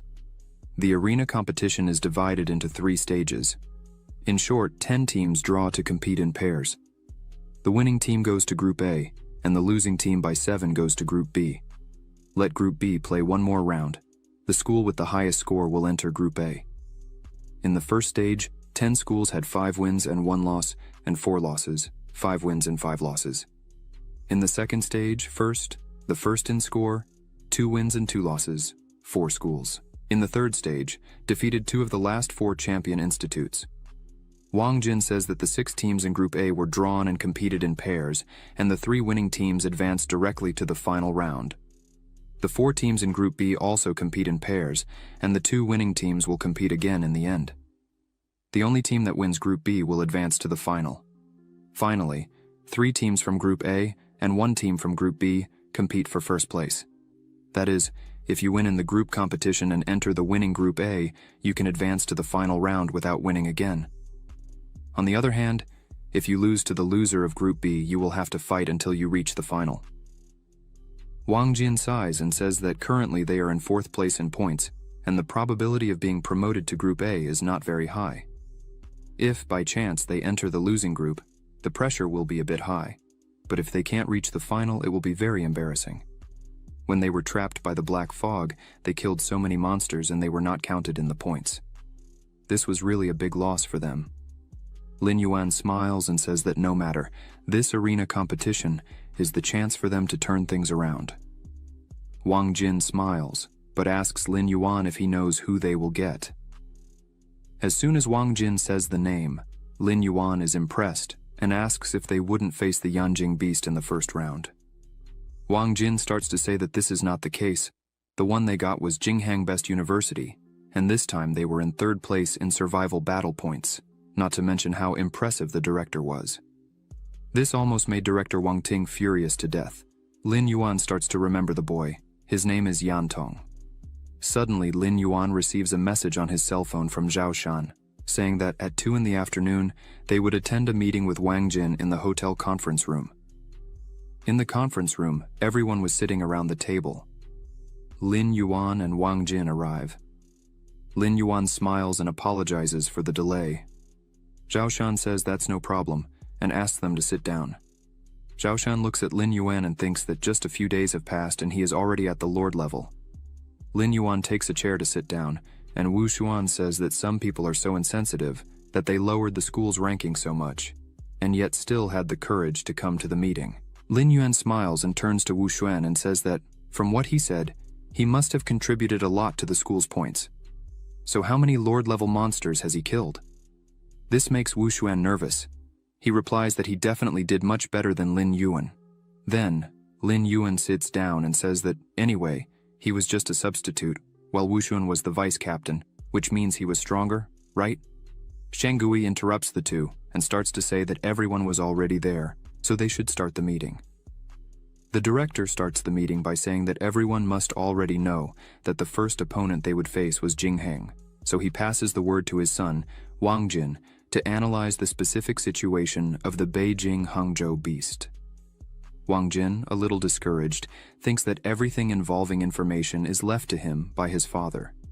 Wang Jin starts to say that there are 2 players on the Hangzhou representative team that deserve special attention. One of them is Fang Qi. This is the vice captain of the Jinghang representative team. Fang Qi is the new student of the Beijing beast. His beast soul is the red flame giant monkey. He is an offensive beast soul and has extremely strong offensive capabilities. He is a 7-star yet-to-be-determined beast king. This guy fought against Jushan, the captain of the Sichuan best, and although he lost in the end, his current strength has not been confirmed yet. Wang Jin smiles and says that, as the opponent is the vice captain of Jinghong, why not send their university's vice captain to fight against Fang Qi? Wang Jin looks at Wu Xuan and asks if he has the courage. Wu Xuan shouts that there is no need to worry, because if he really knows him, he will surely fight. Wu Xuan thinks that Wang Jin did this on purpose, as he knew that Wu Xuan had previously lost to Jushan. Songlan says that, according to the format of the arena competition, it is not easy for the two to fight precisely. Wang Jin points out that this is exactly why they need to study everything and create tactics and make the battle order as favorable as possible for them. Lin Yuan asks if the order of the two sides would not be chosen at the time. Wang Jin says that, in fact, no. The order of the first 5 players who can compete in the arena, competition must be presented before the start of the competition. Only the last 5 players can adapt to the situation according to the situation. Lin Yuan is not very pleased with this and says that this is really a tactic. Wang Jin takes his control and continues the explanation, saying that the next is the captain of the Beijing Beast Troop, Yan Tong. Everyone looks at the television. Wang Jin continues saying that Yan Tong, the team captain, is a different beast soul, known as Word Beast, which is a special type of beast soul. His abilities are speech spell and true word creation. His ranked strength is classified as Lord level. However, it is quite suspicious. Wu Xuan laughs and says that if these are the pieces of information Wang Jin collected, it's worthless, as there is nothing useful there. Wang Jin does not like this comment and asks what would really need to be something useful. Should he find out their birthdays and horoscopes? Wu Xuan starts to mock Wang Jin, saying that according to the information passed by him, Yan Tong is a Lord level. However, this is impossible. A soul master of only 14 years being a Lord level soul master, no matter what Wang Jin thinks and talks about it, it can't be true. Wang Jin turns his face and says that if Wu Xuan is not able to do something similar, it does not mean that other people can't. Wang Jin says that words are not enough, so he would show some combat scenes of Yan Tong. After Yan Tong turns on the television, we see Yan Tong walking alone through the open field, as if he had nothing to worry about. Suddenly, an explosion happens in front of him. Lin Yuan already realizes that it is a 2-headed earth dragon. Yan Tong looks at his lollipop and thinks that it will be wasted again. The monster comes out of the ground right in front of him. Yan Tong throws his lollipop away. The monster prepares to attack. Yan Tong begins to merge with his beast soul and quickly takes its form. Lin Yuan, watching this, thinks that according to what Wang Jin said, his beast soul has 2 special abilities. Words can be followed, and the mantra can create things. Lin Yuan is eager to see how they actually work. The monster attacks, hitting its tail on the ground and throwing rocks everywhere. Yan Tong remains calm, even with several rocks flying in his direction. Suddenly, a wave of energy begins to circulate his body, stopping all the rocks. The monster and Yan Tong stare at each other. Yan Tong begins to use his powers, and words start to fly by his side with enormous intensity. These words start to move towards the monster and bind its entire body. The monster begins to scream and try to escape. Yan Tong just tells the monster not to move. The monster stops. 2 huge swords appear in front of him. Yan Tong orders the swords to cut. In seconds, the swords cut off both heads of the monster at once. Yan Tong returns to his human form, opens another lollipop and continues walking normally, while the monster's body falls to the ground. After that, Wang Jin asks who in the room would still doubt Yan Tong's strength. Everyone remains silent. Wu Xuan, after seeing Yan Tong's strength, begins to tremble. Chu Tianyi, seeing this, becomes a little apprehensive. Lin Yuan does not show fear. He is just thoughtful. Wang Jin, seeing this, is scared, because Lin Yuan had fought against the dragon crocodile without showing any fear. How could he be finding this difficult? Suddenly, Lin Yuan says that Yan Tong left without taking the monster's core. Wang Jin is impressed that Lin Yuan, after seeing all that strength, only paid attention to that. Director Wang Ting asks Chu Tianyi how he feels after watching the video. Chu Tianyi responds very calmly that Yan Tong is indeed very strong, probably at the Lord level, but he can still fight against Yan Tong. After hearing this, Wang Ting smiles and says that this is really the style of his students. If Chu Tianyi is so confident, then Wang Ting says he would remove him from the list of 5 people to ensure that he can really face Yan Tong. Chu Tianyi remains very serious and thanks the director for allowing this to happen. Director Wang Ting thinks that if Chu Tianyi really defeats Yan Tong, they would have won half the battle, but even if Chu Tianyi loses, he still had his biggest trump card, Lin Yuan. After half an hour of meeting, Wang Ting smiles and says that this is what would be decided. The first to fight would be Wu Xuan, the second Yuan Li, the third Qingnan, the fourth Shen Chang, fifth Sumu. Wang Ting emphasizes that this arena competition is a critical moment for them to show their talents, so everyone must give their best. Everyone shouts and agrees with this. After a few days, at 10 o'clock in the morning, the arena competition officially opens. Wang Jin, in the audience, complains that they do not have a good view, as they were placed in the 4th row and not in the 1st row. Song Lan says that unfortunately, there is nothing they can do about it, as the order of appearance in the arena is determined by the ranking of the main schools in the survival battle. Wu Xuan intervenes and says they know very well who did this to them, but Chu Tianyi says that doesn't matter. Wu Xuan should shut up and stop talking nonsense and just recover those points in the arena. Wang Jin turns to Lin Yuan and asks if all the monsters that Lin Yuan had killed in the fog were worth points, they would be in first place, right? Lin Yuan thinks a little about it and says that probably wouldn't work either. As they can see, Yanjing leads by a good number of points. Wang Jin says that Dragon Crocodile should be worth at least 100 points. Lin Yuan turns and says that, first of all, they did not kill the monster, and secondly, the education department asked them not to do anything about it, let alone bring it up. Even though Lin Yuan emphasizes that, even if he could, he wouldn't want to lose the compensation from the education department. The announcements begin in the arena, asking everyone to welcome all the leaders, teachers, and students to the 2nd arena competition of the National Freshman Contest. The presenter says he is also very happy to witness the confrontation between all the geniuses of this generation. He begins to invite the competing teams of the 1st round, the representative team of the Haiyu Beast and the representative team of the Yanjing Beast. Wang Jin says there is a 1 in 9 chance of Haiyu hitting it, but there really is no one who can do it. Song Lan says that fortunately, they can also take this opportunity to see what the strength of Yanjing is. Lin Yuan says that with the strength of Haiyu, he fears that it will not be able to force anything much greater than Yanjing. Wang Jin points out that although Haiyu's reputation is not bad, the difference between them and Yanjing is very large. The presenter invites the first competitor from the Yanjing team and the Haiyu team to enter. 3 guys enter the arena. Lin Yuan recognizes them and asks Sumu if these were the guys who had attacked her before. Sumu, with an angry face, says, yes, all 3 tried to take advantage of her. The other 3 fighters enter the arena. One of them says he has been waiting for a long time and will finally be able to fight. This fighter is called Luo Ji. Longjiang goes to him and tells him to remember what they talked about before. They should not fight with all their strength. Luo Ji says he already knows that. Luo Ji turns his head back and says that these 3 are just trash. He could fight alone against the 3.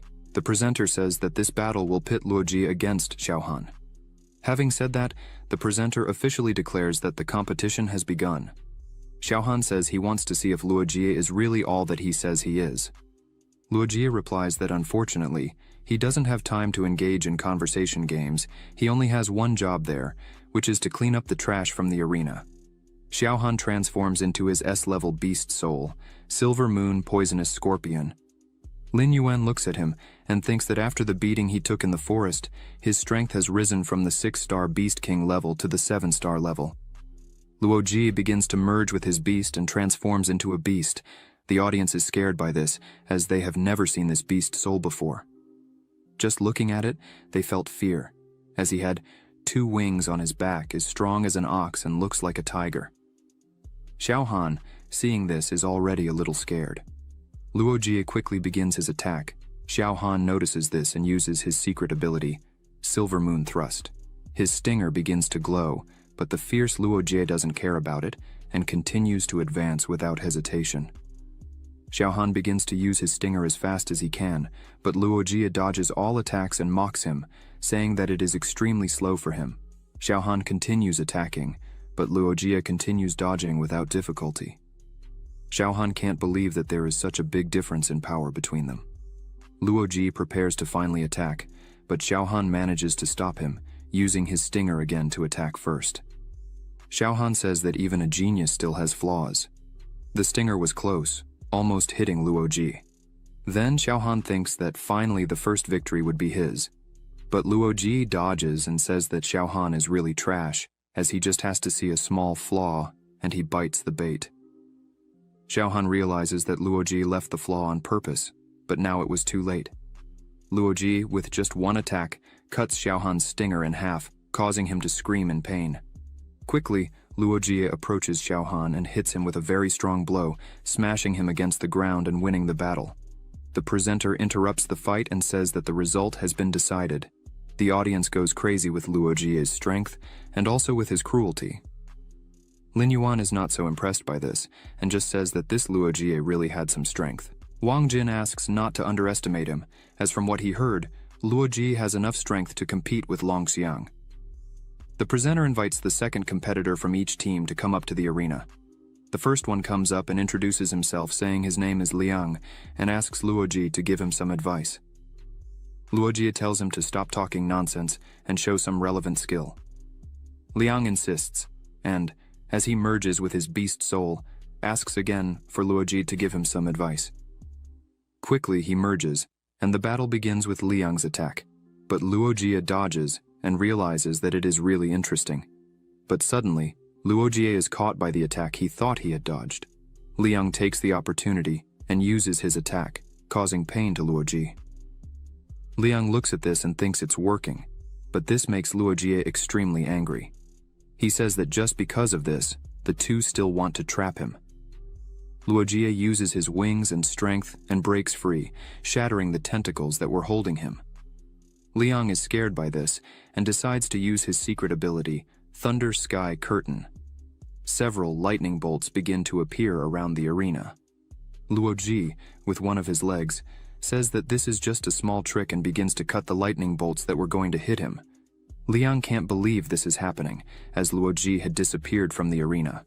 But suddenly, he appears behind Liang and says that, unfortunately, it's the end. Liang closes his eyes and screams that he surrenders.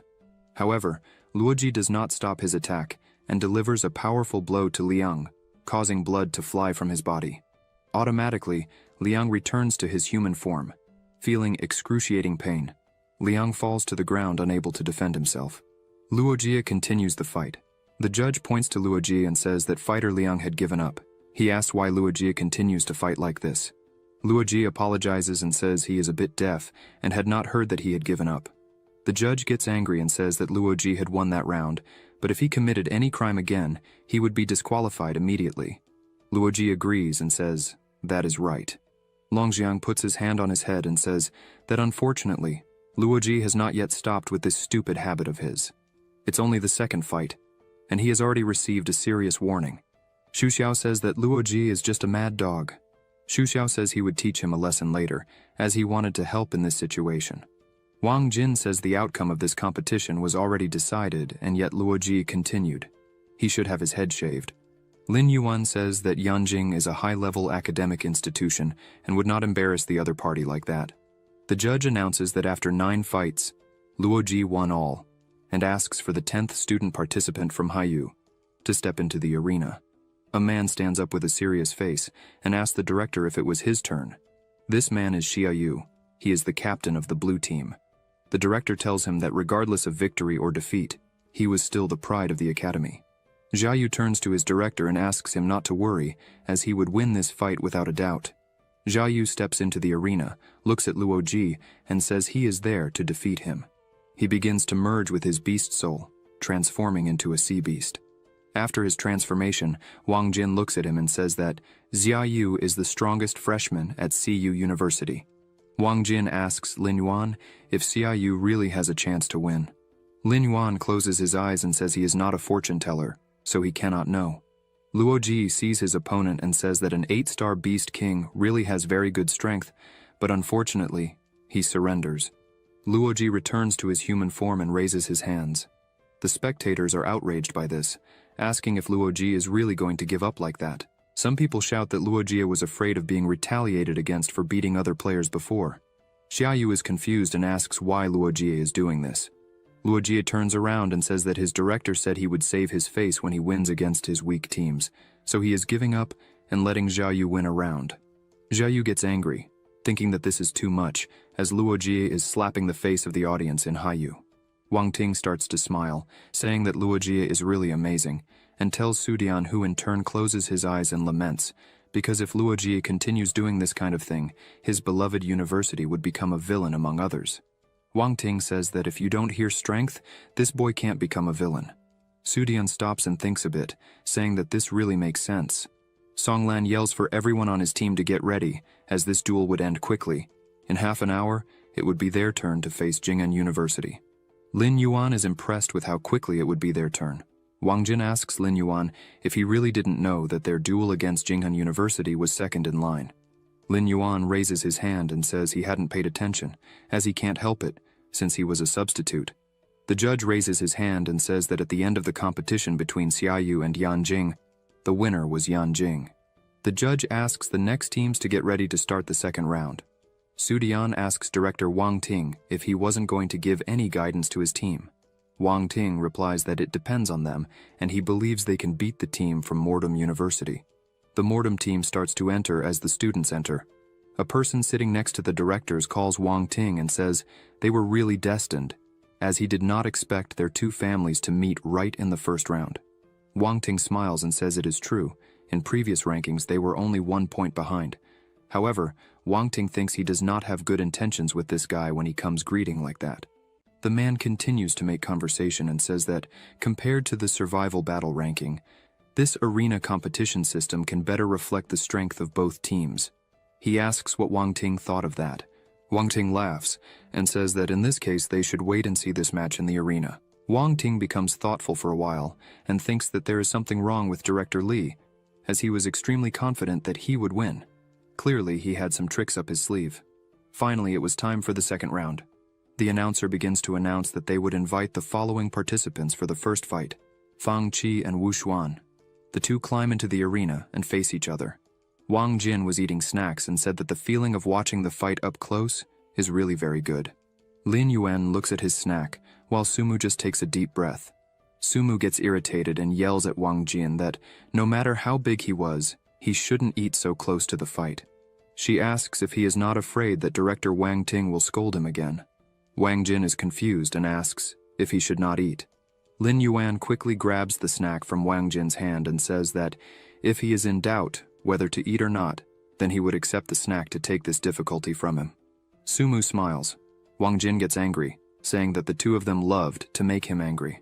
Wang Jin looks at the arena and says that, in his view, Wu Xuan has little chance of winning this battle. Sumu gets a little angry, because even though she doesn't like Wu Xuan, he was still on her team and they needed to win for the good of the university. She grabs the snack and starts eating quickly, annoyed, and asks why Wang Jin says that. Then he starts to explain and says that, first of all, Fang Qi's beast soul is relatively ancient and mysterious, and secondly, the arena is very small, which reduces the space for Wu Xuan's techniques. After hearing this, Lin Yuan becomes serious and says that although Wu Xuan has a poor soul, he is still intelligent. He would not go into a battle totally unprepared. Sumu is impressed with these words from Lin Yuan. Meanwhile, in the arena, the two were already merged with their beast souls. Fang Qi shouts and says he would use this battle to prove to everyone, once and for all, that Jinghang is in no way inferior to Mordom University. Wu Xuan says that if he wants to do that, then that's fine, he is free to try. Fang Qi starts the battle by charging with everything. He moves quickly in the arena. Wu Xuan looks at Fang Qi's advance and prepares the counterattack, firing several poison needles. However, Fang Qi easily dodges the attack, but that was exactly what Wu Xuan was expecting him to do.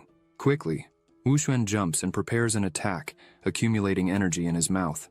He fires a cloud of poison that begins to spread rapidly through the arena. Fang Qi is not intimidated and lets out a roar that disperses the poison. Right after, he jumps towards Wu Xuan, who was still in the air.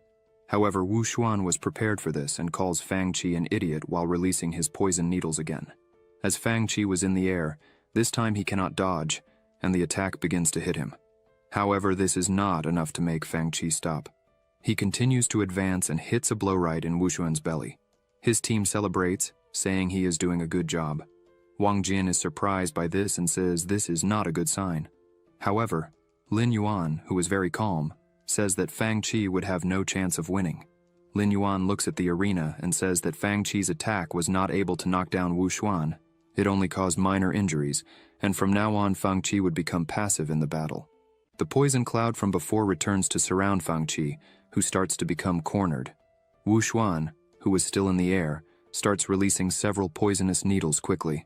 Fang Qi just tries to dodge them, jumping quickly from one side to the other. Fang Qi quickly looks back and tries to hit Wu Xuan with a fire attack. However, Wu Xuan quickly dodges the attack. Wu Xuan returns to the arena floor and tells Fang Qi to admit defeat, so he would suffer less damage from the poison in his body. Fang Qi wipes his face and says he would never do that, as the one who would lose there was Wu Xuan. He starts to concentrate a large amount of energy. Flames begin to come out of his body. Suddenly the flames begin to expand, covering a large part of the arena and reaching Wu Xuan. However, it has no effect. But apparently, Fang Qi is stronger and more confident. Lin Yuan looks closely at the fight and thinks that Fang Qi has realized the prototype of the Flame Realm. Su Dian starts to applaud and tells Director Li that his student's understanding is very good. He can really understand the prototype of the domain at the Beast King level. Su Dian points out that he would like to congratulate in advance the Beijing Beastmaster for gaining another Beast Soul Master at the Lord level. Wang Ting also applauds and says that this student is really good, a young talent. Wang Ting asks Director Li to train him well. Director Li smiles and says it's not quite like that. Although his student's understanding is very good, his forces are still far behind. He needs to work harder in the future.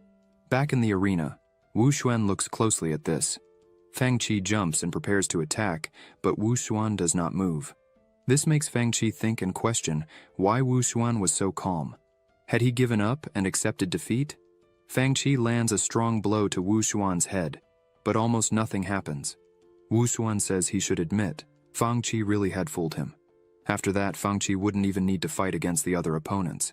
Quickly, Wu Xuan rises on Fang Qi's back, leaving him frightened by this. Wu Xuan grabs Fang Qi's body and starts to squeeze.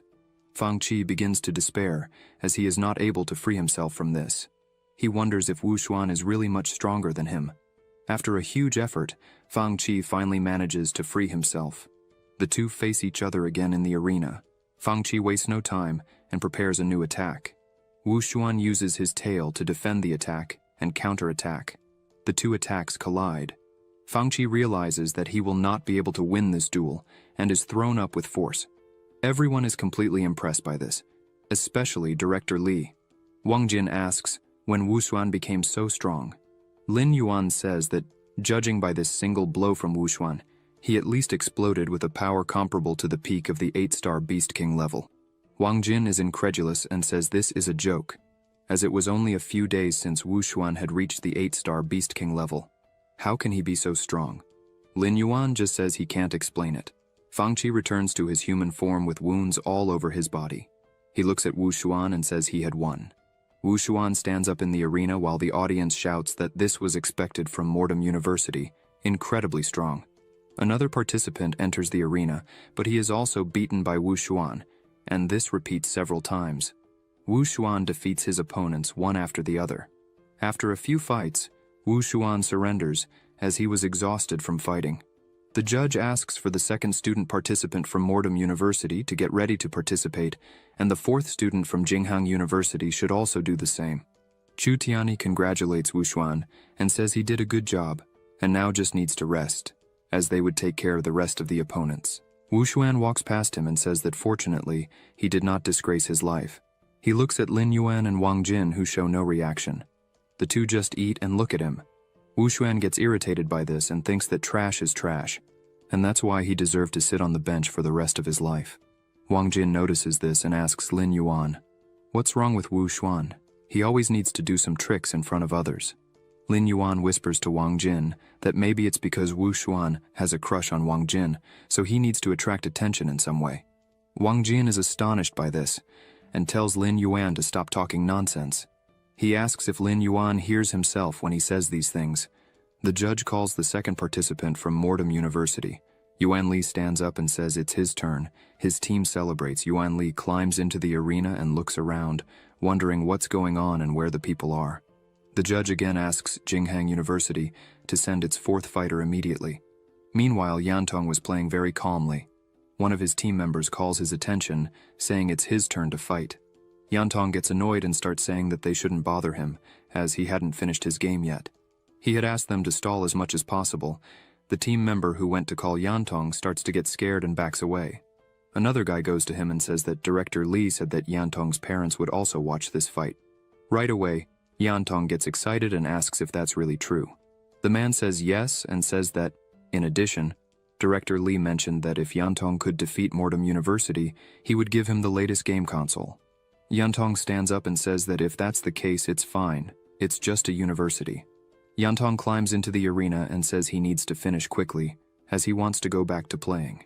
Yuan Li starts to merge with his beast soul and thinks it's not good that Yantong is his opponent. He finishes his fusion, a four-armed monkey demon. Yantong just shows sleepiness with all this, so he merges with his beast soul. The two face each other in the arena. Yantong says that's him and tells Yuan Li that he could attack first. However, Yuan Li doesn't attack. Yantong says that if he's not going to attack, then he will. He starts to say his words and a red energy begins to be created, and several arrows are created. The arrows start to move towards Yuan Li quickly. Yuan Li tries to dodge as soon as he sees the arrows, but his body is not responding and he can't move. This makes him panic. The arrows start to hit him. Suddenly something comes quickly in his direction, hitting him fully, throwing him on top of the arena, hitting the top part. The arrows suddenly stop moving and change direction. Several arrows start to pierce Yuan Li's body, pinning him to the wall. Yuan Li looks at Yantong and thinks that he didn't have a chance to use a single move. He tells the judge that he surrenders and accepts defeat. Yuan Li thinks it was a waste to lose this battle. Yantong asks for the next one to hurry up, as he's in a hurry. Yuan Li starts to leave the arena sadly, saying that he lost. His teammate says it's okay as Yantong is really a monster. He is also the trump card of the other team, the natural beast soul. It's normal that Yuan Li can't beat him. People tell Qingnan that it's his turn to fight. Songlan tells him that he doesn't need to worry too much about winning or losing. If he can exert all his strength, he will be considered a winner. Qingnan enters the arena and quickly merges with his beast soul. Yantong is surprised to see a plant in front of him. Qingnan starts to attack and tells Yantong to be careful again. Yantong starts to say his words, and as soon as Qingnan's roots are going to hit him, he just tells them to stop, and all of them stop. This leaves Qingnan impressed and confused. Yantong says that plant-type beast souls are really interesting. He wants to test a new fighting format. Yantong tells the roots to turn back. They turn towards Qingnan and start to come in his direction. Qingnan is confused, as the roots are still connected to him. This shouldn't be possible. He thinks he needs to cut the connection with them. As soon as he cuts the connection with them, the roots start to die. He attacks again with more roots now. Yantong looks at Qingnan and says that he's really dedicated. Yantong asks Qingnan if he's not afraid that he'll continue to control the roots. Qingnan just tells Yantong to try to do that. Clearly, Yantong spends a huge amount of energy to do such a thing. Yantong says that now that Qingnan has seen everything, they should finish. The words start to come out of his body and become agitated, moving quickly with intense energy flowing through each of them. Yantong sends his words towards Qingnan, which frightens Qingnan, as he has never seen an attack like this before. He creates a shield in front of him to protect himself as much as possible from the attack. Yantong just looks at the shield and says, "Burn." A huge explosion occurs on Qingnan's shield, quickly shattering the shield, leaving the way clear for the word attack. Qingnan can't understand how this can happen and is left without reaction. The attacks hit Qingnan all over his body and several times, causing monstrous pain. Qingnan falls to the ground, screaming that he surrenders and accepts his defeat. Wang Jin and Lin Yuan are impressed by this. Wang Jin says that Yantong is really a monster. No one can beat this kid. Lin Yuan starts to say that when Yantong activates his spirit word, his energy will be consumed. All they can do now is consume him, and then they would let Chu Tiani finish the fight. Qingnan was getting up to leave the arena. Yantong asks him to hurry up as he's in a hurry. The members of Mortem University's team don't like this. Another fighter enters the arena. His name is Shen Kang. He is already merged with his beast soul and lets out a powerful roar. Yantong looks at him and says that Shen Kang is indeed stronger than the previous two participants. Shen Kang starts to advance quickly to attack. Yantong tells him not to move. Shen Kang was in the air, as he had jumped to attack. He starts to feel a pressure holding his body. Lin Yuan feels something and watches the fight closely. He wonders if what he's feeling is Shen Kang's domain, but soon Lin Yuan realizes that it's not the case. It's just the evil aura exhaled by Shen Kang. Lin Yuan points out that if Shen Kang can get to that point, he believes that soon he will understand the area with his talent. Shen Kang asks if this is all Yantong can do. Yantong watches and says, "Instant." Shen Kang is impressed, as Yantong had teleported to the side, making Shen Kang's attack go straight. Shen Kang wonders if Yantong really could be doing this, as it's unbelievable. Shen Kang assumes that Yantong is an unparalleled opponent, but no matter what happens there, he would defeat Yantong. Suddenly Shen Kang starts to howl, and a light begins to appear on his body. In seconds, several attacks start to appear on Yantong's body, hitting him in various parts of his body. Shen Kang sees this and thinks he finally managed to hurt Yantong. It seems that his defense is not strong, but suddenly Yantong says that these snowflakes are really beautiful. Shen Kang is scared by this. Again, words come out of Yantong's body, but this time the letters float around him. Shen Kang wonders what's going on there. Director Lee watches the fight and says that finally Yantong started to fight. Director Su Dian says that he really didn't expect that this boy Yantong was born with a beast soul and still has a very high level of understanding. Shen Kang starts to release a blue energy from his body and says that no matter what's going on there, they would fight to the end. Yantong tells Shen Kang to give up, as it wouldn't help to fight within his area. Yantong would become a god. The letters start to move quickly, and all of them go toward Shen Kang, who is still standing in the same place. The letters stick to Shen Kang's body, sealing his power. Shen Kang starts to realize his power is gradually diminishing. Shen Kang is unable to fight. He looks at Yantong and thinks that he really is a hateful guy. But Shen Kang doesn't give up and tries to use his secret skill, Kang Shui Bite. Yantong looks at him and asks why he cares or tries. Yantong emphasizes that he had already said that Shen Kang is no match to win this fight. Shen Kang's mouth starts to bleed. Yantong doesn't stop attacking, he starts to create a huge spear. The words start to surround the spear quickly. The spear is launched, hitting the sealed body of Shen Kang, crushing him to the ground with great force. Blood starts to fly, and Shen Kang screams in pain. Shen Kang is left all beaten up on the ground, with blood dripping from his mouth, barely able to move. He says he surrenders, and thinks that such a strong guy is only 14 years old.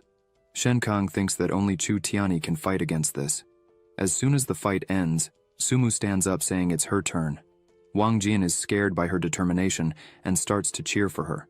Lin Yuan just looked at her, but before she went down to the arena, he looks at her intently and, with a serious face, tells her to be careful. Sumu turns around and says she understood. As soon as Sumu enters the arena, Yantong asks why a girl would fight him. Yantong makes it clear that he would have no mercy for anyone, man or woman. He would fight the same. Sumu smiles and says there was no need to pity her. She merges with her beast soul quickly. Yantong looks at Sumu again and says that she is not weak. He creates several spears around him again and uses all of them to attack Sumu quickly. Sumu starts to use her ice ability and freezes all the spears. Yantong looks at all this and says, "Seal." The letters start to move again, but Sumu moves quickly around the arena, jumping and dodging the letters trying to hit her. The audience goes crazy with Sumu's movement. They say that she is worthy of being a student at Mortem Academy. Her tactical thinking is very sharp. Besides being beautiful, she is strong. Quickly, she was close enough to Yantong. She decides to use her ice ability again and forms several pieces of ice around her.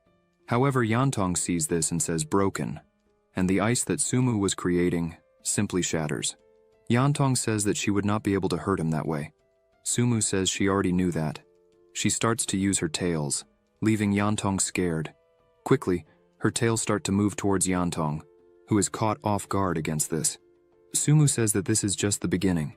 If you enjoyed this video, subscribe to the channel, hit the bell icon, and like the video. Thank you.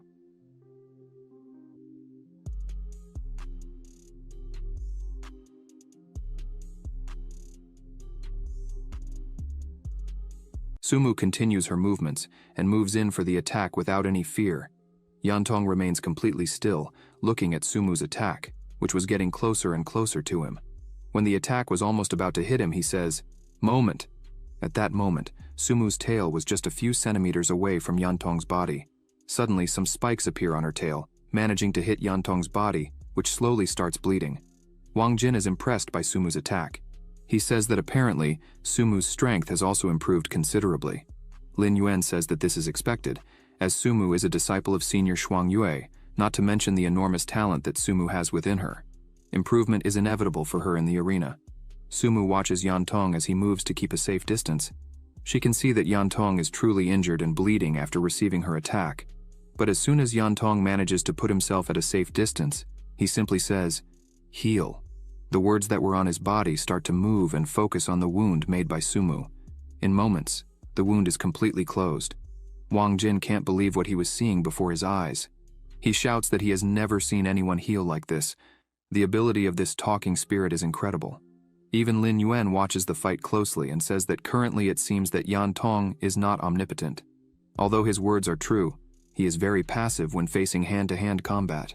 Sumu sees her opponent heal right in front of her. She thinks that she definitely cannot let him keep healing like this. The words split a bit, return to Yan Tong's body, but a part of them hovers over the arena. Suddenly, several Yan Tongs start to appear. This leaves Sumu puzzled about what was happening there. Now she was surrounded by several of him, and this complicated her fight because she couldn't tell which one was the true body. Even the wounds were exactly the same. Sumu starts to get irritated for not knowing which one was the true one, so she decides to solve it in a simple way, ending all of them without hesitation. She jumps and begins her attack with her abilities. She starts freezing all the bodies at once. Sumu thinks that the time to compete for real has finally come. She starts destroying them one by one with her tails.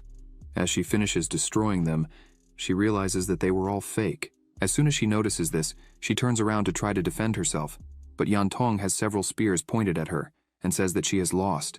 Sumu accepts defeat and returns to her human form, asking how he had done that. Yan Tong says that he simply became invisible.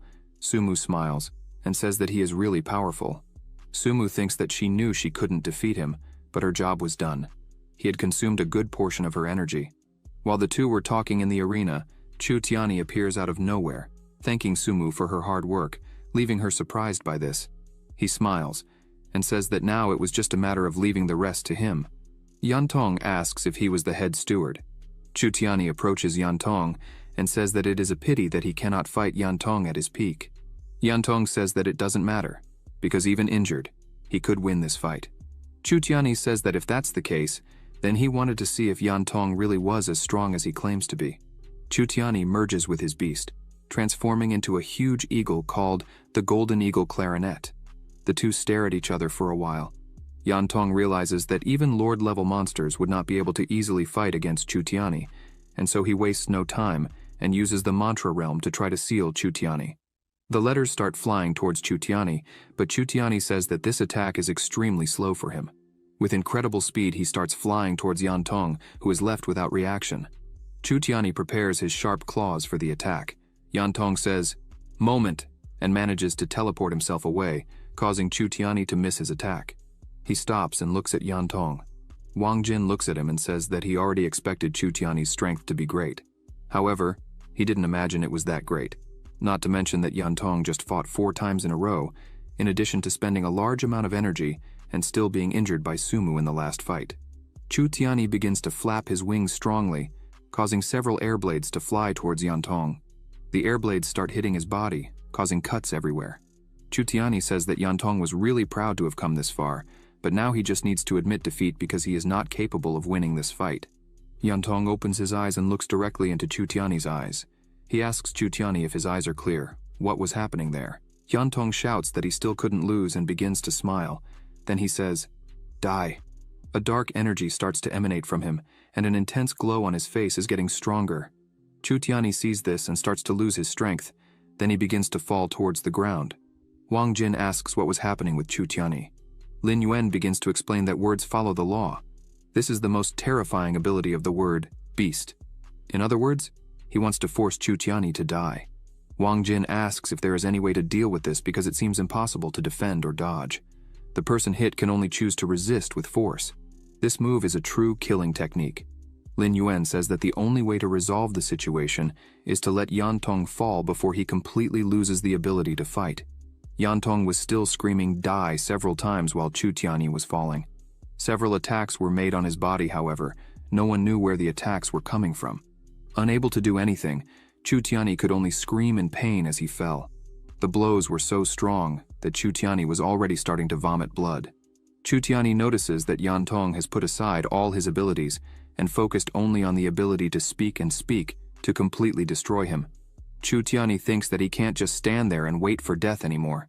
He looks at Yan Tong, in the center of it all, screaming more and more for him to die. The letters start flying again towards Chu Tiani, but he continues to move towards Yan Tong. As he flies towards his opponent, Chu Tiani notices that Yan Tong's breath is getting weaker and weaker. He can't hold on much longer. As he expends all this energy, Chu Tiani can really win this fight. On the other hand, he still hasn't spent all his strength. Chu Tiani finally manages to control his fall, opening his wings again in front of Yan Tong, saying that now he would fight with all he had. He begins to concentrate a strong energy in his body, launching several fire-feathered attacks towards Yan Tong. The attack hits Yan Tong's body directly, causing him significant damage. With this, he begins to lose control and scream even more. Chu Tiani also screams as he receives an unexpected attack, but he doesn't give up and continues steadfast in the fight, attacking again with his feathers. However, this time, Yan Tong manages to defend himself with a barrier around him. He repels a large part of the attack, but still suffers some damage. He looks very irritated at Chu Tiani, the two staring at each other again.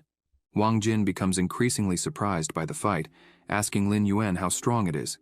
Lin Yuan replies that he wants to see who can resist this now. The tug of war should end soon. After all, they have reached the limit of their strengths. Yan Tong continues his attack, shouting for Chu Tiani to die, but he realizes that he can no longer send his commands because he is completely out of energy.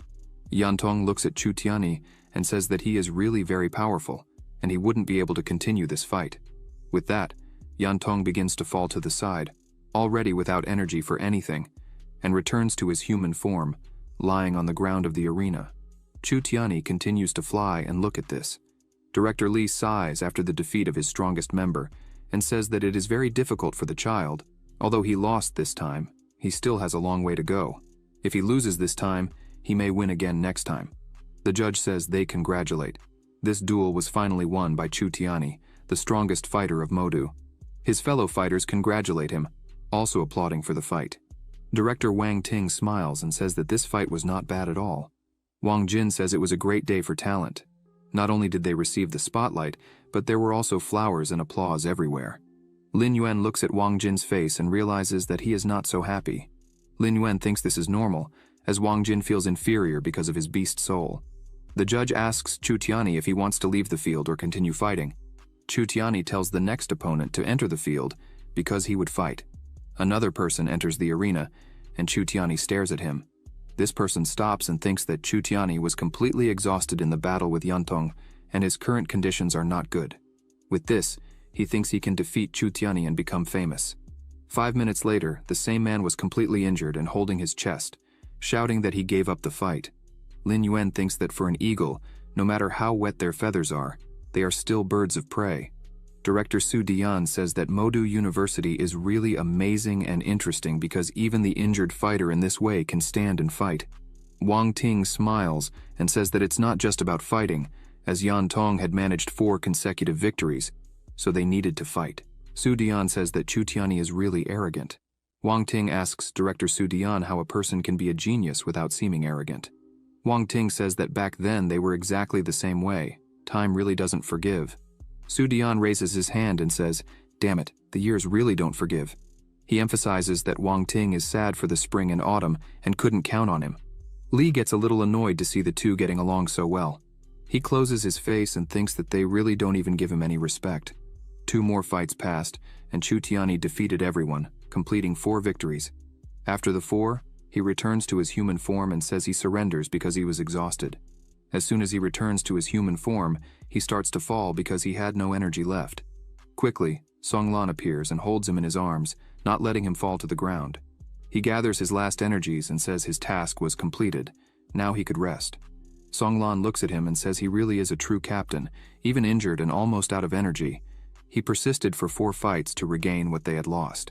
He congratulates his captain Chu Tiani and says he did an excellent job. Songlan shouts for someone to come and take him to the infirmary because his injuries were serious. He would need to rest for a long time. Qing Nan says that his captain was really amazing and worked very well. If they find the great Yan Jing, it's thanks to their captain. Songlan closes his eyes and says that the captain persisted in this situation for the sake of the beasts of the demon city. Qing Nan says he didn't mean to blame him. He was just thinking about the overall situation. Wang Jin looks at Lin Yuan and asks him if they encounter a strong team in the next round. Would he take action? Lin Yuan smiles and says yes. Wang Jin asks him if he doesn't always have the tendency to be in the spotlight. Lin Yuan says he heard that the prize for the winner of the National Rookie Contest is quite generous, and he also has an agreement with the director. The judge begins to announce that in this arena battle, Modumon is the winner. Wang Ting smiles and tells Director Li that he's sorry because Yue Xin had defeated his orcs Jing Hang. Director Li gets irritated by this. Wang Ting says that, to be honest, the students of Hangzhou Best are really excellent, especially that one called Yan Tong. Li responds that it's natural. Wang Ting smiles again and says that it would be great if students with such potential came to his college. Li gets irritated again and thinks that this old fox is waiting for him there. Upon meeting the great beast Yanjing, he will cry a lot. Lin Yuan asks which were the two schools that would be in the next round. Wang Jin replies that the great beast of northern Hubei and the great beast of Tianfu. Sumu tells Lin Yuan to look at that person. He is Wu Mo Xuan.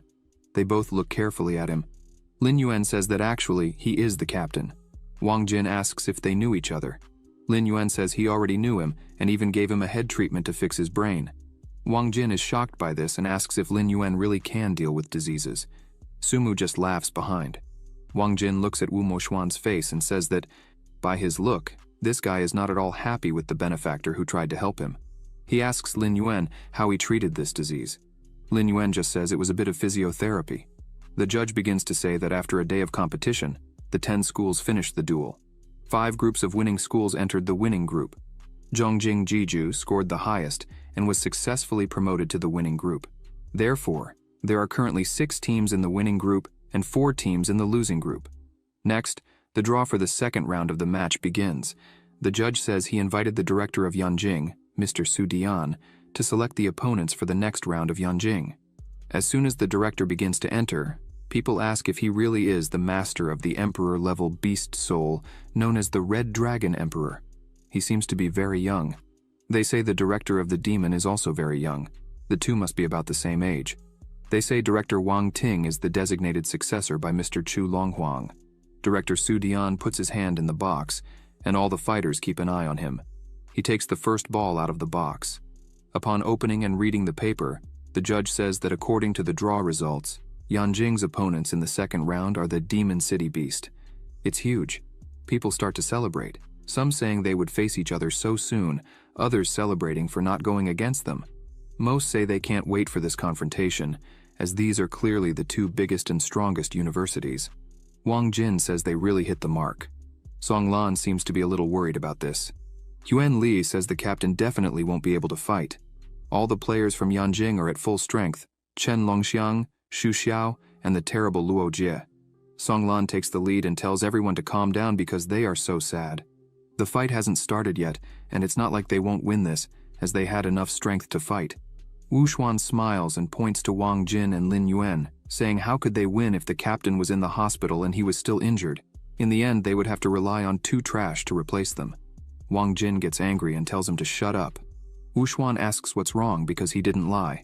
He asks what he and Lin Yuan were good for, as there was no room for cowards. Song Lan gets annoyed and says that the enemy doesn't care about who they will fight, and instead of trying to do something for the team, he wants to attack his own members, so he really doesn't want to win. Wu Xuan says he was just talking about the details because he doesn't consider teammates who don't contribute anything to the team. Song Lan gets angry with this and says that one more word about this, he would report this situation to Director Wang Ting. Wang Jin starts to smile and calls them. He asks the Vice Captain Song Lan to send him to the first fight against Yanjing's beast. Everyone is completely shocked by this because of all of them. The one who least likes to fight is Wang Jin himself. Wu Xuan smiles at this, and Wang Jin says he wanted to make a little bet. With this, if he wins, Wu Xuan not only will apologize to him, but also will have to avoid him whenever he sees him from now on. Likewise, if he loses, he will accept any request he makes. Wu Xuan spreads his arms and asks why he should make this bet, as it was Wang Jin's obligation to contribute to the school. Wang Jin asks if he is afraid, and that's why he doesn't want to accept the bet. Wu Xuan stands up and says he doesn't have time for nonsense. He begins to say that what he has to say first of all is that if he were to face Chen Longxiang and Luo Jie, maybe he could fight, but against Xu Xiao, he wouldn't stand a chance, and that's why they have to think of something urgent. After that, he turns around and starts to leave. Wang Jin is sad because he couldn't trick him. Lin Yuan says he is smart. Wang Jin asks Lin Yuan if he is really confident about the next confrontation because he is the university's ultimate trump card. Lin Yuan gets excited and shouts that he can't wait. Sumu looks at him, smiling with satisfaction to have someone like him with her.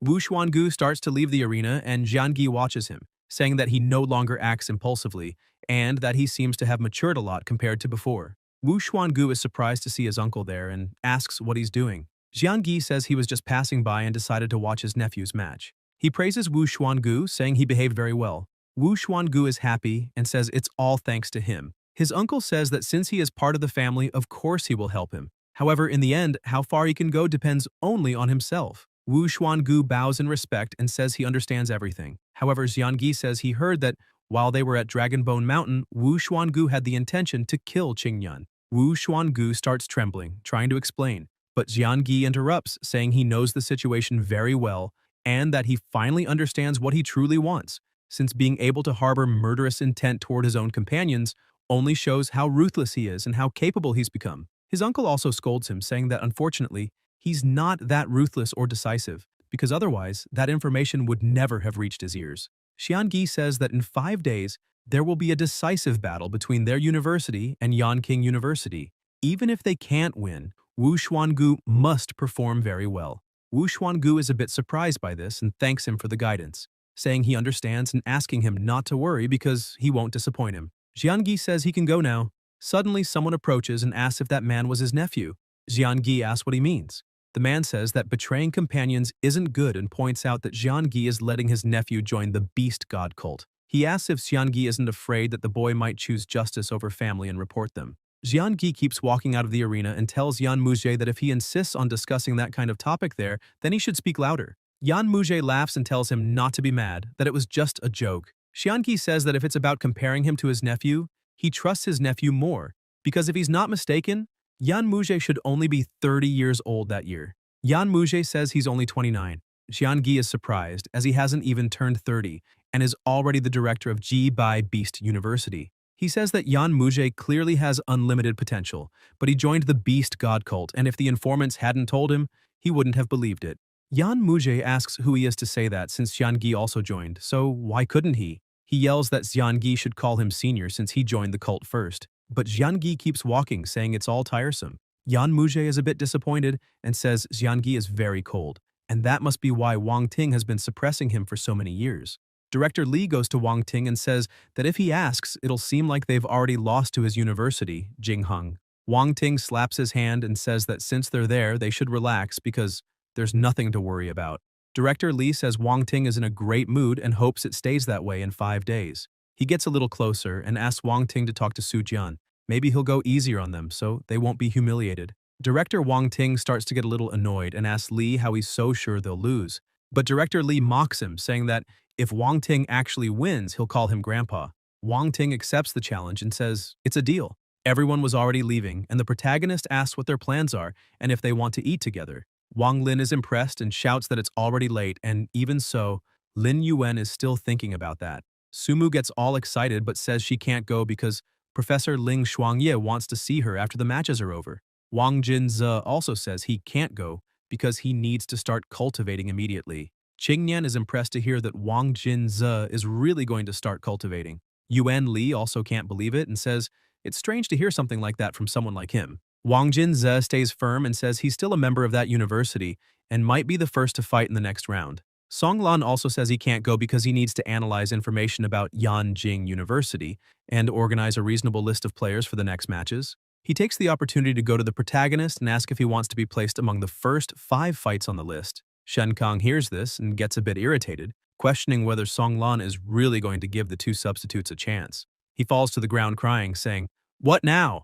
This is basically giving up completely." Song Lan starts to say that's not true, but the protagonist interrupts before he can say anything and starts laughing, saying it's not necessary. Lin Yuan states that he doesn't need to be placed in the first 5 matches, but if needed, he'll gladly fight. Wang Jinze asks the protagonist if he's really going to spend another 5 days in the training room. Lin Yuan laughs and asks if Wang Jinze will have dinner with him. The two keep talking. Meanwhile, Song Lan analyzes the situation and thinks that judging by what the protagonist said, he probably won't hold back anymore, so maybe they actually have a chance of defeating Yanjing University. A little later in the advanced training room, Lin Yuan is sitting, focused, and tells the machine to start the combat simulation training. He shouts that he wants to select the power range from 1-star Lord-level monsters to 5-star Lord level. On the screen, the monsters appear for him to choose. Giant Rock Bear Lord, 2-star Lord level, King of the Monsters in the Giant Rock Forest, Gold Devourer, 3-star Lord level, feeds on metal, capable of transforming its body into an extremely hard alloy, Purple-Horned Demon Beast, 5-star Lord-level humanoid monster, with distinct features like curved horns, gray scales, and a scorpion-like tail. The protagonist selects all of them. The machine says the monster selection was successful and starts loading until it reaches 100%, saying everything is ready and the combat simulation exercise will begin. A gigantic monster appears in front of him, roaring loudly. Lin Yuan gets excited and starts to fight.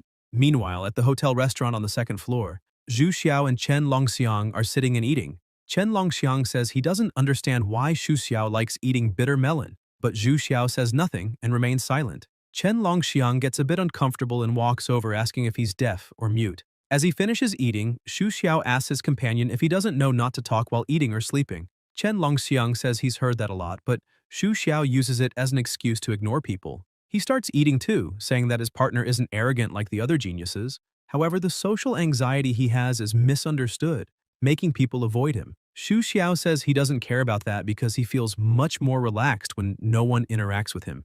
Not to mention, Chen Longxiang counts as 10 people, so he doesn't need to worry about others bothering him. He asks if his partner came to him for something important. Chen Longxiang says it's nothing major, he just wanted to spar a bit. Xu Xiao is surprised and asks if Chen Longxiang really wants to fight him, since every time it was brought up before, he refused.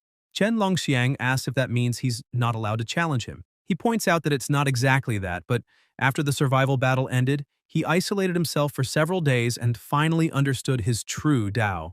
Xu Xiao is surprised and asks if his companion had taken a break, but he's happy and says that if that's the reason, then today he'll be his friend's sparring partner. Xu Xiao says he'll spar with him a few more times to help him deepen his understanding of the Tao as much as possible. Chen Longxiang is thrilled and thanks him for everything he's doing. Later, at the center of the arena, people hear very loud noises and start yelling for help, thinking someone's dying.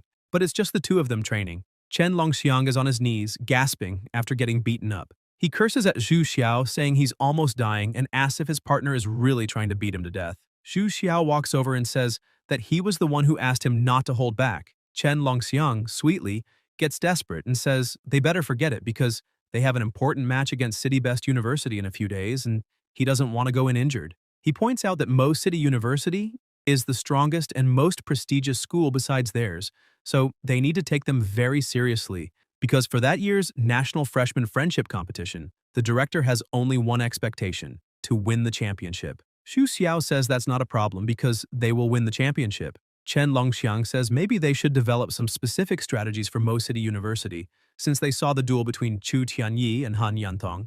Xu Xiao remains confident, saying that Chu Tianyi isn't as strong as he is. Chen Longxiang takes a deep breath and says it's good to see his partner so confident. He adds that, to be honest, this year's National Freshman Friendship Competition has been pretty boring. Xu Xiao asks if that's really how he feels, then why not keep sparring there? 5 days later, Song Lan approaches the protagonist. Lin Yuan asks what he's doing there. Shen Kang says he was planning to check on Chu Tianyi's injury recovery. The protagonist asks if the matches aren't about to start. Song Lan points out that he just received a notice saying the battles start this morning, and their group will fight in the afternoon. Lin Yuan also gets concerned and says that in that case, he'll go visit Chu Tianyi too. As soon as they arrive at the university infirmary room, everyone is there. The director asks Song Lan if he's already finished organizing the order of the fighter list. He says yes. He points out that their first fighter is Wang Jinze, the second is Qingyan, the third is Wang Lin, and the fifth is Sumu. Wang Jinze says that as for Chu Tianyi, it depends solely on the recovery of his injuries, and he'll handle that later. He notes that if the other side doesn't put Xu Xiao and Chen Longxiang in the first 5 matches, then they'll have a great chance. Chu Tianyi, even in a lot of pain, tries to get up, saying he can still fight this afternoon, but the director gets angry and yells that he should just focus on recovering properly. Chu Tianyi starts blaming himself, saying that the reason things turned out this way is entirely his fault for being stubborn and trying to prove he's not inferior to Han Yantong. Director Wang Ting asks what the point is, whether it's winning or losing, since this is just a friendly competition. He turns to everyone and shouts, saying this isn't a battlefield, so they don't need to carry such a heavy burden of responsibility and honor. In his eyes, they've all performed wonderfully. He asks them to remember that this is just a competition, not the end of their lives. The director looks at the protagonist and starts laughing, saying that, despite all that, the competition hasn't even started yet. And how dare they say with such certainty that their university is going to lose? Lin Yuan starts laughing and thinks the director is clearly shifting all the responsibility onto him. Even though he says winning or losing doesn't matter, he's still placing all his hopes in his strength. Xiangi keeps looking at the protagonist, having also noticed something. Director Wang Ting yells again, saying they shouldn't stay there anymore, as they need to go watch the competition and let Chu Tianyi rest properly. Lin Yuan asks what the matches are for today. Wang Jinzi says it's Tianfu Beast University versus Beijiang Beast University. But in terms of strength, Beijiang completely dominates Tianfu. After that, it's Haiyu Beast University versus Yuelan Beast University. Songlan says he heard that Yuelan Beast University is currently ranked last. Wang Jinzi agrees, saying they definitely have to watch Yuelan Beast University's match. Lin Yuan asks what's so interesting about last. Wang Jinzi says it's because Yuelan Beast University is one of the all-girls schools. Suddenly, someone starts banging loudly on a door, yelling for Yu Xiaoyin to open up. She gets up, still sleepy, and tells her mom that she just woke up asking what's going on. Her mom yells that today is the big battle between Yuelan Beast University and Haiyu Beast University, and asks why she's not fighting yet. Yu Xiaoyin asks if she hasn't already done her part and withdrawn. The young woman starts yelling at Yu Xiaoyin, asking if she has any sense of responsibility and whether she's really going to stand by and watch their university be eliminated, even as a member of the school. Yu Xiaoyin says that if that's the problem, then she'll just close her eyes so she doesn't see it. The woman gets extremely irritated and keeps yelling at her. Yu Xiaoyin starts closing the door and tells her mom that if there's nothing else, she's going back to sleep. Seeing she had no other option, the mother says that if Yu Xiaoyin helps the university get out of the loser's bracket, she'll let her skip all classes for all 4 years of college, emphasizing that she won't have to take any exams and can sleep as much as she wants, and she won't say anything anymore. Upon hearing that offer, Yu Xiaoyin excitedly opens the door, asking if it's true. Her mom asks when she's ever lied to her. However, Yu Xiaoyin asks her to pinky promise. Then she'll believe it. Her mom makes the pinky promise, and the daughter starts laughing, saying, "Pinky promise hangs up high, no lies for 100 years."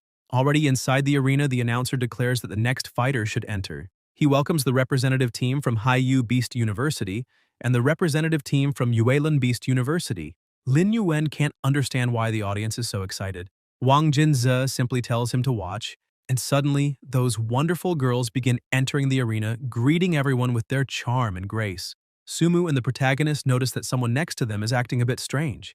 Suddenly, all of them start crying and shouting, saying they're all amazing. Wang Lin takes a deep breath and says that if you know it's a competition, it's fine. But if you don't, it looks like a celebrity is putting on a show for them. Wang Jinzi opens a bag of chips and comments that it's a bit strange. There are only 11 students from Yuelan University present, and it looks like one is missing. The protagonist asks who the missing person is. Wang Jinzi says it seems to be the daughter of Yu Yuelan, the Emperor rank Beast Soul Master, and director of Yuelan Beast University, the monster genius known as Yu Xiaoyin.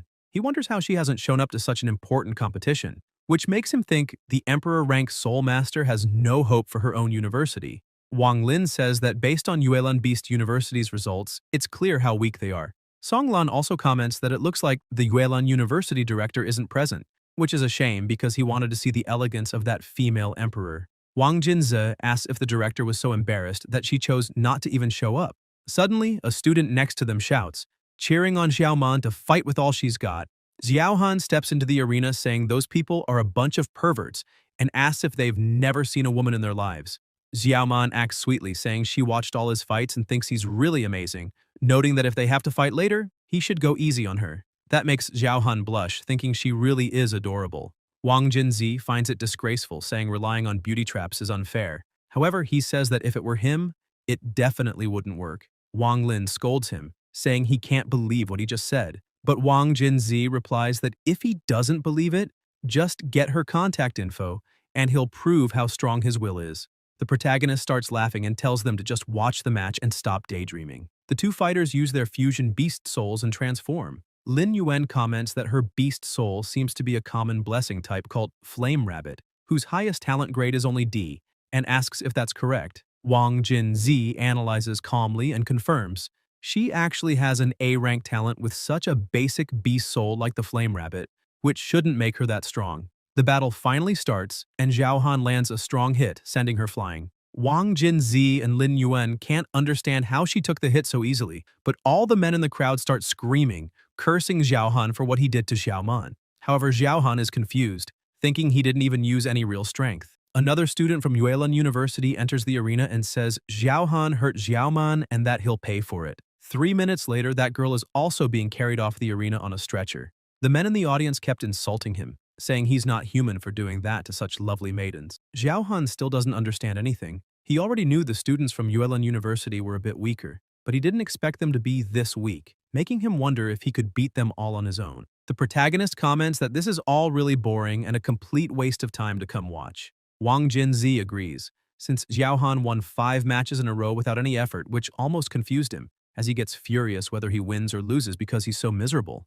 Shortly after, Zhao Han raises his hand and tells the judge he's exhausted, and therefore admits defeat. However, he thinks to himself that he's just not going to fight anymore because that girl is barely there, and he's a little scared. The judge says it's fine and asks him to call the next students from Haiyu University to step forward. Fang Liang approaches his opponent and tells her not to be so nervous, and to treat it as just a normal match, since he won't be rough with her. Even a little embarrassed, she prepares to fight, saying she knows she's weak and also knows she's no match for him, but she won't give up and will do her best. However, before the two can begin, someone yells for them to wait. They both look back and see the school director entering the arena with her daughter. Wang Lin is impressed by the university director, saying she's truly spectacular. The protagonist is also surprised, saying that if that's the director, then the girl next to her must be her daughter, Yu Xiaoyin. Wang Jinzi confirms, and Wang Lin asks why the main daughter has the surname Yu, wondering if her father also has that surname. Wang Jinzi replies that yes, Yu Yuelan's husband's surname is also Yu, and he is also her cousin. Lin Yuan asks if it was a marriage between close relatives. Wang Jinzi confirms and points out that when the two fell in love, it caused a huge scandal in the Yu family. They were expelled and lost the right to the family name. The protagonist is confused, saying that if that were the case, their daughter shouldn't have the Yu surname. Wang Jinzi explains that it happened because Yu Yuelan's main lover died heroically while protecting the people during a large-scale beast wave, becoming a hero. So the Yu family restored his surname. However, Yu Yuelan still didn't return to the family and founded Yuelan Beast University alone with her daughter. Lin Yuan says that now he understands everything and that she truly is a remarkable woman. Back in the arena, Yu Yuelan tells the referee they'd like to switch participants, and he agrees. The little girl who was in the arena asks Yu Xiaoyin if she's really going to compete too. Yu Xiaoyin pats her companion and tells her not to worry because she'll deal with everyone quickly and then go back to sleep since she's very sleepy. Fang Liang takes his battle stance, worried because he heard her say she would finish everyone off quickly. The spectators begin to get confused and ask each other who that young girl is, but no one knows for sure. One of them says it doesn't matter because if director Yu Yuelan brought her, she's probably not bad. Without wasting time, Fang Liang uses his beast soul fusion and transforms into his beast. Yu Xiaoyin is impressed to see a Medusa and says she's really beautiful. Then she uses her own beast soul fusion. Wang Jinzi is amazed to see it, as that is the moon beast, the fetal soul inherited by the Yu family. He never expected Yu Xiaoyin to actually awaken the moon beast, which makes him curious about the kind of talent her bloodline possesses. Lin Yuan looks at the arena and says that apparently the match is already decided. The Medusa tries to use the lightning whip, but Yu Xiaoyin uses the secret technique Moonflower Sky Slash. Several blades begin to swirl through the arena, easily striking and cutting the Medusa. Fang Liang starts screaming, asking what's happening since he can't defend himself. The attacks continue and he thinks there's nothing more he can do because they're too fast. The final strike hits him directly and Yu Xiaoyin says the fight is over, asking for the next one to step in. The crowd goes wild, saying she's truly amazing and that they expected nothing less from the director's daughter. She goes over to her opponent and apologizes, explaining that it had been a long time since her last fight, so she couldn't precisely control her strength. Fang Liang returns to his human form, thinking that the power gap between them is huge, and that if she hadn't shown mercy, he would have died right there. Another student enters the arena thinking that his first fight was against the monster Luo Ji from Yanjing, and his second will be against this genius girl who suddenly appeared. Looks like his life won't be easy. Within minutes of battle, she wins again. All the participants start to get worried.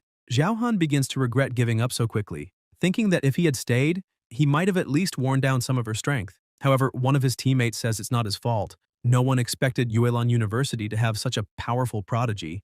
The team leader stands up, startling his teammates, who ask if he's really going up like that, questioning whether he should send in other members first to drain more of the girl's energy. But the leader says there's no need, because the difference in power is too great. He steps into the arena and stands face to face with Yu Xiaoyin. The announcer declares that Haiyu Beast Academy has sent their captain, Xia Yu. This will be the showdown between the strongest freshmen of two prestigious universities, and he asks who will emerge victorious in this incredible battle. Yu Xiaoyin looks at him and asks if he's really the captain of the other team. Xia Yu says yes. She replies that if that's the case, then he must be the strongest among all the others. The captain answers that he probably is. Yu Xiaoyin approaches him and says she wants to make a deal. He asks what she's talking about, so she begins to explain, saying she'll only use 80% of her strength to fight him, and if he loses, then he must make the rest of his team admit defeat. That way they can save everyone's time. Yu thinks that this girl is extremely confident. He begins to release his power and apologizes, saying that even though he's the captain, he still can't make decisions for the other team members, and he would also like her to give her all and have a fair fight with him. He fuses with his beast, and she thinks he's quite bold. Wang Jinze starts to get excited, saying they'll finally witness a battle that isn't just a one-sided defeat, and asks the protagonist who he thinks will win between the two. Lin Yuan replies by asking how he's supposed to know something like that, but based on the characteristics of their beast souls, Xia Yu is clearly at a disadvantage. Yu Xiaoyin begins her attack once again, but this time her opponent doesn't stand still and starts gathering strength to counterattack. He also launches his strike, causing both attacks to collide midair, leaving the entire audience stunned, as they couldn't even see what was happening. They begin to wonder if Xia Yu was killed in a single blow. However, Yu Xiaoyin observes everything and starts to wonder where her opponent went as he vanished.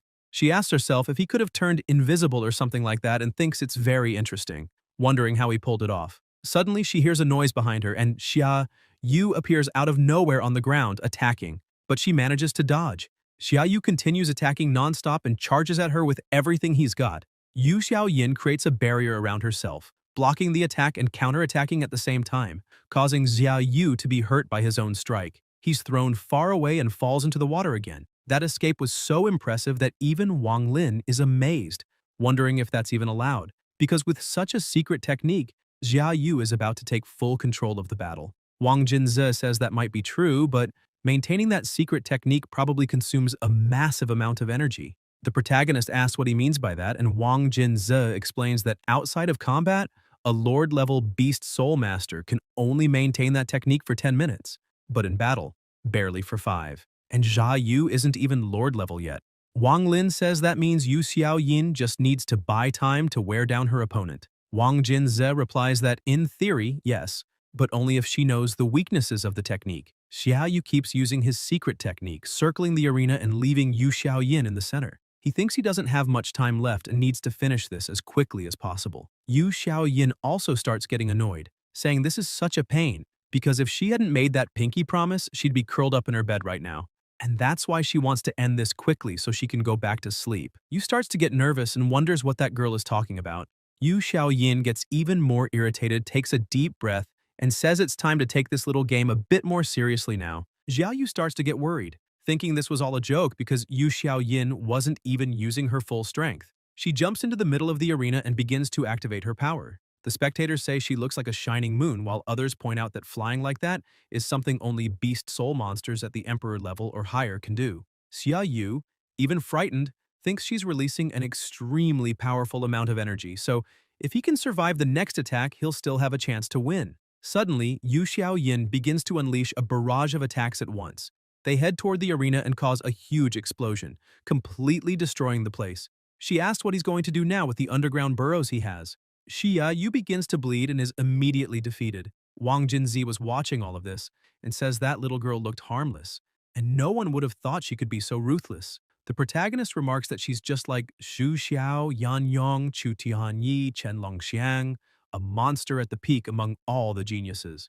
As Xia Yu is removed from the Mark Arena, he says they have no chance of winning and asks the rest of his team to just accept defeat. The entire university agrees and then raises the white flag. The commentator says Haiyu Beast University admits defeat, and the next decisive match in the losers group will be between Beijiang Beast University and Yuelun Beast University. Yu Xiaoyin returns to her normal form, and the entire university starts praising her, saying she's truly amazing and ruthless. She turns to her mother and says she's already done what was asked of her, so now she's going back to sleep. However, her mother asks her to wait a bit. That shocks her, and she asks if her mother is really going back on her word. Yu Yuelan tells her daughter not to worry, as the conditions she promised still stand. However, her task isn't over yet. The daughter looks a bit confused and asks if she hasn't already defeated the university. Yu Yuelan says that if she remembers correctly, the real condition she gave before was to help the university fight its way out of the losers group. Yu Xiaoyin is surprised and says her mother is joking with her. Yu Yuelan says it's her own fault for not understanding the rules of the game. Yu Xiaoyin turns away sulking and says she really doesn't care because it's her mother's fault for not explaining things clearly. Yu Yuelan asks what point her daughter is trying to make. The daughter turns and says she'll have to pay her extra because of this. An hour later, after negotiating, Yu Xiaoyin runs into the arena and looks at the next university, saying that from now on she'll wipe them all out in 10 minutes. Her opponents start asking what gives her so much confidence. Another says he refuses to believe she could have recovered all her stamina that quickly after the last battle. As leader, he tells the rest of his team to attack immediately. And 10 minutes later, everyone was already down with only the injured leader left. He thinks that she really did it and accepts defeat. Sometime later inside the hotel restaurant, Sumu starts scolding Wang Jinzi, saying he's eating too much and shouldn't forget he's the first to fight that afternoon against Yanjing Beast University. Wang Jinzi says it doesn't matter. Even if he were being dragged to be executed, he'd still need to eat. Sumu is impressed by his determination to eat and says, "It's amazing." Wang Jinzi tells her to relax because that afternoon the chubby guy will surprise everyone with his skills. Lin Yuan starts thinking that his friend is extremely confident and wonders if he has some strategy to face Yanjing Beast University. The crowd arrives in the audience and says that the director of Yanjing University really drew the lucky straw by going straight up against Mo City University. Another says that if they manage to beat Mo City University, they'll eliminate their biggest threat. On top of that, they've heard that the captain of Mo City University, Chu Tianyi, still hasn't recovered. Yanjing University can basically consider that battle a predetermined victory. The announcer comes to the stage and says that from that moment on, he officially announces the start of the winner group matches. He asks everyone to welcome the representatives of Yanjing University and the representatives of Mo City University. He starts reading and says that, according to the list of matches submitted by both sides, the first ring battle of that round will be between Xia Laiming of Yanjing University and Wang Jinzi of Mo City University. People hear Wang Jinzi's name and start asking each other if he's not the substitute. Another questions whether they haven't noticed that Wang Jinzi and the university director share the same last name, not to mention that they've also heard that the eldest son of Wang Ting, named Wang Daokang, is at Yanjing University. With that, they think that for his youngest son to have ended up as a substitute, he must be extremely weak. The two enter the arena and Xia Laiming starts staring at Wang Jinzi, asking if he's that university substitute. Wang Jinzi gets a little annoyed and says he's not just a substitute, he has a name. Xia Laiming remains extremely arrogant and says that it doesn't matter because either way he's about to lose. Wang Jinzi also shows a lot of confidence and says that if he happens to lose, then he'll write the Wang ideogram upside down. Xia Laiming gets excited and says that now that's a real man, so they've got a deal. Wang Jinzi smiles and says it's all settled. The crowd is a bit confused since even upside down the Wang ideogram still looks like Wang. Someone else asks them to wait a minute because Wang Jinzi is that barbecue guy, the chubby one who hid in the Dragonbone Mountains eating skewers during the survival battle. As soon as everyone realizes who he is, they start cheering, saying he's the barbecue guy so he can't back down and should show what he's really made of. Everyone starts shouting that they support the barbecue guy. Wang Jinzi gets confused and asks them to explain what exactly they're talking about and what the hell barbecue even is. Without wasting more time, Xia Laiming begins transforming into his beast and charges at his opponent. Wang Jinzi is impressed, saying that it's a minotaur. He tells his opponent that his beast soul is truly amazing, but Xia Laiming says enough talk, they need to fight. The crowd keeps shouting for the barbecue guy and asks him to transform already, because they want to see his beast soul. Wang Jinzi gives in to the crowd's request and begins transforming, and suddenly, a huge giant egg appears, shocking everyone. Xia Laiming is extremely confused, asking if that's really his beast soul. Wang Jinzi says yes, and asks if he's already scared.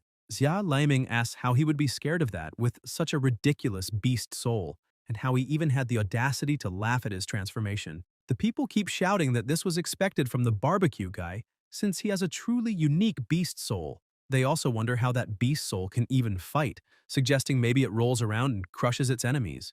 Xia Laiming says he's too lazy to waste more words and prepares to attack. He lands an extremely powerful blow, but nothing happens to the egg. People start to panic, asking what the hell that egg is. Maybe it's made of diamond, since it's incredibly hard to crack. Wang Zhenze starts mocking his opponent, asking if that's all he can do.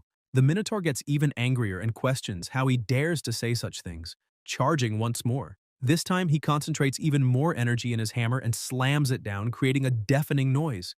The impact is so great that it launches the egg upward. The egg hits the arena's protective barrier and bounces back down onto the Minotaur, who thinks this isn't good at all.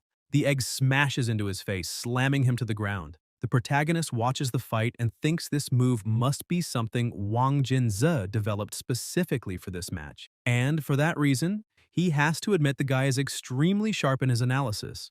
Wang Jinze tells his opponent that he's already seen all his moves. However, Xia Leiming doesn't give up and says that if he's seen them all, then he'll just do them again. He starts releasing even more power, growing larger in the arena. This time, he charges at full power, landing another blow that sends the egg flying. Wang Jinze hits the arena barrier again, bouncing around like a ball everywhere. It gets faster and faster, throwing his opponent off. Xia Leiming asks what kind of tricks he's going to pull now. Wang Jinze asks if he isn't the one who should be asking that, since his opponent hasn't managed to crack a single layer of his eggshell and still has the nerve to talk like that. Xia Leiming starts getting furious and unleashes everything he's got. Wang Jinze sees that amount of energy and thinks his opponent possesses extremely powerful strength, and no wonder he has an 8-star king level. The attacks begin again.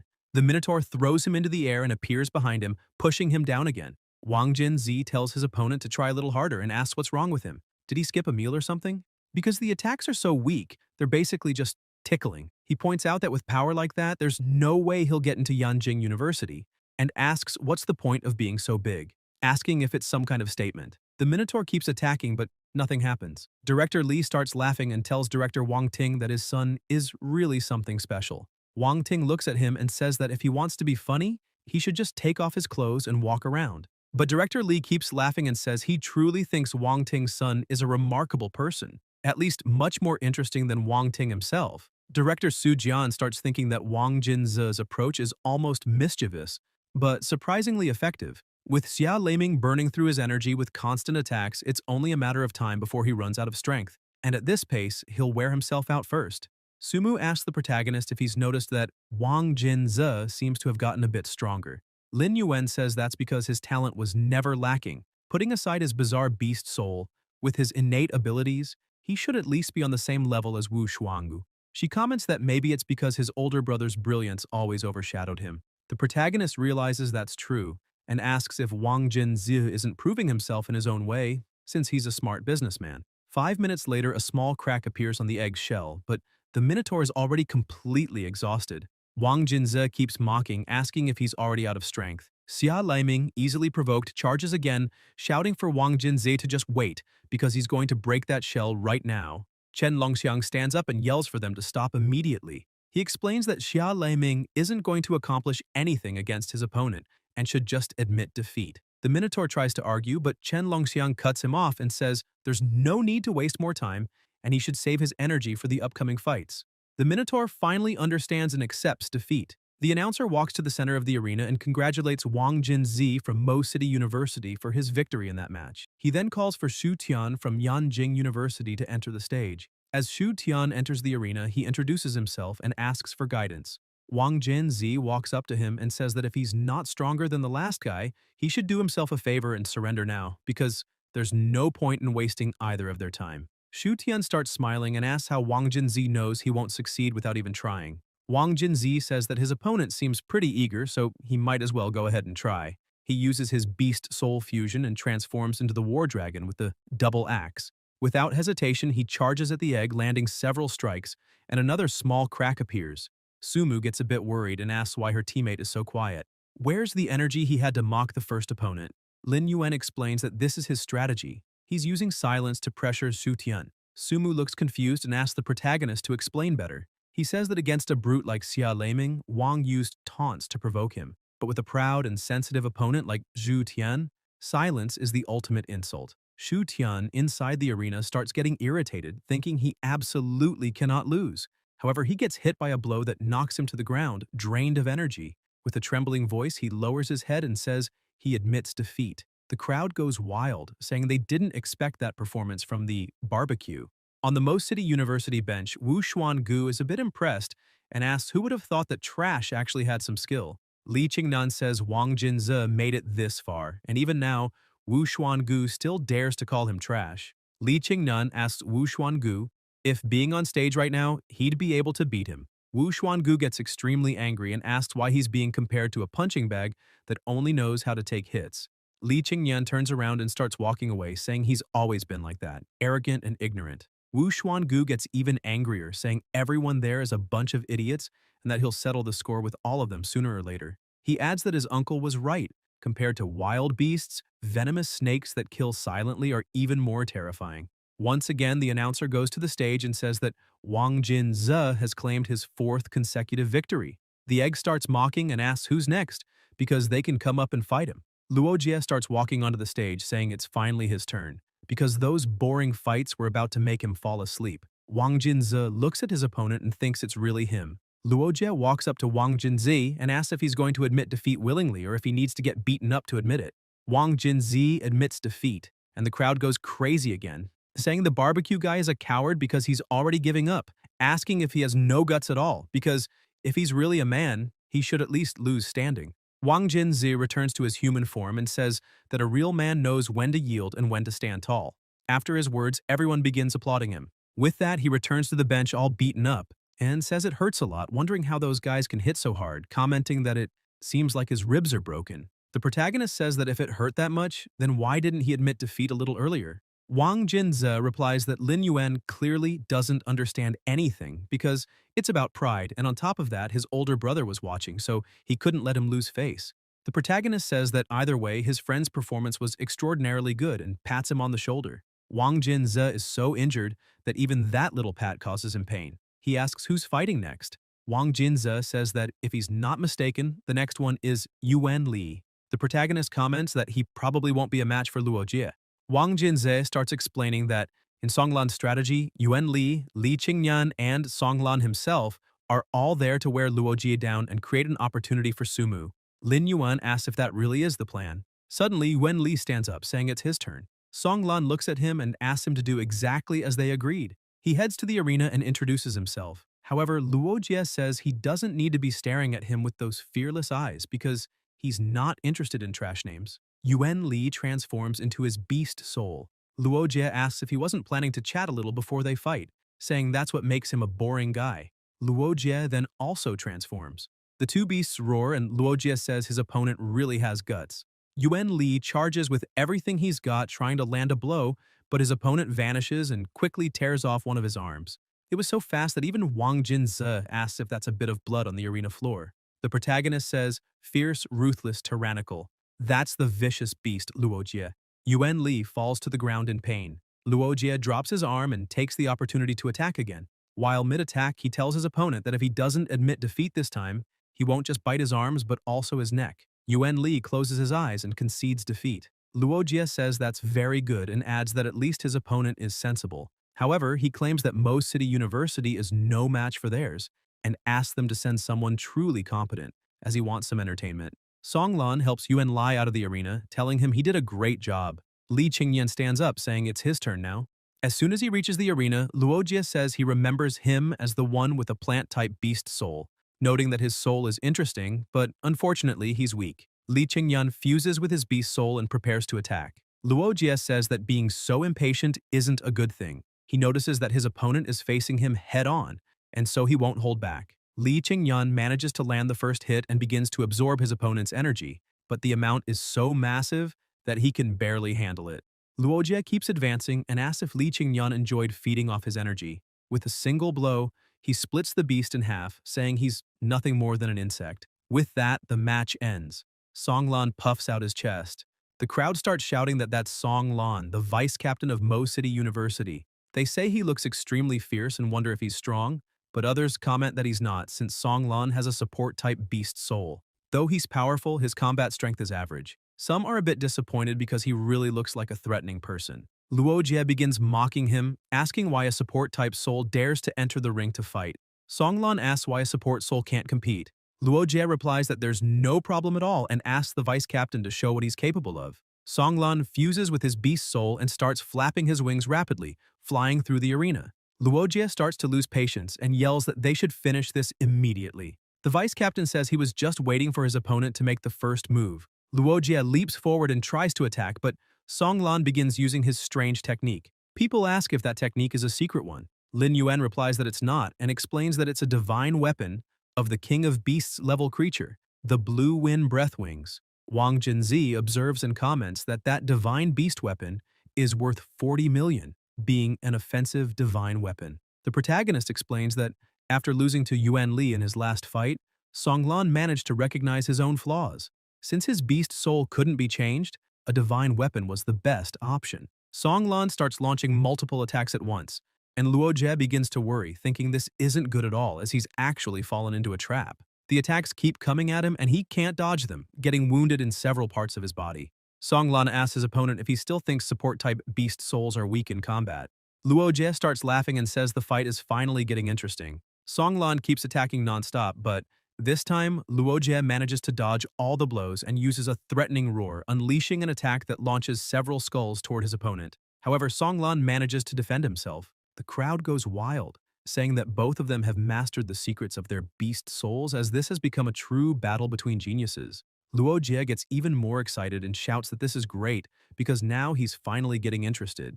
Upon hearing the crowd call his opponent a genius, he says he loves crushing everyone considered a genius. Songlan keeps attacking fiercely, but his opponent disappears from his sight. Songlan is stunned to see that he has vanished, and suddenly Luojie appears above him, attacking. Wang Jinzhou gets angry, saying that damn beast did it on purpose. Luojie keeps attacking and yells that he'll make sure Songlan will never fly again. From now on, he'll be a cripple. The fight continues and Songlan tries to escape the assault, but Luojie stays on him, holding and attacking. Suddenly, the first Hokage's wood technique appears, separating the two. The battle ends there. The man holds Songlan, who is nearly unconscious. Wang Jinzi is surprised to see that guy. The protagonist asks if he knows who he is. Wang Jinzi explains that the man is from the military, and his name is Limu. He's a plant specialist, emperor level. He's also very strict and uptight, so everyone calls him General Wood. Lin Yuan asks if he's a real general. Wang Jinzi clarifies no, it's just a nickname. However, he didn't expect the Minister of Education to invite him to maintain order during the competition. The protagonist thanks God, saying that if the man hadn't been there, Songlan would have been ruined for life. Limu says the opponent had already admitted defeat, so why did Luojie continue attacking? Luojie questions when the opponent admitted defeat, because he didn't hear anything and shouldn't be accused unfairly. The general yells angrily that it must never happen again. Luojie gets scared and says he understood but gets irritated, cursing that the fight ended just when he was starting to enjoy it. Limu takes Songlan to his team's bench and says he's already done a quick check and found no life-threatening injuries. However, he will need a good recovery period. He adds that someone should take him to the infirmary right away as he needs to stay there to maintain order. Yuan Li stands up and tells everyone to leave it to him since he needs to go to the infirmary anyway. The rest can stay and watch the matches, and he says he's counting on them. Lin Yuan tells him not to worry. Sumu stands up angrily and says now it's her turn. The protagonist tells her not to push herself too hard as putting herself in danger will only lead to something happening to her. Sumu turns to him and says that won't happen because she's tired of being protected all the time, and she also wants to stand by his side one day to protect him from the wind and rain. She turns and starts walking away. Wang Jinzi laughs, saying that's great. Lin Yuan gets embarrassed and tells his friend to mind his own business. As soon as she enters the arena, Luojie asks why a woman is his next opponent and questions if there are no men left at Mo City University because they actually sent a woman to fight. Sumu yells at him, saying she'll return everything he did to Songlan without holding back. Luojie asks if she really thinks she can do that, calling Songlan weak, and says he doesn't go easy on women, so even if she's a woman, he'll still break her. Director Su Jian hears those words, which were directed at his daughter, and almost loses control. Wang Ting tries to calm him down, patting his shoulder and telling him not to worry, since Limu is there to oversee the battles and none of them can interfere. Sumu fuses with her beast soul and the fight between them begins immediately. Luojie initiates the attack, but she manages to defend herself. He keeps insulting her, saying a crappy opponent who hasn't even discovered her domain's secrets dares to claim she'll make him pay. She asks how he'll know if she doesn't try. She begins to gather energy and attacks him, but he starts laughing, asking if that's all she's got. Sumu ignores him and keeps charging forward. Luojie is surprised and thinks the woman is truly insane. If she comes any closer with that level of power, she'll be killed instantly. Suddenly, she creates several illusions, and he yells that no matter how many illusions she creates, There's always only one real body, and if he can't find it, then he'll just kill them all. Sumu keeps advancing. Luojia doesn't stay still and starts moving quickly, attacking one of the illusions. However, he's surprised to see he missed. The other illusions surround him and begin creating a frost breath, compressing it in the center of the arena. But it's not enough to restrain his immense strength. With a scream and a quick move, he destroys everything. Still, she creates another ice wall, compressing again. He screams and thrashes. The wall can't hold him, and he breaks it once more. She puts some distance between them while he remains at the center of the arena. Luojia starts rushing toward her, asking if she really thinks such petty tricks are enough to deal with him. Luojia manages to land a powerful punch on her body, but it dissipates. He thinks that it wasn't even an illusion. It was merely a phantom, and he had been tricked once again. Ice crystals begin to form around him once more, and he hears some sounds until suddenly the wall shatters and she appears out of nowhere. Wang Jinze is impressed by his friend's move and says she's truly amazing, asking how she pulled that off. Lin Yuan explains that she overused cold energy to conjure 8 illusions, then took the opportunity to create an ice wall, hid behind it, and used a secret technique, taking advantage of the light refraction from the ice wall to create a phantom, a projected image of herself. Wang Jinze asks if that image is like a mirage. The protagonist continues explaining that it was all to lure Luojia into the trap she had set. He emphasizes that she didn't hesitate for a moment to use 2 secret techniques at the same time, something he hadn't expected. Back in the fight, Sumu takes advantage of her opponent's lowered guard and uses her skill Absolute Zero Skin, creating a vortex of ice that freezes her opponent's entire body. The ice forming around Luojia begins to shift, slicing him into multiple pieces. It's truly an extraordinary attack. The crowd begins to get impressed and asks if Luojia, who has never been defeated, will lose for the first time to Sumu. The audience continues thinking about it, and it really seems possible, until Luojia starts laughing inside the ice. Sumu is shocked to see he can still move. Luojia shouts from within the ice that it's truly impressive and says she exceeded all the expectations he had. He yells that he can't wait to tear her apart for making him bleed. The ice begins to melt, and with a powerful aura surrounding him, he asks what's wrong with her and if she's scared, telling her not to worry because the game has just begun. With incredible speed, he charges at her, but she dodges, causing the attack to only graze her fur. She starts casting her magic again, but due to her opponent's absurd speed, she realizes he's behind her.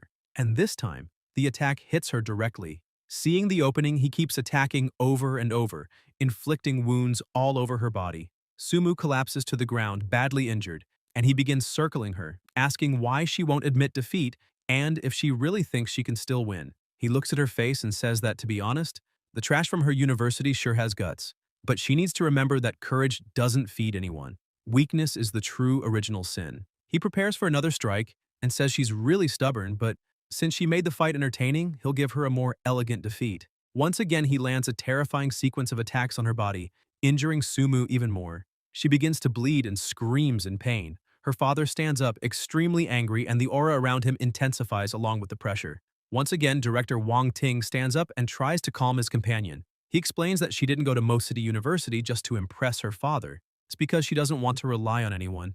And if he interferes, he could ruin all the hard work she's put in. He adds that with Yanjing University's medical facilities, even if she's badly hurt, she'll only need about half a month to recover, so it's nothing serious. He tells Sujian he just needs to visit her while she recovers.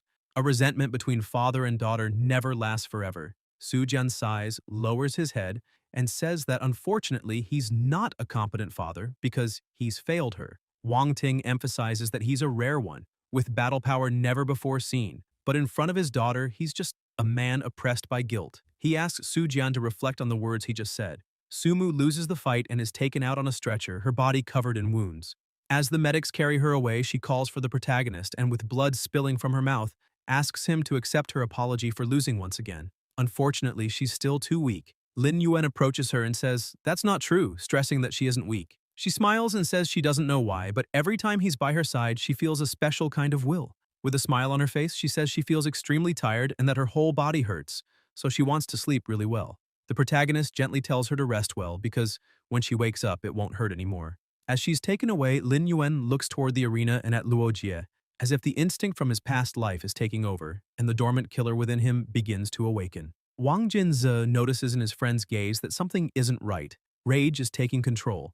Wang Lin comments that based on Songlan's previous battle list, the next to fight should be Shen Kang. He says it's fine, he'll go up right now, but then they hear someone yelling to let him fight. Chu Tianyi appears and Wang Lin questions why he's there since the director had told him to rest and recover from all his injuries. Chu Tianyi insists that he's nearly recovered and asks to be allowed to fight. Wang Lin says that even so, he might have to go first because if Chu Tianyi loses now, everything will be over. Chu Tianyi tells him not to worry because he won't lose. Wang Jinzi walks up to the two and tells them to stop arguing and stay out of it. Shen Kang is confused and asks if he wants them to forfeit. Wang Jinzi points to the arena and says Lin Yuan is already up there. Luo Jie tries to mock again, but the protagonist interrupts, shouting and introducing himself as the substitute player for his university. Shen Kang is shocked and asks how the protagonist got on stage like that, questioning what he intends to do and telling the others to stop him immediately. Wang Jinzhe points out that he's already in the arena and asks if they really want him to concede. Chu Tianyi tries to stay calm and asks if Wang Jinzhe is really going to let his substitute friend face a brutal demon like Luo Jie. Wang Jinzi tells him to shut up and just watch, because that guy has never disappointed anyone. Luo Jie is still extremely confident and says it looks like their university has completely given up by sending in a substitute. The protagonist asks if substitutes aren't allowed in the arena.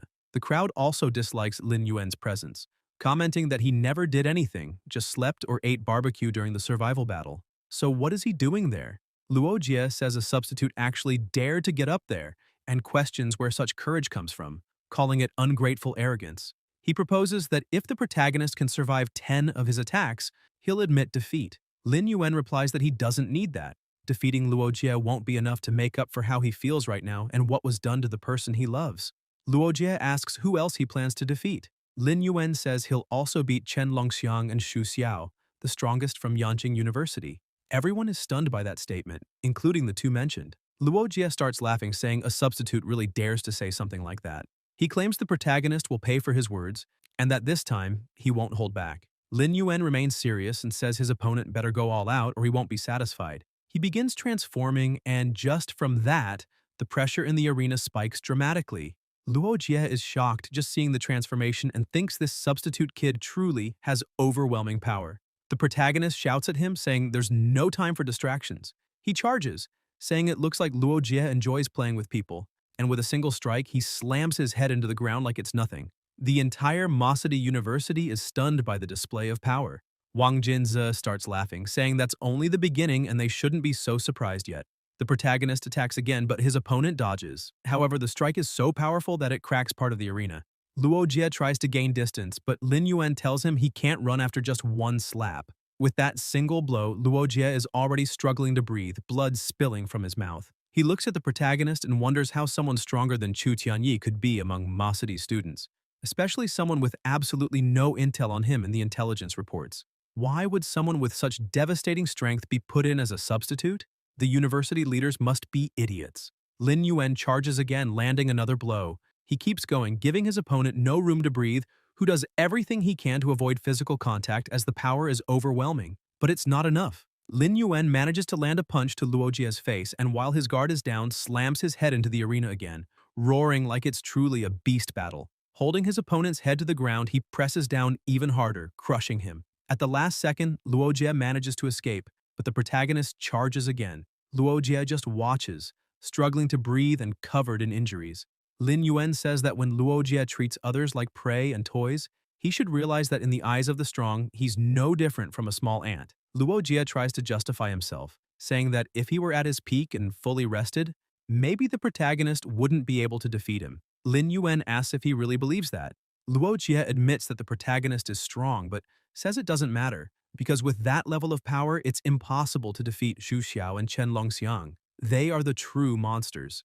Otherwise, Lin Yuan thinks he'd replace them, and questions whether he's really that naive. Lin Yuan tells him he's just a frog at the bottom of a well. He begins gathering nuclear energy on his back, and the pressure intensifies even more.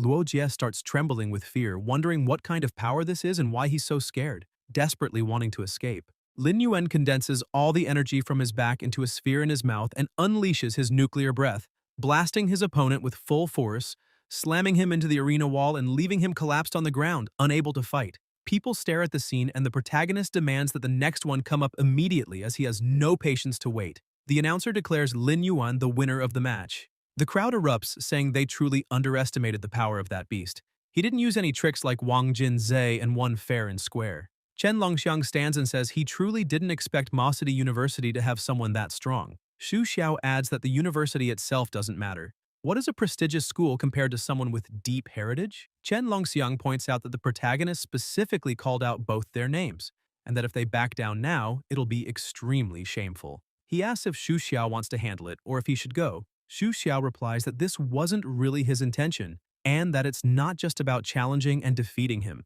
Chen Longxiang feels his friend is taking things too seriously and decides to step up himself. He gets excited, saying it's rare to find a worthy opponent and that he's looking forward to this fight. Xu Xiao stays seated and says Chen Longxiang can go ahead. He's not interested right now. But if the protagonist really manages to defeat him, then maybe he'll feel more motivated. Chen Longxiang heads to the arena and says maybe that won't happen, because he might not even get the chance to fight. The announcer announces the next opponent and he enters the arena. Chen Longxiang says the opposing university clearly has hidden talents. Even their substitute has extraordinary power, but his glory ends here. Chen Longxiang wastes no time and fuses with his beast soul, transforming into a massive mammoth. The pressure in the arena is so intense that the audience is terrified by the presence of a lord-level beast. Lin Yuan stays calm and says he won't be intimidated by his power. He also begins to release his aura, and Chen Longxiang is impressed by the intense, murderous energy coming off the protagonist. Still, he starts the battle using his skill, Prototype of the Earth Path Field. He gathers strength and leaps in for an attack, saying it's time they realize his power. Lin Yuan simply braces and manages to block the attack with little difficulty. Chen Longxiang thinks that his Wild Pizodi on the Elephant Mountain is his most prized secret technique. Yet, it didn't even scratch his opponent. Lin Yuan begins to charge his nuclear breath once again, and Chen Longxiang realizes this is really bad. The protagonist fires the attack straight at his opponent's face, but he manages to block it using something. Lin Yuan asks if that's actually a divine beast weapon. Chen Longxiang steps back from the fight, and the protagonist says the divine beast weapon is quite interesting, asking what it's called. Chen Longxiang says it's a high-grade divine weapon called Beast and King, a gift from his own family, the Earth Spirit Talisman. It activates its defense automatically when the user suffers a fatal attack. The protagonist becomes intrigued and says a high-level king beast must be worth a lot, asking how much it would sell for. Chen Longxiang tells him not to worry. He won't be using that divine weapon anymore, because the battle between them will be fair, one-on-one. Lin Yuan asks why he won't use it, since using a beast divine weapon is within the rules. Chen Longxiang says he doesn't need it. He can win even without it. The protagonist laughs, saying his opponent is really stubborn. Chen Longxiang gets ready to strike again and uses his secret technique, Earth-Splitting Savage Elephant. He stomps the ground hard, causing a mini earthquake and throwing the protagonist off balance. He uses the opening to continue his attack, but it's not enough. Lin Yuan defends again, but this time his armor is broken and he's hit. The crowd goes wild, saying that the powerful strike really shattered Lin Yuan's armor to pieces. They wonder if the protagonist is really going to lose, but then get confused, saying something feels off because Lin Yuan hasn't lost. Lin Yuan keeps staring at his opponent and starts laughing. Chen Longxiang begins to panic and shouts, asking how that's possible. The protagonist asks if he still hasn't realized it yet because the gap between them isn't just about realms. Chen Longxiang asks if he let the attack hit him on purpose, and points out that apparently the protagonist knew all along that he was preparing that move. Lin Yuan says that's exactly it. He knew everything his opponent was going to do with that attack, and the reason he let himself be hit was because he wanted Chen Longxiang to feel at least a little hope of winning that battle, because sometimes false hope is the most terrifying thing of all. He emphasizes that the tactic Chen Longxiang used was indeed very effective, but the only thing he didn't take into account in his strategy was the power gap between them. Chen Longxiang grows frustrated, demanding to know what power gap he keeps talking about, and prepares to strike again, saying he wants to see how many hits the protagonist can block. Lin Yuan's eyes begin to glow, and he asks his opponent if he really thinks he'll get the chance. He begins gathering energy throughout his body and concentrating it in his claws. With a swift attack, he lands a devastating blow on Chen Longxiang, causing a deep wound. Chen realizes it wasn't just any attack. The protagonist continues the pressure, landing more hits. He moves in close and asks Chen Longxiang whether he wants to be completely crushed here or simply admit defeat. Chen Longxiang starts to realize that Lin Yuan has enough power to tear him to pieces if he wanted, just like Luo Jie does to his opponents. But he isn't like that. Beaten and unable to continue the fight, he admits defeat. Immediately, the protagonist pulls back his hands and steps away. Chen Longxiang reverts to his normal form, acknowledging that Lin Yuan is truly strong and saying he's looking forward to seeing his next fight. The protagonist replies that if he's looking forward to it, then he'd better keep watching closely. Masudi University is stunned, and Wang Jinze continues enjoying himself, asking if they're seeing this. His brother really is incredible. Shen Kong says he managed to defeat two extremely powerful opponents with ease, and wonders if his power might even rival or surpass Chu Tianyi's. As they ponder all this, Chu Tianyi stays silent, thinking that the protagonist was supposed to be just a substitute. So why does he have so much power? He also wonders if it's possible that Lin Yuan had been hiding his true strength all this time, and if the director knew about it too. A bit farther from the others, Wu Xuangu starts thinking this is completely absurd. That idiot Wang Jinze managed to win 4 matches in a row, and now Lin Yuan, who used to just sit and watch like a slacker, defeated Luo Jie and Chen Longxiang without breaking a sweat. Feeling worthless, Wu Xuangu begins trembling with rage, questioning why he can't be as good as them. Chen Longxiang is carried by his teammates. They ask how he's doing. Chen Longxiang says it's just minor injuries, he's fine. Xu Xiao stands up and tells everyone to stay calm because even if Chen Longxiang is badly hurt, he won't die anytime soon. Chen Longxiang gets irritated and asks if he can't show some emotion just once. Xu Xiao starts walking and tells him to just rest and recover because he'll fight the next match and reclaim their honor. Chen Longxiang warns Xu Xiao to be very careful with the protagonist because he's incredibly strong. Xu Xiao touches his shoulder and says not to worry, victory is certain. Chen Longxiang looks a bit more relieved and says he'll be waiting for his friend's triumphant return. The announcer says that after defeating Luo Jie, the contestant Lin Yuan has now also defeated Chen Longxiang, the vice captain of the university, and wonders who from Yanjing University will enter the next match. Will Lin Yuan continue his miracle? The crowd cheers, saying they never imagined the king of laziness would be so fierce. He's so strong that even Chen Longxiang, who had lord-level strength, was completely defeated. Xu Xiao enters the arena and says that since Lin Yuan wanted to fight all 3 of them, he's there to complete that wish. Xu Xiao seems a bit irritated and says he doesn't have many friends. And unfortunately, the protagonist hurt one of them, and he's not happy about it. Lin Yuan recalls that Wang Jinze once said Xu Xiao had social anxiety, but he didn't expect him to defend a friend like that. Lin Yuan says that if Xu Xiao wants to avenge his friend, then he'd better show what he's really capable of, because this is a great opportunity for him to witness the so-called #1 genius of Yanjing University. Xu Xiao merges with his beast soul, and the two stare at each other for a while in the arena. The protagonist remembers that Wang Jinze said Xu Xiao's 9 subterranean beasts are ancient and extremely mysterious, wielding the power of the underworld. However, there's no information about them, since Xu Xiao hasn't participated in many battles. So with no intel on the opponent, all he can do is remain cautious. An energy begins to surround them both, and the protagonist thinks this must be his opponent's domain. Xu Xiao remains focused on the battle, and after fully enveloping his opponent within it, he disappears. Lin Yuan thinks he vanished, and wonders if his domain allows him to hide and use it to find openings and launch surprise attacks. Suddenly, an attack bursts from the ground toward the protagonist. He's caught off guard and the two clash. Xu Xiao immediately returns to the underground while Lin Yuan thinks that his power has definitely reached the lord level. It's no wonder he's hailed as the #1 genius of his university. The crowd is also amazed, saying that it's an overwhelming force. The blood armor, which even Chen Longxiang's secret technique struggled to break, was shredded like paper by Xu Xiao's power. Lin Yuan continues thinking that even if he has the strength and confidence to face him head-on, the problem is that the 9 underworld beasts can hide in the deep shadows at any moment, which means he can't recklessly go all out. He needs a strategy. He notices Xu Xiao preparing to attack again, so he recreates his armor and just tanks the blow, defending once more. Xu Xiao retreats underground while the protagonist thinks that if things keep going like this, he'll be worn out until he loses, so he can't just stand there waiting for death. He prepares his nuclear breath again and fires at the ground. After hitting, he thinks there was no movement. Behind him, Xu Xiao tries to attack again, but the protagonist says he was already expecting that and turns with a charged strike. Xu Xiao realizes he can't take that hit head-on, and as the protagonist fires his nuclear breath again, he simply vanishes. Lin Yuan keeps analyzing the situation and thinks that domain is like a stagnant pool,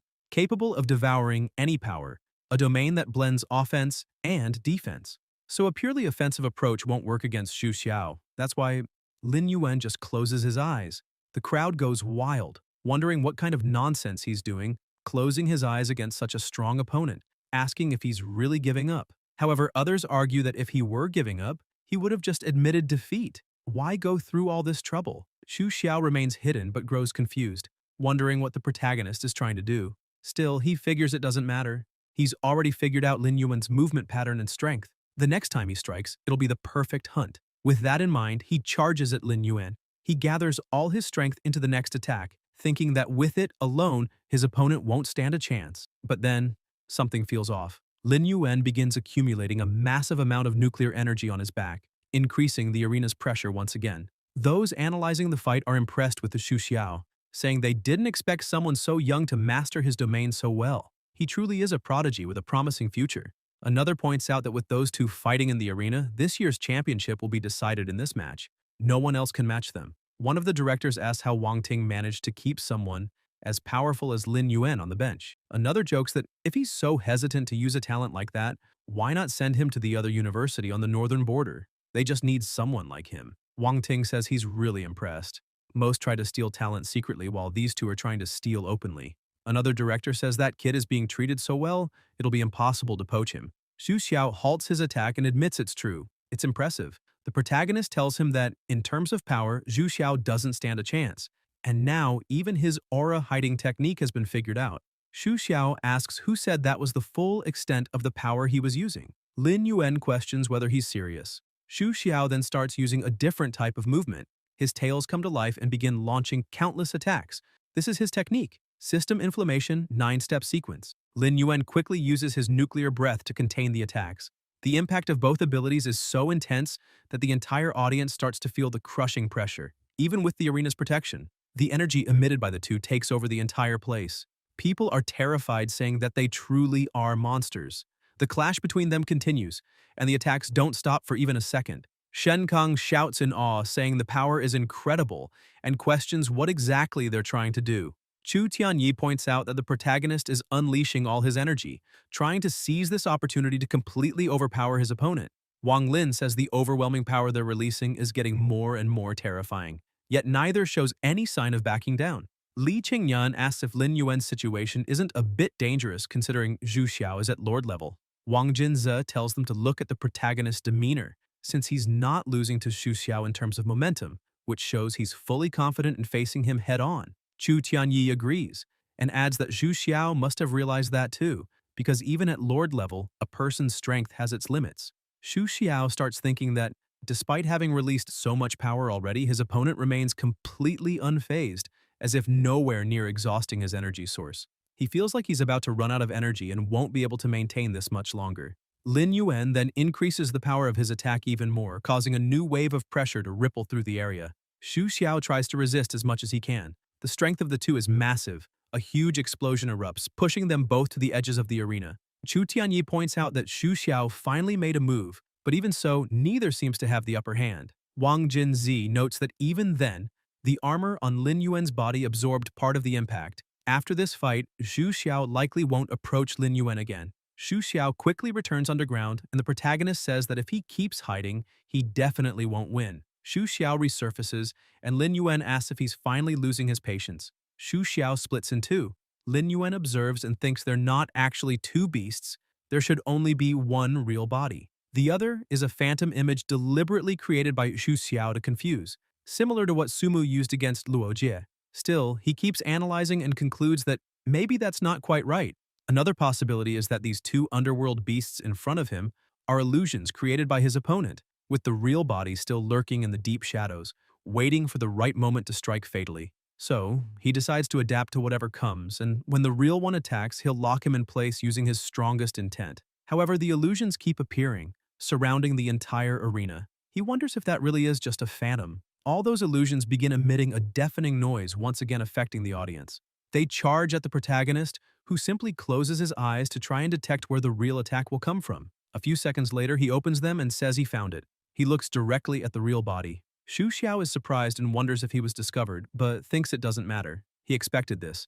And now is the perfect time to act. He starts focusing all his power into his third eye, and a strange energy links their gazes. After that, he thinks this is his chance. The protagonist stays still. Xu Xiao rushes forward and lands a direct hit. Lin Yuan doesn't react. Xu Xiao believes he finally won the match. But Lin Yuan opens his eyes and says he now understands everything. With monstrous strength, he gets ready to strike. Xu Xiao is shocked and thinks this can't be happening. Did the protagonist really free himself from the effects of the Nine Souls' grasp of the underworld that easily? Lin Yuan lands his blow, but the body he hits simply vanishes. He's surprised and questions if that too was an illusion. But even if it was, why did it emit killing intent? And how could an illusion actually hurt him? He looks behind and sees Zhu Xiao again using the underground space. That's when he thinks he finally understands and says he's figured out his opponent's trick. Lin Yuan tells Zhu Xiao that if he's not mistaken, his real body can freely switch between all the illusions. So the moment his claw hit the real body, Zhu Xiao simply slipped into another illusion. Zhu Xiao is in disbelief, thinking he can't believe the protagonist saw through his secret technique, Phantom Shadow, in just a few seconds. His perception is truly terrifying. However, he thinks it doesn't matter if his opponent saw through his technique, because even then, he still can't break it. As long as Phantom Shadow remains active, he'll remain invisible too. And with that, Zhu Xiao believes he will never be defeated. While lost in thought, the protagonist charges at him. Zhu Xiao notices the incoming attack and is hit once again, but teleports into another body, reappearing behind Lin Yuan. He lands a punch, injuring the protagonist. Shen Kong becomes worried and shouts that Lin Yuan can't keep up with Zhu Xiao and is completely on the defensive. Chu Tianyi points out that this is obvious since the protagonist's relentless pressure forced Zhu Xiao to reveal all his cards. Shen Kong glances to the side and notices Wang Jinzi writing something, asking what he's doing. Wang Jinzi continues jotting notes and explains that it's crucial information about Zhu Xiao, so he has to record it quickly. Shen Kong asks how he can stay focused on that at a time like this. Wang Jinzi smiles and says they need to stay calm, because there's no way the protagonist will lose this fight. Lin Yuan had just taken a hit to the back and thinks that if things go on like this, it'll only lead to a slow and painful defeat. But instead of waiting for that, he decides to go all in. Once again, he starts using his nuclear breath and charges toward one of the phantoms. Zhu Xiao remains confident and says it's useless, shifting bodies once more and claiming that the protagonist is just wasting his strength. However, this time, Lin Yuan begins to control his nuclear breath and destroys all the surrounding clones. Zhu Xiao starts to worry, realizing something's off, because the protagonist wasn't aiming at him, but at all of his clones. Lin Yuan asks if he really thinks he can't be caught. He turns to Zhu Xiao and says he expected him to transfer his real body into that illusion, because when people are in danger, they instinctively seek safety. But what they don't expect is for that very instinct to be used against them. Zhu Xiao realizes that's exactly what's happening. He's been dancing to the protagonist's tune the entire time. The protagonist has been controlling the flow of the battle since the beginning. Lin Yuan prepares to strike again, and Zhu Xiao watches, thinking there's no hiding now. All that's left is to fight head-on. He also begins gathering energy to attack and unleashes a powerful blow at the protagonist. However, Lin Yuan is already ready and uses his nuclear breath once more. The pressure created by both is unreal, but this time it's even stronger than before, causing deafening noise and violent winds all around. The protagonist continues to build up energy in his back and channels it into his attack. Zhu Xiao doesn't understand and asks if the guy has an infinite energy supply. The protagonist thinks to himself that this match is already his and keeps pouring more energy into the attack every second. Zhu Xiao's energy flow is interrupted, and he realizes he's likely lost. The blast hits him and throws him far away, and the whole audience erupts in applause for the protagonist. Wang Ting starts laughing and asks how this happened, teasing Su Jian by saying his student is still weak. Su Jian lowers his head and asks if his colleague is showing off. Director Wang Ting says that even so, Lin Yuan is undeniable. He's incredibly strong, both in character and in power. Zhu Xiao can't compare. His defeat wasn't unfair. Su Jian replies that he doesn't care about that. He simply can't stand the protagonist. Wang Ting walks over and asks if director Su Jian shouldn't be looking at Lin Yuan differently, perhaps as a future son-in-law. That way, he wouldn't seem so irritating. Su Jian gets a little annoyed and asks if Wang Ting is implying they haven't had a good fight in a while and maybe it's time. Wang Ting says he was just joking but thinks Su Jian is being naive, because it's clear that Sumu loves that boy, and he was just stating the truth. Su Jian observes the protagonist and reflects that he has faced 3 of the top contenders one after another and defeated the 3 greatest geniuses of Yanjing University. That makes him a true genius. Jiangi watches everything in silence until suddenly someone appears beside him. He asks Yan Muzhe if he has a death wish showing up like that. Yan Muzhe, with a relaxed expression, asks what makes him say that. Xiangi emphasizes that they're approaching too openly and questions whether Yan Muzhe isn't afraid someone might notice something suspicious. Yan Muzhe asks what people could possibly notice, and even jokes that it's not like he has "member of the beast god cult" written on his forehead. on the contrary, it's actually Jian Gi acting like a scared bird who's drawing attention. Jian Gi asks why he's there. Yan Muje says he wanted to chat a bit about the protagonist since he's a student at Mo City University, and therefore Jian Gi must know very well who that person is. Jian Gi says actually no, because that boy clearly hides his true strength well, as he only recently found out the young man had reached the level of a lord. Yan Muje goes on to say he heard that the reason Lin Yuan was placed on the substitute bench was because of Xian Gi. The vice director looks a bit confused and asks how he knows that, since only the university's upper management was aware of it. Yan Muje keeps laughing and asks what he thinks. Jian Gi points out that apparently the Beast God cult has already infiltrated the upper ranks of Mo City University, which makes him wonder whether they don't trust him, or if they're monitoring him. He emphasizes that the protagonist had some issues with his nephew, and that's the only reason he was removed from the official roster. Yan Muje asks the vice director if he really didn't expect that kid to have such a monster inside him. Jian Gi gets irritated and says that unfortunately he misjudged Lin Yuan, because if he had known the extent of his power, he would have found a way to eliminate that boy while he was still at the university. Yan Muje says it doesn't really matter because either way, everyone will be dead soon. He keeps laughing and mentions Xu Xiao, Chen Longxiang, Lin Yuan, Yu Xiao Yin, Chu Tianyi, and Han Yantong. Each of them carries the aura of a beast emperor, and if they're allowed to grow any further, it will cause endless problems for the cult. That's exactly why none of them can be allowed to live. Xian Gi asks what the cult is planning to do. Yan Muje says he'll find out when the time comes. For now, there's no need to rush. Xu Xiao starts walking back to his team's bench, and his teammate Chen Longxiang asks if he's okay. Xu Xiao apologizes, saying he lost too. Chen Longxiang says that's not a problem because that boy's strength is extraordinary, so losing to him isn't shameful. Xu Xiao emphasizes that the protagonist is really strong and that he never imagined Mo City University had someone like that, so they were careless. The host announces that the next contestant from Yanjing University must step up to the stage. The next candidate stands up and looks at the protagonist, starting to tremble as he thinks that if both the captain and vice captain were defeated, going up now would just be suicide. The host insists that the next contestant must come forward until someone asks him to wait. Lin Yuan returns to his normal form and says he admits defeat. Both are shocked to hear this. The protagonist states that he already defeated Luo Jie, Chen Longxiang, and Xu Xiao. Now that all three have been taken down, his mission is complete, and besides, even if he stops fighting now, his university has no chance of losing. He begins walking off the stage, and his opponent thinks he was saved at the last second. Lin Yuan looks at Shen Kong and asks him to go all out because he must not lose. Shen Kong thanks the protagonist for all the hard work he put in. As soon as Lin Yuan sits down on the bench, Chu Tianyi gets up and asks why he's a substitute.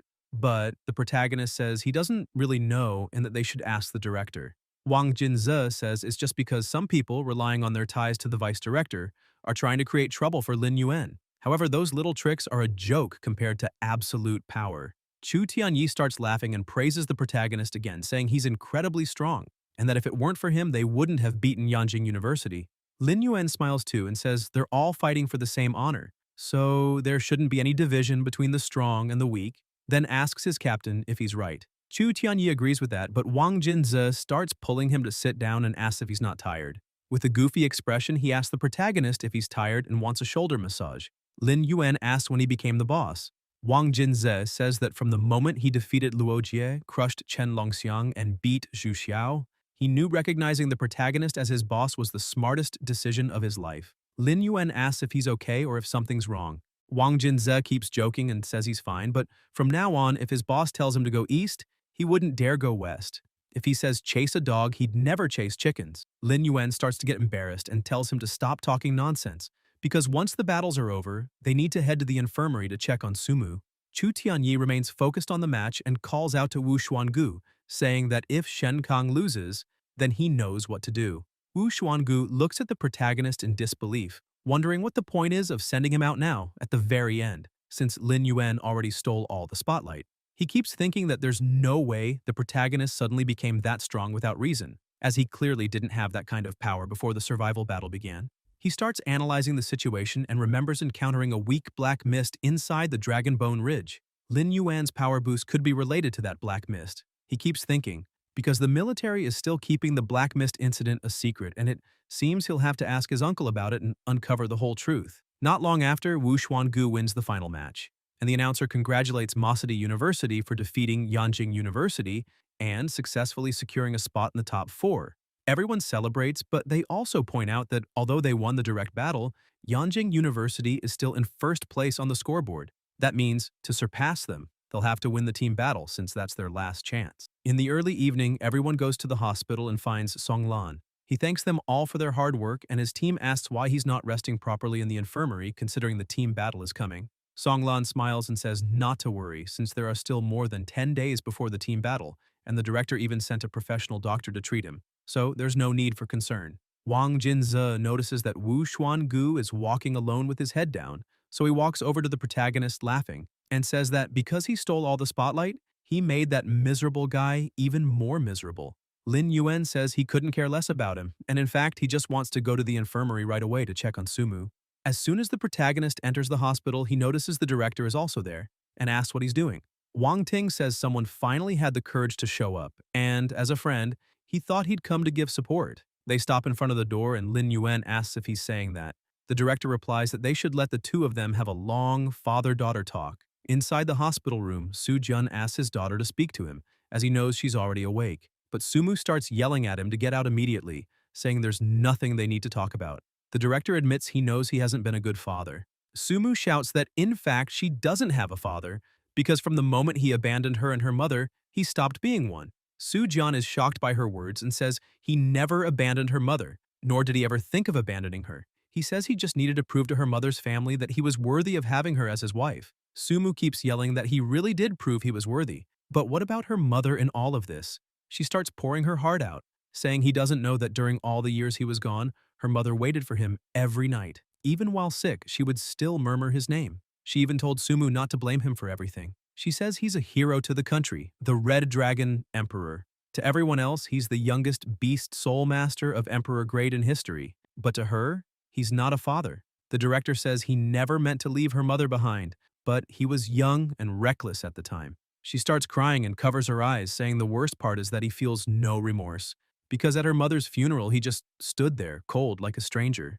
The director asks if she hates him, but she doesn't answer. She just begs him to leave because she doesn't want to see him. Su Jian lowers his head and tells her to rest a little more, then says he's leaving. As he walks out of the room, she starts remembering her mother and can't hold back the tears streaming down her face.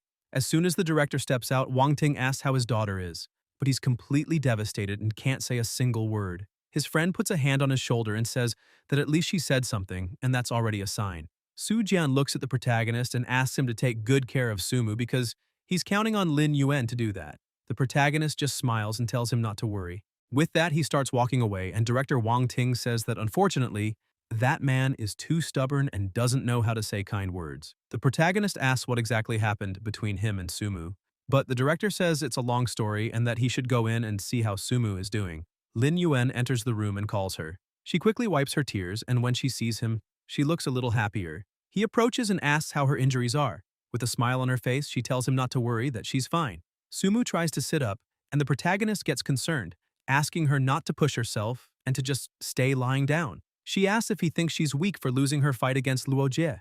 Lin Yuan says no and emphasizes that her battle was brilliant, so no one would dare say she's weak. Sumu smiles and feels happy. She says she heard from the director that he managed to defeat Luo Jie, Chen Longxiang, and Xu Xiao. The protagonist smiles and says that if he hadn't defeated the three of them, there would have been no way for them to win against Yanjing University, and he promised the director he'd help Masadi University claim first place. She smiles and says that's also thanks to the little dragon. The protagonist says the next step is the team battle because it's Masadi University's last chance to turn things around. Sumu feels confident and says she'll participate too. However, he says that considering her current injuries, she'll need at least a month of rest to recover. She refuses and says she doesn't want to, because she wants to be by his side and fight with him. She says she knows the protagonist is very strong and that even without her, he can still win the team battle. But she doesn't want him to carry all of it on his own. He starts to smile and she gets flustered. When he asks what's wrong, she says it's nothing and that she's just happy to have him by her side. He holds her hand and she looks at him, asking if he didn't like it. He asks her what she thinks. Completely in love, she says she'll rest as much as she can and try to recover from all her injuries before the team battle begins. He says he believes in her. After that, he leaves the room and closes the door, asking the director if he's there to visit Sumu as well. Wang Ting says actually, no, and that he was just waiting for him, asking if there isn't a celebrity banquet tonight. So he thought he'd wait for the great hero so they could go together. As they walk, the director asks if he's still curious about what happened between Sumu and her father. Lin Yuan asks him to explain. The director starts telling him that back then, Su Jian enrolled in Yanjing University and ranked first in the entrance exam. It was there that he met Su Qingru, Sumu's mother. They fell in love. Everyone thought they were the perfect couple, a match made in heaven. Although both shared the surname Su, their backgrounds were completely different. Su Qingru was the daughter of the prestigious Su family from Yanjing, one of the top beast soul clans. On the other hand, Su Jian was just a commoner. Because of that, her family never approved of the relationship. In fact, the Su family arranged a marriage for Su Qingru. She had no choice. And for her sake, Su Jian confronted Zhou Qianjue from the Zhou family, who was her arranged marriage partner. That's how the challenge began. Even though Zhou Qianjue was already a Lord-grade beast soul master at the time, Su Jian still defeated him. After all, Su Jian was also a one-in-a-million genius. But the Su family still refused to accept him, and for the sake of their family's interests, they insisted on marrying Su Qingru to Zhou Qianjue. As a result, Su Qingru and Su Jian ran away together. With a few close friends as witnesses, they married in secret and lived a peaceful life in the countryside. But in doing so, Su Jian sacrificed his future. They had to flee from the retaliation of both the Su and Zhou families. Eventually, and because of that, with no other options, Su Jian had to join the military. At the time, Su Qingru was already pregnant. The protagonist asks if, when Sumu was born, her father wasn't even present. Wang Ting confirms and emphasizes that this isn't the real reason why she resents her father so much. In fact, it was Su Qingru who submitted Su Jian's military enlistment form. Though gentle on the outside, Su Qingru was strong and determined. Without her courage, Su Jian would never have become who he is today. Lin Yuan says Sumu must have inherited her mother's willpower. The director continues saying that, with his wife's support, Su Jian rose through the ranks in the military, endured harsh resistance from the Su family, but kept pushing forward. 2 years later, he got a special opportunity. The protagonist asks what kind of opportunity that was. The director answers that it was a military mission to infiltrate the cult of the beast god as an undercover agent. Lin Yuan grows curious to know what kind of cult that is. Wang Ting asks the protagonist if he knows about the cult of the beast god. Lin Yuan is surprised and says he knows nothing about it, that it's the first time he's ever heard of it. The director begins explaining that the first followers of the cult of the beast god were transformed by intelligent beasts. They not only had the strength to crush humanity, but also enchanted humans to turn against their own kind. For the sake of survival, some people were willing to follow the cult of the beast god. At that time, many humans joined the cult. They collected the blood of children to bathe the beast god and used living people as sacrifices, all to gain the favor of the beasts.